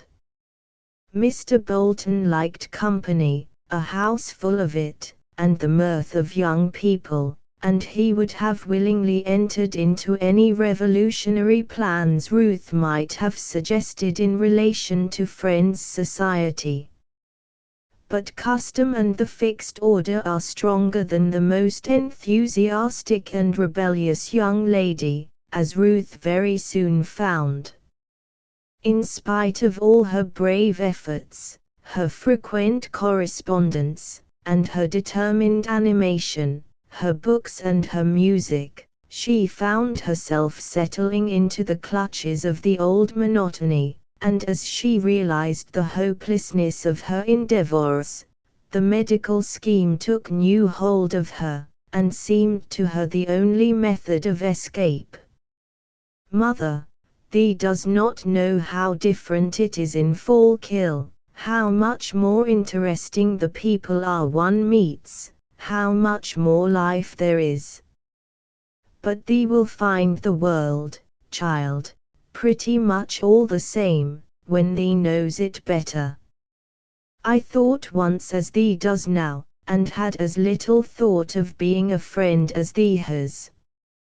Perhaps when thee has seen more, thee will better appreciate a quiet life.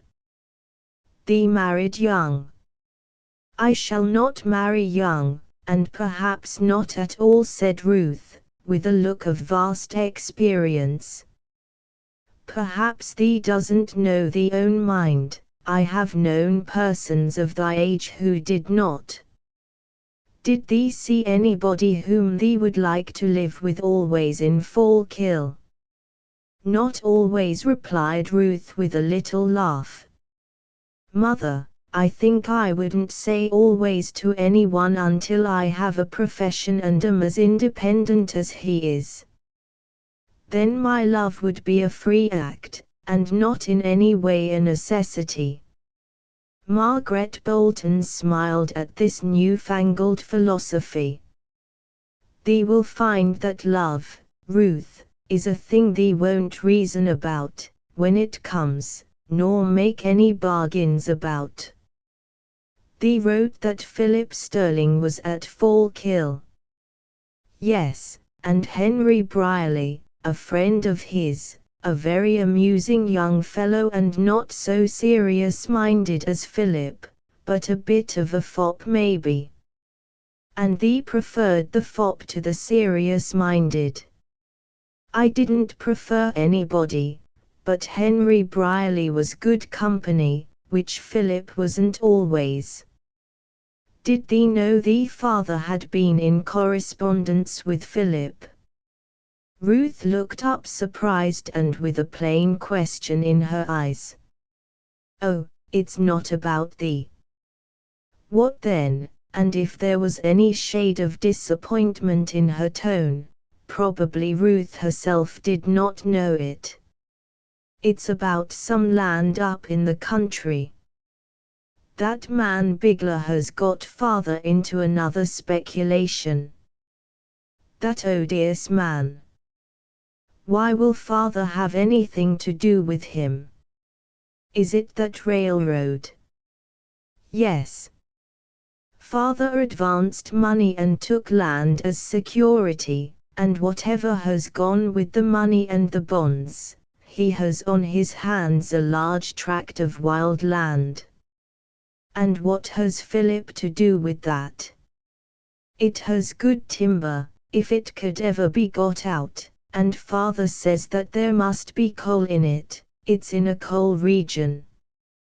He wants Philip to survey it, and examine it for indications of coal. It's another of father's fortunes, I suppose, said Ruth. He has put away so many fortunes for us that I'm afraid we never shall find them. Ruth was interested in it nevertheless, and perhaps mainly because Philip was to be connected with the enterprise. Mr. Bigler came to dinner with her father next day, and talked a great deal about Mr. Bolton's magnificent tract of land, extolled the sagacity that led him to secure such a property, and led the talk along to another railroad which would open a northern communication to this very land. Pennybacker says it's full of coal, he's no doubt of it, and a railroad to strike the Erie would make it a fortune. Suppose you take the land and work the thing up, Mr. Bigler. You may have the tract for $3 an acre. You'd throw it away, then replied Mr. Bigler, and I'm not the man to take advantage of a friend. But if you'll put a mortgage on it for the northern road, I wouldn't mind taking an interest, if Pennybacker is willing, but Pennybacker, you know, don't go much on land, he sticks to the legislature. And Mr. Bigler laughed. When Mr. Bigler had gone, Ruth asked her father about Philip's connection with the land scheme. There's nothing definite, said Mr. Bolton. Philip is showing aptitude for his profession. I hear the best reports of him in New York, though those sharpers don't intend to do anything but use him. I've written and offered him employment in surveying and examining the land. We want to know what it is. And if there is anything in it that his enterprise can dig out, he shall have an interest. I should be glad to give the young fellow a lift. All his life Eli Bolton had been giving young fellows a lift, and shouldering the losses when things turned out unfortunately. His ledger, take it all together, would not show a balance on the right side, but perhaps the losses on his books will turn out to be credits in a world where accounts are kept on a different basis. The left hand of the ledger will appear the right, looked at from the other side. Philip wrote to Ruth rather a comical account of the bursting up of the city of Napoleon and the navigation improvement scheme, of Harry's flight and the Colonel's discomfiture. Harry left in such a hurry that he hadn't even time to bid Miss Laura Hawkins goodbye, but he had no doubt that Harry would console himself with the next pretty face he saw, a remark which was thrown in for Ruth's benefit. Colonel Sellers had in all probability, by this time, some other equally brilliant speculation in his brain.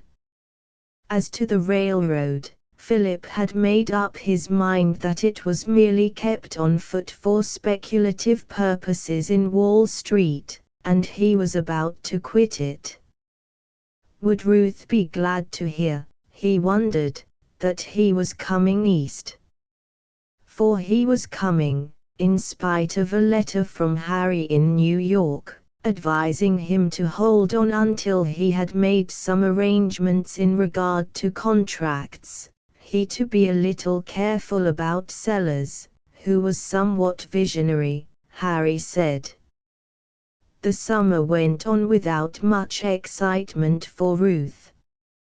She kept up a correspondence with Alice, who promised a visit in the fall. She earnestly tried to interest herself in home affairs and such people as came to the house, but she found herself falling more and more into reveries, and growing weary of things as they were. She felt that everybody might become in time like two relatives from a Shaker establishment in Ohio, who visited the Boltons about this time, a father and son, clad exactly alike, and alike in manners. The son, however, who was not of age, was more unworldly and sanctimonious than his father. He always addressed his parent as Brother Plum and bore himself, altogether in such a superior manner that Ruth longed to put bent pins in his chair. Both father and son wore the long, single-breasted collarless coats of their society, without buttons, before or behind, but with a row of hooks and eyes on either side in front. It was Ruth's suggestion that the coats would be improved by a single hook and eye sewed on in the small of the back where the buttons usually are. P240.jpg, 20K. Amusing as this Shaker caricature of the Friends was, it oppressed Ruth beyond measure, and increased her feeling of being stifled. It was a most unreasonable feeling. No home could be pleasanter than Ruth's. The house, a little out of the city, was one of those elegant country residences which so much charm visitors to the suburbs of Philadelphia. A modern dwelling and luxurious in everything that wealth could suggest for comfort, it stood in the midst of exquisitely kept lawns, with groups of trees, parterres of flowers massed in colors, with greenhouse, grapery and garden, and on one side, the garden sloped away in undulations to a shallow brook that ran over a pebbly bottom and sang under forest trees. The country about was the perfection of cultivated landscape, dotted with cottages, and stately mansions of revolutionary date, and sweet as an English countryside, whether seen in the soft bloom of May or in the mellow ripeness of late October. P241.jpg, 79K. It needed only the peace of the mind within, to make it a paradise. One riding by on the old Germantown road, and seeing a young girl swinging in the hammock on the piazza and, intent upon some volume of old poetry or the latest novel, would no doubt have envied a life so idyllic. He could not have imagined that the young girl was reading a volume of reports of clinics and longing to be elsewhere. Ruth could not have been more discontented if all the wealth about her had been as unsubstantial as a dream. Perhaps she so thought it. "I feel," she once said to her father, "as if I were living in a house of cards. And thee would like to turn it into a hospital." "No." "But tell me, father," continued Ruth, not to be put off, "is thee still going on with that Bigler and those other men who come here and entice thee?" Mr. Bolton smiled, as men do when they talk with women about business. "Such men have their uses, Ruth. They keep the world active, and I owe a great many of my best operations to such men. Who knows, Ruth, but this new land purchase, which I confess I yielded a little too much to Bigler in, may not turn out a fortune for thee and the rest of the children." "Ah, father, thee sees everything in a rose-colored light. I do believe thee wouldn't have so readily allowed me to begin the study of medicine, if it hadn't had the novelty of an experiment to thee. And is thee satisfied with it? If thee means, if I have had enough of it, no, I just begin to see what I can do in it, and what a noble profession it is for a woman. Would thee have me sit here like a bird on a bough and wait for somebody to come and put me in a cage?" Mr. Bolton was not sorry to divert the talk from his own affairs, and he did not think it worthwhile to tell his family of a performance that very day which was entirely characteristic of him. Ruth might well say that she felt as if she were living in a house of cards, although the Bolton household had no idea of the number of perils that hovered over them, any more than thousands of families in America have of the business risks and contingencies upon which their prosperity and luxury hang. A sudden call upon Mr. Bolton for a large sum of money, which must be forthcoming at once, had found him in the midst of a dozen ventures, from no one of which a dollar could be realized. It was in vain that he applied to his business acquaintances and friends. It was a period of sudden panic and no money. 100,000. Mr. Bolton said plumly. "Good God, if you should ask me for 10, I shouldn't know where to get it." And yet that day Mr. Small, Pennybacker, Bigler and Small, came to Mr. Bolton with a piteous story of ruin in a coal operation, if he could not raise $10,000. Only 10, and he was sure of a fortune. Without it he was a beggar. Mr. Bolton had already Small's notes for a large amount in his safe, labeled doubtful. He had helped him again and again, and always with the same result. But Mr. Small spoke with a faltering voice of his family, his daughter in school, his wife ignorant of his calamity, and drew such a picture of their agony, that Mr. Bolton put by his own more pressing necessity, and devoted the day to scraping together, here and there, $10,000 for this brazen beggar, who had never kept a promise to him nor paid a debt. Beautiful credit. The foundation of modern society. Who shall say that this is not the golden age of mutual trust, of unlimited reliance upon human promises? That is a peculiar condition of society which enables a whole nation to instantly recognize point and meaning in the familiar newspaper anecdote, which puts into the mouth of a distinguished speculator in lands and mines this remark: "I wasn't worth a cent 2 years ago, and now I owe $2 million." Chapter XXVIII. It was a hard blow to poor Sellers to see the work on his darling enterprise stop, and the noise and bustle and confusion that had been such refreshment to his soul, sicken and die out. It was hard to come down to humdrum ordinary life again after being a general superintendent and the most conspicuous man in the community. It was sad to see his name disappear from the newspapers, sadder still to see it resurrected at intervals, shorn of its aforetime gaudy gear of compliments and clothed on with rhetorical tar and feathers. But his friends suffered more on his account than he did. He was a cork that could not be kept under the water many moments at a time. He had to bolster up his wife's spirits every now and then. On one of these occasions he said, "It's all right, my dear, all right, it will all come right in a little while.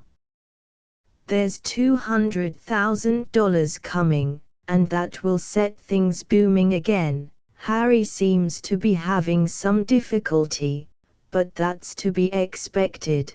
You can't move these big operations to the tune of Fisher's hornpipe, you know.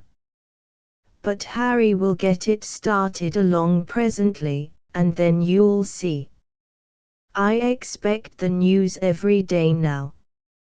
"But Beria, you've been expecting it every day, all along, haven't you?" "Well, yes, I don't know but I have. But anyway, the longer it's delayed, the nearer it grows to the time when it will start, same as every day you live brings you nearer, the grave." "Well, no, not that exactly, but you can't understand these things, Polly dear, women haven't much head for business, you know.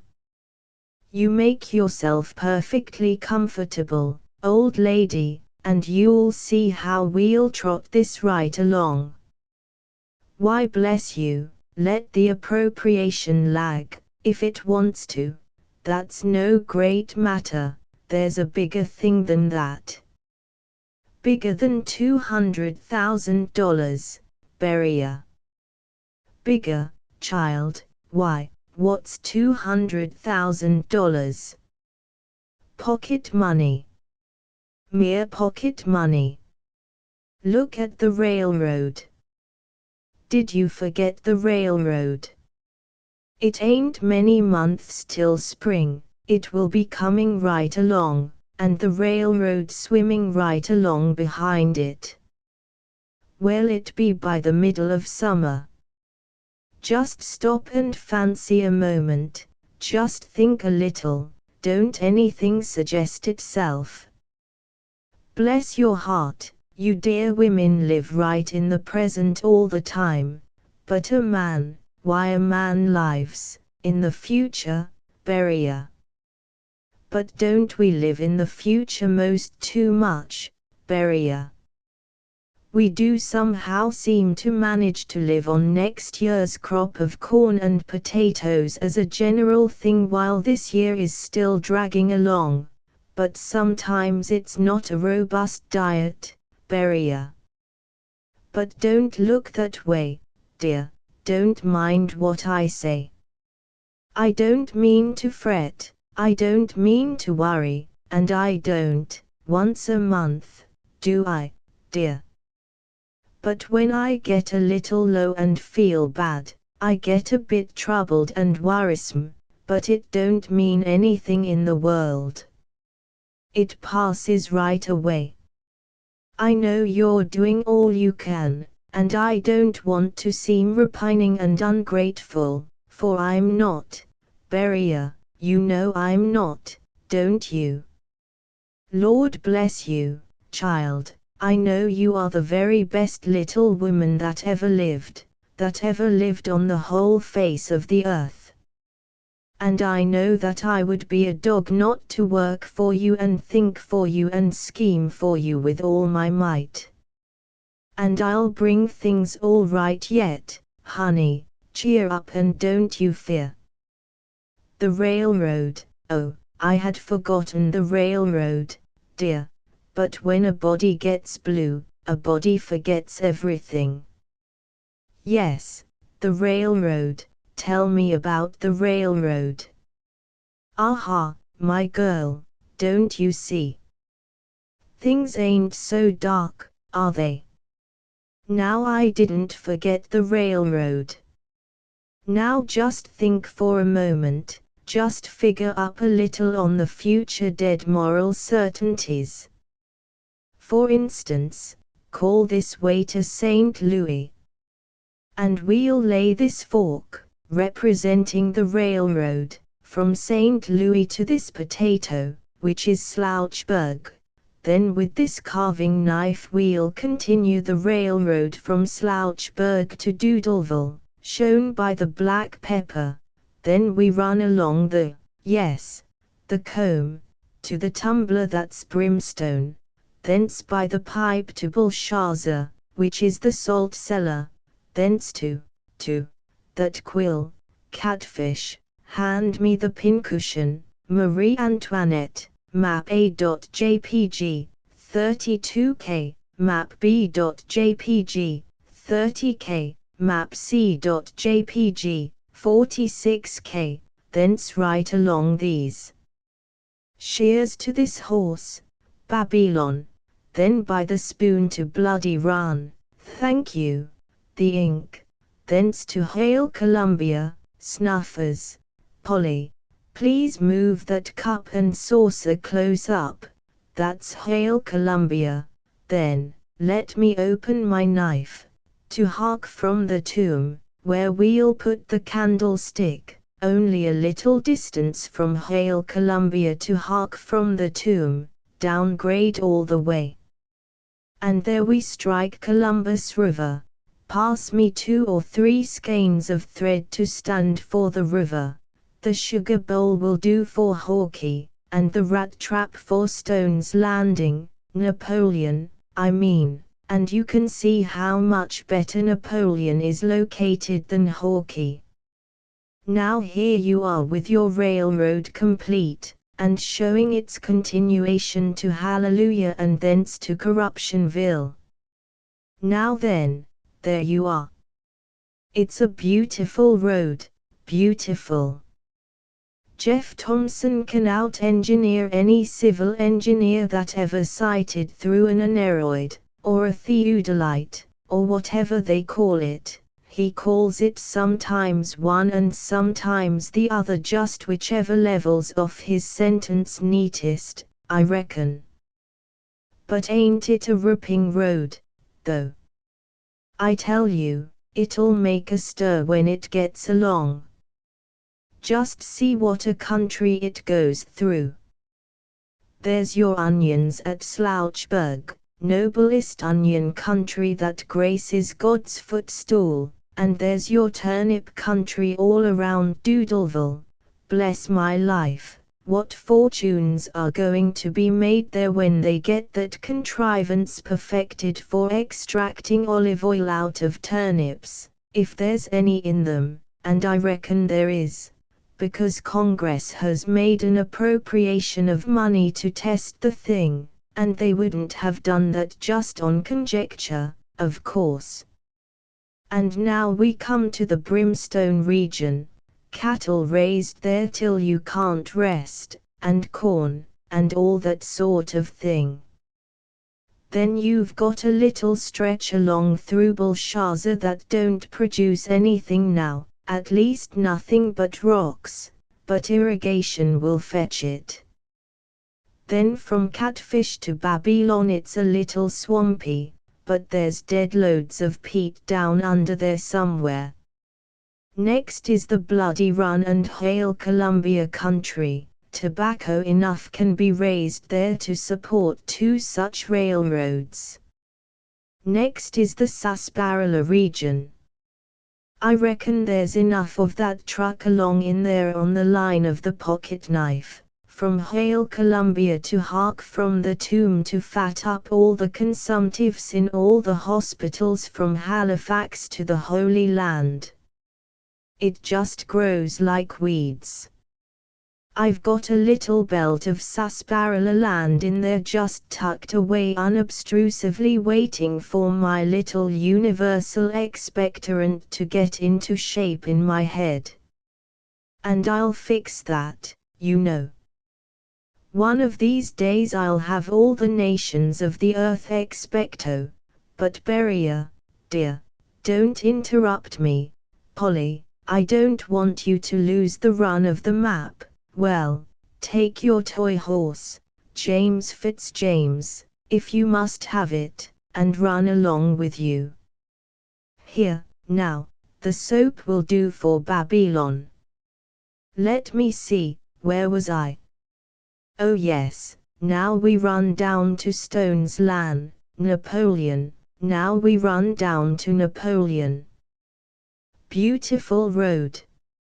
Look at that, now.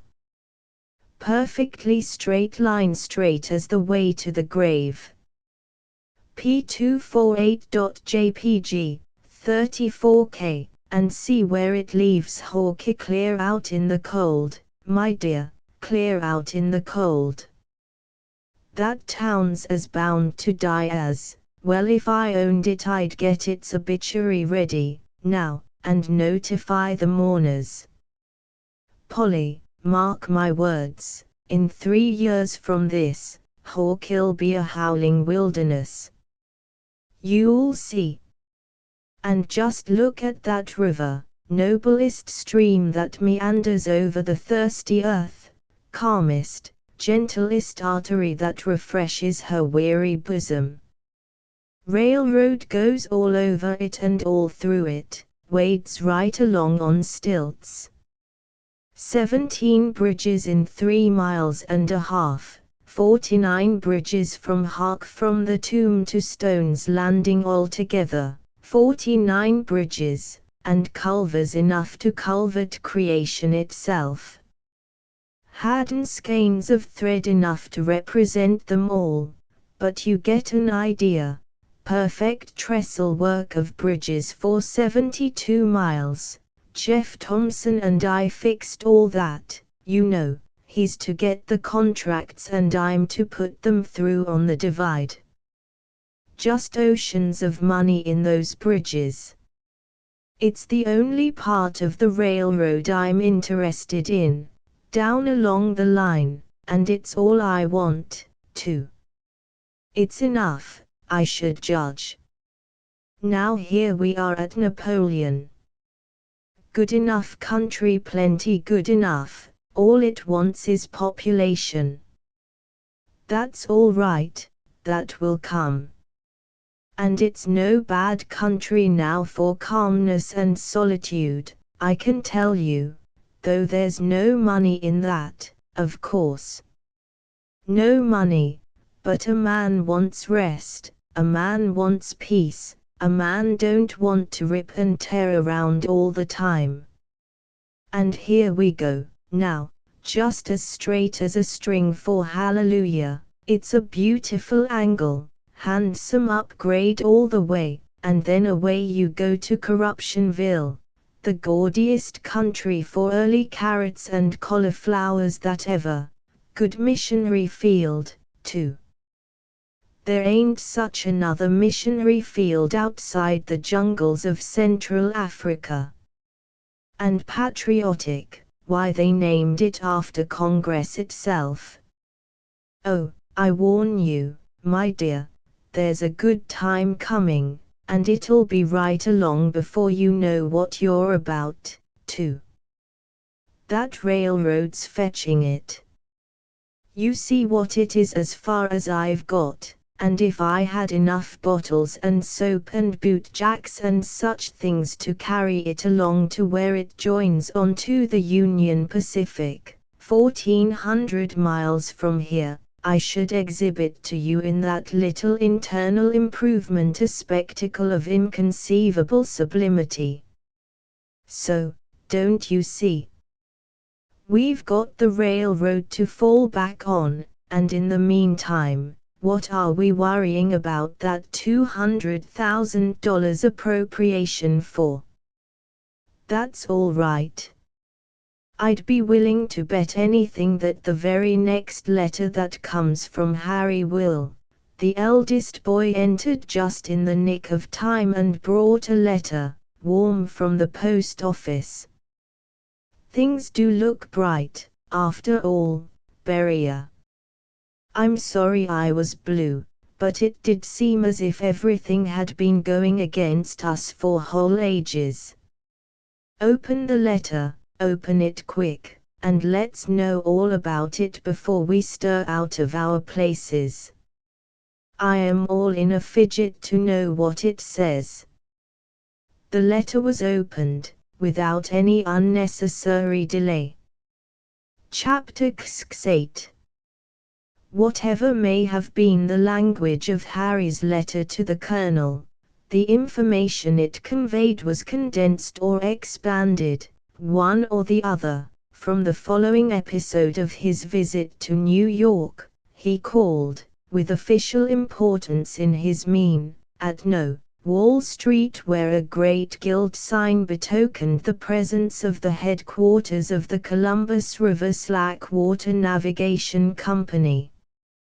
He entered and gave a dressy porter his card, and was requested to wait a moment in a sort of anteroom. The porter returned in a minute, and asked whom he would like to see. The president of the company, of course. He is busy with some gentlemen, sir, says he will be done with them directly. That a copper-plate card with Engineer-in-Chief on it should be received with such tranquillity as this, annoyed Mr. Brierly not a little. But he had to submit. Indeed, his annoyance had time to augment a good deal, for he was allowed to cool his heels a full half-hour in the anteroom before those gentlemen emerged and he was ushered into the presence. He found a stately dignitary occupying a very official chair behind a long green morocco-covered table, in a room sumptuously carpeted and furnished, and well garnished with pictures. P251.jpg, 48K. Good morning, sir. Take a seat, take a seat. Thank you, sir, said Harry, throwing as much chill into his manner as his ruffled dignity prompted. We perceive by your reports and the reports of the Chief Superintendent, that you have been making gratifying progress with the work. We are all very much pleased. Indeed. We did not discover it from your letters, which we have not received, nor by the treatment our drafts have met with, which were not honored, nor by the reception of any part of the appropriation, no part of it having come to hand. Why, my dear Mr. Brierly, there must be some mistake. I am sure we wrote you and also Mr. Sellers, recently. When my clerk comes he will show copies, letters informing you of the 10% assessment. Oh, certainly. We got those letters. But what we wanted was money to carry on the work, money to pay the men. Certainly, certainly, true enough, but we credited you both for a large part of your assessments. I am sure that was in our letters. Of course that was in, I remember that. Ah, very well then. Now we begin to understand each other. Well, I don't see that we do. There's 2 months' wages due the men, and, how? Haven't you paid the men? Paid them? How are we going to pay them when you don't honor our drafts? Why, my dear sir, I cannot see how you can find any fault with us. I am sure we have acted in a perfectly straightforward business way. Now let us look at the thing a moment. You subscribed for 100 shares of the capital stock, at $1,000 a share, I believe. Yes, sir, I did. And Mr. Sellers took a like amount. Yes, sir. Very well. No concern can get along without money. We levied a 10% assessment. It was the original understanding that you and Mr. Sellers were to have the positions you now hold, with salaries of $600 a month each, while in active service. You were duly elected to these places, and you accepted them. Am I right? Certainly. Very well. You were given your instructions and put to work. By your reports it appears that you have expended the sum of $9,610 upon the said work.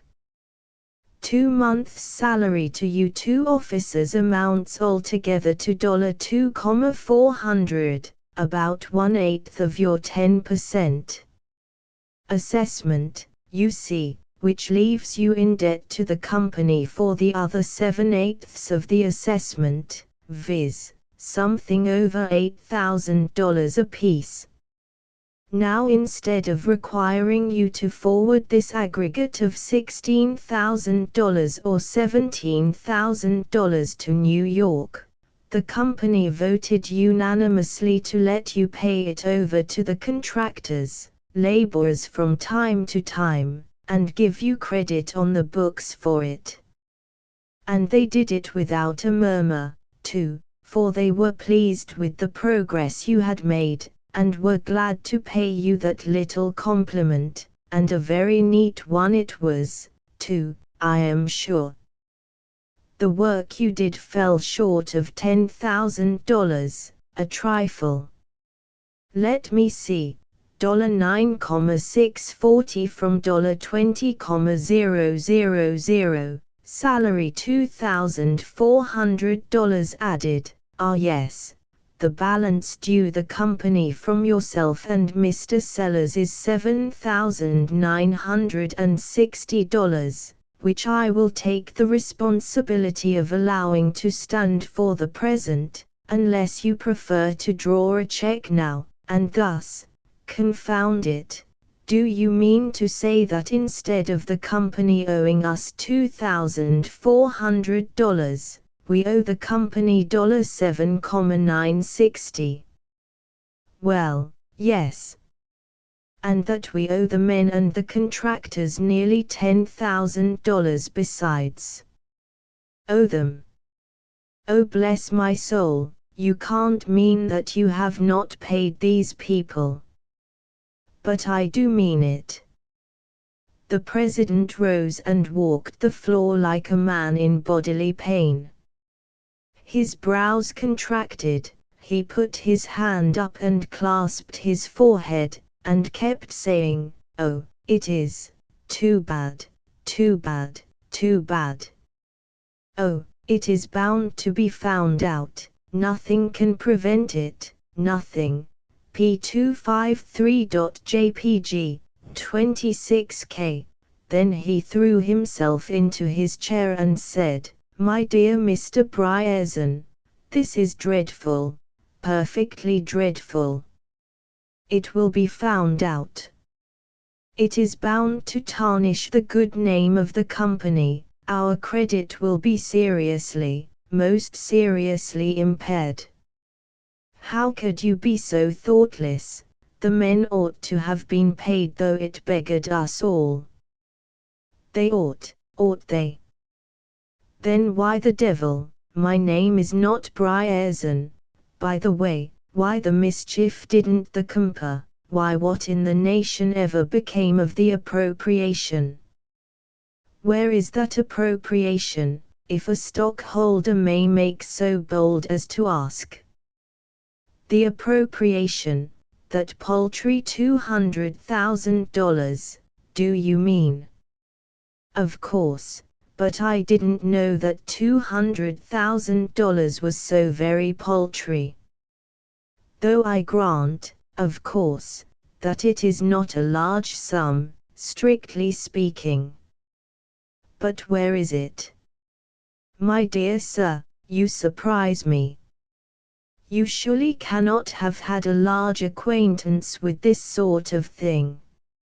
Otherwise you would not have expected much of a result from a mere initial appropriation like that. It was never intended for anything but a mere nest egg for the future and real appropriations to cluster around. Indeed. Well, was it a myth, or was it a reality? Whatever become of it? Why, the matter is simple enough. A congressional appropriation costs money. Just reflect, for instance, a majority of the House Committee, say $10,000 apiece, $40,000, a majority of the Senate Committee, the same each, say $40,000, a little extra to one or two chairmen of one or two such committees, say $10,000 each, $20,000, and there's $100,000 of the money gone, to begin with. Then, 7 male lobbyists, at $3,000 each, $21,000, one female lobbyist, $10,000, a high moral congressman or senator here and there. The high moral ones cost more, because they give tone to a measure. Say 10 of these at $3,000 each, is $30,000. Then a lot of small fry country members who won't vote for anything whatever without pay, say 20 at $500 apiece, is $10,000, a lot of dinners to members, say $10,000 altogether, lot of gimcracks for congressmen's wives and children, those go a long way. You can't spend too much money in that line. Well, those things cost in a lump, say $10,000, along there somewhere, and then comes your printed documents, your maps, your tinted engravings, your pamphlets, your illuminated show cards, your advertisements in 150 papers at ever so much a line, because you've got to keep the papers all right or you are gone up, you know. Oh, my dear sir, printing bills are destruction itself. Ours so far amount to, let me see, 10, 52, 22, 13, and then there's 11, 14, 33, well, never mind the details. The total in clean numbers foots up $118,254.42 thus far. P254.jpg, 18K, P255.jpg, 40K, P256.jpg, 16K, what? Oh, yes indeed. Printing's no bagatelle, I can tell you. And then there's your contributions, as a company, to Chicago fires and Boston fires, and orphan asylums and all that sort of thing. Head the list, you see, with the company's full name and $1,000 set opposite. Great card, sir, one of the finest advertisements in the world. The preachers mention it in the pulpit when it's a religious charity. One of the happiest advertisements in the world is your benevolent donation. Ours have amounted to $16,000 and some cents up to this time. Good heavens! Oh, yes. Perhaps the biggest thing we've done in the advertising line was to get an officer of the U.S. government, of perfectly Himalayan official altitude, to write up our little internal improvement for a religious paper of enormous circulation. I tell you that makes our bonds go handsomely among the pious poor. Your religious paper is by far the best vehicle for a thing of this kind, because they'll lead your article and put it right in the midst of the reading matter, and if it's got a few scripture quotations in it, and some temperance platitudes and a bit of gush here and there about Sunday schools, and a sentimental snuffle now and then about God's precious ones, the honest hard-handed poet works the nation like a charm, my dear sir, and never a man suspects that it is an advertisement. But your secular paper sticks you right into the advertising columns, and of course you don't take a trick. Give me a religious paper to advertise in, every time, and if you'll just look at their advertising pages, you'll observe that other people think a good deal as I do, especially people who have got little financial schemes to make everybody rich with. Of course I mean your great big metropolitan religious papers that know how to serve God and make money at the same time. That's your sort, sir, that's your sort. A religious paper that isn't run to make money is no use to us, sir, as an advertising medium, no use to anybody, in our line of business. I guess our next best dodge was sending a pleasure trip of newspaper reporters out to Napoleon. Never paid them a cent, just filled them up with champagne and the fat of the land, put pen, ink and paper before them while they were red hot, and bless your soul when you come to read their letters you'd have supposed they'd been to heaven. And if a sentimental squeamishness held one or two of them back from taking a less rosy view of Napoleon, our hospitalities tied his tongue, at least, and he said nothing at all, and so did us no harm. Let me see, have I stated all the expenses I've been at? No, I was near forgetting one or two items. There's your official salaries. You can't get good men for nothing. Salaries cost pretty lively.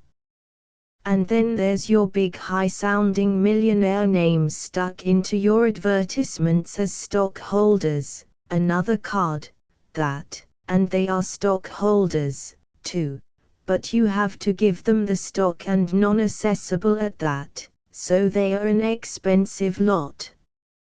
Very, very expensive thing, take it all around, is a big internal improvement concern, but you see that yourself, Mr. Brierman, you see that, yourself, sir.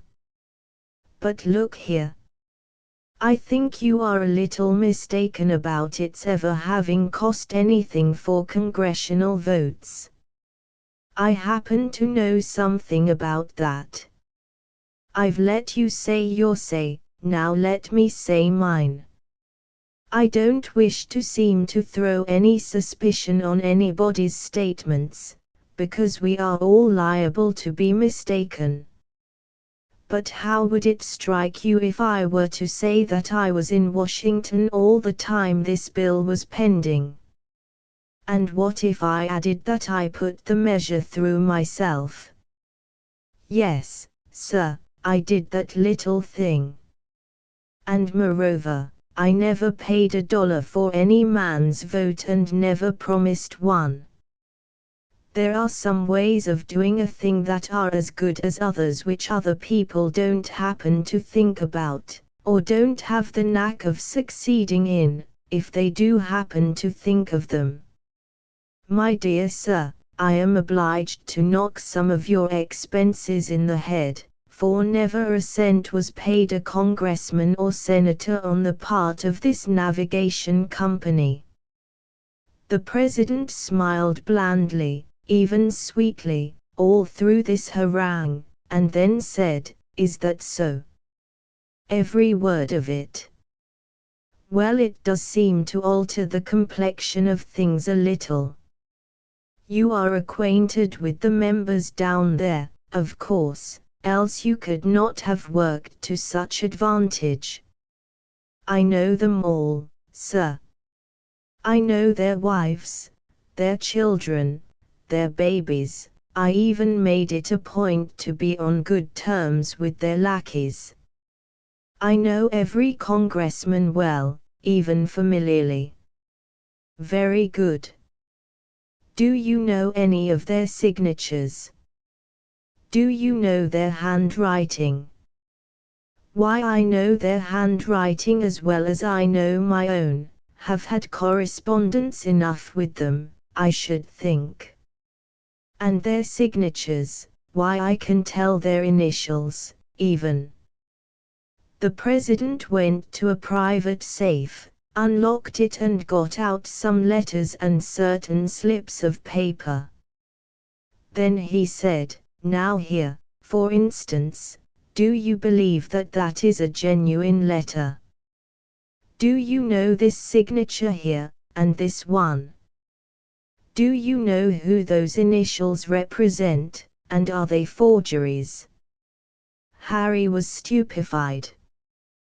There were things there that made his brain swim.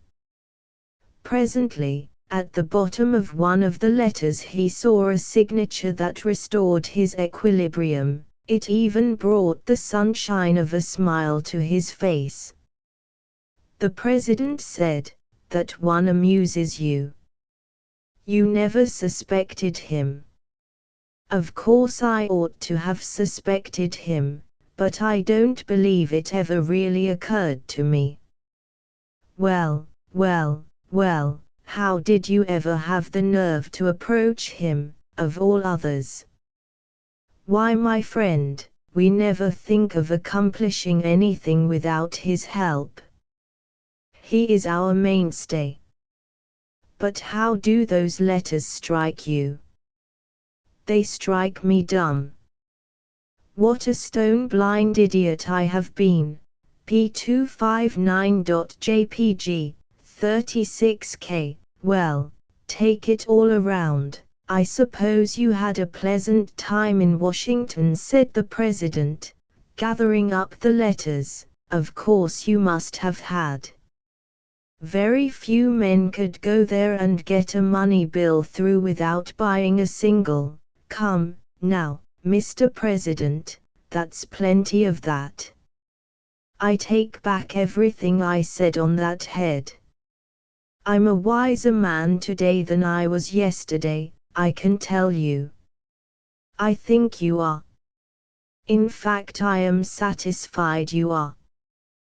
But now I showed you these things in confidence, you understand. Mention facts as much as you want to, but don't mention names to anybody. I can depend on you for that, can't I?" "Oh, of course. I understand the necessity of that. I will not betray the names. But to go back a bit, it begins to look as if you never saw any of that appropriation at all." "We saw nearly $10,000 of it, and that was all. Several of us took turns at log rolling in Washington, and if we had charged anything for that service, none of that $10,000 would ever have reached New York. If you hadn't levied the assessment, you would have been in a close place, I judge. Close. Have you figured up the total of the disbursements I told you of? No, I didn't think of that.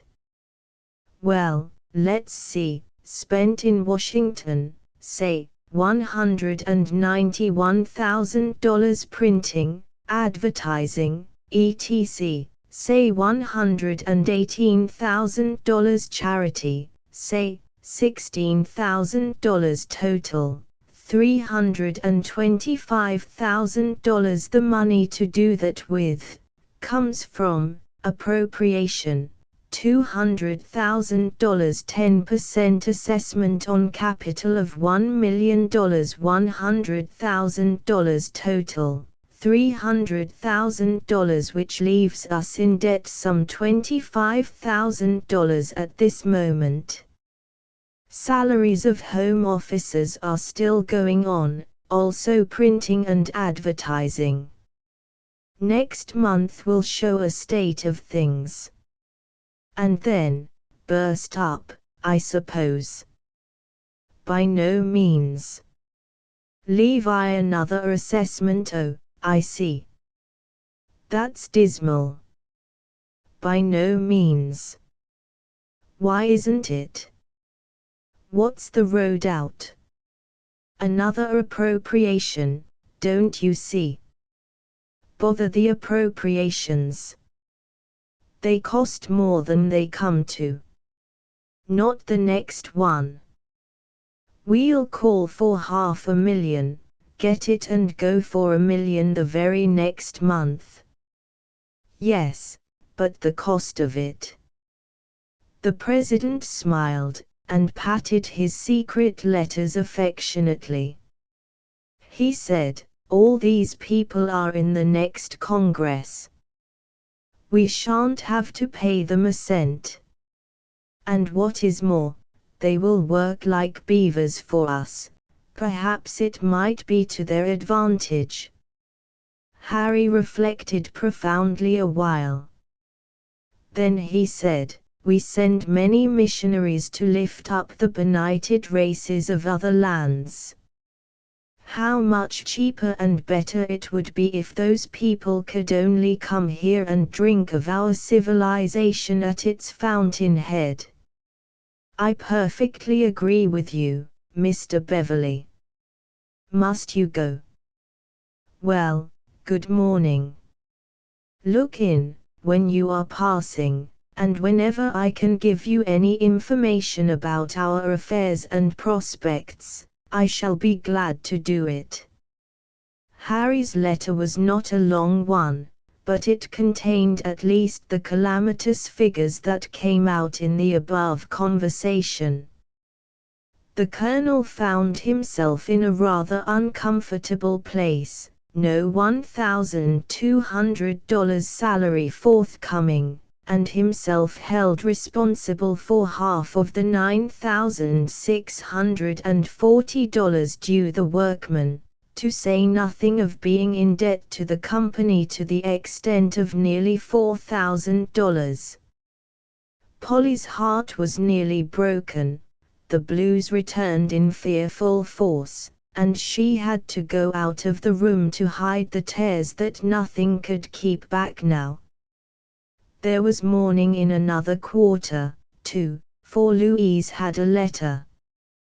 Washington had refused, at the last moment, to take $40,000 for the Tennessee land, and had demanded $150,000. So the trade fell through, and now Washington was wailing because he had been so foolish. But he wrote that his man might probably return to the city soon, and then he meant to sell to him, sure, even if he had to take $10,000. Louise had a good cry, several of them, indeed, and the family charitably forbore to make any comments that would increase her grief.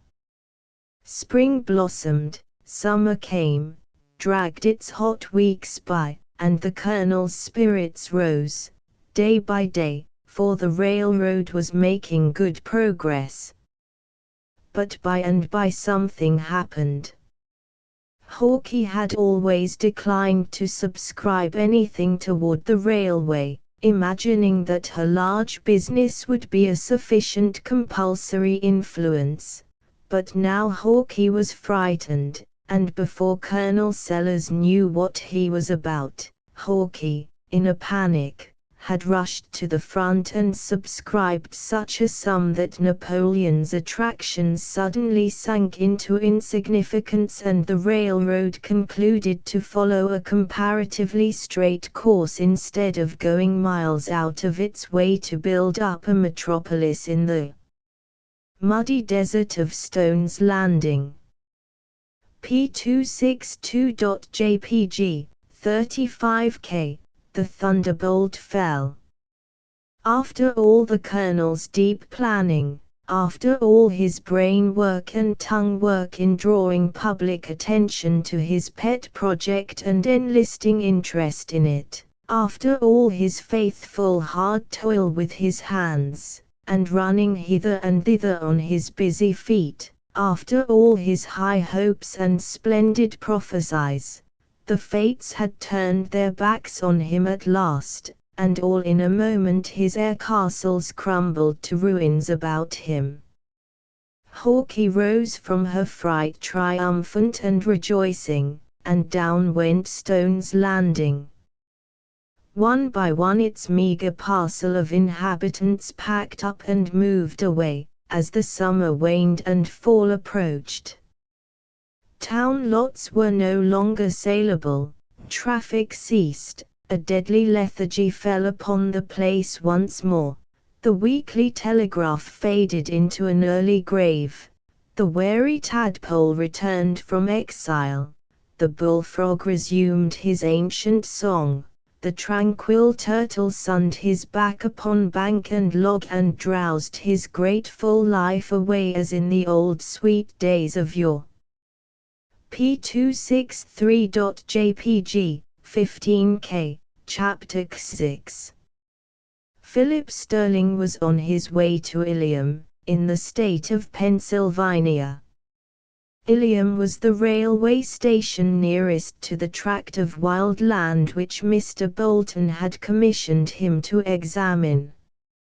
On the last day of the journey as the railway train Philip was on was leaving a large city, a lady timidly entered the drawing-room car, and hesitatingly took a chair that was at the moment unoccupied. Philip saw from the window that a gentleman had put her upon the car just as it was starting. In a few moments the conductor entered, and without waiting an explanation, said roughly to the lady, "Now you can't sit there. That seat's taken. Go into the other car." "I did not intend to take the seat," said the lady rising. "I only sat down a moment till the conductor should come and give me a seat. There ain't any. Car's full. You'll have to leave."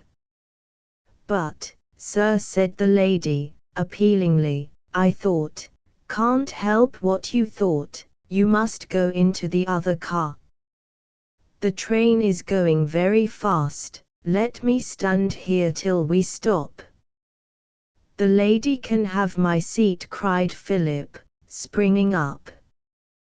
The conductor turned towards Philip, and coolly and deliberately surveyed him from head to foot, with contempt in every line of his face, turned his back upon him without a word, and said to the lady, "Come, I've got no time to talk.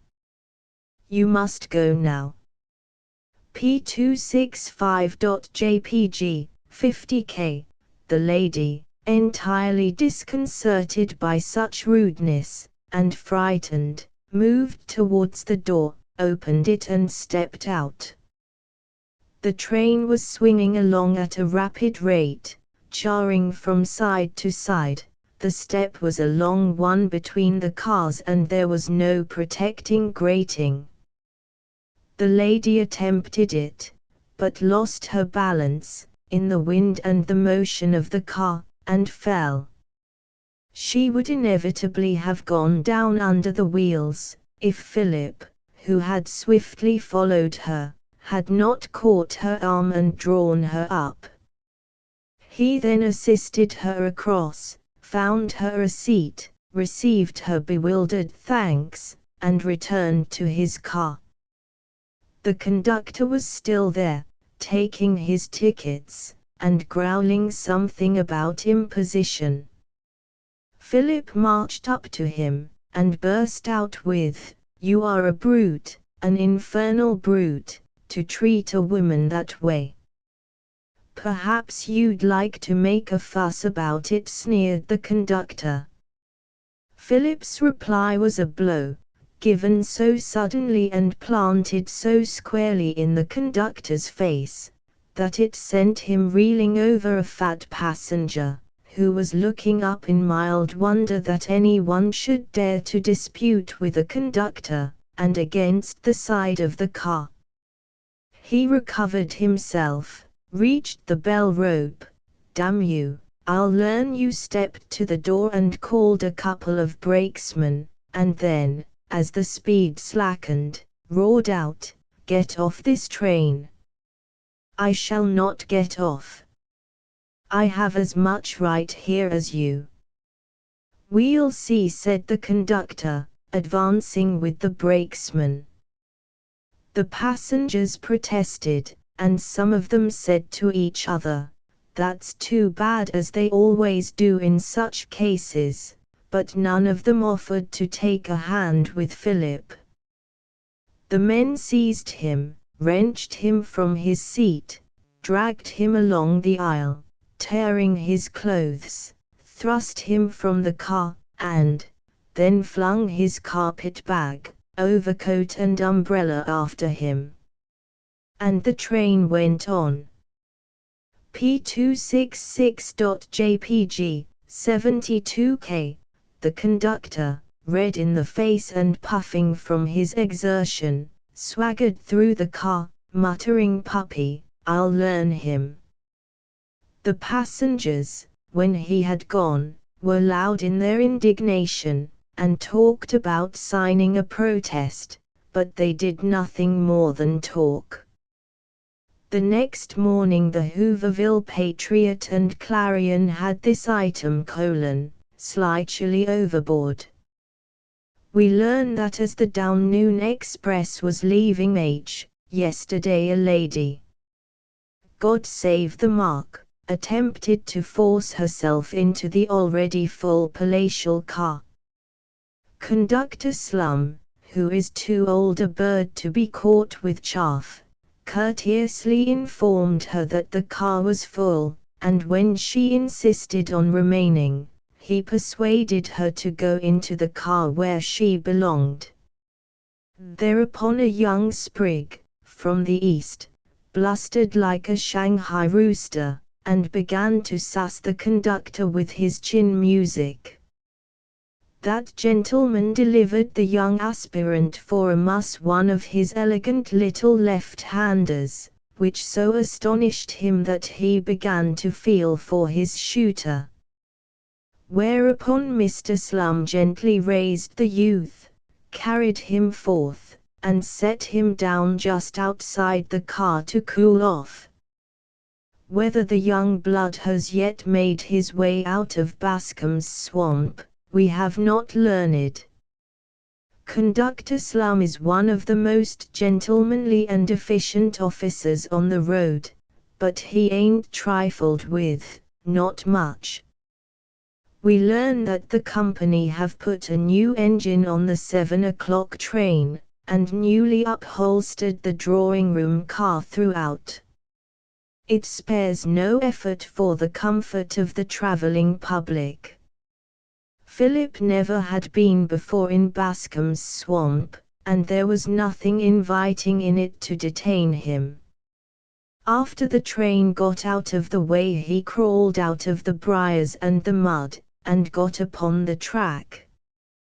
He was somewhat bruised, but he was too angry to mind that. He plodded along over the ties in a very hot condition of mind and body. In the scuffle, his railway check had disappeared, and he grimly wondered, as he noticed the loss, if the company would permit him to walk over their track if they should know he hadn't a ticket. Philip had to walk some 5 miles before he reached a little station, where he could wait for a train, and he had ample time for reflection. At first he was full of vengeance on the company. He would sue it. He would make it pay roundly. But then it occurred to him that he did not know the name of a witness he could summon, and that a personal fight against a railway corporation was about the most hopeless in the world. He then thought he would seek out that conductor, lie in wait for him at some station, and thrash him, or get thrashed himself. But as he got cooler, that did not seem to him a project worthy of a gentleman exactly. Was it possible for a gentleman to get even with such a fellow as that conductor on the letter's own plane? And when he came to this point, he began to ask himself, if he had not acted very much like a fool. He didn't regret striking the fellow, he hoped he had left a mark on him. But, after all, was that the best way? Here was he, Philip Sterling, calling himself a gentleman, in a brawl with a vulgar conductor, about a woman he had never seen before. Why should he have put himself in such a ridiculous position? Wasn't it enough to have offered the lady his seat, to have rescued her from an accident, perhaps from death? Suppose he had simply said to the conductor, "Sir, your conduct is brutal, I shall report you." The passengers, who saw the affair, might have joined in a report against the conductor, and he might really have accomplished something. And, now, Philip looked at his torn clothes, and thought with disgust of his haste in getting into a fight with such an autocrat. At the little station where Philip waited for the next train, he met a man, who turned out to be a justice of the peace in that neighborhood, and told him his adventure. He was a kindly sort of man, and seemed very much interested. "Dum," said he, when he had heard the story.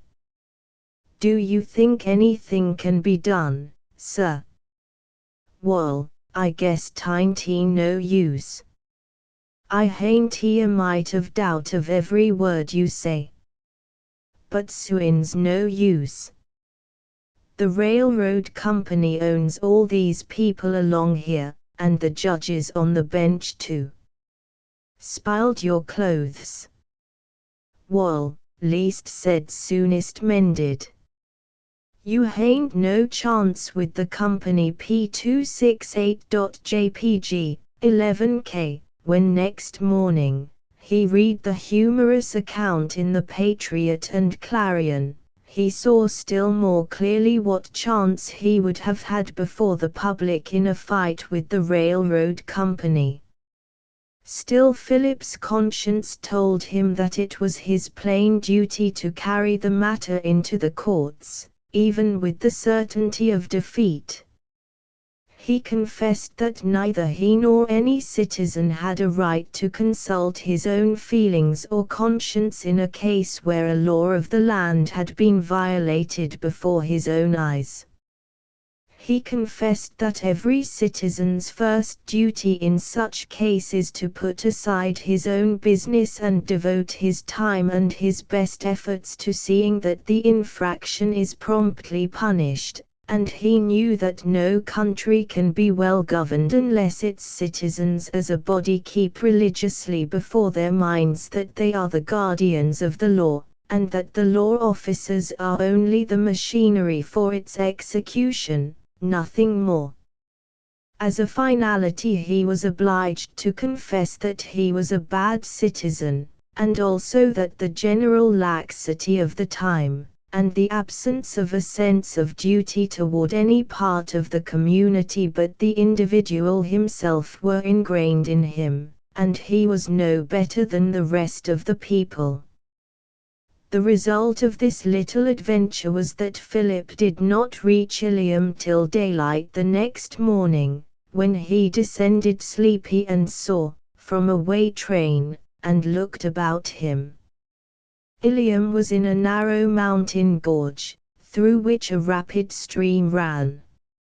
It consisted of the plank platform on which he stood, a wooden house, half painted, with a dirty piazza, unroofed, in front, and a signboard hung on a slanting pole, bearing the legend, Hotel P. Dusenheimer. A sawmill further down the stream, a blacksmith shop, and a store, and 3 or 4 unpainted dwellings of the slab variety.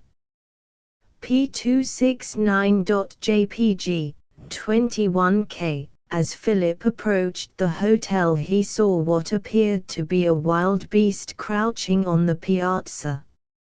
It did not stir, however, and he soon found that it was only a stuffed skin.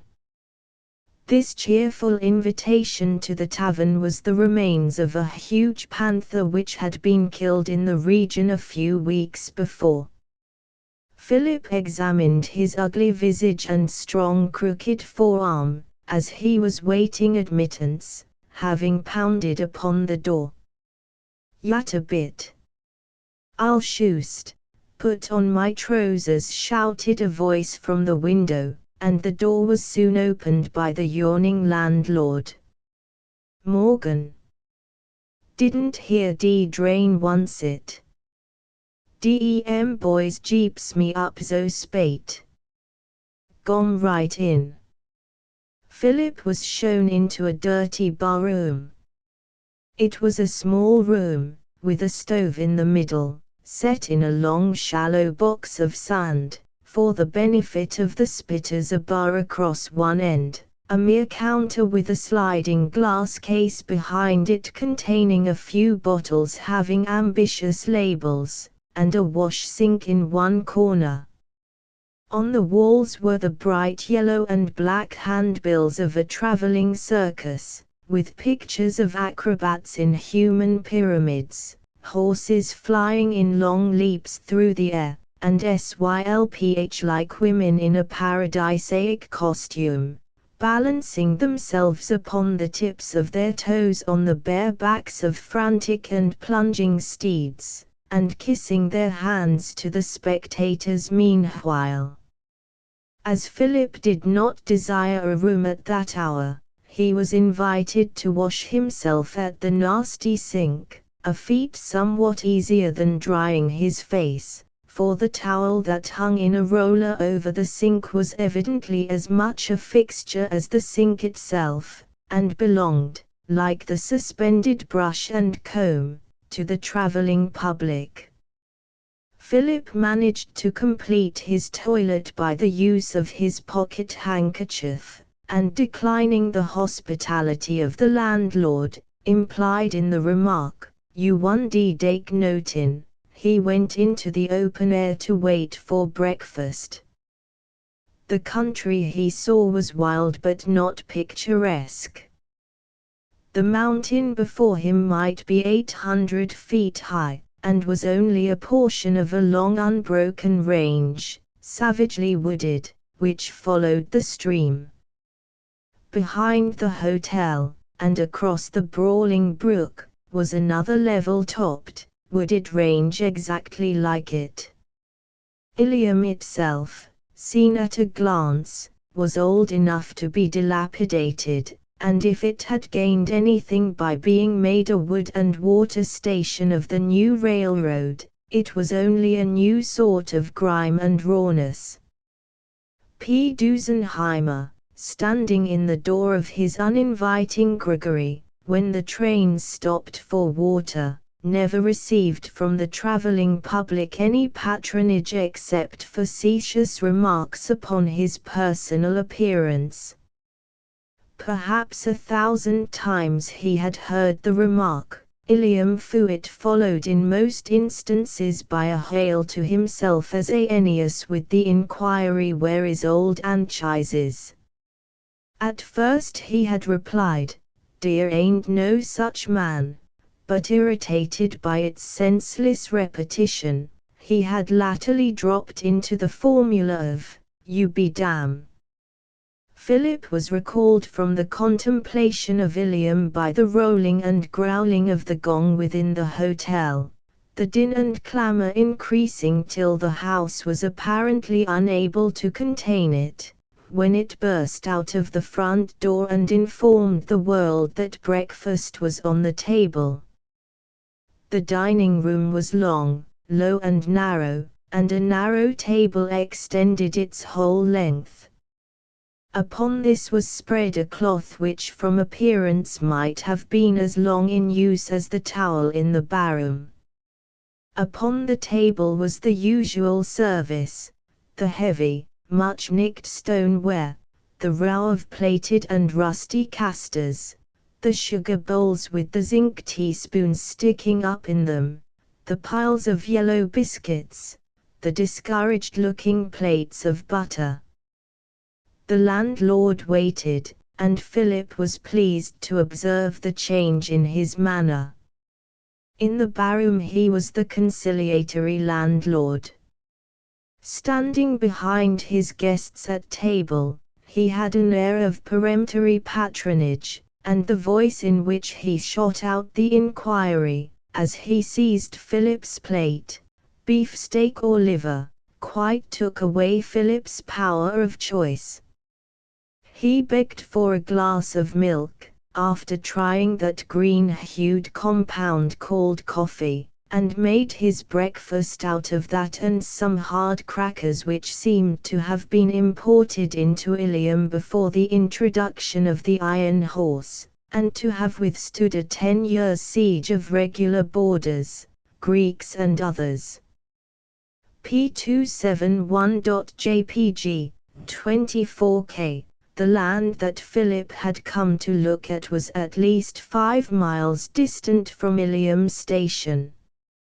A corner of it touched the railroad, but the rest was pretty much an unbroken wilderness, 8 or 10,000 acres of rough country, most of it such a mountain range as he saw at Ilium. His first step was to hire 3 woodsmen to accompany him. By their help he built a log hut, and established a camp on the land, and then began his explorations, mapping down his survey as he went along, noting the timber, and the lay of the land, and making superficial observations as to the prospect of coal. P272.jpg, 51K. The landlord at Ilium endeavored to persuade Philip to hire the services of a witch hazel professor of that region, who could walk over the land with his wand and tell him infallibly whether it contained coal, and exactly where the strata ran. But Philip preferred to trust to his own study of the country, and his knowledge of the geological formation. He spent a month in traveling over the land and making calculations, and made up his mind that a fine vein of coal ran through the mountain about a mile from the railroad, and that the place to run in a tunnel was halfway towards its summit. Acting with his usual promptness, Philip, with the consent of Mr. Bolton, broke ground there at once, and, before snow came, had some rude buildings up, and was ready for active operations in the spring. It was true that there were no outcroppings of coal at the place, and the people at Ilium said he might as well dig for plug tabasa there, but Philip had great faith in the uniformity of nature's operations in ages past, and he had no doubt that he should strike at this spot the rich vein that had made the fortune of the Golden Briar Company. P273.jpg, 14K, Chapter XXX.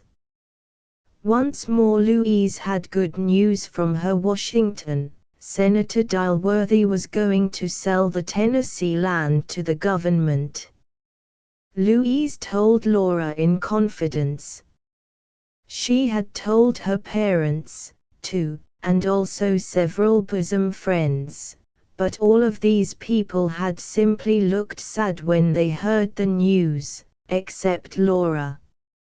Laura's face suddenly brightened under it, only for an instant, it is true, but poor Louise was grateful for even that fleeting ray of encouragement. When next Laura was alone, she fell into a train of thought something like this: if the senator has really taken hold of this matter, I may look for that invitation to his house at any moment. I am perishing to go. I do long to know whether I am only simply a large-sized pygmy among these pygmies here, who tumble over so easily when one strikes them, or whether I am really. Her thoughts drifted into other channels, for a season.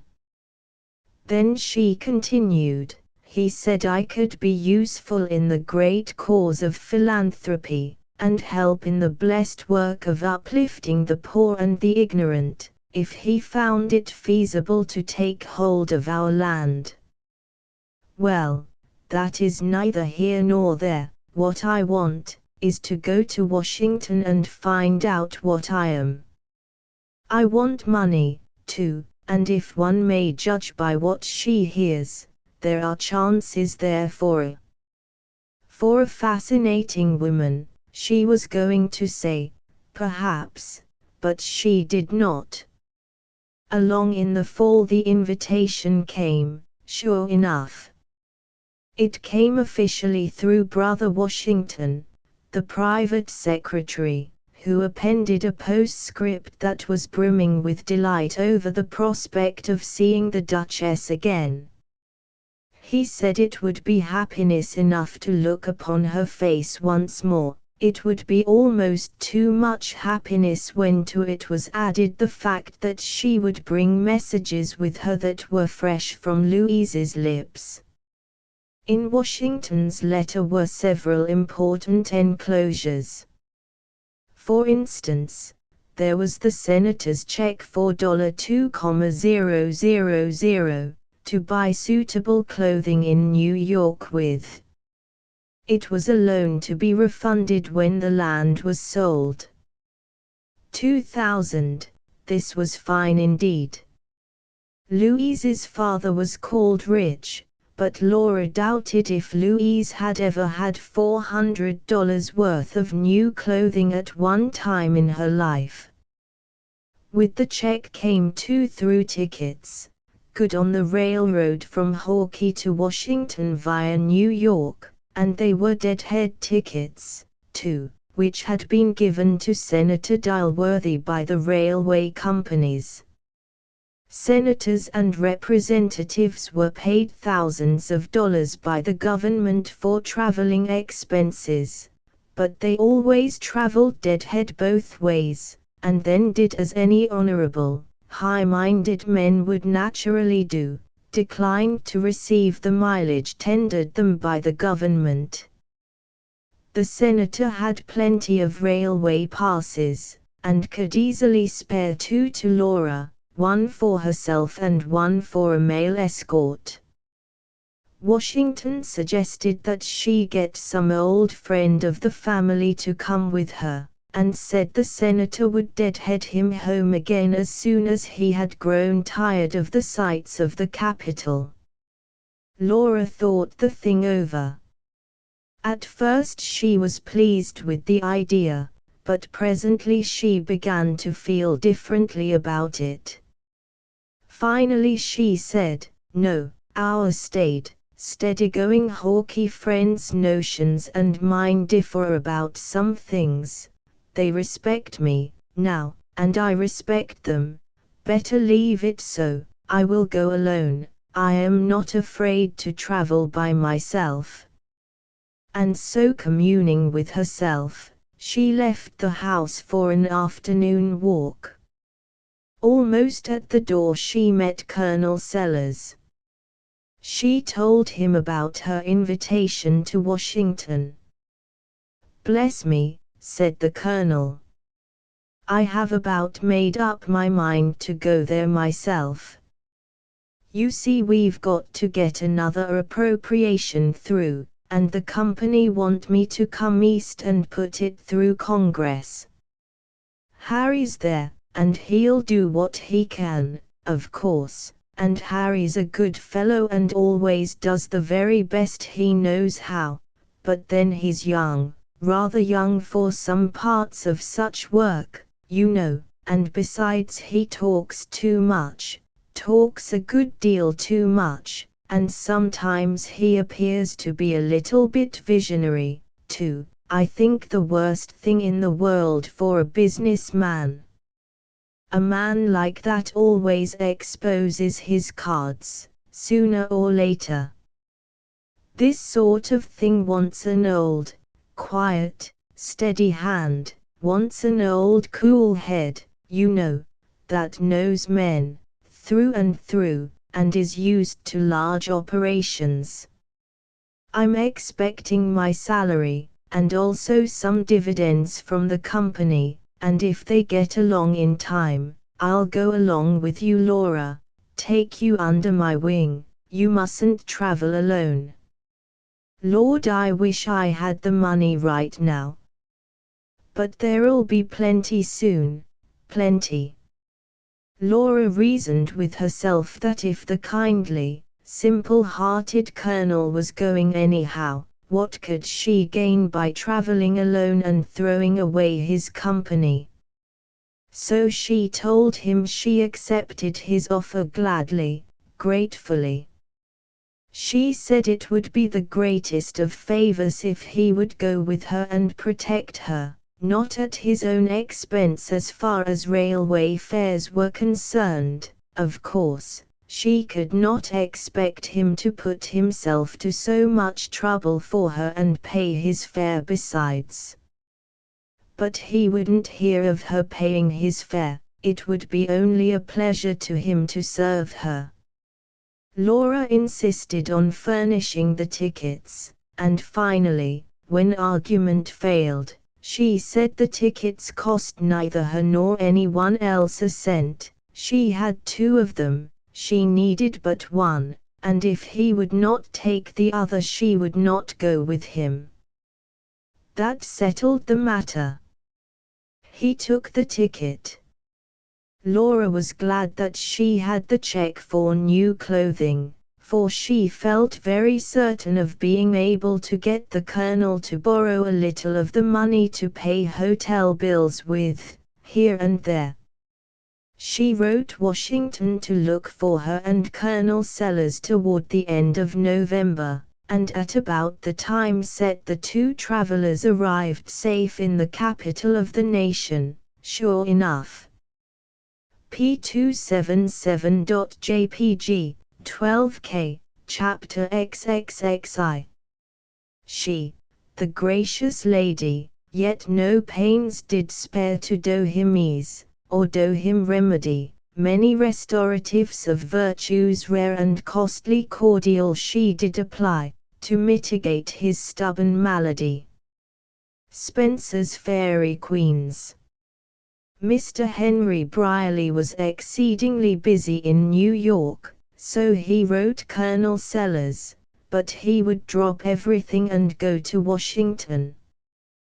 The Colonel believed that Harry was the prince of lobbyists, a little too sanguine, maybe, and given to speculation, but, then, he knew everybody.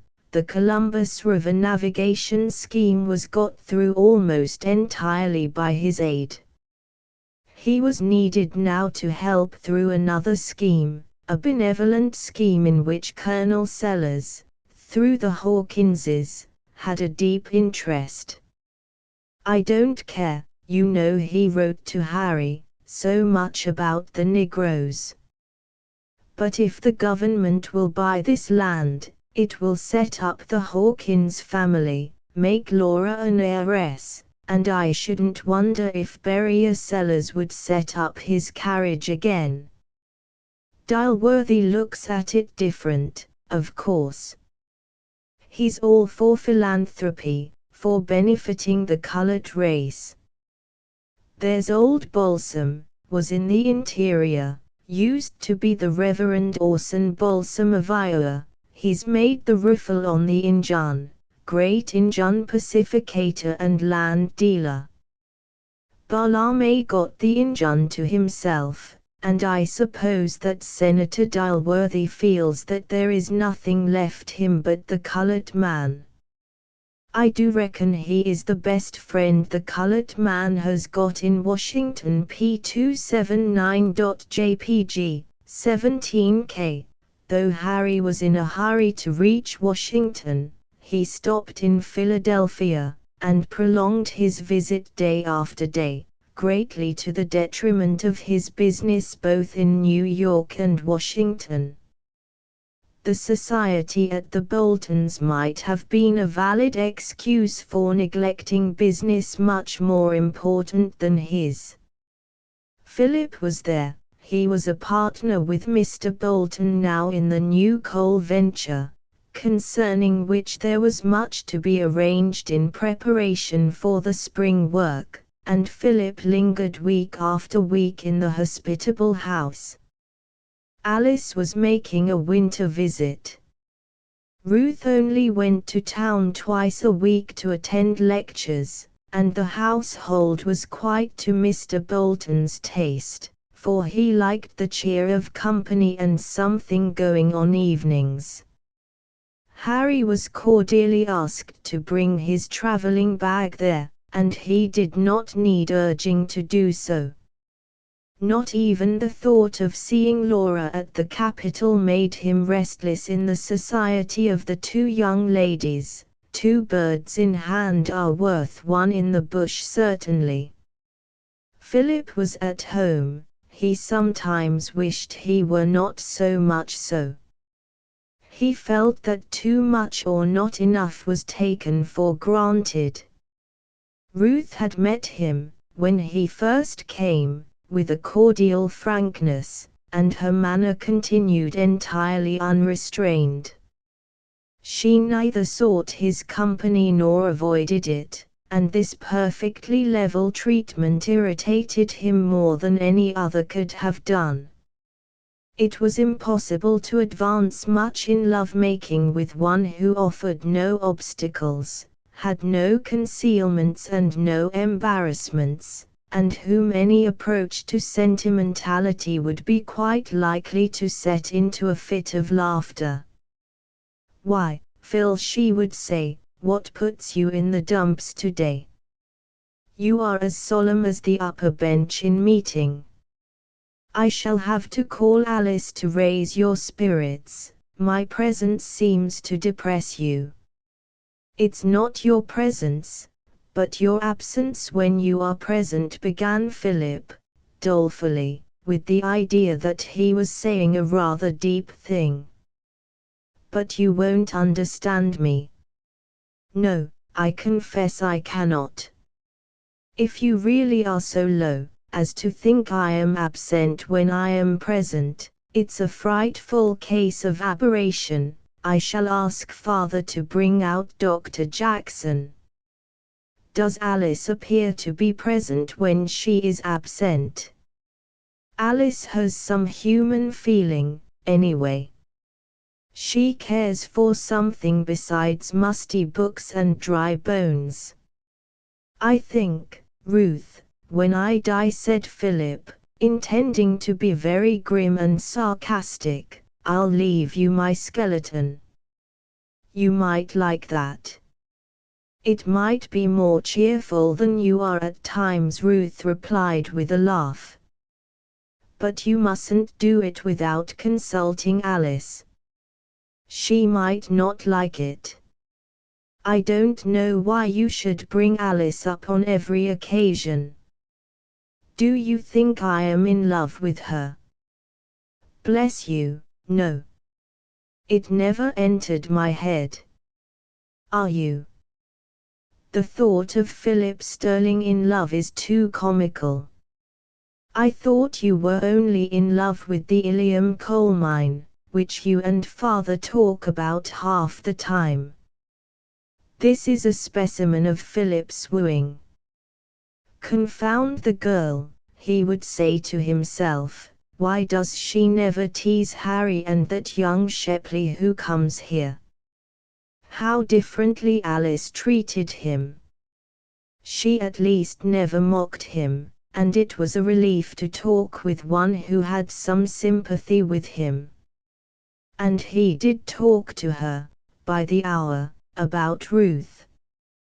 The blundering fellow poured all his doubts and anxieties into her ear, as if she had been the impassive occupant of one of those little wooden confessionals in the cathedral on Logan Square. Has a confessor, if she is young and pretty, any feeling? Does it mend the matter by calling her your sister? Philip called Alice his good sister, and talked to her about love and marriage, meaning Ruth, as if sisters could by no possibility have any personal concern in such things. Did Ruth ever speak of him? Did she think Ruth cared for him? Did Ruth care for anybody at Fallkill? Did she care for anything except her profession? And so on. Alice was loyal to Ruth, and if she knew anything she did not betray her friend. She did not, at any rate, give Philip too much encouragement. What woman, under the circumstances, would?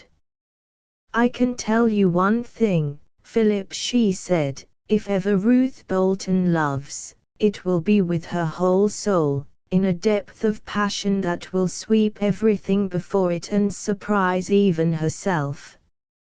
A remark that did not much console Philip, who imagined that only some grand heroism could unlock the sweetness of such a heart, and Philip feared that he wasn't a hero. He did not know out of what materials a woman can construct a hero, when she is in the creative mood. Harry skipped into this society with his usual lightness and gaiety. His good nature was inexhaustible, and though he liked to relate his own exploits, he had a little tact in adapting himself to the tastes of his hearers. He was not long in finding out that Alice liked to hear about Philip, and Harry launched out into the career of his friend in the West, with a prodigality of invention that would have astonished the chief actor. He was the most generous fellow in the world, and picturesque conversation was the one thing in which he never was bankrupt. With Mr. Bolton he was the serious man of business, enjoying the confidence of many of the moneyed men in New York, whom Mr. Bolton knew, and engaged with them in railway schemes and government contracts. Philip, who had so long known Harry, never could make up his mind that Harry did not himself believe that he was a chief actor in all these large operations of which he talked so much. Harry did not neglect to endeavour to make himself agreeable to Mrs. Bolton, by paying great attention to the children, and by professing the warmest interest in the friend's faith. It always seemed to him the most peaceful religion. He thought it must be much easier to live by an internal light than by a lot of outward rules. He had a dear Quaker aunt in Providence of whom Mrs. Bolton constantly reminded him. He insisted upon going with Mrs. Bolton and the children to the Friends' meeting on First Day, when Ruth and Alice and Philip, World's people, went to a church in town, and he sat through the hour of silence with his hat on, in most exemplary patience. In short, this amazing actor succeeded so well with Mrs. Bolton, that she said to Philip one day, "Thy friend, Henry Brierly, appears to be a very worldly-minded young man. Does he believe in anything?" "Oh, yes," said Philip, laughing, "he believes in more things than any other person I ever saw." To Ruth, Harry seemed to be very congenial. He was never moody for one thing, but lent himself with alacrity to whatever her fancy was. He was gay or grave as the need might be. No one apparently could enter more fully into her plans for an independent career. "My father," said Harry, "was bred a physician, and practiced a little before he went into Wall Street. I always had a leaning to the study. There was a skeleton hanging in the closet of my father's study when I was a boy, that I used to dress up in old clothes. Oh, I got quite familiar with the human frame." "You must have," said Philip. "Was that where you learned to play the bones?" "He is a master of those musical instruments, Ruth. He plays well enough to go on the stage." "Philip hates science of any kind, and steady application," retorted Harry. He didn't fancy Philip's banter, and when the latter had gone out, and Ruth asked, "Why don't you take up medicine, Mr. Brierly?" Harry said, "I have it in mind. I believe I would begin attending lectures this winter if it weren't for being wanted in Washington." "But medicine is particularly women's province." "Why so?" asked Ruth, rather amused. "Well, the treatment of disease is a good deal a matter of sympathy. A woman's intuition is better than a man's. Nobody knows anything, really, you know, and a woman can guess a good deal nearer than a man." "You are very complimentary to my sex." "But," said Harry frankly, "I should want to choose my doctor. An ugly woman would ruin me. The disease would be sure to strike in and kill me at sight of her. I think a pretty physician, with engaging manners, would coax a fellow to live through almost anything." "I am afraid you are a scoffer, Mr. Brierly." "On the contrary, I am quite sincere. Wasn't it old what's his name that said only the beautiful is useful?" Whether Ruth was anything more than diverted with Harry's company, Philip could not determine. He scorned at any rate to advance his own interest by any disparaging communications about Harry, both because he could not help liking the fellow himself, and because he may have known that he could not more surely create a sympathy for him in Ruth's mind. That Ruth was in no danger of any serious impression he felt pretty sure, felt certain of it when he reflected upon her severe occupation with her profession. "Hang it," he would say to himself, "she is nothing but pure intellect anyway. and he only felt uncertain of it when she was in one of her moods of raillery, with mocking mischief in her eyes. At such times she seemed to prefer Harry's society to his. When Philip was miserable about this, he always took refuge with Alice, who was never moody, and who generally laughed him out of his sentimental nonsense. He felt at his ease with Alice, and was never in want of something to talk about, and he could not account for the fact that he was so often dull with Ruth, with whom, of all persons in the world, he wanted to appear at his best. Harry was entirely satisfied with his own situation. A bird of passage is always at its ease, having no house to build, and no responsibility. He talked freely with Philip about Ruth, an almighty fine girl, he said, but what the deuce she wanted to study medicine for, he couldn't see. There was a concert one night at the Musical Fund Hall and the four had arranged to go in and return by the Germantown cars. It was Philip's plan, who had engaged the seats, and promised himself an evening with Ruth, walking with her, sitting by her in the hall, and enjoying the feeling of protecting that a man always has of a woman in a public place. He was fond of music, too, in a sympathetic way, at least, he knew that Ruth's delight in it would be enough for him. Perhaps he meant to take advantage of the occasion to say some very serious things.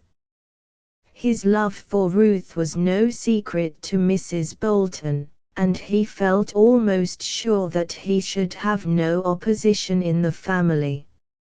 Mrs. Bolton had been cautious in what she said, but Philip inferred everything from her reply to his own questions. One day, "Has thee ever spoken thy mind to Ruth?" Why shouldn't he speak his mind, and end his doubts? Ruth had been more tricksy than usual that day, and in a flow of spirits quite inconsistent, it would seem, in a young lady devoted to grave studies. Had Ruth a premonition of Philip's intention, in his manner? It may be, for when the girls came downstairs, ready to walk to the cars, and met Philip and Harry in the hall, Ruth said, laughing, "The two tallest must walk together," and before Philip knew how it happened Ruth had taken Harry's arm, and his evening was spoiled. He had too much politeness and good sense and kindness to show in his manner that he was hit. So he said to Harry, "That's your disadvantage in being short." And he gave Alice no reason to feel during the evening that she would not have been his first choice for the excursion. But he was none the less chagrined, and not a little angry at the turn the affair took. The hall was crowded with the fashion of the town. The concert was one of those fragmentary drearinishes that people endure because they are fashionable, tours de force on the piano, and fragments from operas, which have no meaning without the setting, with weary pauses of waiting between.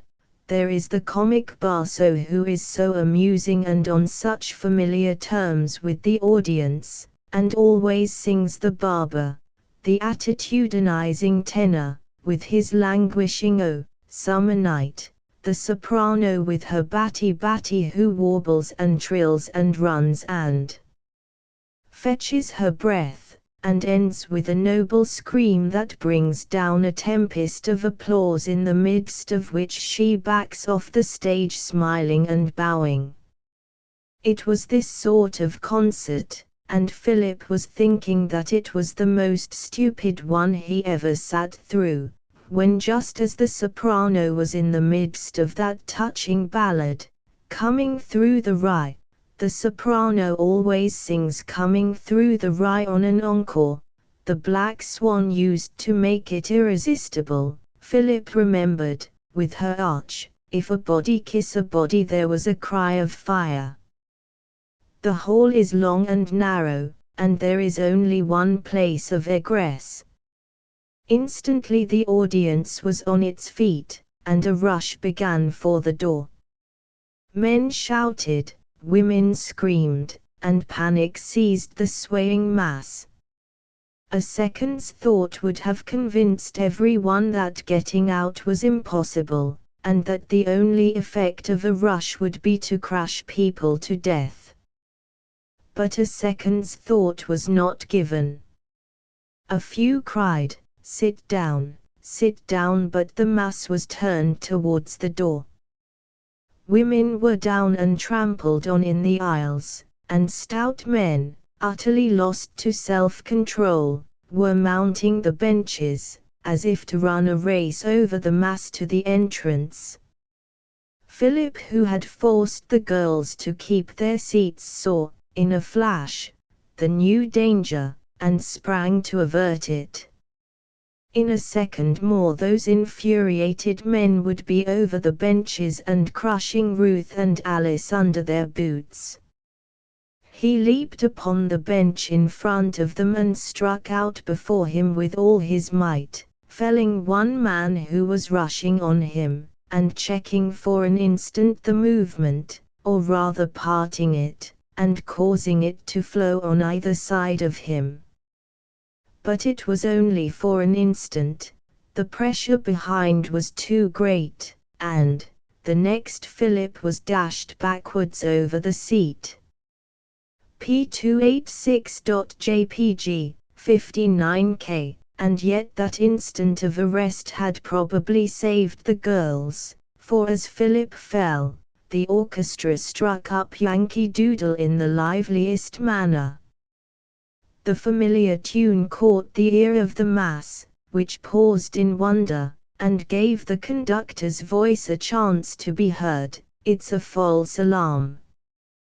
The tumult was over in a minute, and the next, laughter was heard, and not a few said, I knew it wasn't anything. What fools people are at such a time. The concert was over, however. A good many people were hurt, some of them seriously, and among them Philip Sterling was found bent across the seat, insensible, with his left arm hanging limp and a bleeding wound on his head. When he was carried into the air he revived, and said it was nothing. A surgeon was called, and it was thought best to drive at once to the Boltons, the surgeon supporting Philip, who did not speak the whole way. His arm was set and his head dressed, and the surgeon said he would come round all right in his mind by morning. He was very weak. Alice, who was not much frightened while the panic lasted in the hall, was very much unnerved by seeing Philip so pale and bloody. Ruth assisted the surgeon with the utmost coolness and with skillful hands helped to dress Philip's wounds.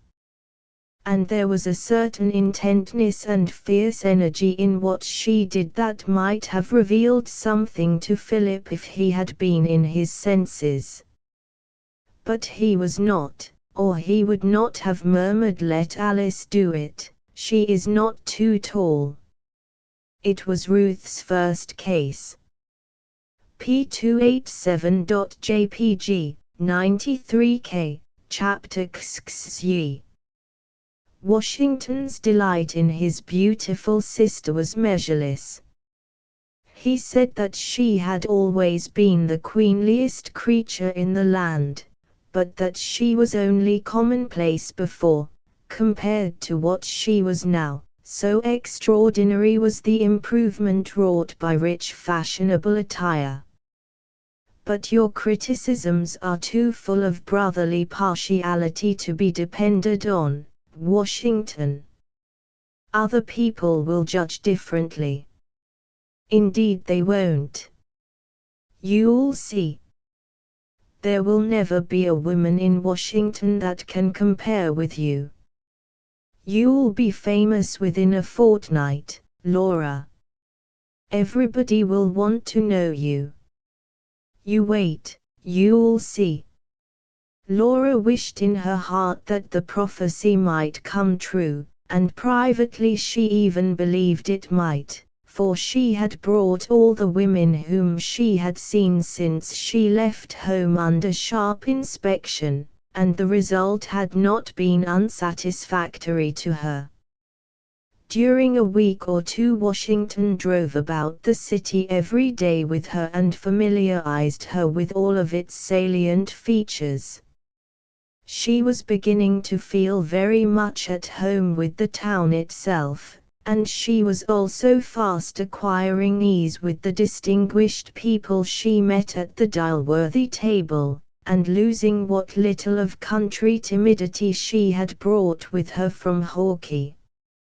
She noticed with secret pleasure the little start of admiration that always manifested itself in the faces of the guests when she entered the drawing-room arrayed in evening costume. She took comforting note of the fact that these guests directed a very liberal share of their conversation toward her. She observed with surprise that famous statesmen and soldiers did not talk like gods, as a general thing, but said rather commonplace things for the most part, and she was filled with gratification to discover that she, on the contrary, was making a good many shrewd speeches and now and then a really brilliant one, and furthermore, that they were beginning to be repeated in social circles about the town.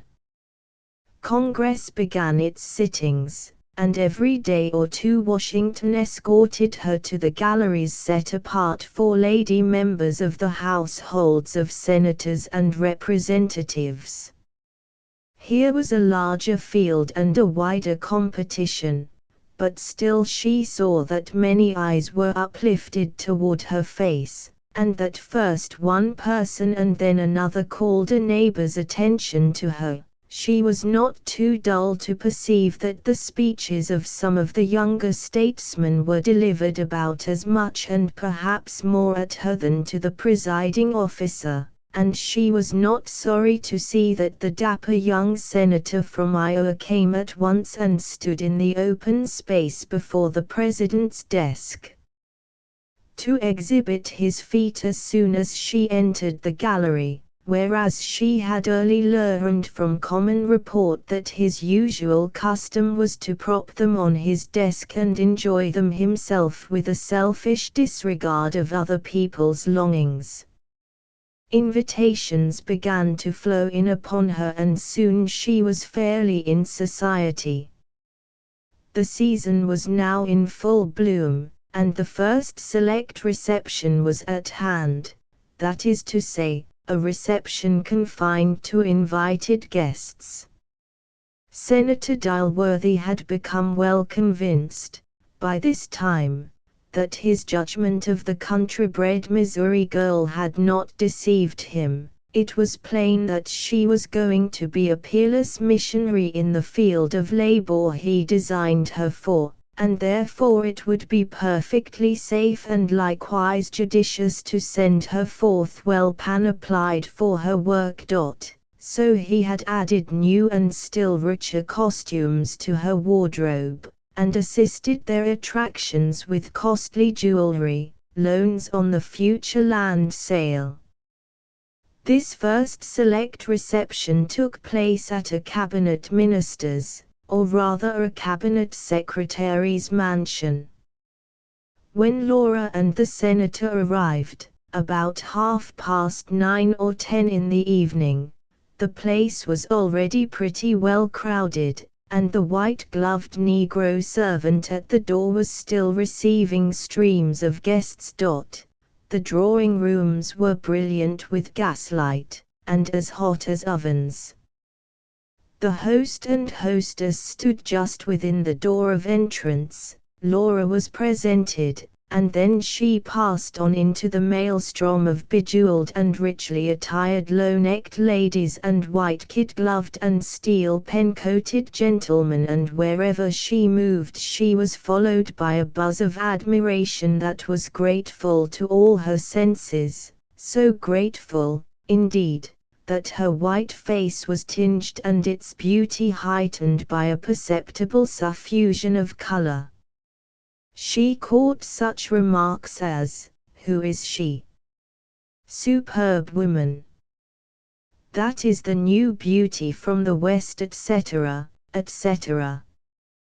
P291.jpg, 53K. Whenever she halted, she was presently surrounded by ministers, generals, congressmen, and all manner of aristocratic people.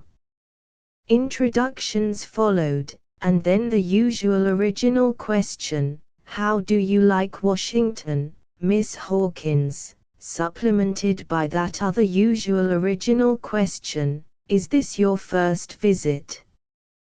These two exciting topics being exhausted, conversation generally drifted into calmer channels, only to be interrupted at frequent intervals by new introductions and new inquiries as to how Laura liked the capital and whether it was her first visit or not.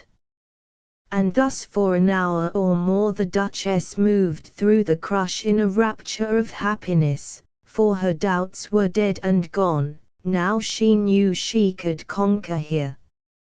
A familiar face appeared in the midst of the multitude, and Harry Brierly fought his difficult way to her side, his eyes shouting their gratification, so to speak. "Oh, this is a happiness!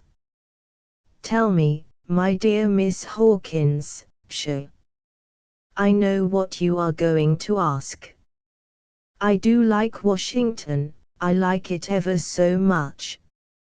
"No, but I was going to ask." "Yes, I am coming to it as fast as I can.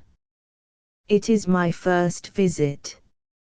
I think you should know that yourself."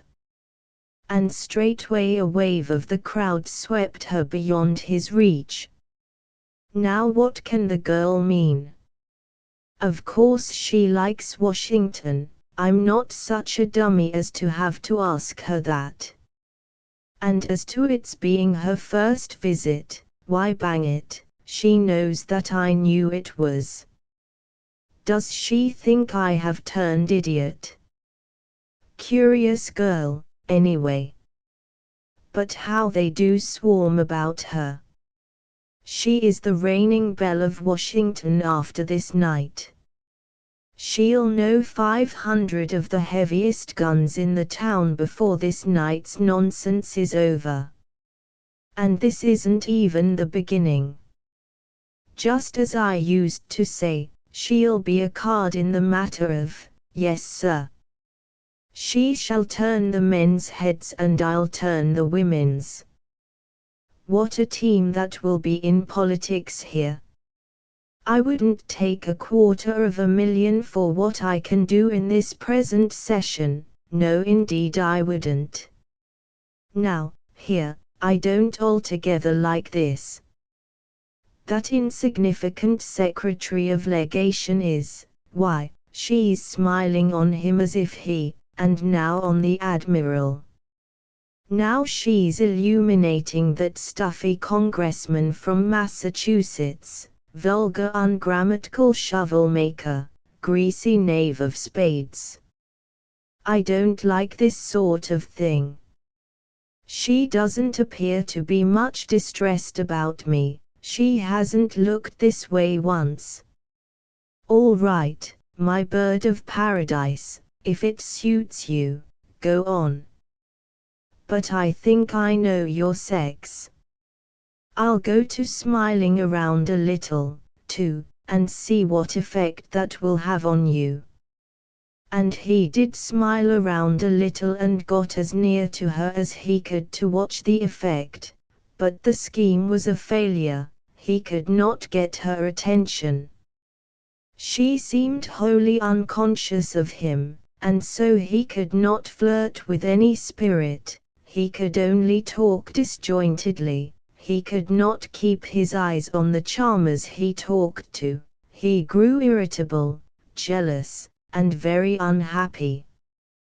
He gave up his enterprise, leaned his shoulder against a fluted pilaster and pouted while he kept watch upon Laura's every movement. His other shoulder stole the bloom from many a lovely cheek that brushed him in the surging crush, but he noted it not. He was too busy cursing himself inwardly for being an egotistical imbecile. An hour ago he had thought to take this country lass under his protection and show her life and enjoy her wonder and delight, and here she was, immersed in the marvel up to her eyes, and just a trifle more at home in it than he was himself. And now his angry comments ran on again. Now she's sweetening old brother Balaam, and he is inviting her to the congressional prayer meeting, no doubt. Better let old Dilworthy alone to see that she doesn't overlook that. And now it's Splurge, of New York, and now it's Batters of New Hampshire, and now the Vice President. Well, I may as well adjourn. I've got enough. But he hadn't. He got as far as the door, and then struggled back to take one more look, hating himself all the while for his weakness. Toward midnight, when supper was announced, the crowd thronged to the supper room where a long table was decked out with what seemed a rare repast, but which consisted of things better calculated to feast the eye than the appetite. The ladies were soon seated in files along the wall, and in groups here and there, and the colored waiters filled the plates and glasses, and the male guests moved hither and thither conveying them to the privileged sex. Harry took an ice and stood up by the table with other gentlemen, and listened to the buzz of conversation while he ate. From these remarks he learned a good deal about Laura that was news to him. For instance, that she was of a distinguished Western family, that she was highly educated, that she was very rich and a great landed heiress, that she was not a professor of religion, and yet was a Christian in the truest and best sense of the word, for her whole heart was devoted to the accomplishment of a great and noble enterprise, none other than the sacrificing of her landed estates to the uplifting of the downtrodden Negro and the turning of his erring feet into the way of light and righteousness.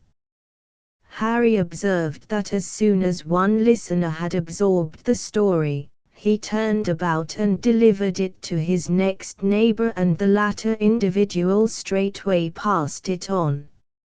And thus he saw it travel the round of the gentlemen and overflow rearward among the ladies. He could not trace it backward to its fountain head, and so he could not tell who it was that started it. One thing annoyed Harry a great deal, and that was the reflection that he might have been in Washington days and days ago and thrown his fascinations about Laura with permanent effect while she was new and strange to the capital, instead of dawdling in Philadelphia to no purpose. He feared he had missed a trick, as he expressed it. He only found one little opportunity of speaking again with Laura before the evening's festivities ended, and then, for the first time in years, his airy self-complacency failed him, his tongue's easy confidence forsook it in a great measure, and he was conscious of an unheroic timidity. He was glad to get away and find a place where he could despise himself in private and try to grow his clipped plumes again.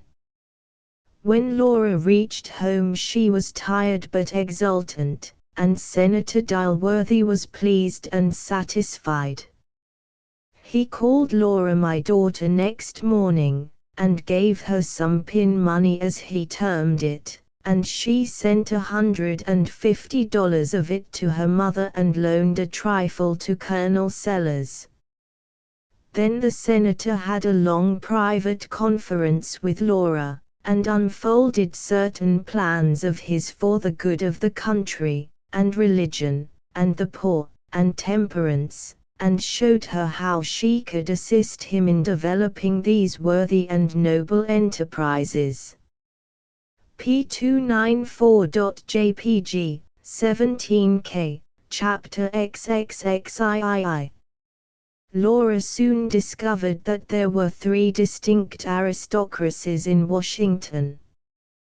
One of these, nicknamed the Antiques, consisted of cultivated, high-bred old families who looked back with pride upon an ancestry that had been always great in the nation's councils and its wars from the birth of the Republic downward. Into this select circle it was difficult to gain admission. Number 2 was the aristocracy of the middle ground, of which, more anon. Number 3 lay beyond. Of it we will say a word here. We will call it the aristocracy of the parvenus, as, indeed, the general public did. Official position, no matter how obtained, entitled a man to a place in it, and carried his family with him, no matter whence they sprang. Great wealth gave a man a still higher and nobler place in it than did official position. If this wealth had been acquired by conspicuous ingenuity, with just a pleasant little spice of illegality about it, all the better. This aristocracy was fast and not averse to ostentation. The aristocracy of the Antiques ignored the aristocracy of the parvenus. The parvenus laughed at the Antiques, and secretly envied them. There were certain important society customs which one in Laura's position needed to understand. For instance, when a lady of any prominence comes to one of our cities and takes up her residence, all the ladies of her grade favor her in turn with an initial call, giving their cards to the servant at the door by way of introduction. They come singly, sometimes in couples, and always in elaborate full dress. They talk 2 minutes and a quarter and then go. If the lady receiving the call desires a further acquaintance, she must return the visit within 2 weeks. To neglect it beyond that time means let the matter drop. But if she does return the visit within 2 weeks, it then becomes the other party's privilege to continue the acquaintance or drop it. She signifies her willingness to continue it by calling again any time within 12 months. After that, if the parties go on calling upon each other once a year, in our large cities, that is sufficient, and the acquaintanceship holds good. The thing goes along smoothly, now. The annual visits are made and returned with peaceful regularity and bland satisfaction, although it is not necessary that the two ladies shall actually see each other oftener than once every few years. Their cards preserve the intimacy and keep the acquaintanceship intact. For instance, Mrs. A pays her annual visit, sits in her carriage and sends in her card with the lower right-hand corner turned down, which signifies that she has called in person, Mrs. B sends down word that she is engaged or wishes to be excused, or if she is a parvenu and low-bred, she perhaps sends word that she is not at home. Very good, Mrs. A drives on happy and content. If Mrs. A's daughter marries, or a child is born to the family, Mrs. B calls, sends in her card with the upper left-hand corner turned down, and then goes along about her affairs, for that inverted corner means congratulations. If Mrs. B's husband falls downstairs and breaks his neck, Mrs. A calls, leaves her card with the upper right-hand corner turned down, and then takes her departure. This corner means condolence. It is very necessary to get the corners right, else one may unintentionally condole with a friend on a wedding or congratulate her upon a funeral. If either lady is about to leave the city, she goes to the other's house and leaves her card with PPC engraved under the name, which signifies, pay parting call. But enough of etiquette. Laura was early instructed in the mysteries of society life by a competent mentor, and thus was preserved from troublesome mistakes. The first fashionable call she received from a member of the ancient nobility, otherwise the antiques, was of a pattern with all she received from that limb of the aristocracy afterward. This call was paid by Mrs. Major General Fulkerson and daughter. They drove up at 1 in the afternoon in a rather antiquated vehicle with a faded coat of arms on the panels, an aged white-wooled Negro coachman on the box and a younger darky beside him, the footman. Both of these servants were dressed in dull brown livery that had seen considerable service. P297.jpg, 39K. The ladies entered the drawing-room in full character, that is to say, with Elizabethan stateliness on the part of the dowager, and an easy grace and dignity on the part of the young lady that had a nameless something about it that suggested conscious superiority. The dresses of both ladies were exceedingly rich, as to material, but as notably modest as to color and ornament. All parties having seated themselves, the dowager delivered herself of a remark that was not unusual in its form, and yet it came from her lips with the impressiveness of scripture. The weather has been unpropitious of late, Miss Hawkins. It has indeed, said Laura. The climate seems to be variable. It is its nature of old, here said the daughter, stating it apparently as a fact, only, and by her manner waving aside all personal responsibility on account of it. Is it not so, mamma? Quite so, my child. Do you like winter, Miss Hawkins? She said, like as if she had an idea that its dictionary meaning was approve of. Not as well as summer, though I think all seasons have their charms. It is a very just remark. The general held similar views. He considered snow in winter proper, sultriness in summer legitimate, frosts in the autumn the same, and rains in spring not objectionable. He was not an exacting man. And I call to mind now that he always admired thunder. You remember, child, your father always admired thunder. He adored it. No doubt it reminded him of battle, said Laura. Yes, I think perhaps it did. He had a great respect for nature.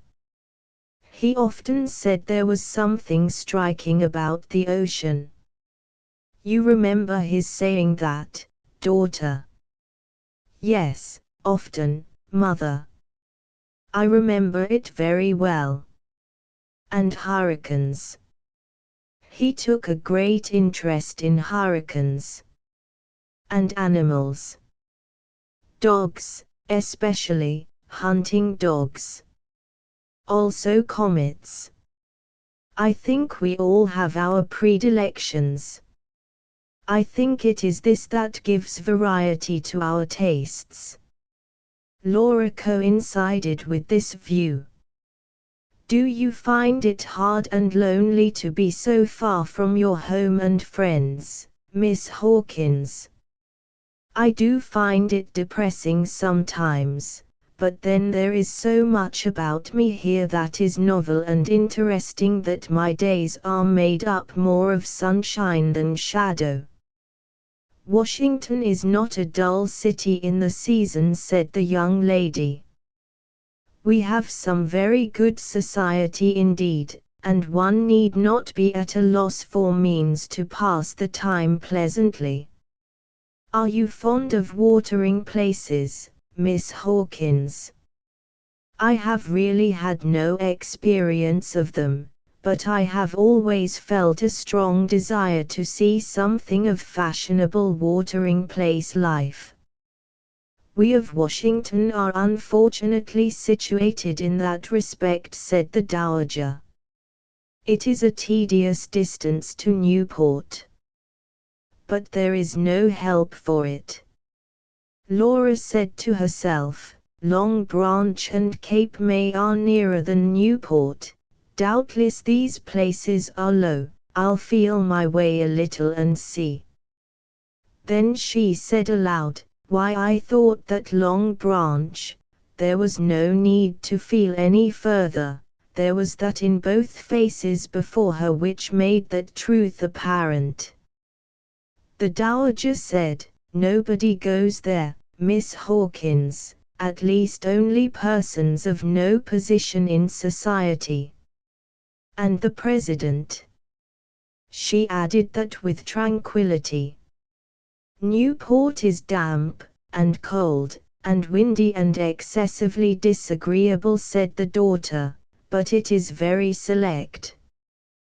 One cannot be fastidious about minor matters when one has no choice. The visit had spun out nearly 3 minutes, now.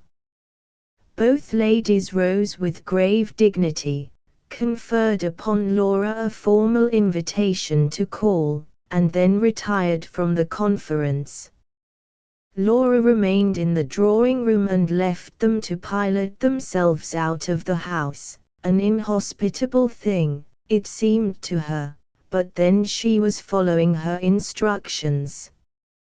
She stood, steeped in reverie, a while, and then she said, I think I could always enjoy icebergs, as scenery but not as company.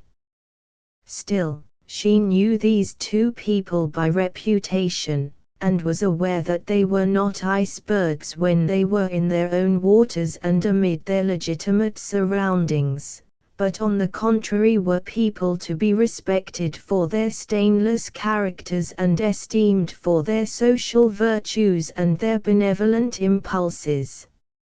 She thought it a pity that they had to be such changed and dreary creatures on occasions of state.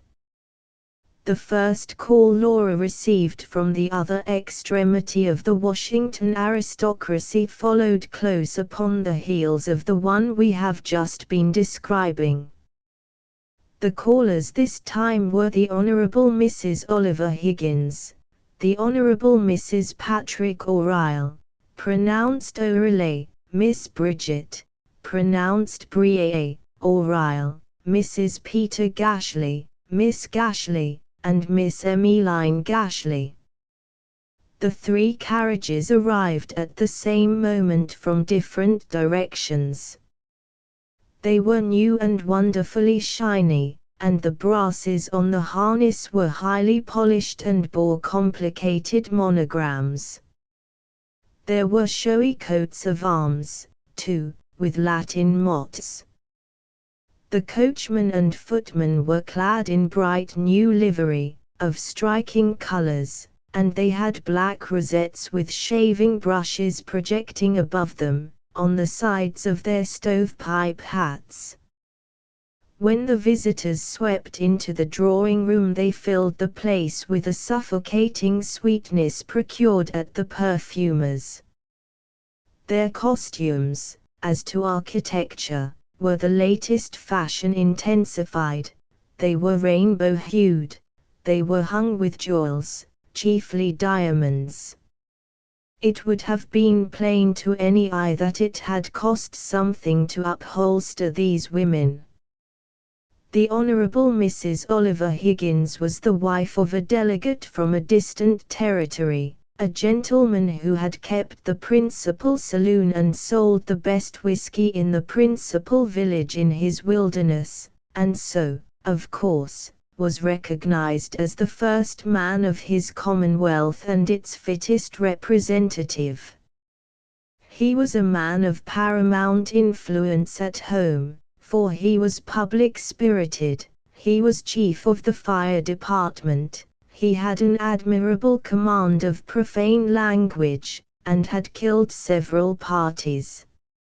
His shirt fronts were always immaculate, his boots daintily polished, and no man could lift a foot and fire a dead shot at a stray speck of dirt on it with a white handkerchief with a finer grace than he. His watch chain weighed a pound, the gold in his finger ring was worth $45, he wore a diamond cluster pin and he parted his hair behind.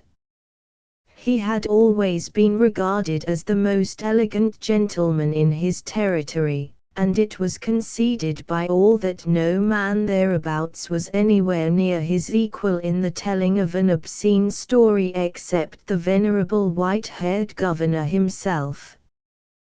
The Honourable Higgins had not come to serve his country in Washington for nothing. The appropriation which he had engineered through Congress for the maintenance of the Indians in his territory would have made all those savages rich if it had ever got to them.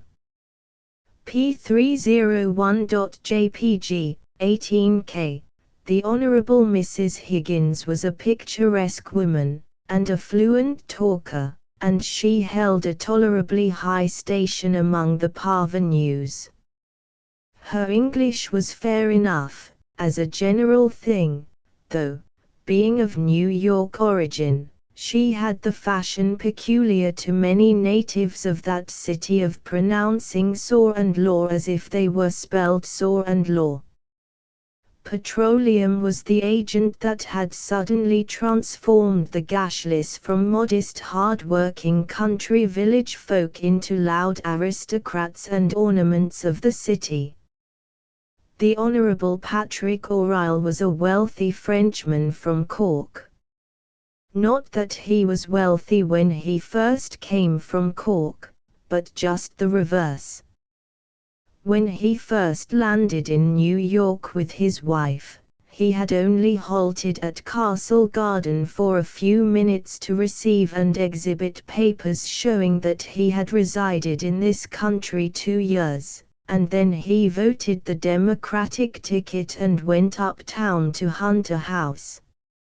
He found one and then went to work as assistant to an architect and builder, carrying a hod all day and studying politics evenings.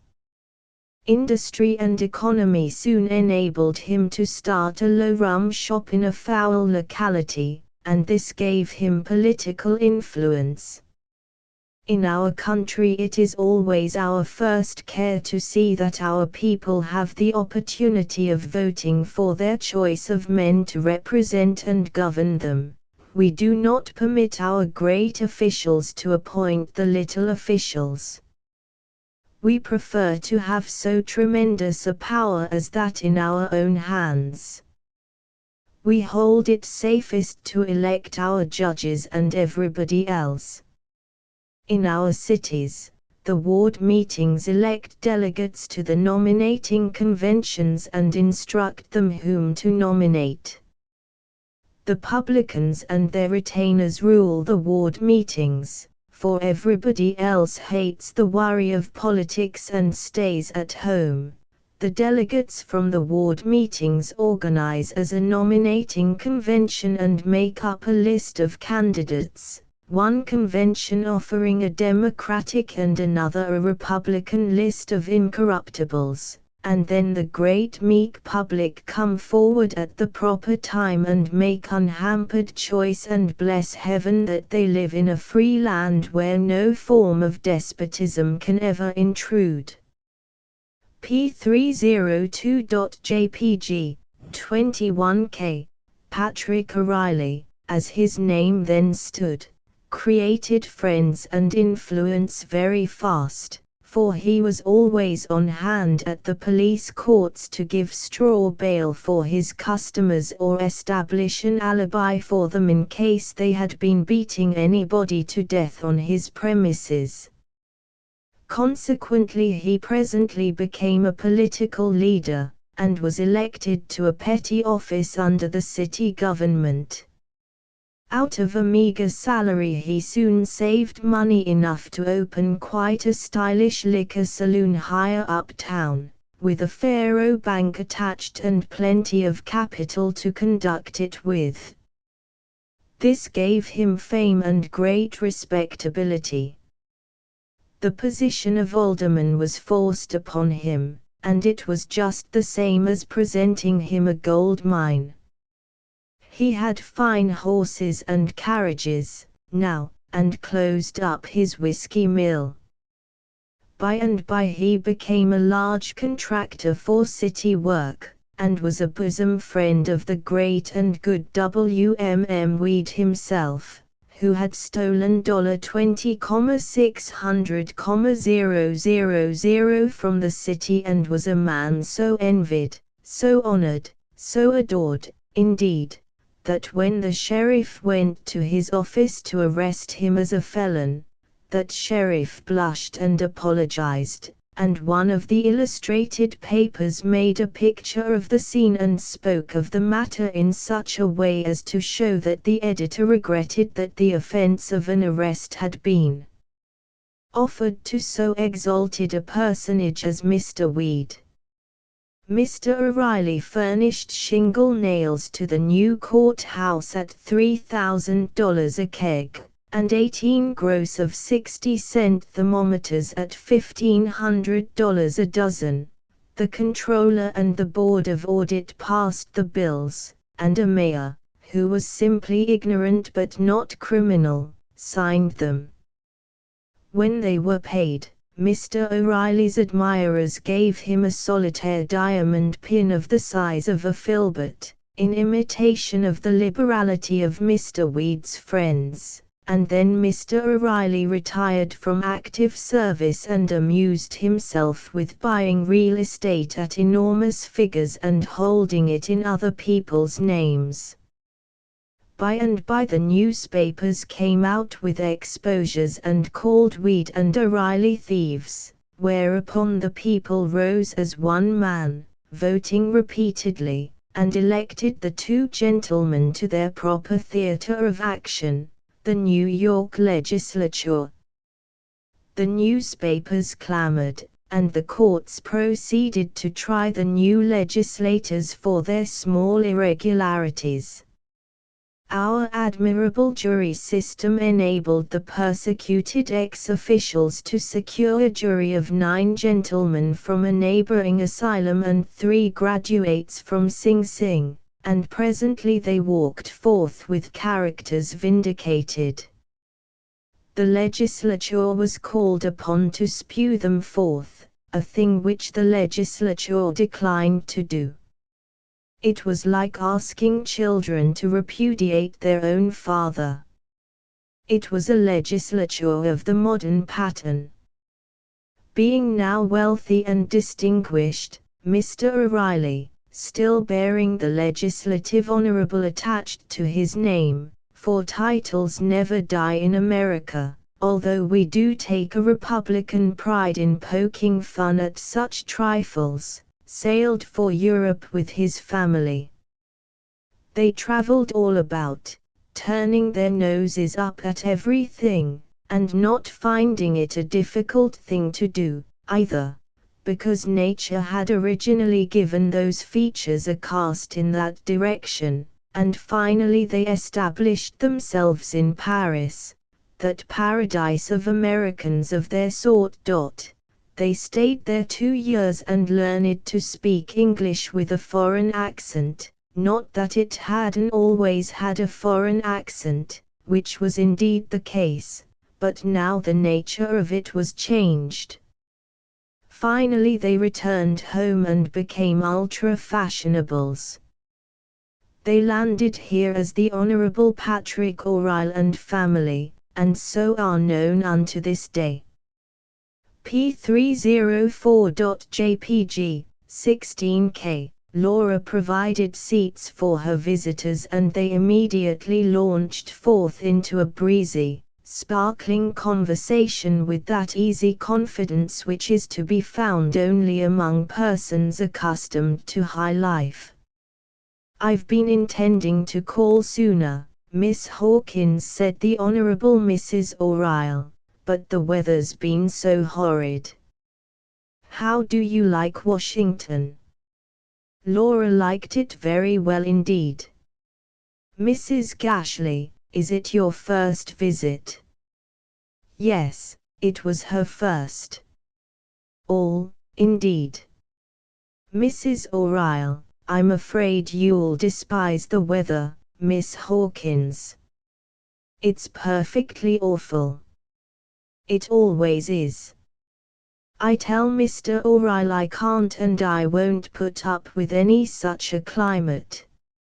If we were obliged to do it, I wouldn't mind it, but we are not obliged to, and so I don't see the use of it. Sometimes it's real pitiful the way the children pine for Parry. Don't look so sad, Bridget, Marchere, poor child. She can't hear Parry mentioned without getting the blues." Mrs. Gashley, "Well, I should think so, Mrs. O'Reilly. A body lives in Paris, but a body only stays here. I dote on Paris, I'd druther scrimp along on $10,000 a year there, than suffer and worry here on a real decent income." Miss Gashley, "Well then, I wish you'd take us back, Mother. I'm sure I hate this stupid country enough, even if it is our dear native land." Miss Emmeline Gashley, "What, and leave poor Johnny Peterson behind?" An airy genial laugh applauded this sally. Miss Gashley, "Sister, I should think you'd be ashamed of yourself." Miss Emmeline, "Oh, you needn't ruffle your feathers so, I was only joking. He don't mean anything by coming to the house every evening, only comes to see Mother. Of course that's all." General laughter. Miss G prettily confused, "Emmeline, how can you?" Mrs. G. "Let your sister alone, Emmeline. I never saw such a tease." Mrs. O'Reilly, "What lovely corals you have, Miss Hawkins. Just look at them, Bridget, dear. I've a great passion for corals, it's a pity they're getting a little common. I have some elegant ones, not as elegant as yours, though, but of course I don't wear them now." Laura, "I suppose they are rather common, but still I have a great affection for these, because they were given to me by a dear old friend of our family named Murphy. He was a very charming man, but very eccentric.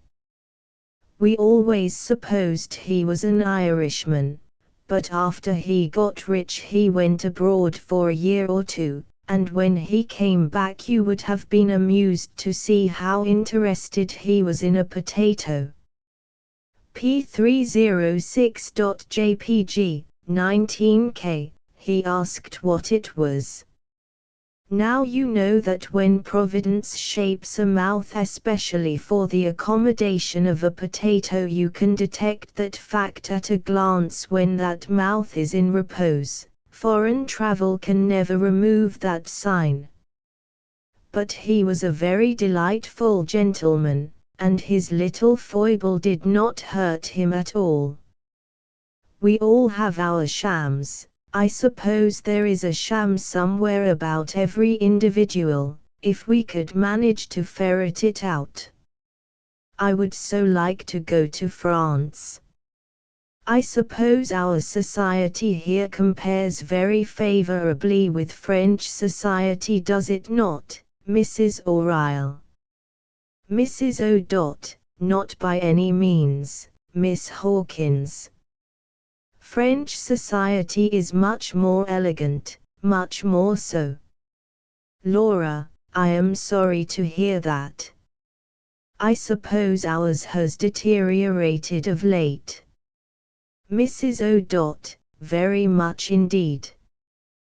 There are people in society here that have really no more money to live on than what some of us pay for servant hire. Still I won't say but what some of them are very good people, and respectable, too. Laura, the old families seem to be holding themselves aloof, from what I hear. I suppose you seldom meet in society now, the people you used to be familiar with 12 or 15 years ago. Mrs. O. Oh, no, hardly ever. Mr. O'Reilly kept his first rum mill and protected his customers from the law in those days, and this turn of the conversation was rather uncomfortable to Madam than otherwise. Honorable Mrs. Higgins, is Francois' health good now, Mrs. O'Reilly? Mrs. O. Thankful for the intervention, not very. A body couldn't expect it. He was always delicate, especially his lungs, and this odious climate tells on him strong, now, after Paris, which is so mild. Mrs. H. I should think so. Husband says Percy'll die if he don't have a change, and so I'm going to swap round a little and see what can be done. I saw a lady from Florida last week, and she recommended Key West. I told her Percy couldn't abide winds, as he was threatened with a pulmonary affection, and then she said try St. Augustine. It's an awful distance, 10 or 1200 miles, they say, but then in a case of this kind, a body can't stand back for trouble, you know. Mrs. O. No, of course that's off. If Francois don't get better soon we've got to look out for some other place, or else Europe. We've thought some of the hot springs, but I don't know. It's a great responsibility and a body wants to go cautious. Is Hildebrand about again, Mrs. Gashley? Mrs. G. Yes, but that's about all. It was indigestion, you know, and it looks as if it was chronic. And you know I do dread dyspepsia. We've all been worried a good deal about him.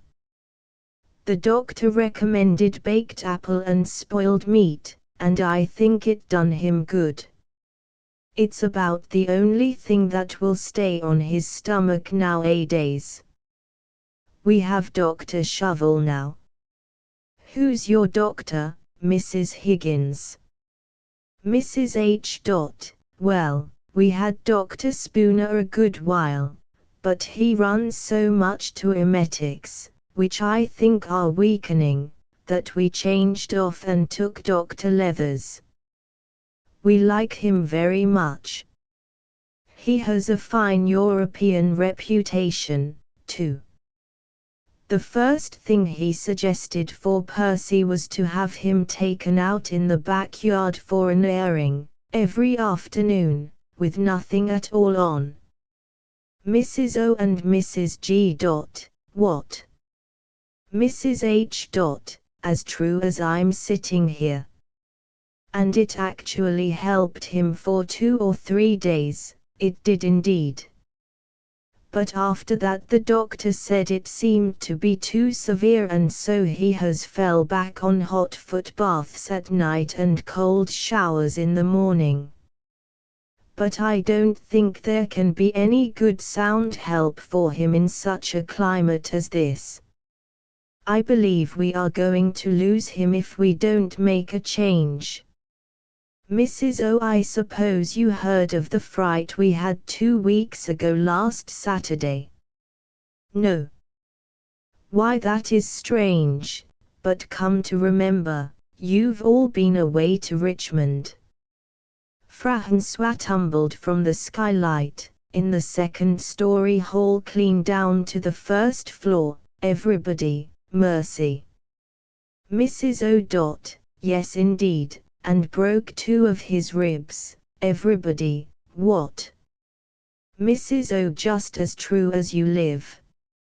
First we thought he must be injured internally.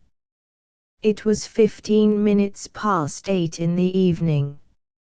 Of course we were all distracted in a moment, everybody was flying everywhere, and nobody doing anything worth anything.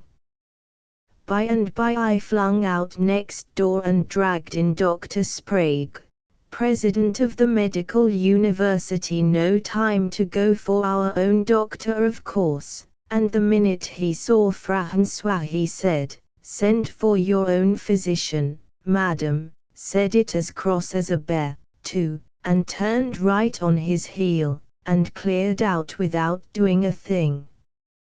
Everybody, the mean, contemptible brute. Mrs. O, well, you may say it. I was nearly out of my wits by this time. But we hurried off the servants after our own doctor and telegraphed mother. She was in New York and rushed down on the first train, and when the doctor got there, lo and behold he found Francois had broke one of his legs.